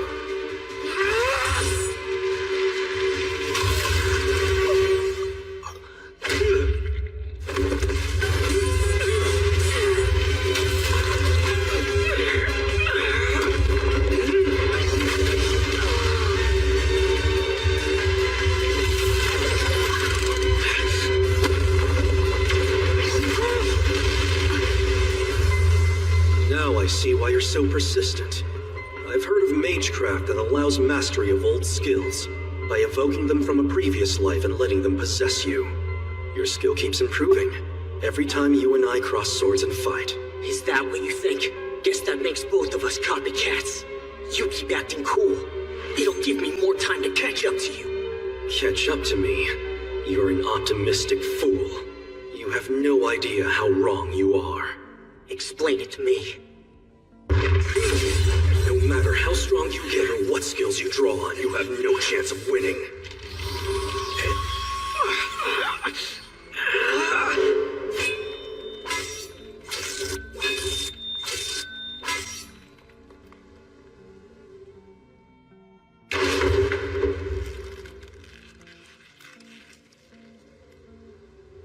So that's it.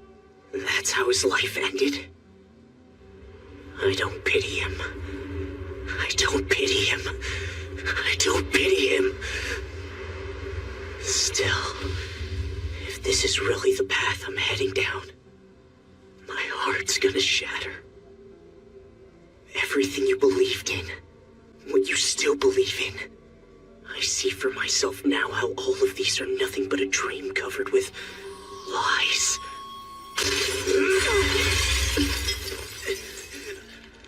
Shiro! Feeling ill? Judging by the expression on your face, I guess you're about to vomit. You saw it, didn't you? That simplifies things. Everything you saw is true, Shiro Emiya. That's what catching up to me means. See it again for yourself. The world I ended up in. I am the bone of my sword, unknown to death, nor known to life. Unlimited blade works!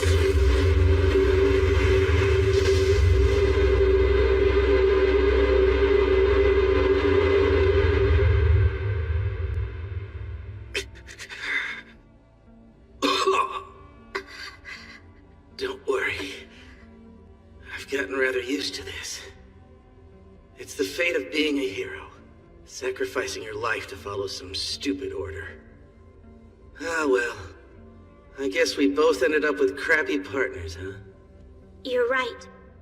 But mine wasn't crappy exactly. More like completely unmanageable. You're not kidding.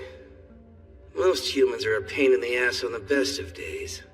But that guy's really going for the gold. Too much for even you to handle. Yeah, but it made me try harder. For as long as Archer acted as my servant, I swore I would only do what I truly believed in, despite the consequences. I hate to say it, but I don't think I can save him. Because I think he's right. His choices, even his regrets, they're all justified. It makes me feel so callous to think that way, and that makes me angry at myself. That's why all I can really do is pursue my own goals. I need to keep fighting for what I believe in, just like a certain someone that we both know. And besides, what else can I do? I've got to repay him, and I can't think of a better way to do it. Ah, jeez. Things might have been different if I'd had the chance to partner up with a woman like you. But I never did have much luck finding good women. Damn. I guess that'll never change, no matter how many times I try. Well, you better get going. I'll take him with me.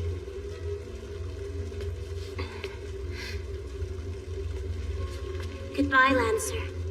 I didn't know you very long, but you make me wish that I had.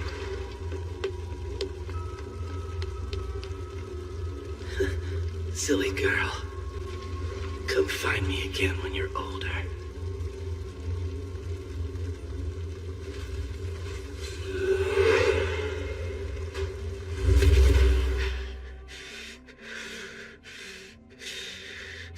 A fool who knows his dreams are unattainable but comes anyway. A fraud without a will of his own who's wasted his life on a ridiculous ideal. Can you finally admit that's who you truly are? Saving people just because you want to is both selfish and misguided. You're a defect of humanity. You should never have existed in the first place. There's no point in a life like yours. You know that I'm your ideal. And you should know now that your dream never comes true.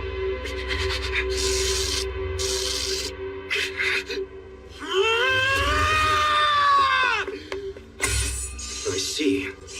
I suppose it's only natural for you to deny me. As the ideal of Shiro Emiya, I'm the only person you can never bring yourself to accept.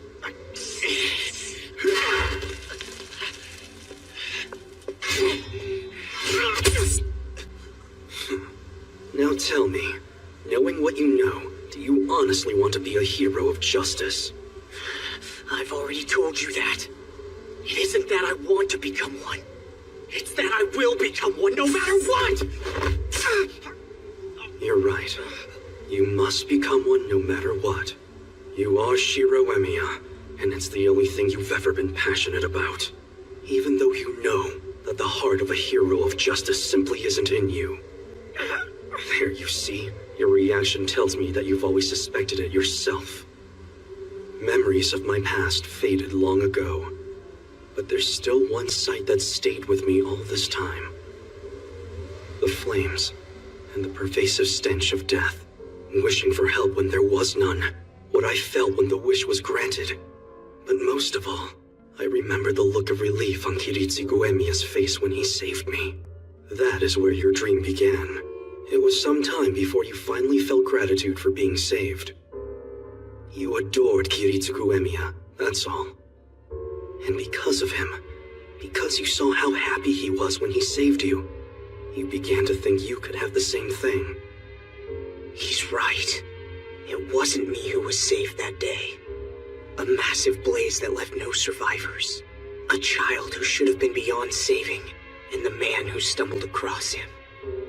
To tell the truth, I don't know which one was the real miracle. Children will often idolize their parents. But when he died, a curse was your inheritance. At that moment, that man left you no choice but to become a hero. The ideals you cling to are secondhand. Ideals Kiritsugu Emiya failed to live up to. In the end, all you're doing is imitating what he believed was right. You're wrong. Hero of justice. Don't make me laugh. Just because the idea consumes you, it doesn't mean helping others is something you truly want. It's nothing but a borrowed dream. Someone like you thinking you can be a force for good. It is the height of hubris.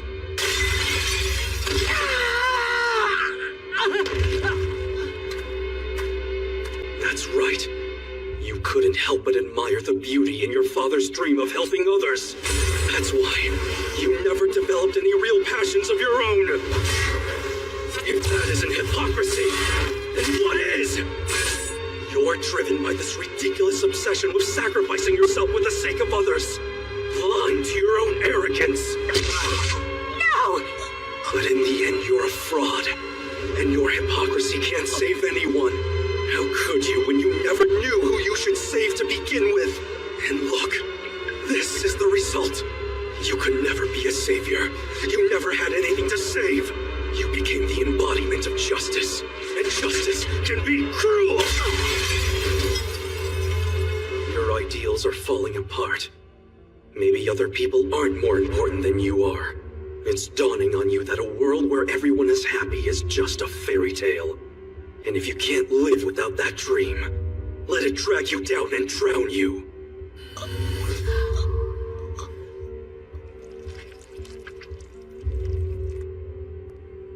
It's true. What he said was mostly right. But I couldn't help thinking there was something he missed.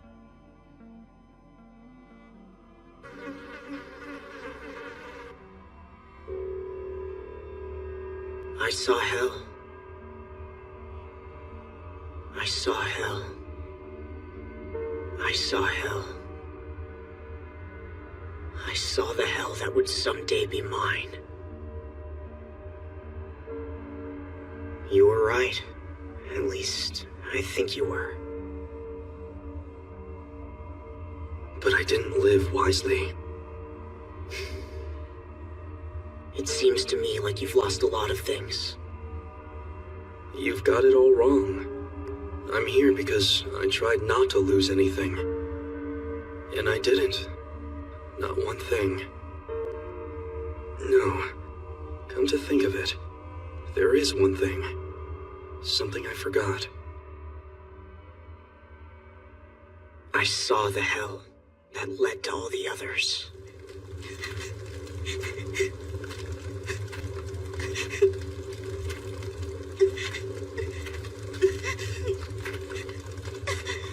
Hey, you know that's hell you're walking into.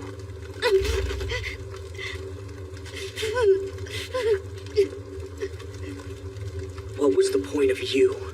No, of me surviving that hell? Why were we spared?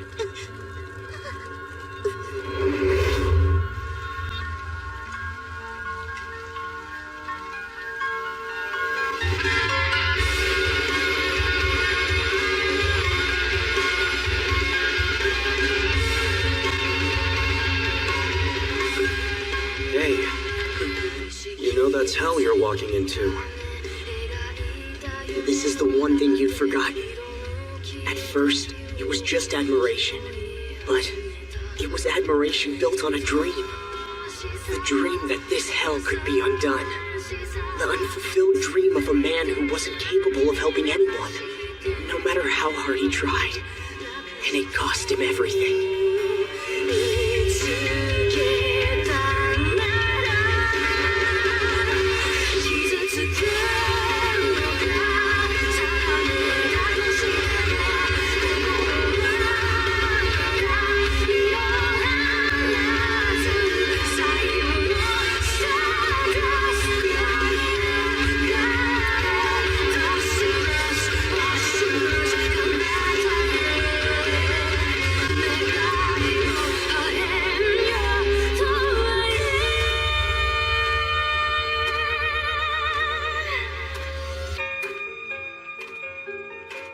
Is that the life you want?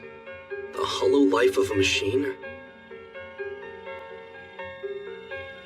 Yeah, I do. Even if it's a life dripping with hypocrisy. I'll try to be the hero of justice the world needs.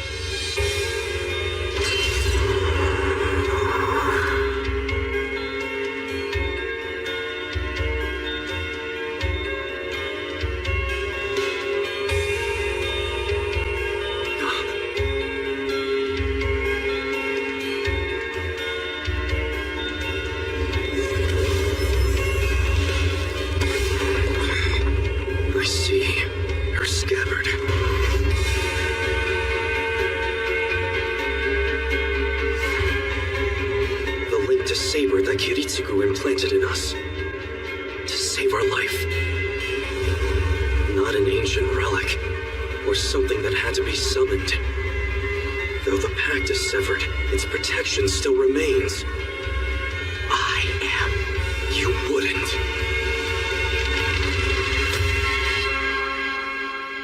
The bone of my sword.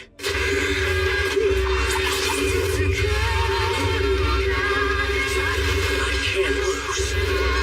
Not to you.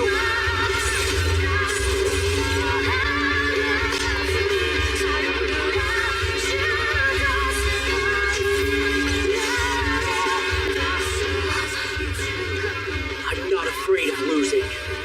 But there's no way I'm gonna lose to myself.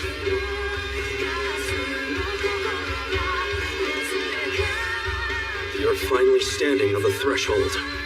But what good will it do you? I'm certain you've noticed by now. Your skill and mine are worlds apart. My belief may have been defeated, but my arms and legs still work. I honestly believed you were right, but now I know that isn't true. What? I see that being right is the only thing you actually care about. Well, none of that matters to me. I'll become a hero of justice. And just as you can't accept me, I'll use every ounce of my strength to defeat the part of me that's you!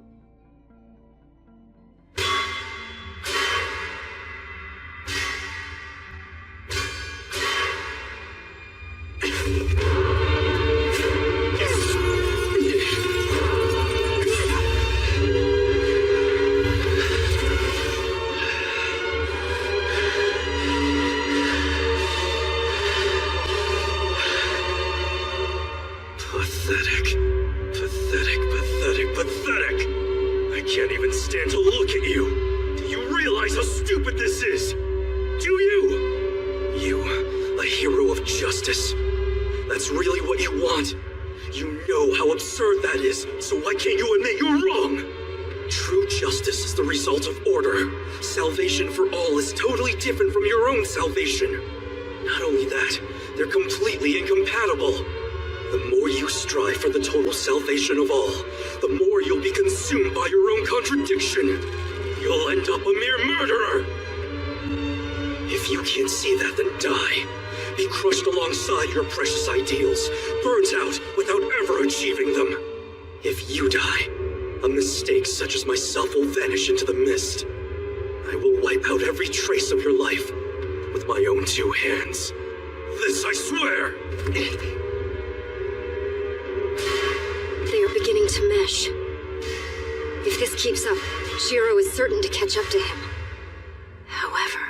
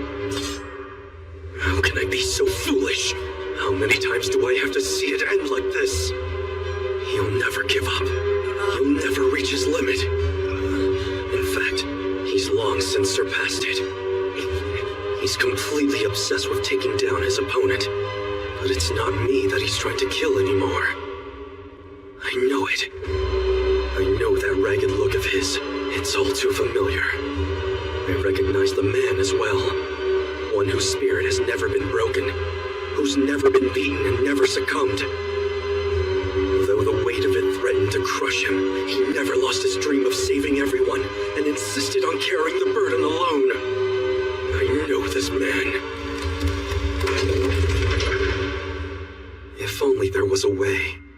If only he could save everyone who suffered, he thought.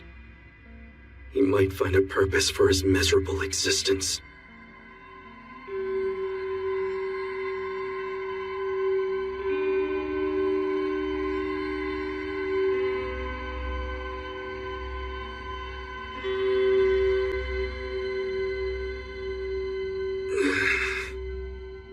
Shiro is attempting to slay the part of himself that would block the path to his ideals. To stay true to what he has always believed in, what he will continue to believe in. And Archer is attempting to undo the self that gave rise to what he has become. To erase the mistakes that he is doomed to someday repeat. Once, I had two paths.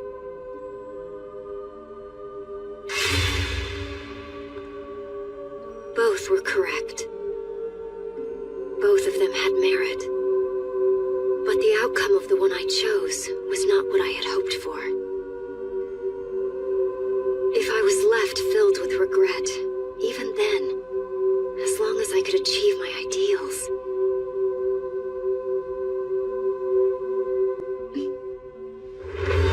He knows he can't win.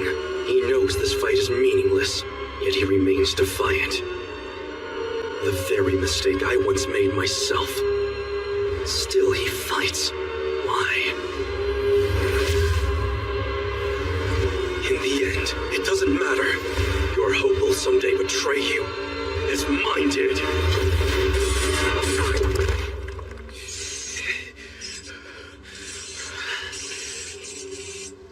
That's too bad.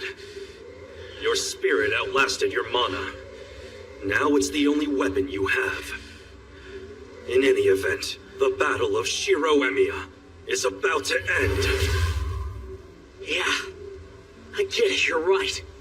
My wish really is fake. But there's something beautiful about it. Putting others before myself is hypocritical. I understand that. Still, I couldn't help but admire the idea. I thought how great it would be if I could live like that. Even if my life was a sham, there was still beauty in that wish, in doing whatever I could to make others happy. I won't let that go. Even if it is foolish, I won't give it up. I don't care what you say. I don't care if I'm a fraud or a hypocrite. Because I know my dream's not a mistake!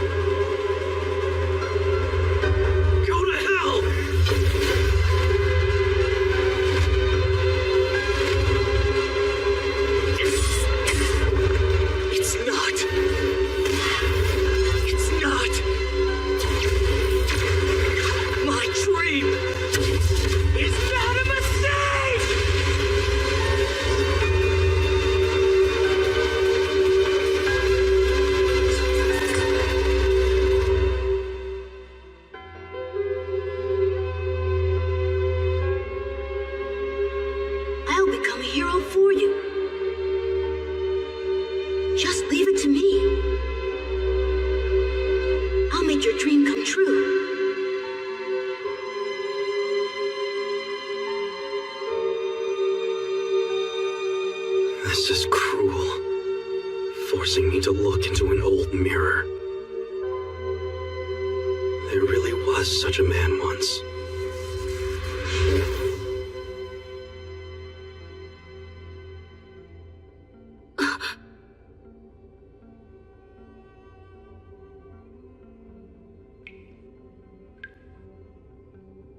It's over, Archer. I've won. Yes, I've suffered defeat once again.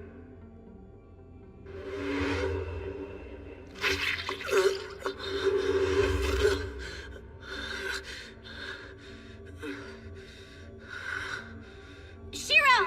Archer!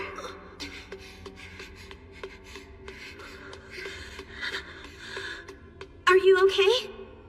Archer, you look terrible. What happened? I guess I'm too sentimental. If she had only been a little more callous, I never would have reverted to my old self. Either way, the matter is settled. And now that I've acknowledged him, the hero can't remain here. Not any longer. The defeated should take their leave immediately. No, wait!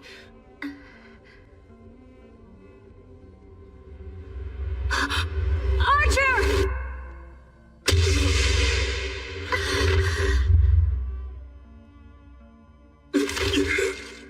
That was most entertaining.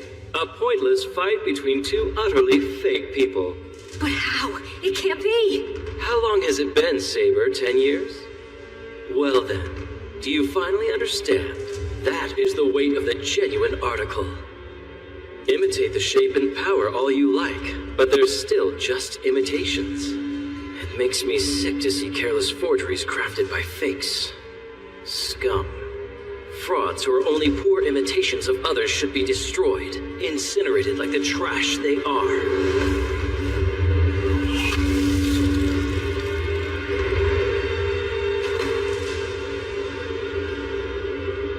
It's up to you to defeat him.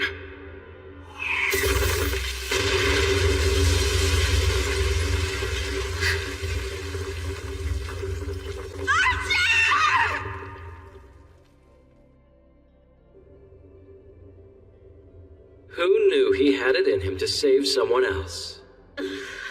Why, you... Who the hell said you could lay a finger on my Archer, you bastard? I'd meant to start by putting an end to that one's suffering. But someone else wishes to die first, I see. Rean, get back. Tell me, how are you still here? And why? I thought it was obvious. After the last war had drawn to a close, I chose to remain in this world instead of disappearing. I had unfinished business, you see. That is impossible. As servants, when the Holy Grail vanishes, we lose our anchors to this world. It is not possible that you could remain here for 10 years afterwards. That's simply not true. Even once the Grail has disappeared, we can stay in this world as long as a mage continues to supply us with mana. But of course, without the Grail's assistance, an incredible amount of mana is required. To meet that requirement, one can utilize any number of methods. Are you saying that your master fed you human souls? I am. If you can't provide for yourself, you steal what you need from others. But to be perfectly honest, going to all that trouble really wasn't necessary. I am the only servant who bathed in the Grail, you see. I first donned my physical form in this time 10 long years ago. And for that, I have you to thank, Saber. Because of you, I came to know its true nature better than anyone. For as its innards were strewn across my body, I caught a glimpse of what lay within. And that's when I made a decision. That I alone would be the wielder of the Grail. The wielder of the Grail? You jest. Not at all. It's the ritual that summons the Grail that's a sick joke. A life or death battle royale between 7 masters, a twisted tournament where only the last master standing wins the Grail. All of that nonsense is just a front. You see, in reality, the Grail has been here all along. Before each war, they prepare the Grail, and only then do they summon the 7 servants. Do you see, King of Knights? What they required was not the Grail itself, but rather what goes inside of it. Those mages did create the Grail, that much is true, but what they could not do was fill it. In the end, they finally decided to summon the contents, by deceiving the masters and servants. After all, it isn't like they knew any better. It looks like you're finally beginning to understand. Good. They sought only the purest mana to fill the Grail. Only the mightiest souls would do. So they scoured the earth for the finest specimens of humanity. That's impossible. That cannot be true. The more sacrifices, the better the outcome. If the souls of 6 servants were fed into it, the result would approach complete omnipotence. The mages would have access to an almost inexhaustible source of mana. If that is true, that means Only a master can wield the Grail after all. If the Grail really is a repository of pure mana, only a mage could make use of it. Well, things of that nature hold no interest for me. I'm far more concerned with the Grail's ability to act as a whole. What do you mean, a whole? Think back to 10 years ago.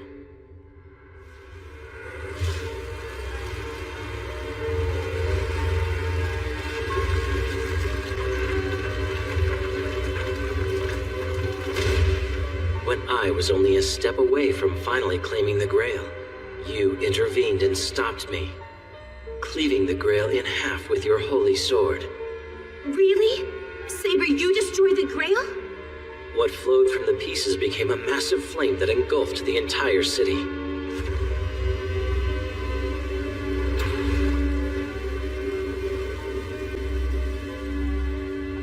I was directly beneath it at the time, so naturally my body was doused in the torrent. It was then that I learned the Grail's true nature. And it was rubbish. Yet even rubbish has its uses. It was a weapon unlike any other, one perfectly tailored to killing. Weapon? The Holy Grail that servants brought into the world is a weapon? You lie! Servants are weapons by our very nature. This brings that nature to its logical conclusion. The Holy Grail is a gateway to hell, waiting to unleash billions of curses the moment it's opened. What? Didn't Kotomine tell you? It was a grail that had already been polluted. A chalice of greed that you humans allowed to descend upon the earth. One of the greatest evils that mankind has ever wrought. Born to curse and kill their own. Then, what is it you are after? Could it be? Yes. The eradication of humans in this era. Though it may have its moments, this world is utterly beyond redemption. It's populated with mongrels enjoying their lives, which is an affront to the king. Wait, an affront to the king? What are you talking about? What's the point of being king if you eradicate all your subjects? If humanity dies out, then so be it. If they vanish as a result of their own sins, their lives had no value to begin with. I have no concern for the mongrels of mankind. That is reserved for the humans who have the wherewithal to survive that hell, for they alone will be worthy of my rule. Those who died last time failed to live up to my standards. If they can't even withstand a little fire, then the humans of this era are too delicate.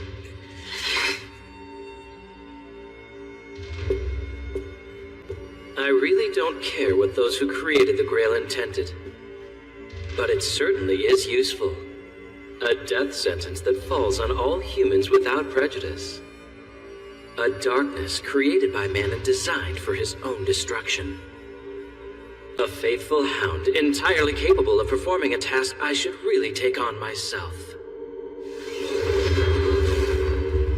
Let's pick up where we left off last war. I recall that we were interrupted by a mongrel, but no such interruption today. Although we do have a fake of even lesser quality here in our midst, nevertheless. It's up to you to defeat him. Why did he say that?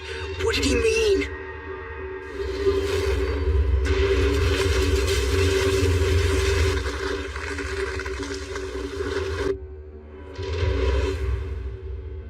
Well, no matter.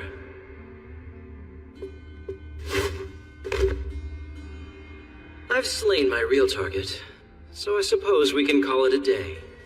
I wouldn't want to get soot all over me, which should give you some indication of how worthless you are. But I wouldn't dawdle if I were you. It won't be long before I produce the Grail and open a hole leading straight to hell. If you wish to recover it, Saber, act now. This time the Grail is mostly an afterthought, riddled with defects. So be quick about it, or its contents will drain out completely.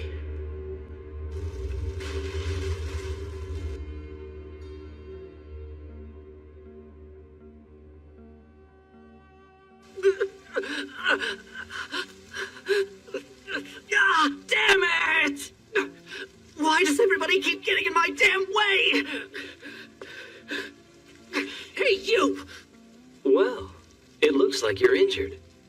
Excellent work as usual. Oh, yeah? And whose fault do you think that is, huh? If you weren't a useless dumbass, Lancer wouldn't have stabbed me in the chest! I was wondering why the girl was still alive, but that explains it. And what about the priest? Kotomine is dead and gone! And Tosaka just slipped through my fingers! All because of you and that stupid priest! Yes, well... a pity, isn't it? Yeah, you bet your ass! You told me we needed her. We couldn't get our hands on the Grail without her! Calm down. I can produce the Grail. But how's that? Even if you do have the Grail, you still have to provide a vessel. The priest said that was the only way. He said it requires a sacrifice. He said it wouldn't work without one. That won't be a problem. Any master can be an anchor, and we happen to have one right here, don't we?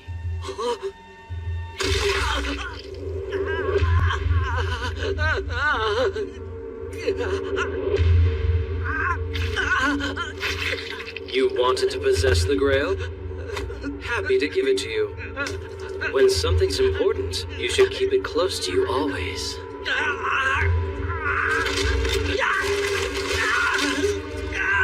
Not a pretty picture, is it? Still, it doesn't make it any less delicious. At least someone such as yourself will spew forth a fine mud indeed. I can't wait. No, it hurts! It really hurts! Help me! Help me! No, please don't go! Help me!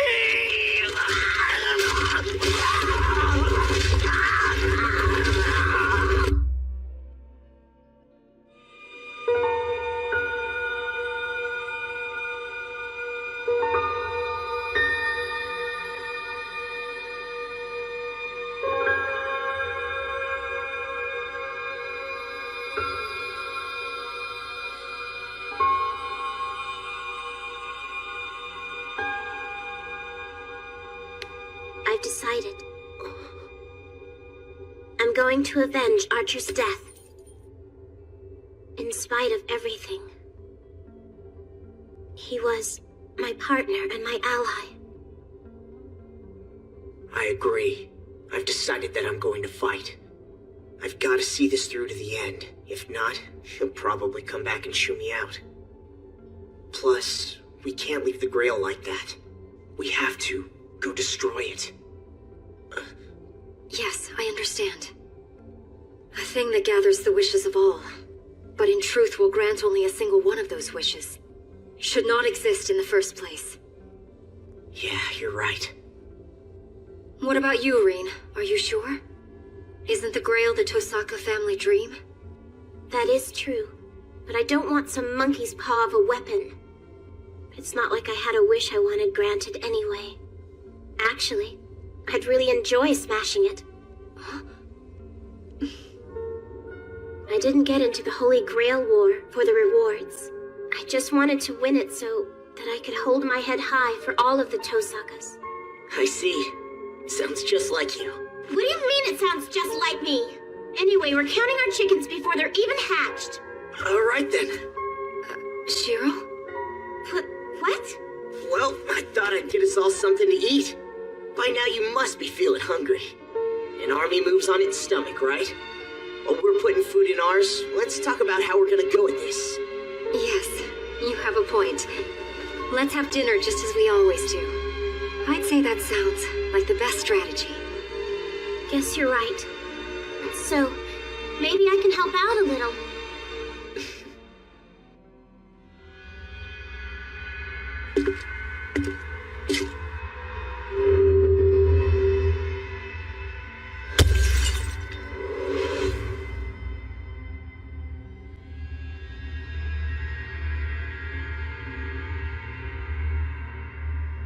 The Holy Grail is at Ryudo Temple? Yes. There are 3 places in town where the Grail can be evoked. The first is my home, then Kirei's Church, and Ryudo Temple on Mount Enzo. I sent familiars to each of them, but the one up at the temple got smashed. I know it was Goldie. I'm sure he's setting up some fortifications there. But that means Issei and the others are in danger. Here, look everyone living there was taken away in an ambulance? Right. This means he got rid of any troublesome witnesses. Shinji's idea, no doubt. Exactly what the little coward would do, but it helped us this time.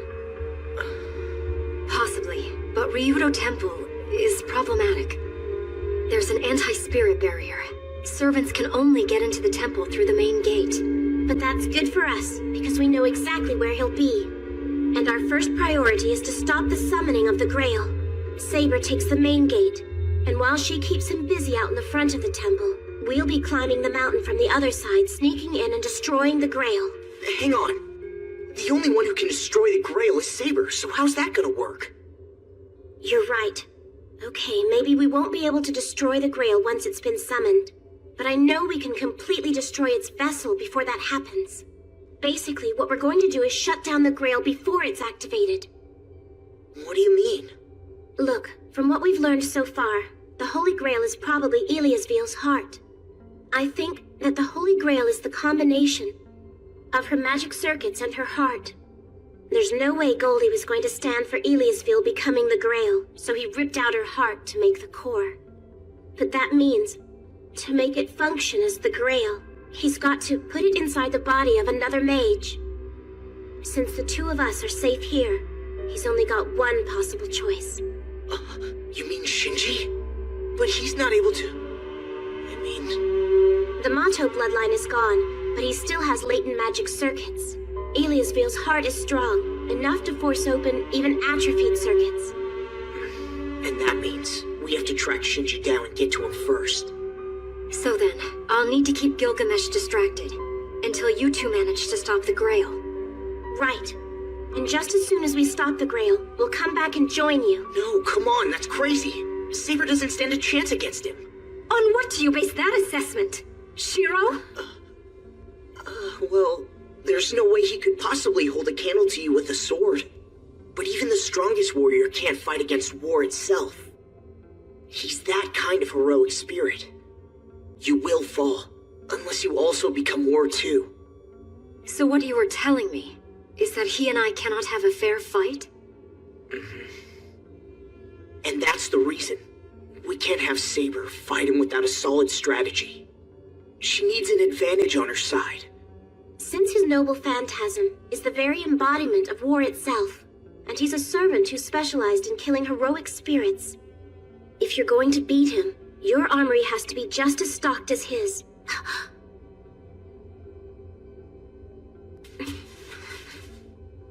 What's the matter? Why'd you suddenly stop? That's it. I know why Goldie hated Archer.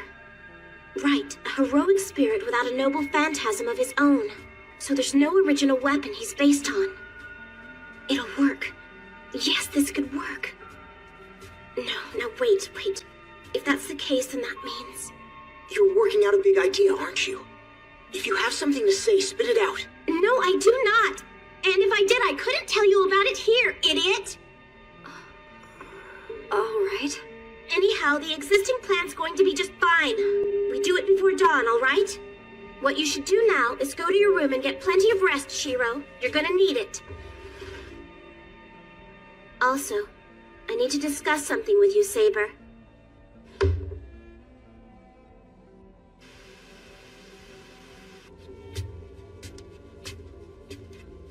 Sure you're okay with this, Saber? Yes, I think it is the best option. And you have my thanks, Rean. This will allow me to fight without undue concern.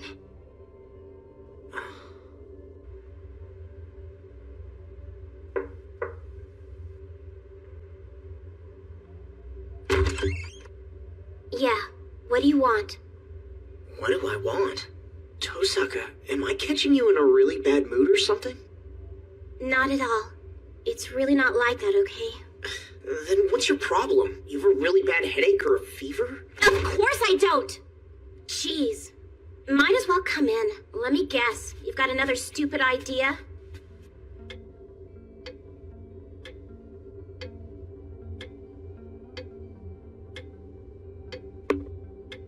Tosaka, when you and Saber talked... What about it? Forget it. Just listen and don't bite my head off. What I want is... You want to go up against him, don't you? You did it. You figured it out after all. Archer's magic is the natural enemy of Goldie's noble phantasm. Really? Is that right? Wait just a minute. You did not have it figured out yet, but still you made that idiotic suggestion? No, I just had this feeling that out of all of us, I'd stand the best chance. Well, guess you're not wrong about that. The one thing that makes Gilgamesh so powerful is his number of noble phantasms, and that sourcebook for killing heroic spirits he's got. Archer didn't have a phantasm tied to his death. More than that, as long as he had mana, he could match any opponent's force of arms. That's why Gilgamesh insisted on calling the two of you fakes, probably because he identified both of you as threats. Heroic Spirit Emiya's really the only one that he might have had to face in a fair fight. There's a flaw, though. If he fired a lot of phantasms at once, I wouldn't be fast enough. I'd run out of mana. Certainly that'd be the case if your magic stayed the same.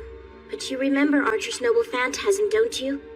If you mastered that, if you had control of that reality marble, you could stand against Gilgamesh. You're crazy. That kind of power's just not in me. Not right now, but there's at least one option we could look at. Crudely put, it's a way to link two mages together so they can share whatever stores of mana they happen to possess.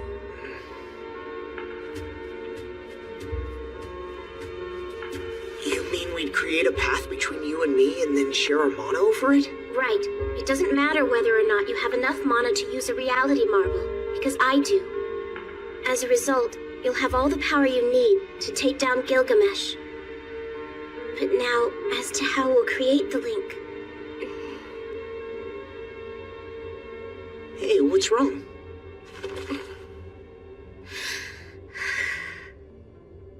I will take my magic crest and give it to you. Now, wait a minute. The magic crest is the physical proof of a true mage's life, isn't it? That's right. At first, the crest is intangible. The head of the mage family shapes it over the course of his life. It's a legacy passed down from generation to generation. I can't take something that important. It's all right. It's the most important fight I'll ever have, so I'll use my most precious possession. Why are you staring at me all weird like that? I was kind of in awe of you. Sort of late, but I just realized your character's why I fell for you the way I did. It's hardly the occasion to say that kind of thing.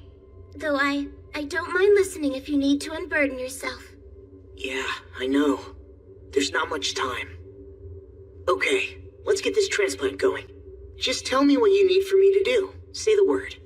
What? Okay then, you can start by getting undressed. What?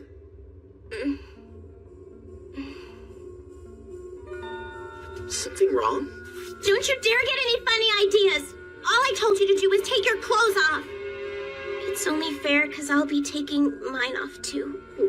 You're getting undressed too? I said don't get the wrong idea! The only reason for it is so we can transmit our body heat. There is nothing more to it than that. It's just that, for us to transfer the magic crest, we need to enter a mutual state of deep rapport. Oh, right. Now I get it. So is just my shirt all right? Of course, you moron!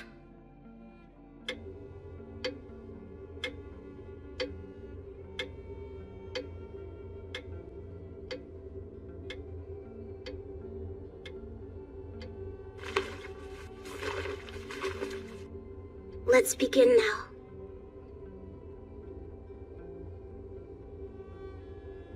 Gebt dem van Derntenvogel das Trinkwasser, der vom langen Weg und benutzt den Vogelrahmen, in dem der Schlüssel nicht angewendet wird. Ich spinne den Regenbogen in neuem Selbst. Heißes Wetter, Regen, Wind, Schnee, Krieg, Ende, ohne Unterbrechung. Niemand, ohne andere Meinung zu sein, ohne zu feiern. Es nimmt an, ohne zu fürchten. Onatsusvai. Tosaka! What do you think? Did it work? Tosaka? Yes, of course it worked. So flawless, there's nothing else to do. So precise, there'll be no after effects. So perfect, even Kirei, who specialized in this stuff, would probably say, "My pupil, you did a great job." This is it? Yes, the magic crest I transferred to you. Now you can receive enough power for a reality marble. But the rest... The rest is in my hands. Thank you. I mean it. Wait, are you angry at me for some reason? You saw it. Huh? Wait a minute. I only did what you said. You saw it, didn't you? You disgusting peeping Tom. I don't know what you're talking about. I didn't do anything. My eyes were closed the whole time. The only thing I saw was what seemed to be magic circuits and... Oh, yeah, that's right. You were having this weird dream. You were, like, in this schoolyard somewhere. And there was some guy doing high jumps like an idiot all day long until the sun went down. Now, what was that? Hey, what's the big idea of smacking me? Shut up! Shut up! Shut up! Shut up! Shut up! Hey, easy! What did pillow ever do to you? Quiet! You're nothing but a big brute! Who the hell do you think you are, anyway? Looking at my secrets like that? Huh? Your secrets? You don't mean that guy... Fine. But I'm warning you. Sooner or later I'll get a peek at your most embarrassing memories. And when I do, I'm not going to hold back. Do you understand?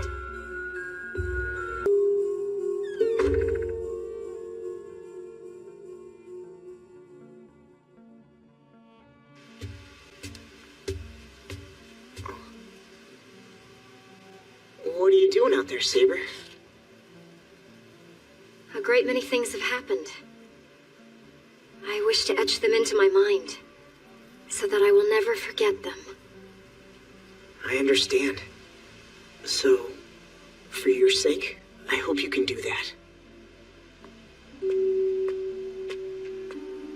Yes, me too. And also, I find I am in your debt, so thank you, Shiro. In truth, it did take more than a little time, but as it turned out, you showed me the way. Saber? Forgive me. This cannot make sense to you.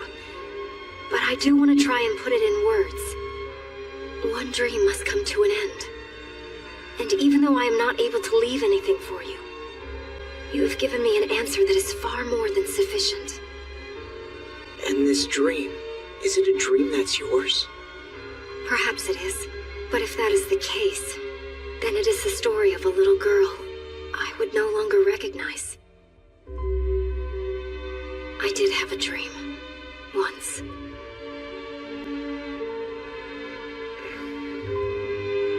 I have a favor to ask of you. I will safeguard you both. So just make certain that you two return to this house. Yeah, we'll come back home. Count on it.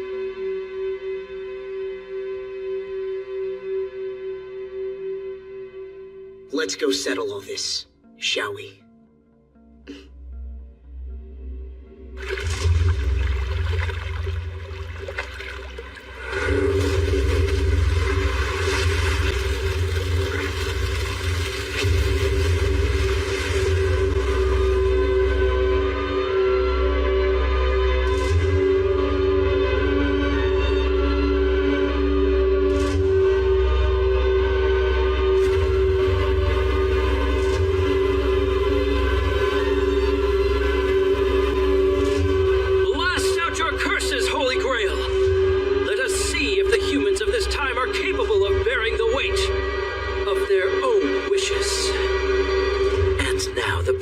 Of their judgment day has come.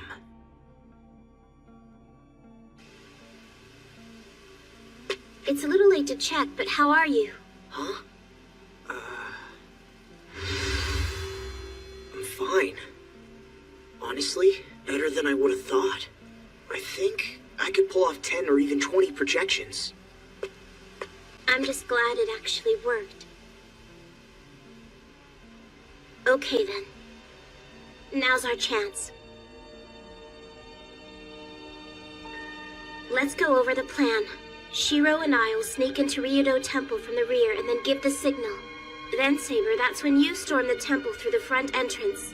And keep Goldie busy for a while. While you're doing that, we find Shinji and the Grail and do what we have to shut it down. After that, the only thing left is for you to destroy the Grail itself. There's one more thing. Shiro, I must tell you something. What is it? The fact is, I can only use my holy sword one more time. She's run out of mana. The moment she uses her sword, she ceases to exist in this world. What? No! Why is that? Think about it. I'm supplying all the mana for both of you. But what about Saber? How is she supposed to keep Gilgamesh busy without using her sword? Shiro, this was my own decision. What else can we do? This is the only way we can win. Saber is pacted as my servant. You think I want her to be sacrificed?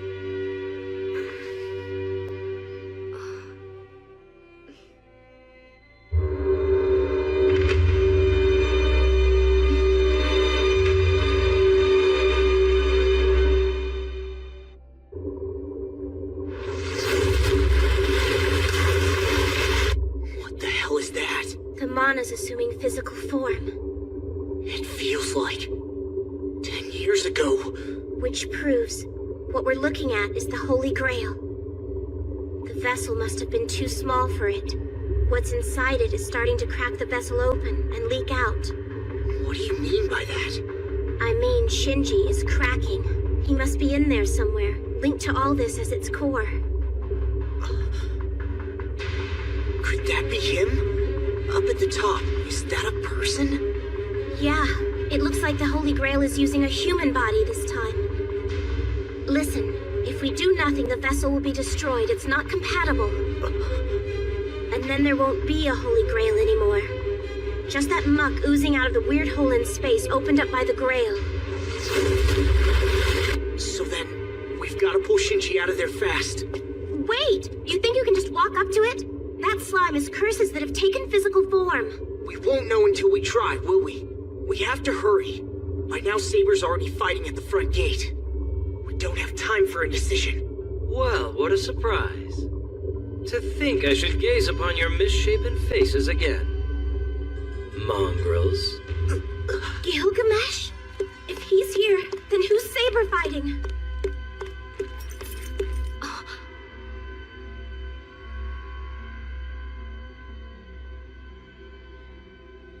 I've been waiting. I'm glad you got here in time, Saber. Assassin? No.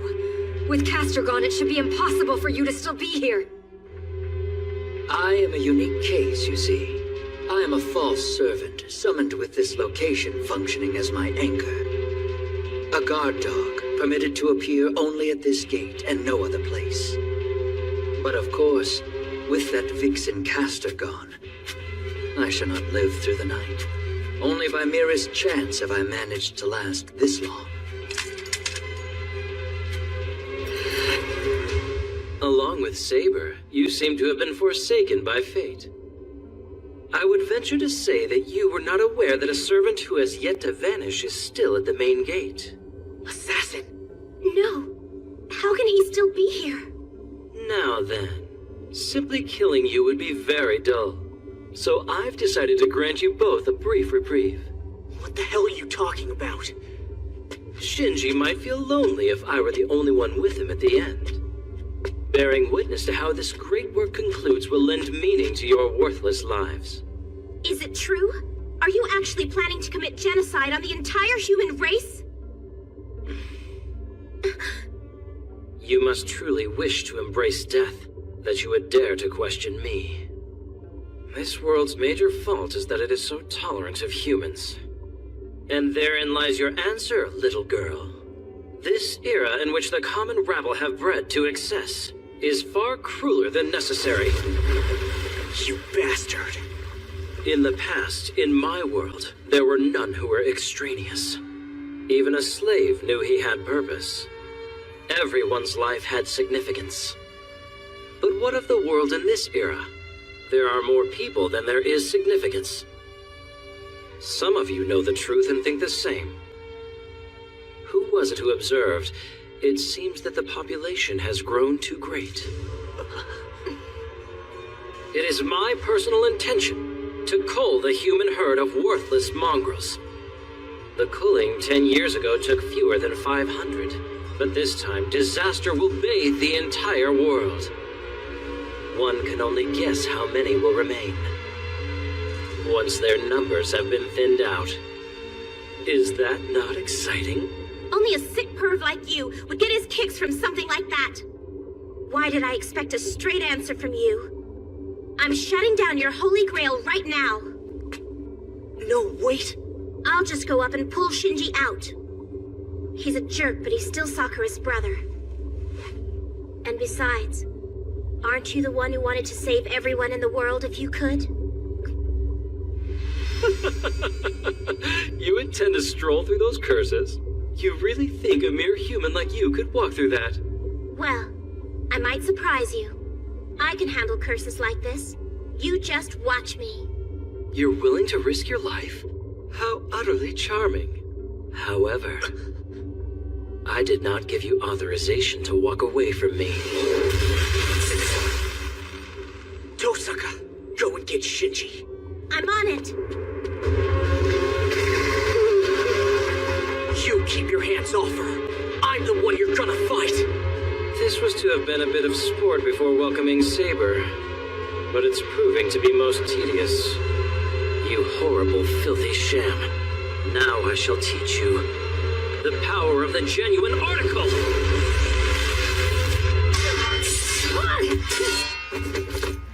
Stand aside, assassin. There's no reason for you to defend this gate. No reason. My fighting has never held any sort of reason.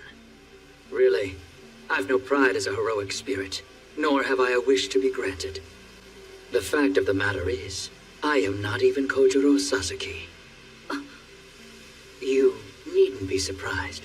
It's likely that Kojiro Sasaki existed at one point. And it's likely there was a warrior with a long sword called Laundry Pole as well. However, these two were not the same individual. Kojiro Sasaki, who people said acted as a foil to some noble swordsman, was merely a fiction found in folktales. A fictional hero? Yes, Kojiro Sasaki is only a mantle. As for myself, I was merely the swordsman best suited to wear it. I do not even have a name. However, I was able to perform the techniques the records attribute to Kojiro Sasaki. It's the only reason that a ghost like me was summoned. So you see, there was never any meaning to this. I am an empty, hollow shell. Nothing has meaning for me. However, if there were something that could possibly give meaning to my existence, it would be this moment. That is, if a man who died in obscurity had such a thing as a wish. Assassin.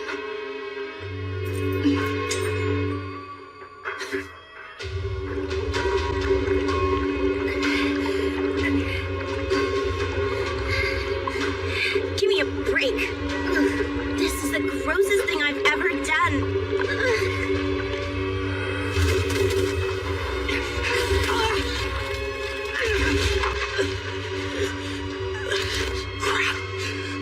Learn your place, mongrel. I'd prefer you didn't spoil the festivities. It's finally happening.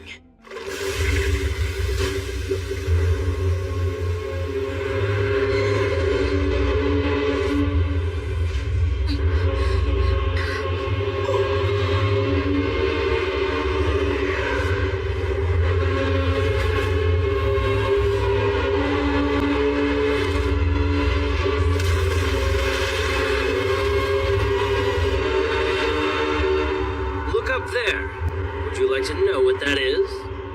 The Holy Grail is drawing in wishes. The true nature of you mongrels, the malevolence of all mankind.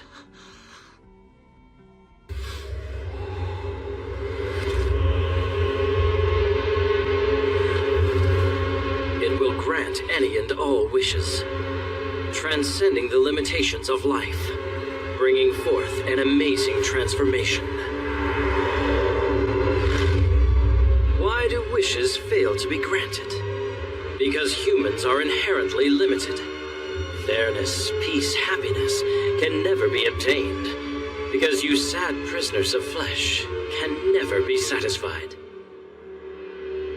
That is why humans constructed the Holy Grail in the first place. Not to release your people from all suffering, but rather to subjugate and conquer them.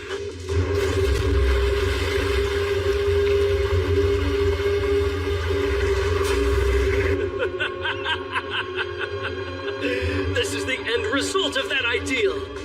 No quality so capable of bringing change is more powerful than human malevolence.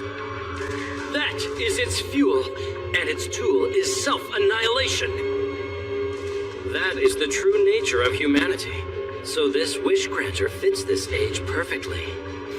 Vastly different in scope than 10 years ago. The curses will stream forth without end. Now, boy, what will you do?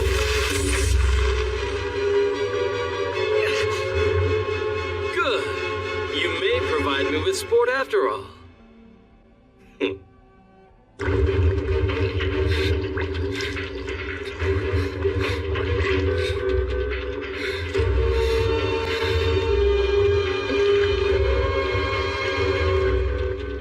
Shinji.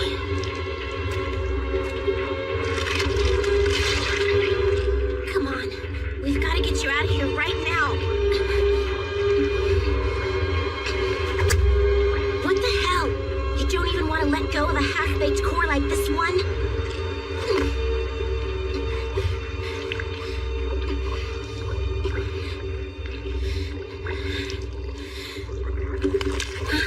Well, apparently it got pissed off when I yanked its heart out. Ready or not, we gotta go.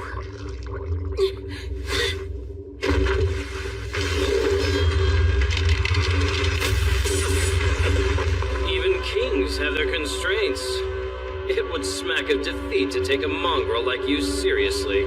So be it. You may rejoice. I am going to go easy on you. Trace?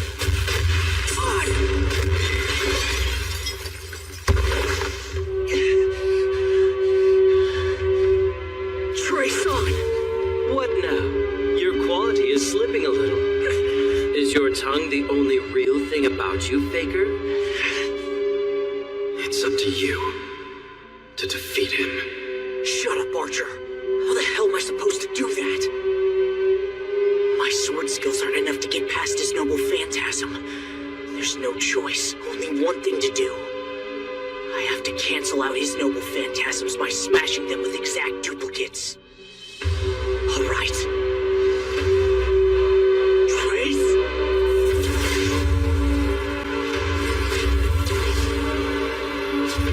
I'll copy them all. Every last one.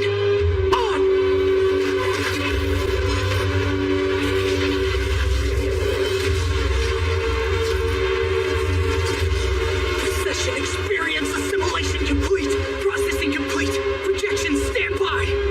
Oh, you're producing more than one this time. Ah, yes. You duplicated every one of my noble phantasms you could see. Let us score your efforts. But no matter how good they may be, I shall not allow a single one to remain. Release freeze. All projections. Success and fire.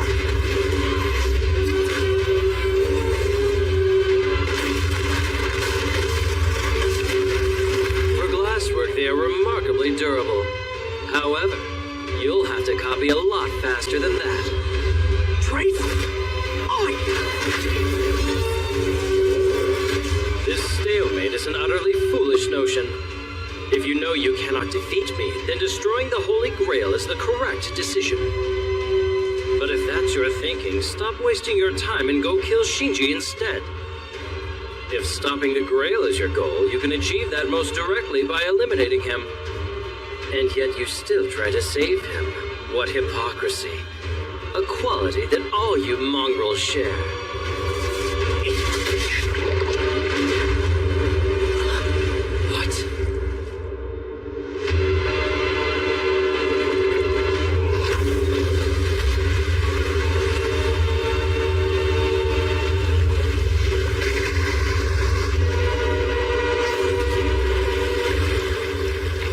It's lost its core and wants me for a replacement.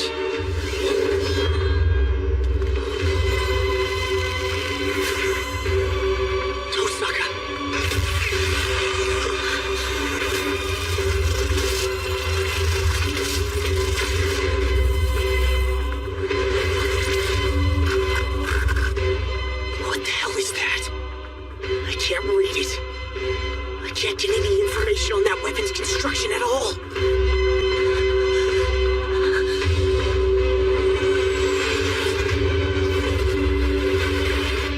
Exterminate it. Kea!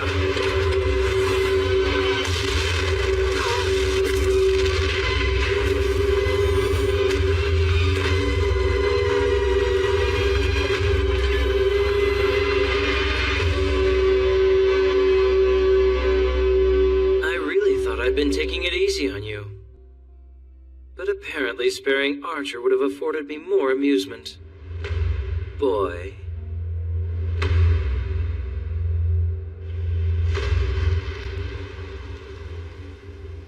What was that shockwave?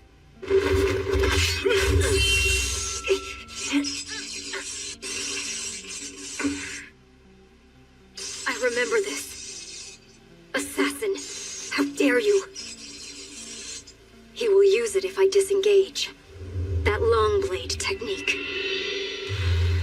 Is it wise, pulling back your resistance? From this position, I could easily send you flying backwards. Is that why you chose to enter my striking range? Yes, I want to force an end. With blades, don't let your mind wander to what comes later. If I step out of striking range, I will fall right into his trap. Why do you hesitate? Just as I am the guard at this gate, there's a thing that you guard too, which leaves us no room for any doubts. And besides, Saber, you are not the only one here running out of time. I do you a discourtesy. As you say, we are both out of time.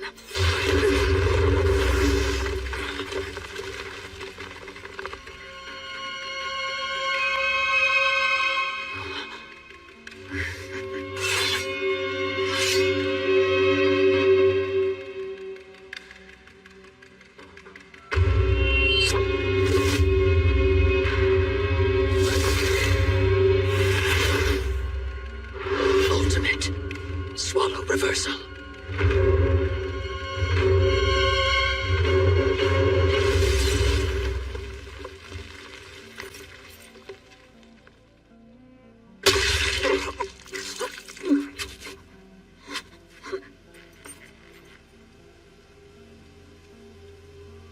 Go now.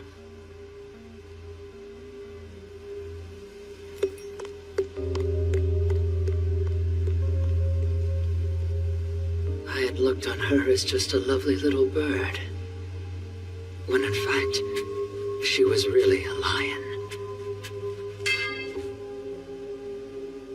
And here I considered myself a fair judge of women.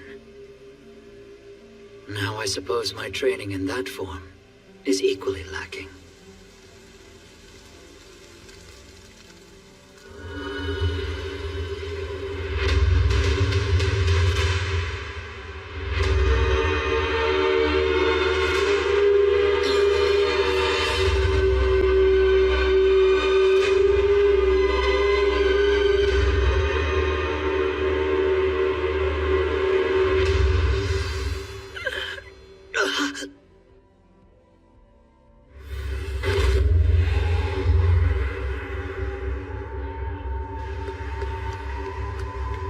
Rain, Shiro, please try to stay safe.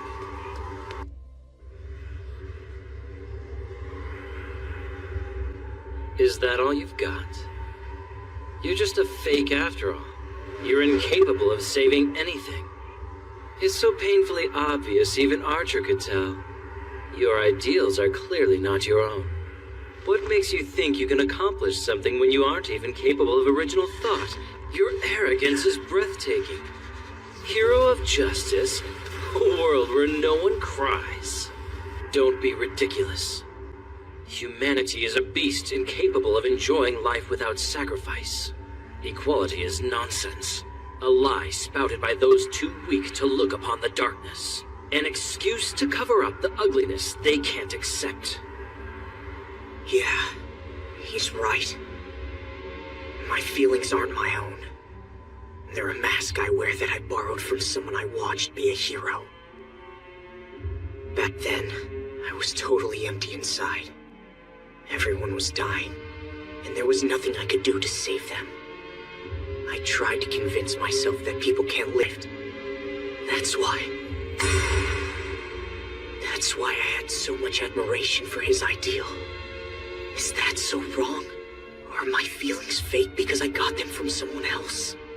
And if so, does that mean I shouldn't even try? No, there's no way that's true. It doesn't matter if it's fake or impossible to achieve. I know I can't save everything, and that you can't save one person without sacrificing another. And even though I knew it was just an ideal, I longed for it more and more every day.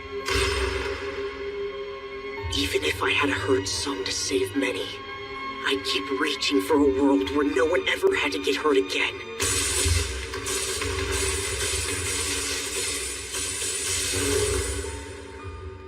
In the end, this world was his reward. He once told me that what I believe in, what I've always believed in, was hypocritical. But despite what he said, he stayed true to that same hypocrisy until the day he died. So I can too. I don't care if it's a borrowed ideal, or if it's fake. It's still my ideal, and I'm going to do whatever it takes to keep that dream alive. Even if I never find a single thing I'm searching for. I get it. All this time, that was it. I'll admit that I was holding back, but you must have been affected by the blast from Ea. All those weapons and you really expect me to believe you're holding back? Give me a break.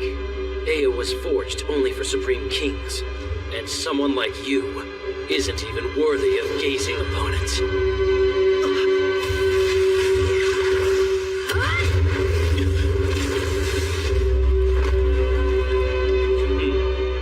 Saber!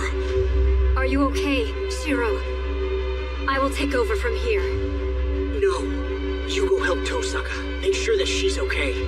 I can handle him. Just leave Gilgamesh to me. What are you saying? A mage is simply no match for a servant. I know, but remember, both of us are exceptions to the rules. Don't worry. I can beat him. I know I can.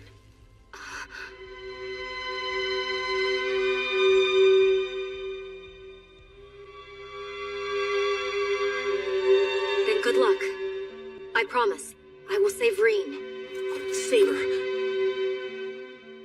I tried my best, but I'm sorry. I couldn't save you. But listen, I don't think this grail is what you hoped it would be. So go ahead and take a good look. Make sure that next time, you can get it right. Shiro. Sorry, it's kind of hard to explain. I guess I never really had what it takes to be your master. So... I don't think that's true. Shiro, you are my master. I must go fulfill my duty as a servant. We will continue afterwards.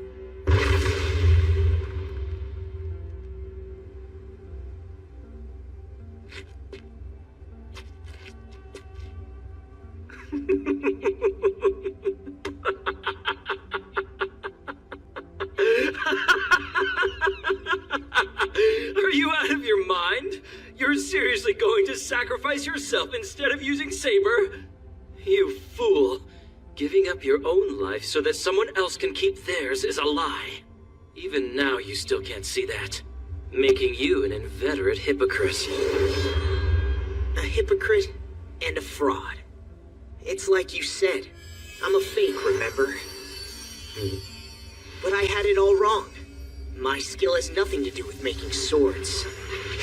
There's only one thing I can do, and that's give form to what's in my mind. I am the bone of my sword. Steel is my body and fire my blood. I have created over 1,000 blades, unaware of loss, nor aware of gain. Withstood pain to create weapons, waiting for one's arrival. I have no regrets. This is the only path. My whole life was unlimited blade works!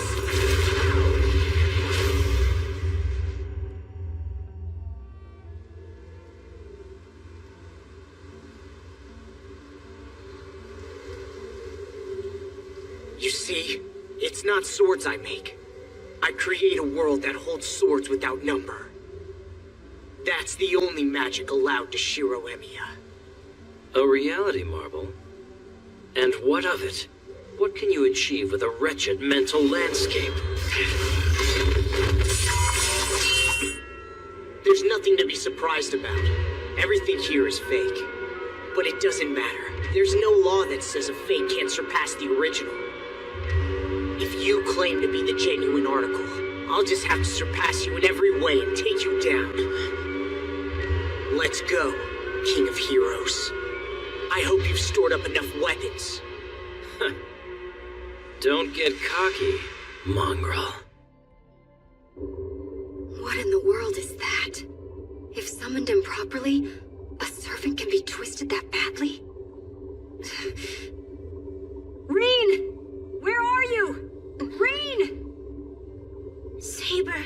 I'm coming! Saber, no! But why? You have to trust me. This muck is similar to a servant. There's no telling what would happen if you touched it.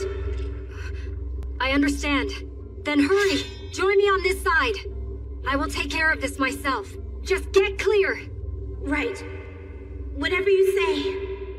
But if I don't make it out in time, you know what you have to do. But I cannot. And if that is the alternative, I will save you now. I can handle this.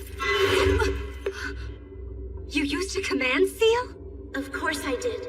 You're the only one who can destroy the Grail, remember? I'm not about to let you throw your life away. Besides, I can get out of this mess, no problem. Don't worry about me. I can take care of myself. You've got to trust me on this one. Just have your holy sword ready. We're going to need it. Reen.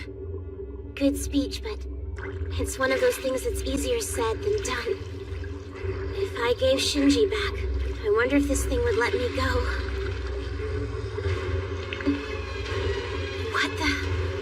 What is this? Reen!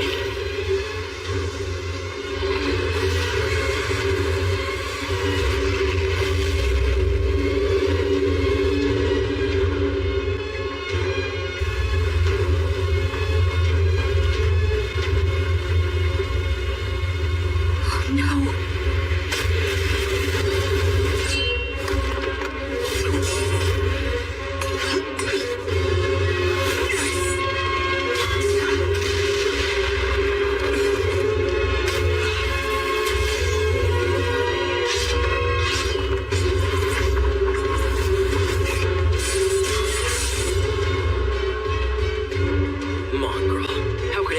Match mine.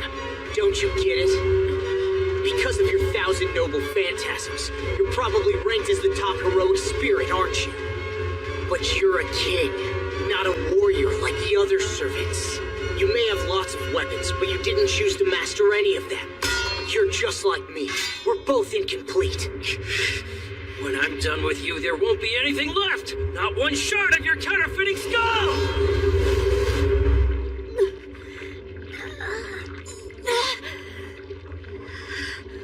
This really sucks. I don't even know which way I should crawl to get out of this thing. That idiot. He's really guzzling my mana, isn't he?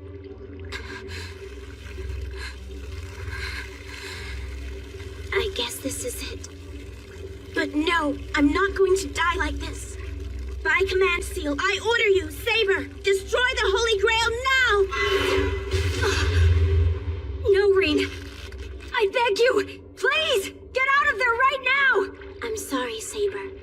I knew that you would never obey. Not willingly.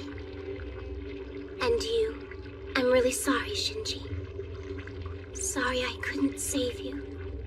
Please forgive me. I refuse to listen to such pathetic whining.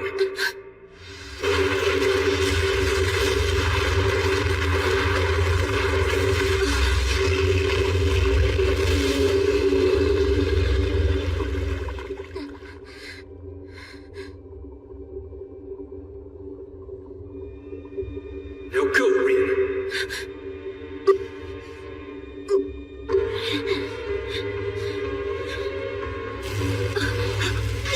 Hurry! Reed!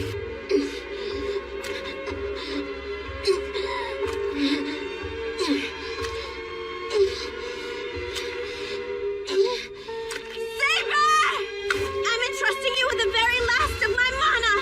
Use it to blast that damn Holy Grail! Hit it as hard as you can! So there's nothing left!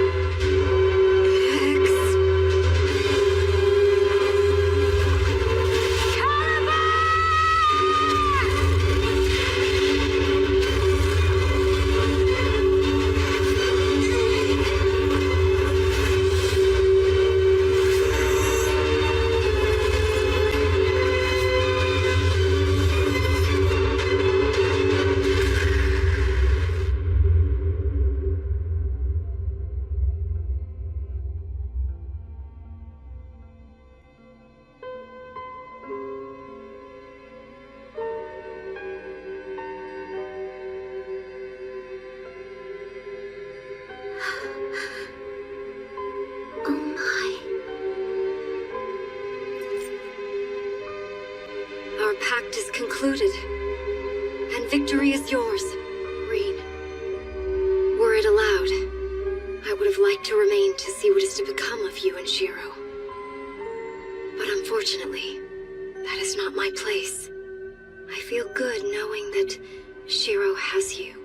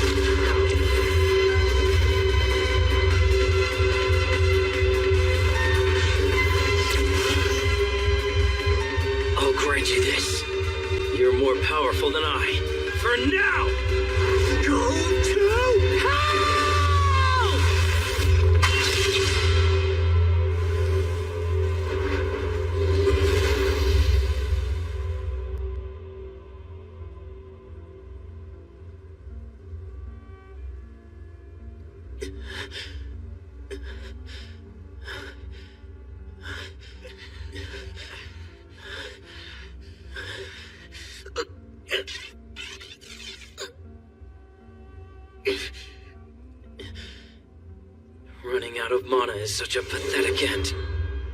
Victory is yours, but it won't save your life. Faker.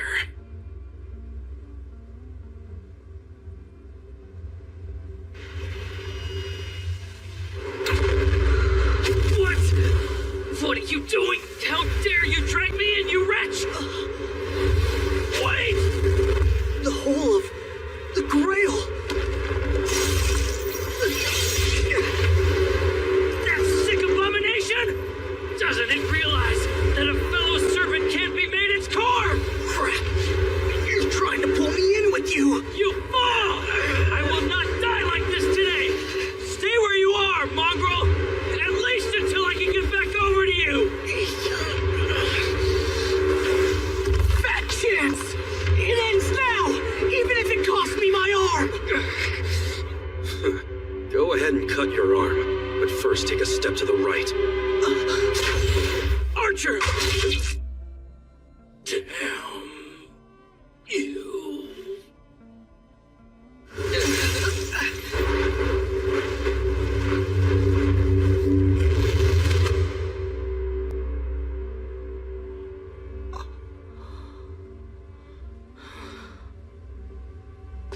That guy. Always showing off.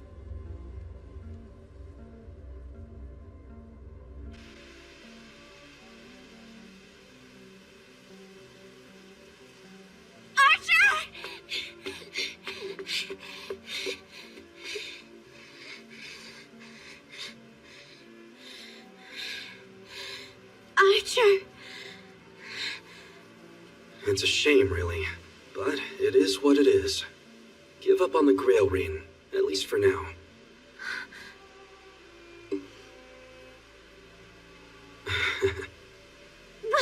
What's with that? Are you laughing at me right now? What's so funny? Yeah, sorry about that. But you just looked so pathetic I couldn't help myself. I was thinking how the two of us make one sorry-looking pair. Archer, I want you to pact with me again, okay? I'm afraid I can't. I doubt it would be allowed. And besides, I no longer have a goal. Like it or not, my battle ends here. But that means that no matter how much time passes, you won't. That was unexpected. Reen, keep an eye on me. I'm helpless, but you already know that. So just be there for me. Archer. Okay, I got it. I promise I'll try.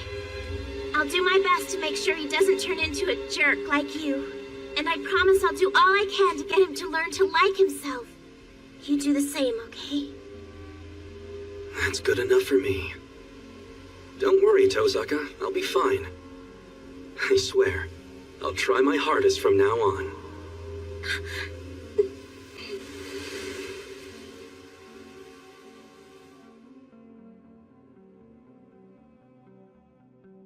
Damn it. I didn't even get a chance to chew him out.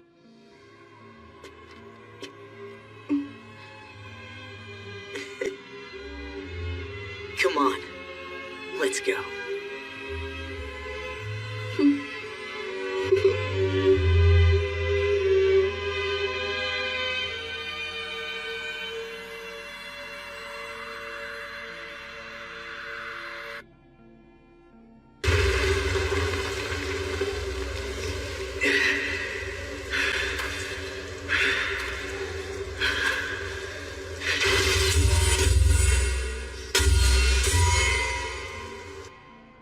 Now and then, I think back to that sword fight. When I lost and found my answer, all at the same time. But since then, not a single thing has changed. The memory's fading away, and I'm still me, and I suppose he's still him. But even so, neither of us really thought the fight would change anything. It's been 2 years since then. I may get the answer I'm looking for someday. But it'll be a long time before I find out what it is.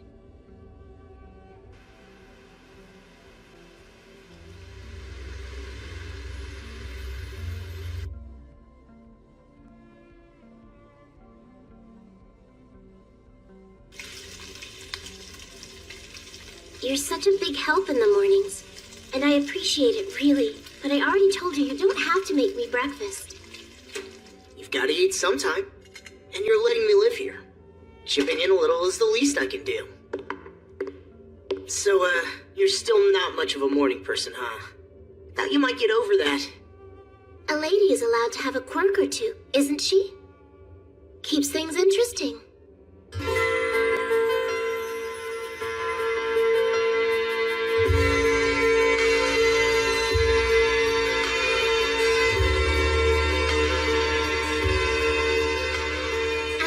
Schedule today. I'm going to a special lecture on cutting and mineralogy. What about you? I've just got fundamentals classes all morning. So we can walk together at lunch. Meet at the usual spot? Tosaka. Nah, never mind.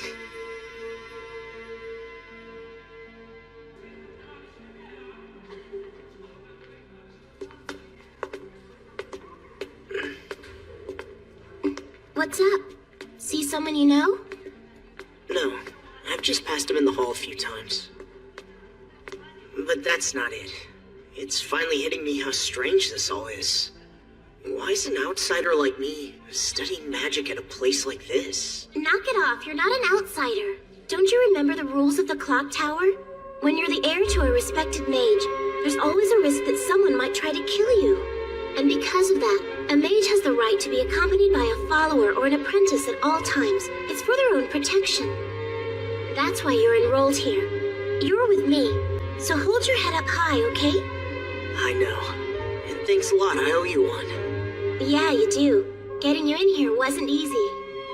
But you only have a 3-year exemption. So watch yourself, okay? People here have to follow the school rules, but not the rules of the world outside the school. It might be a minor ritual in the Far East, but you're the mage who survived the Holy Grail War. People remember that. And some of them aren't going to like you. So if you let your guard down... Your guard's down! Like hell it is!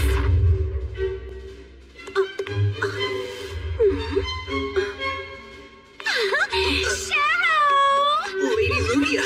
You don't have to be so formal now. After all, you're not on the clock as my butler at the moment. Miss Luvia will be perfectly all right, dear Cheryl. Hey, you can cool it with a chummy act, okay? Oh, Miss Tosaka, really? We're classmates as well as neighbors, and I believe we even share an apartment building. And yet my behavior strikes you as inappropriate? It's inappropriate, all right. Relax, Tosaka. There's nothing wrong with trying to get along with your classmates. Anyway, we got a 3rd-floor apartment thanks to her, so we owe her one. Oh, Cheryl! Hey! You think you're better than me? Oh my goodness! Oh my goodness! Oh my goodness! Okay, changing plans. Our next class will be... Self-defense. The class in which one learns to express oneself physically. Now, Luvia Galita Edelfelt, the heir to the Edelfelt family, will be more than happy to demonstrate.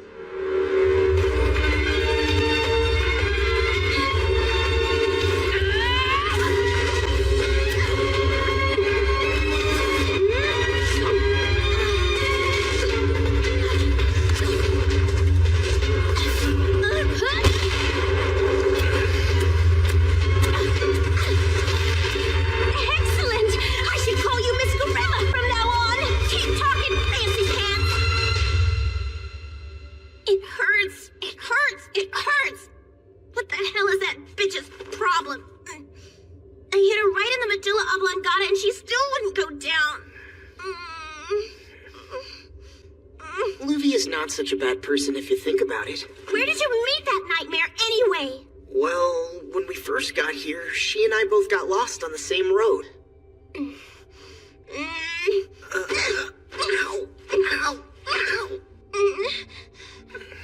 Oh, well, I'll put her in her place soon. So, what's your plan? You got invited to officially join the Mages Association, right? First, they evaluate a mage's natural talents and the color of his soul. Then they register him, making him a Clock Tower-affiliated mage. It's okay. Because you'd effectively be in debt to the Mages Association, your activities would be limited. But joining the association isn't without its perks. As a matter of fact, most people would jump at the opportunity.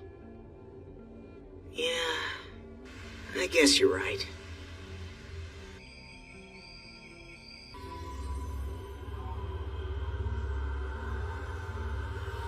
Becoming a Clock Tower member, and finally becoming a full-fledged mage, is the right decision. But would that go with what I believe in?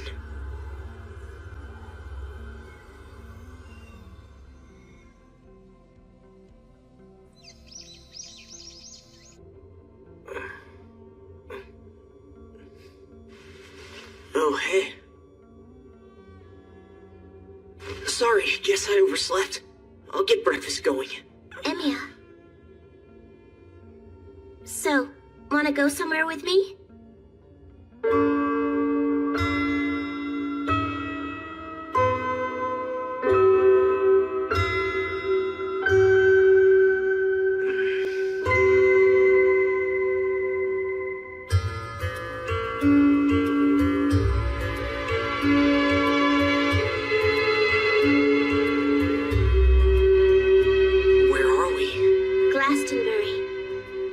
Of a certain king. You remember how you told me that day that you wished you'd had the chance to say a proper goodbye? Now's your chance. I'll give you some time alone.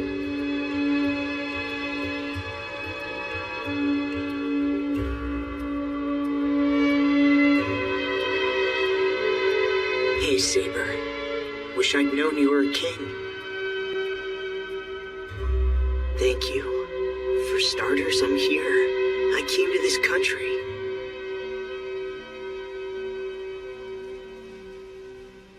It's so nice here. Yeah, it sure is.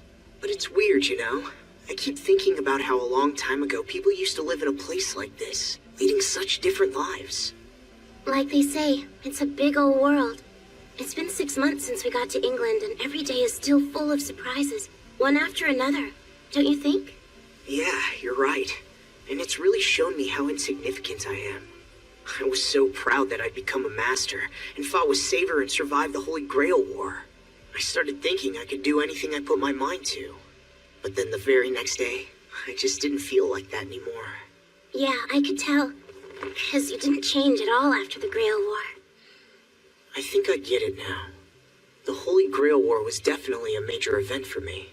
But when I look at the grand scheme of things, it was just one piece of a bigger puzzle. A lot has stayed the same since then, but there have been a lot of changes too. I don't know how much I matured or anything, but it just hit me how special that battle really was. I've seen it for myself. Guess I'm the opposite. I'm starting to think that it really wasn't anything special, not in the slightest. The Holy Grail War, the Clock Tower, lazy days like today, things like that aren't ever going to change. You relied on Saber's support, but when she was alive, Saber herself actually relied on the support of the people that came before her. So you see, we're all connected. None of us are here by our own strength. We count on the hard work of people in the past to get us through. The Clock Tower is steeped in ancient traditions. That's always on my mind while I'm studying, like someone is always watching and judging me. It feels like they want to know what I'll contribute. I see. Guess it's only natural they'd want to know.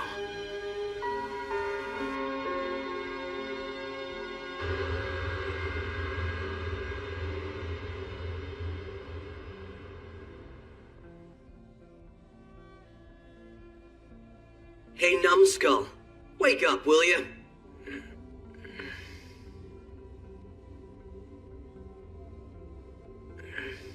Everyone's left for the closing ceremony. What are you, playing hooky or something? Hurry! We don't want to miss the last assembly of our second year!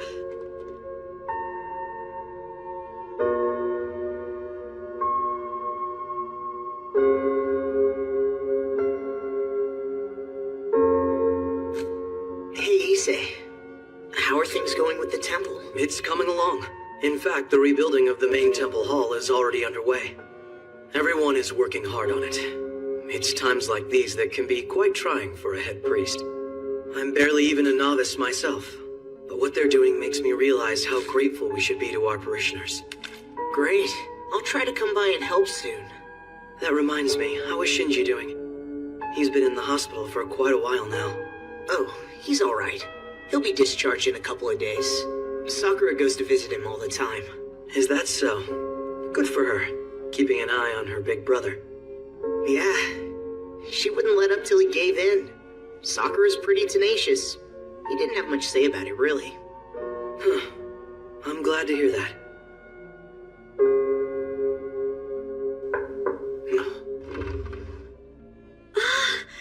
I'm so glad the two of you are still here.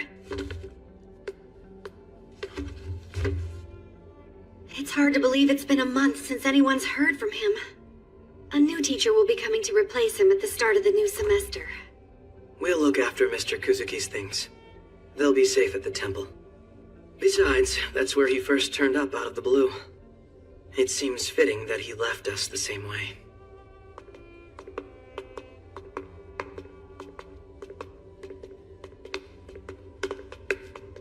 Well, if it isn't the student council president, patrolling the campus already? Or maybe you're checking in on all the club rooms. Tosaka! I know I sound like a broken record, but you really like to stay on top of things, huh? I find these encounters quite repetitive myself. Would it kill you to come up with a different jab now and then? Oh, I see. You're deliberately repeating yourself, aren't you? Yeah, I thought that was obvious. What, did you just figure that out? I knew you were uptight, but wow. You really are a lost cause, huh? What's the meaning of this, Emiya? Don't tell me you've entered into a relationship with her of all people! Bye-bye, Emiya. Come get me when you're done. I'll wait in my classroom until you're ready. Wait, what's happening? Hey! You're a hard man to find, Mr. President. Mitsuzuri, what do you want? Maybe you can clear something up for me. What in the hell did you do to the budget? I'd like to know why my club just had its funding cut. Archery Club isn't the only one. All club expenditures were subject to the same review. I don't buy that for a second. Try again. I want to know what the hell you were thinking.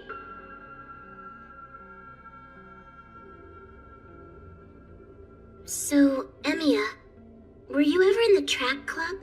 Track? No, I've always been in archery. Never really had time for both. Oh, I see. Sorry, guess my mind was wandering a little. Looking at the sunset just got me thinking. It's just, time has really flown by.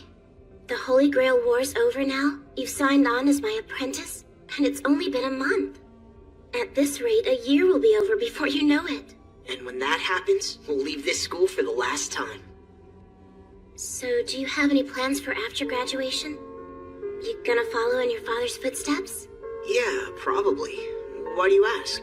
Curious. I'll be going to London when I leave here. I got a letter of recommendation from the Mages Association. You're going to the Mages Association in London? The clock tower place? They picked me to be the representative of the Tosaka family. And they said that I'm allowed to bring an apprentice with me if I want to. What are you getting at?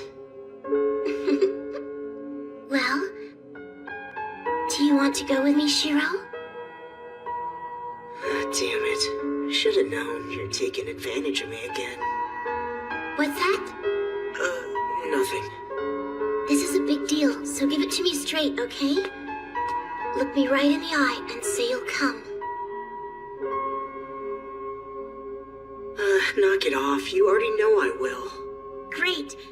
I mean, we work so well together, am I right? I promise I won't let up until I turn you into a proper mage, so I sure hope you're ready. You're going to be so much happier when you're finally the man I helped shape you into. Just you wait and see, Shiro.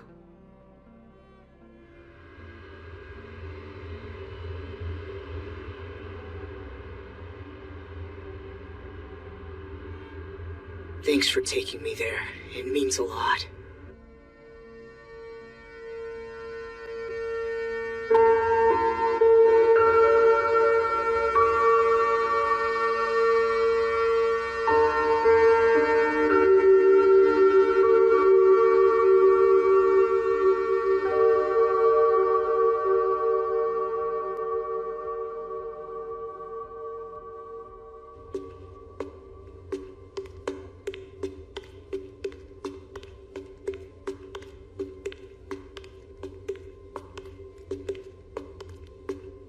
Excuse me.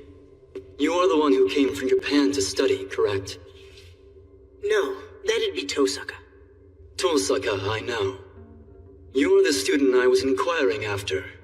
You're from Fuyuki, Japan, yes? Judging by your looks, you don't have the makings of a mage. My guess is that you're an outsider who was caught up in the ritual and missed your chance to escape. Now tell me something. After surviving a war of that magnitude, what made you decide to come to the clock tower? Why have you chosen to study magic? That's a good question.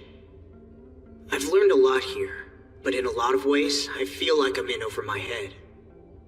I still don't want to give up on my beliefs, though. I want to dedicate my life to seeing them come true. Meaning what? Well, I know it might sound dumb, but I don't care. There's something I want to be. It's called a hero of justice. I understand. It's a foolish endeavor, but not without its merits. A hero of justice. I fear your dream is too large for this place to contain.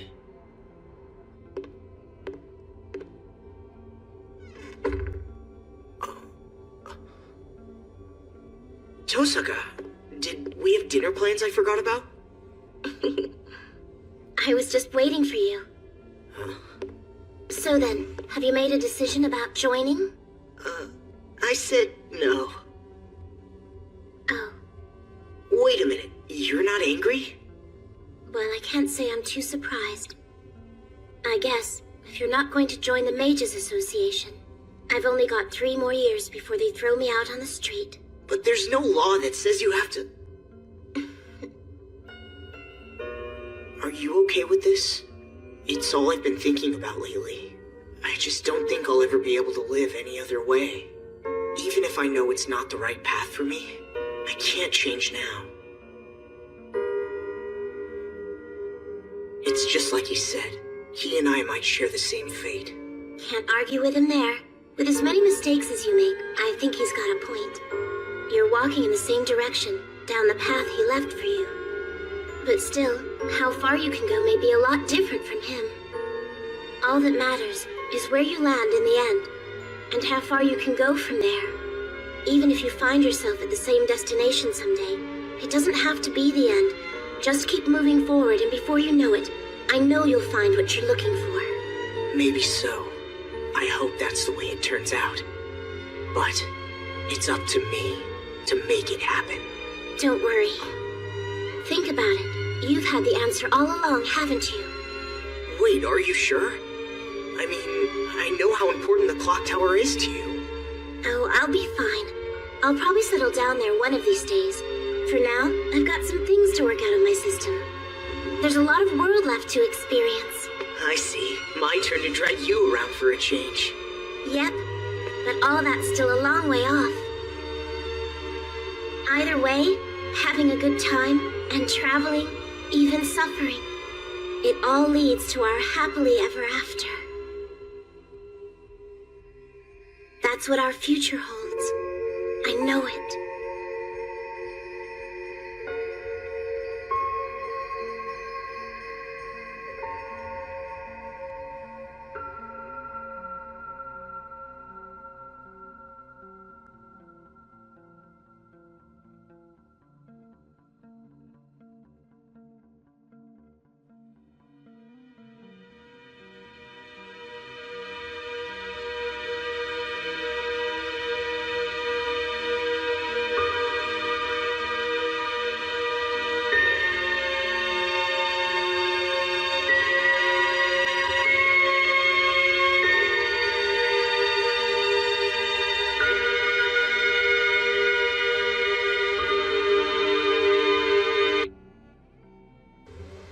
A boy once said, "I don't want to see people dying."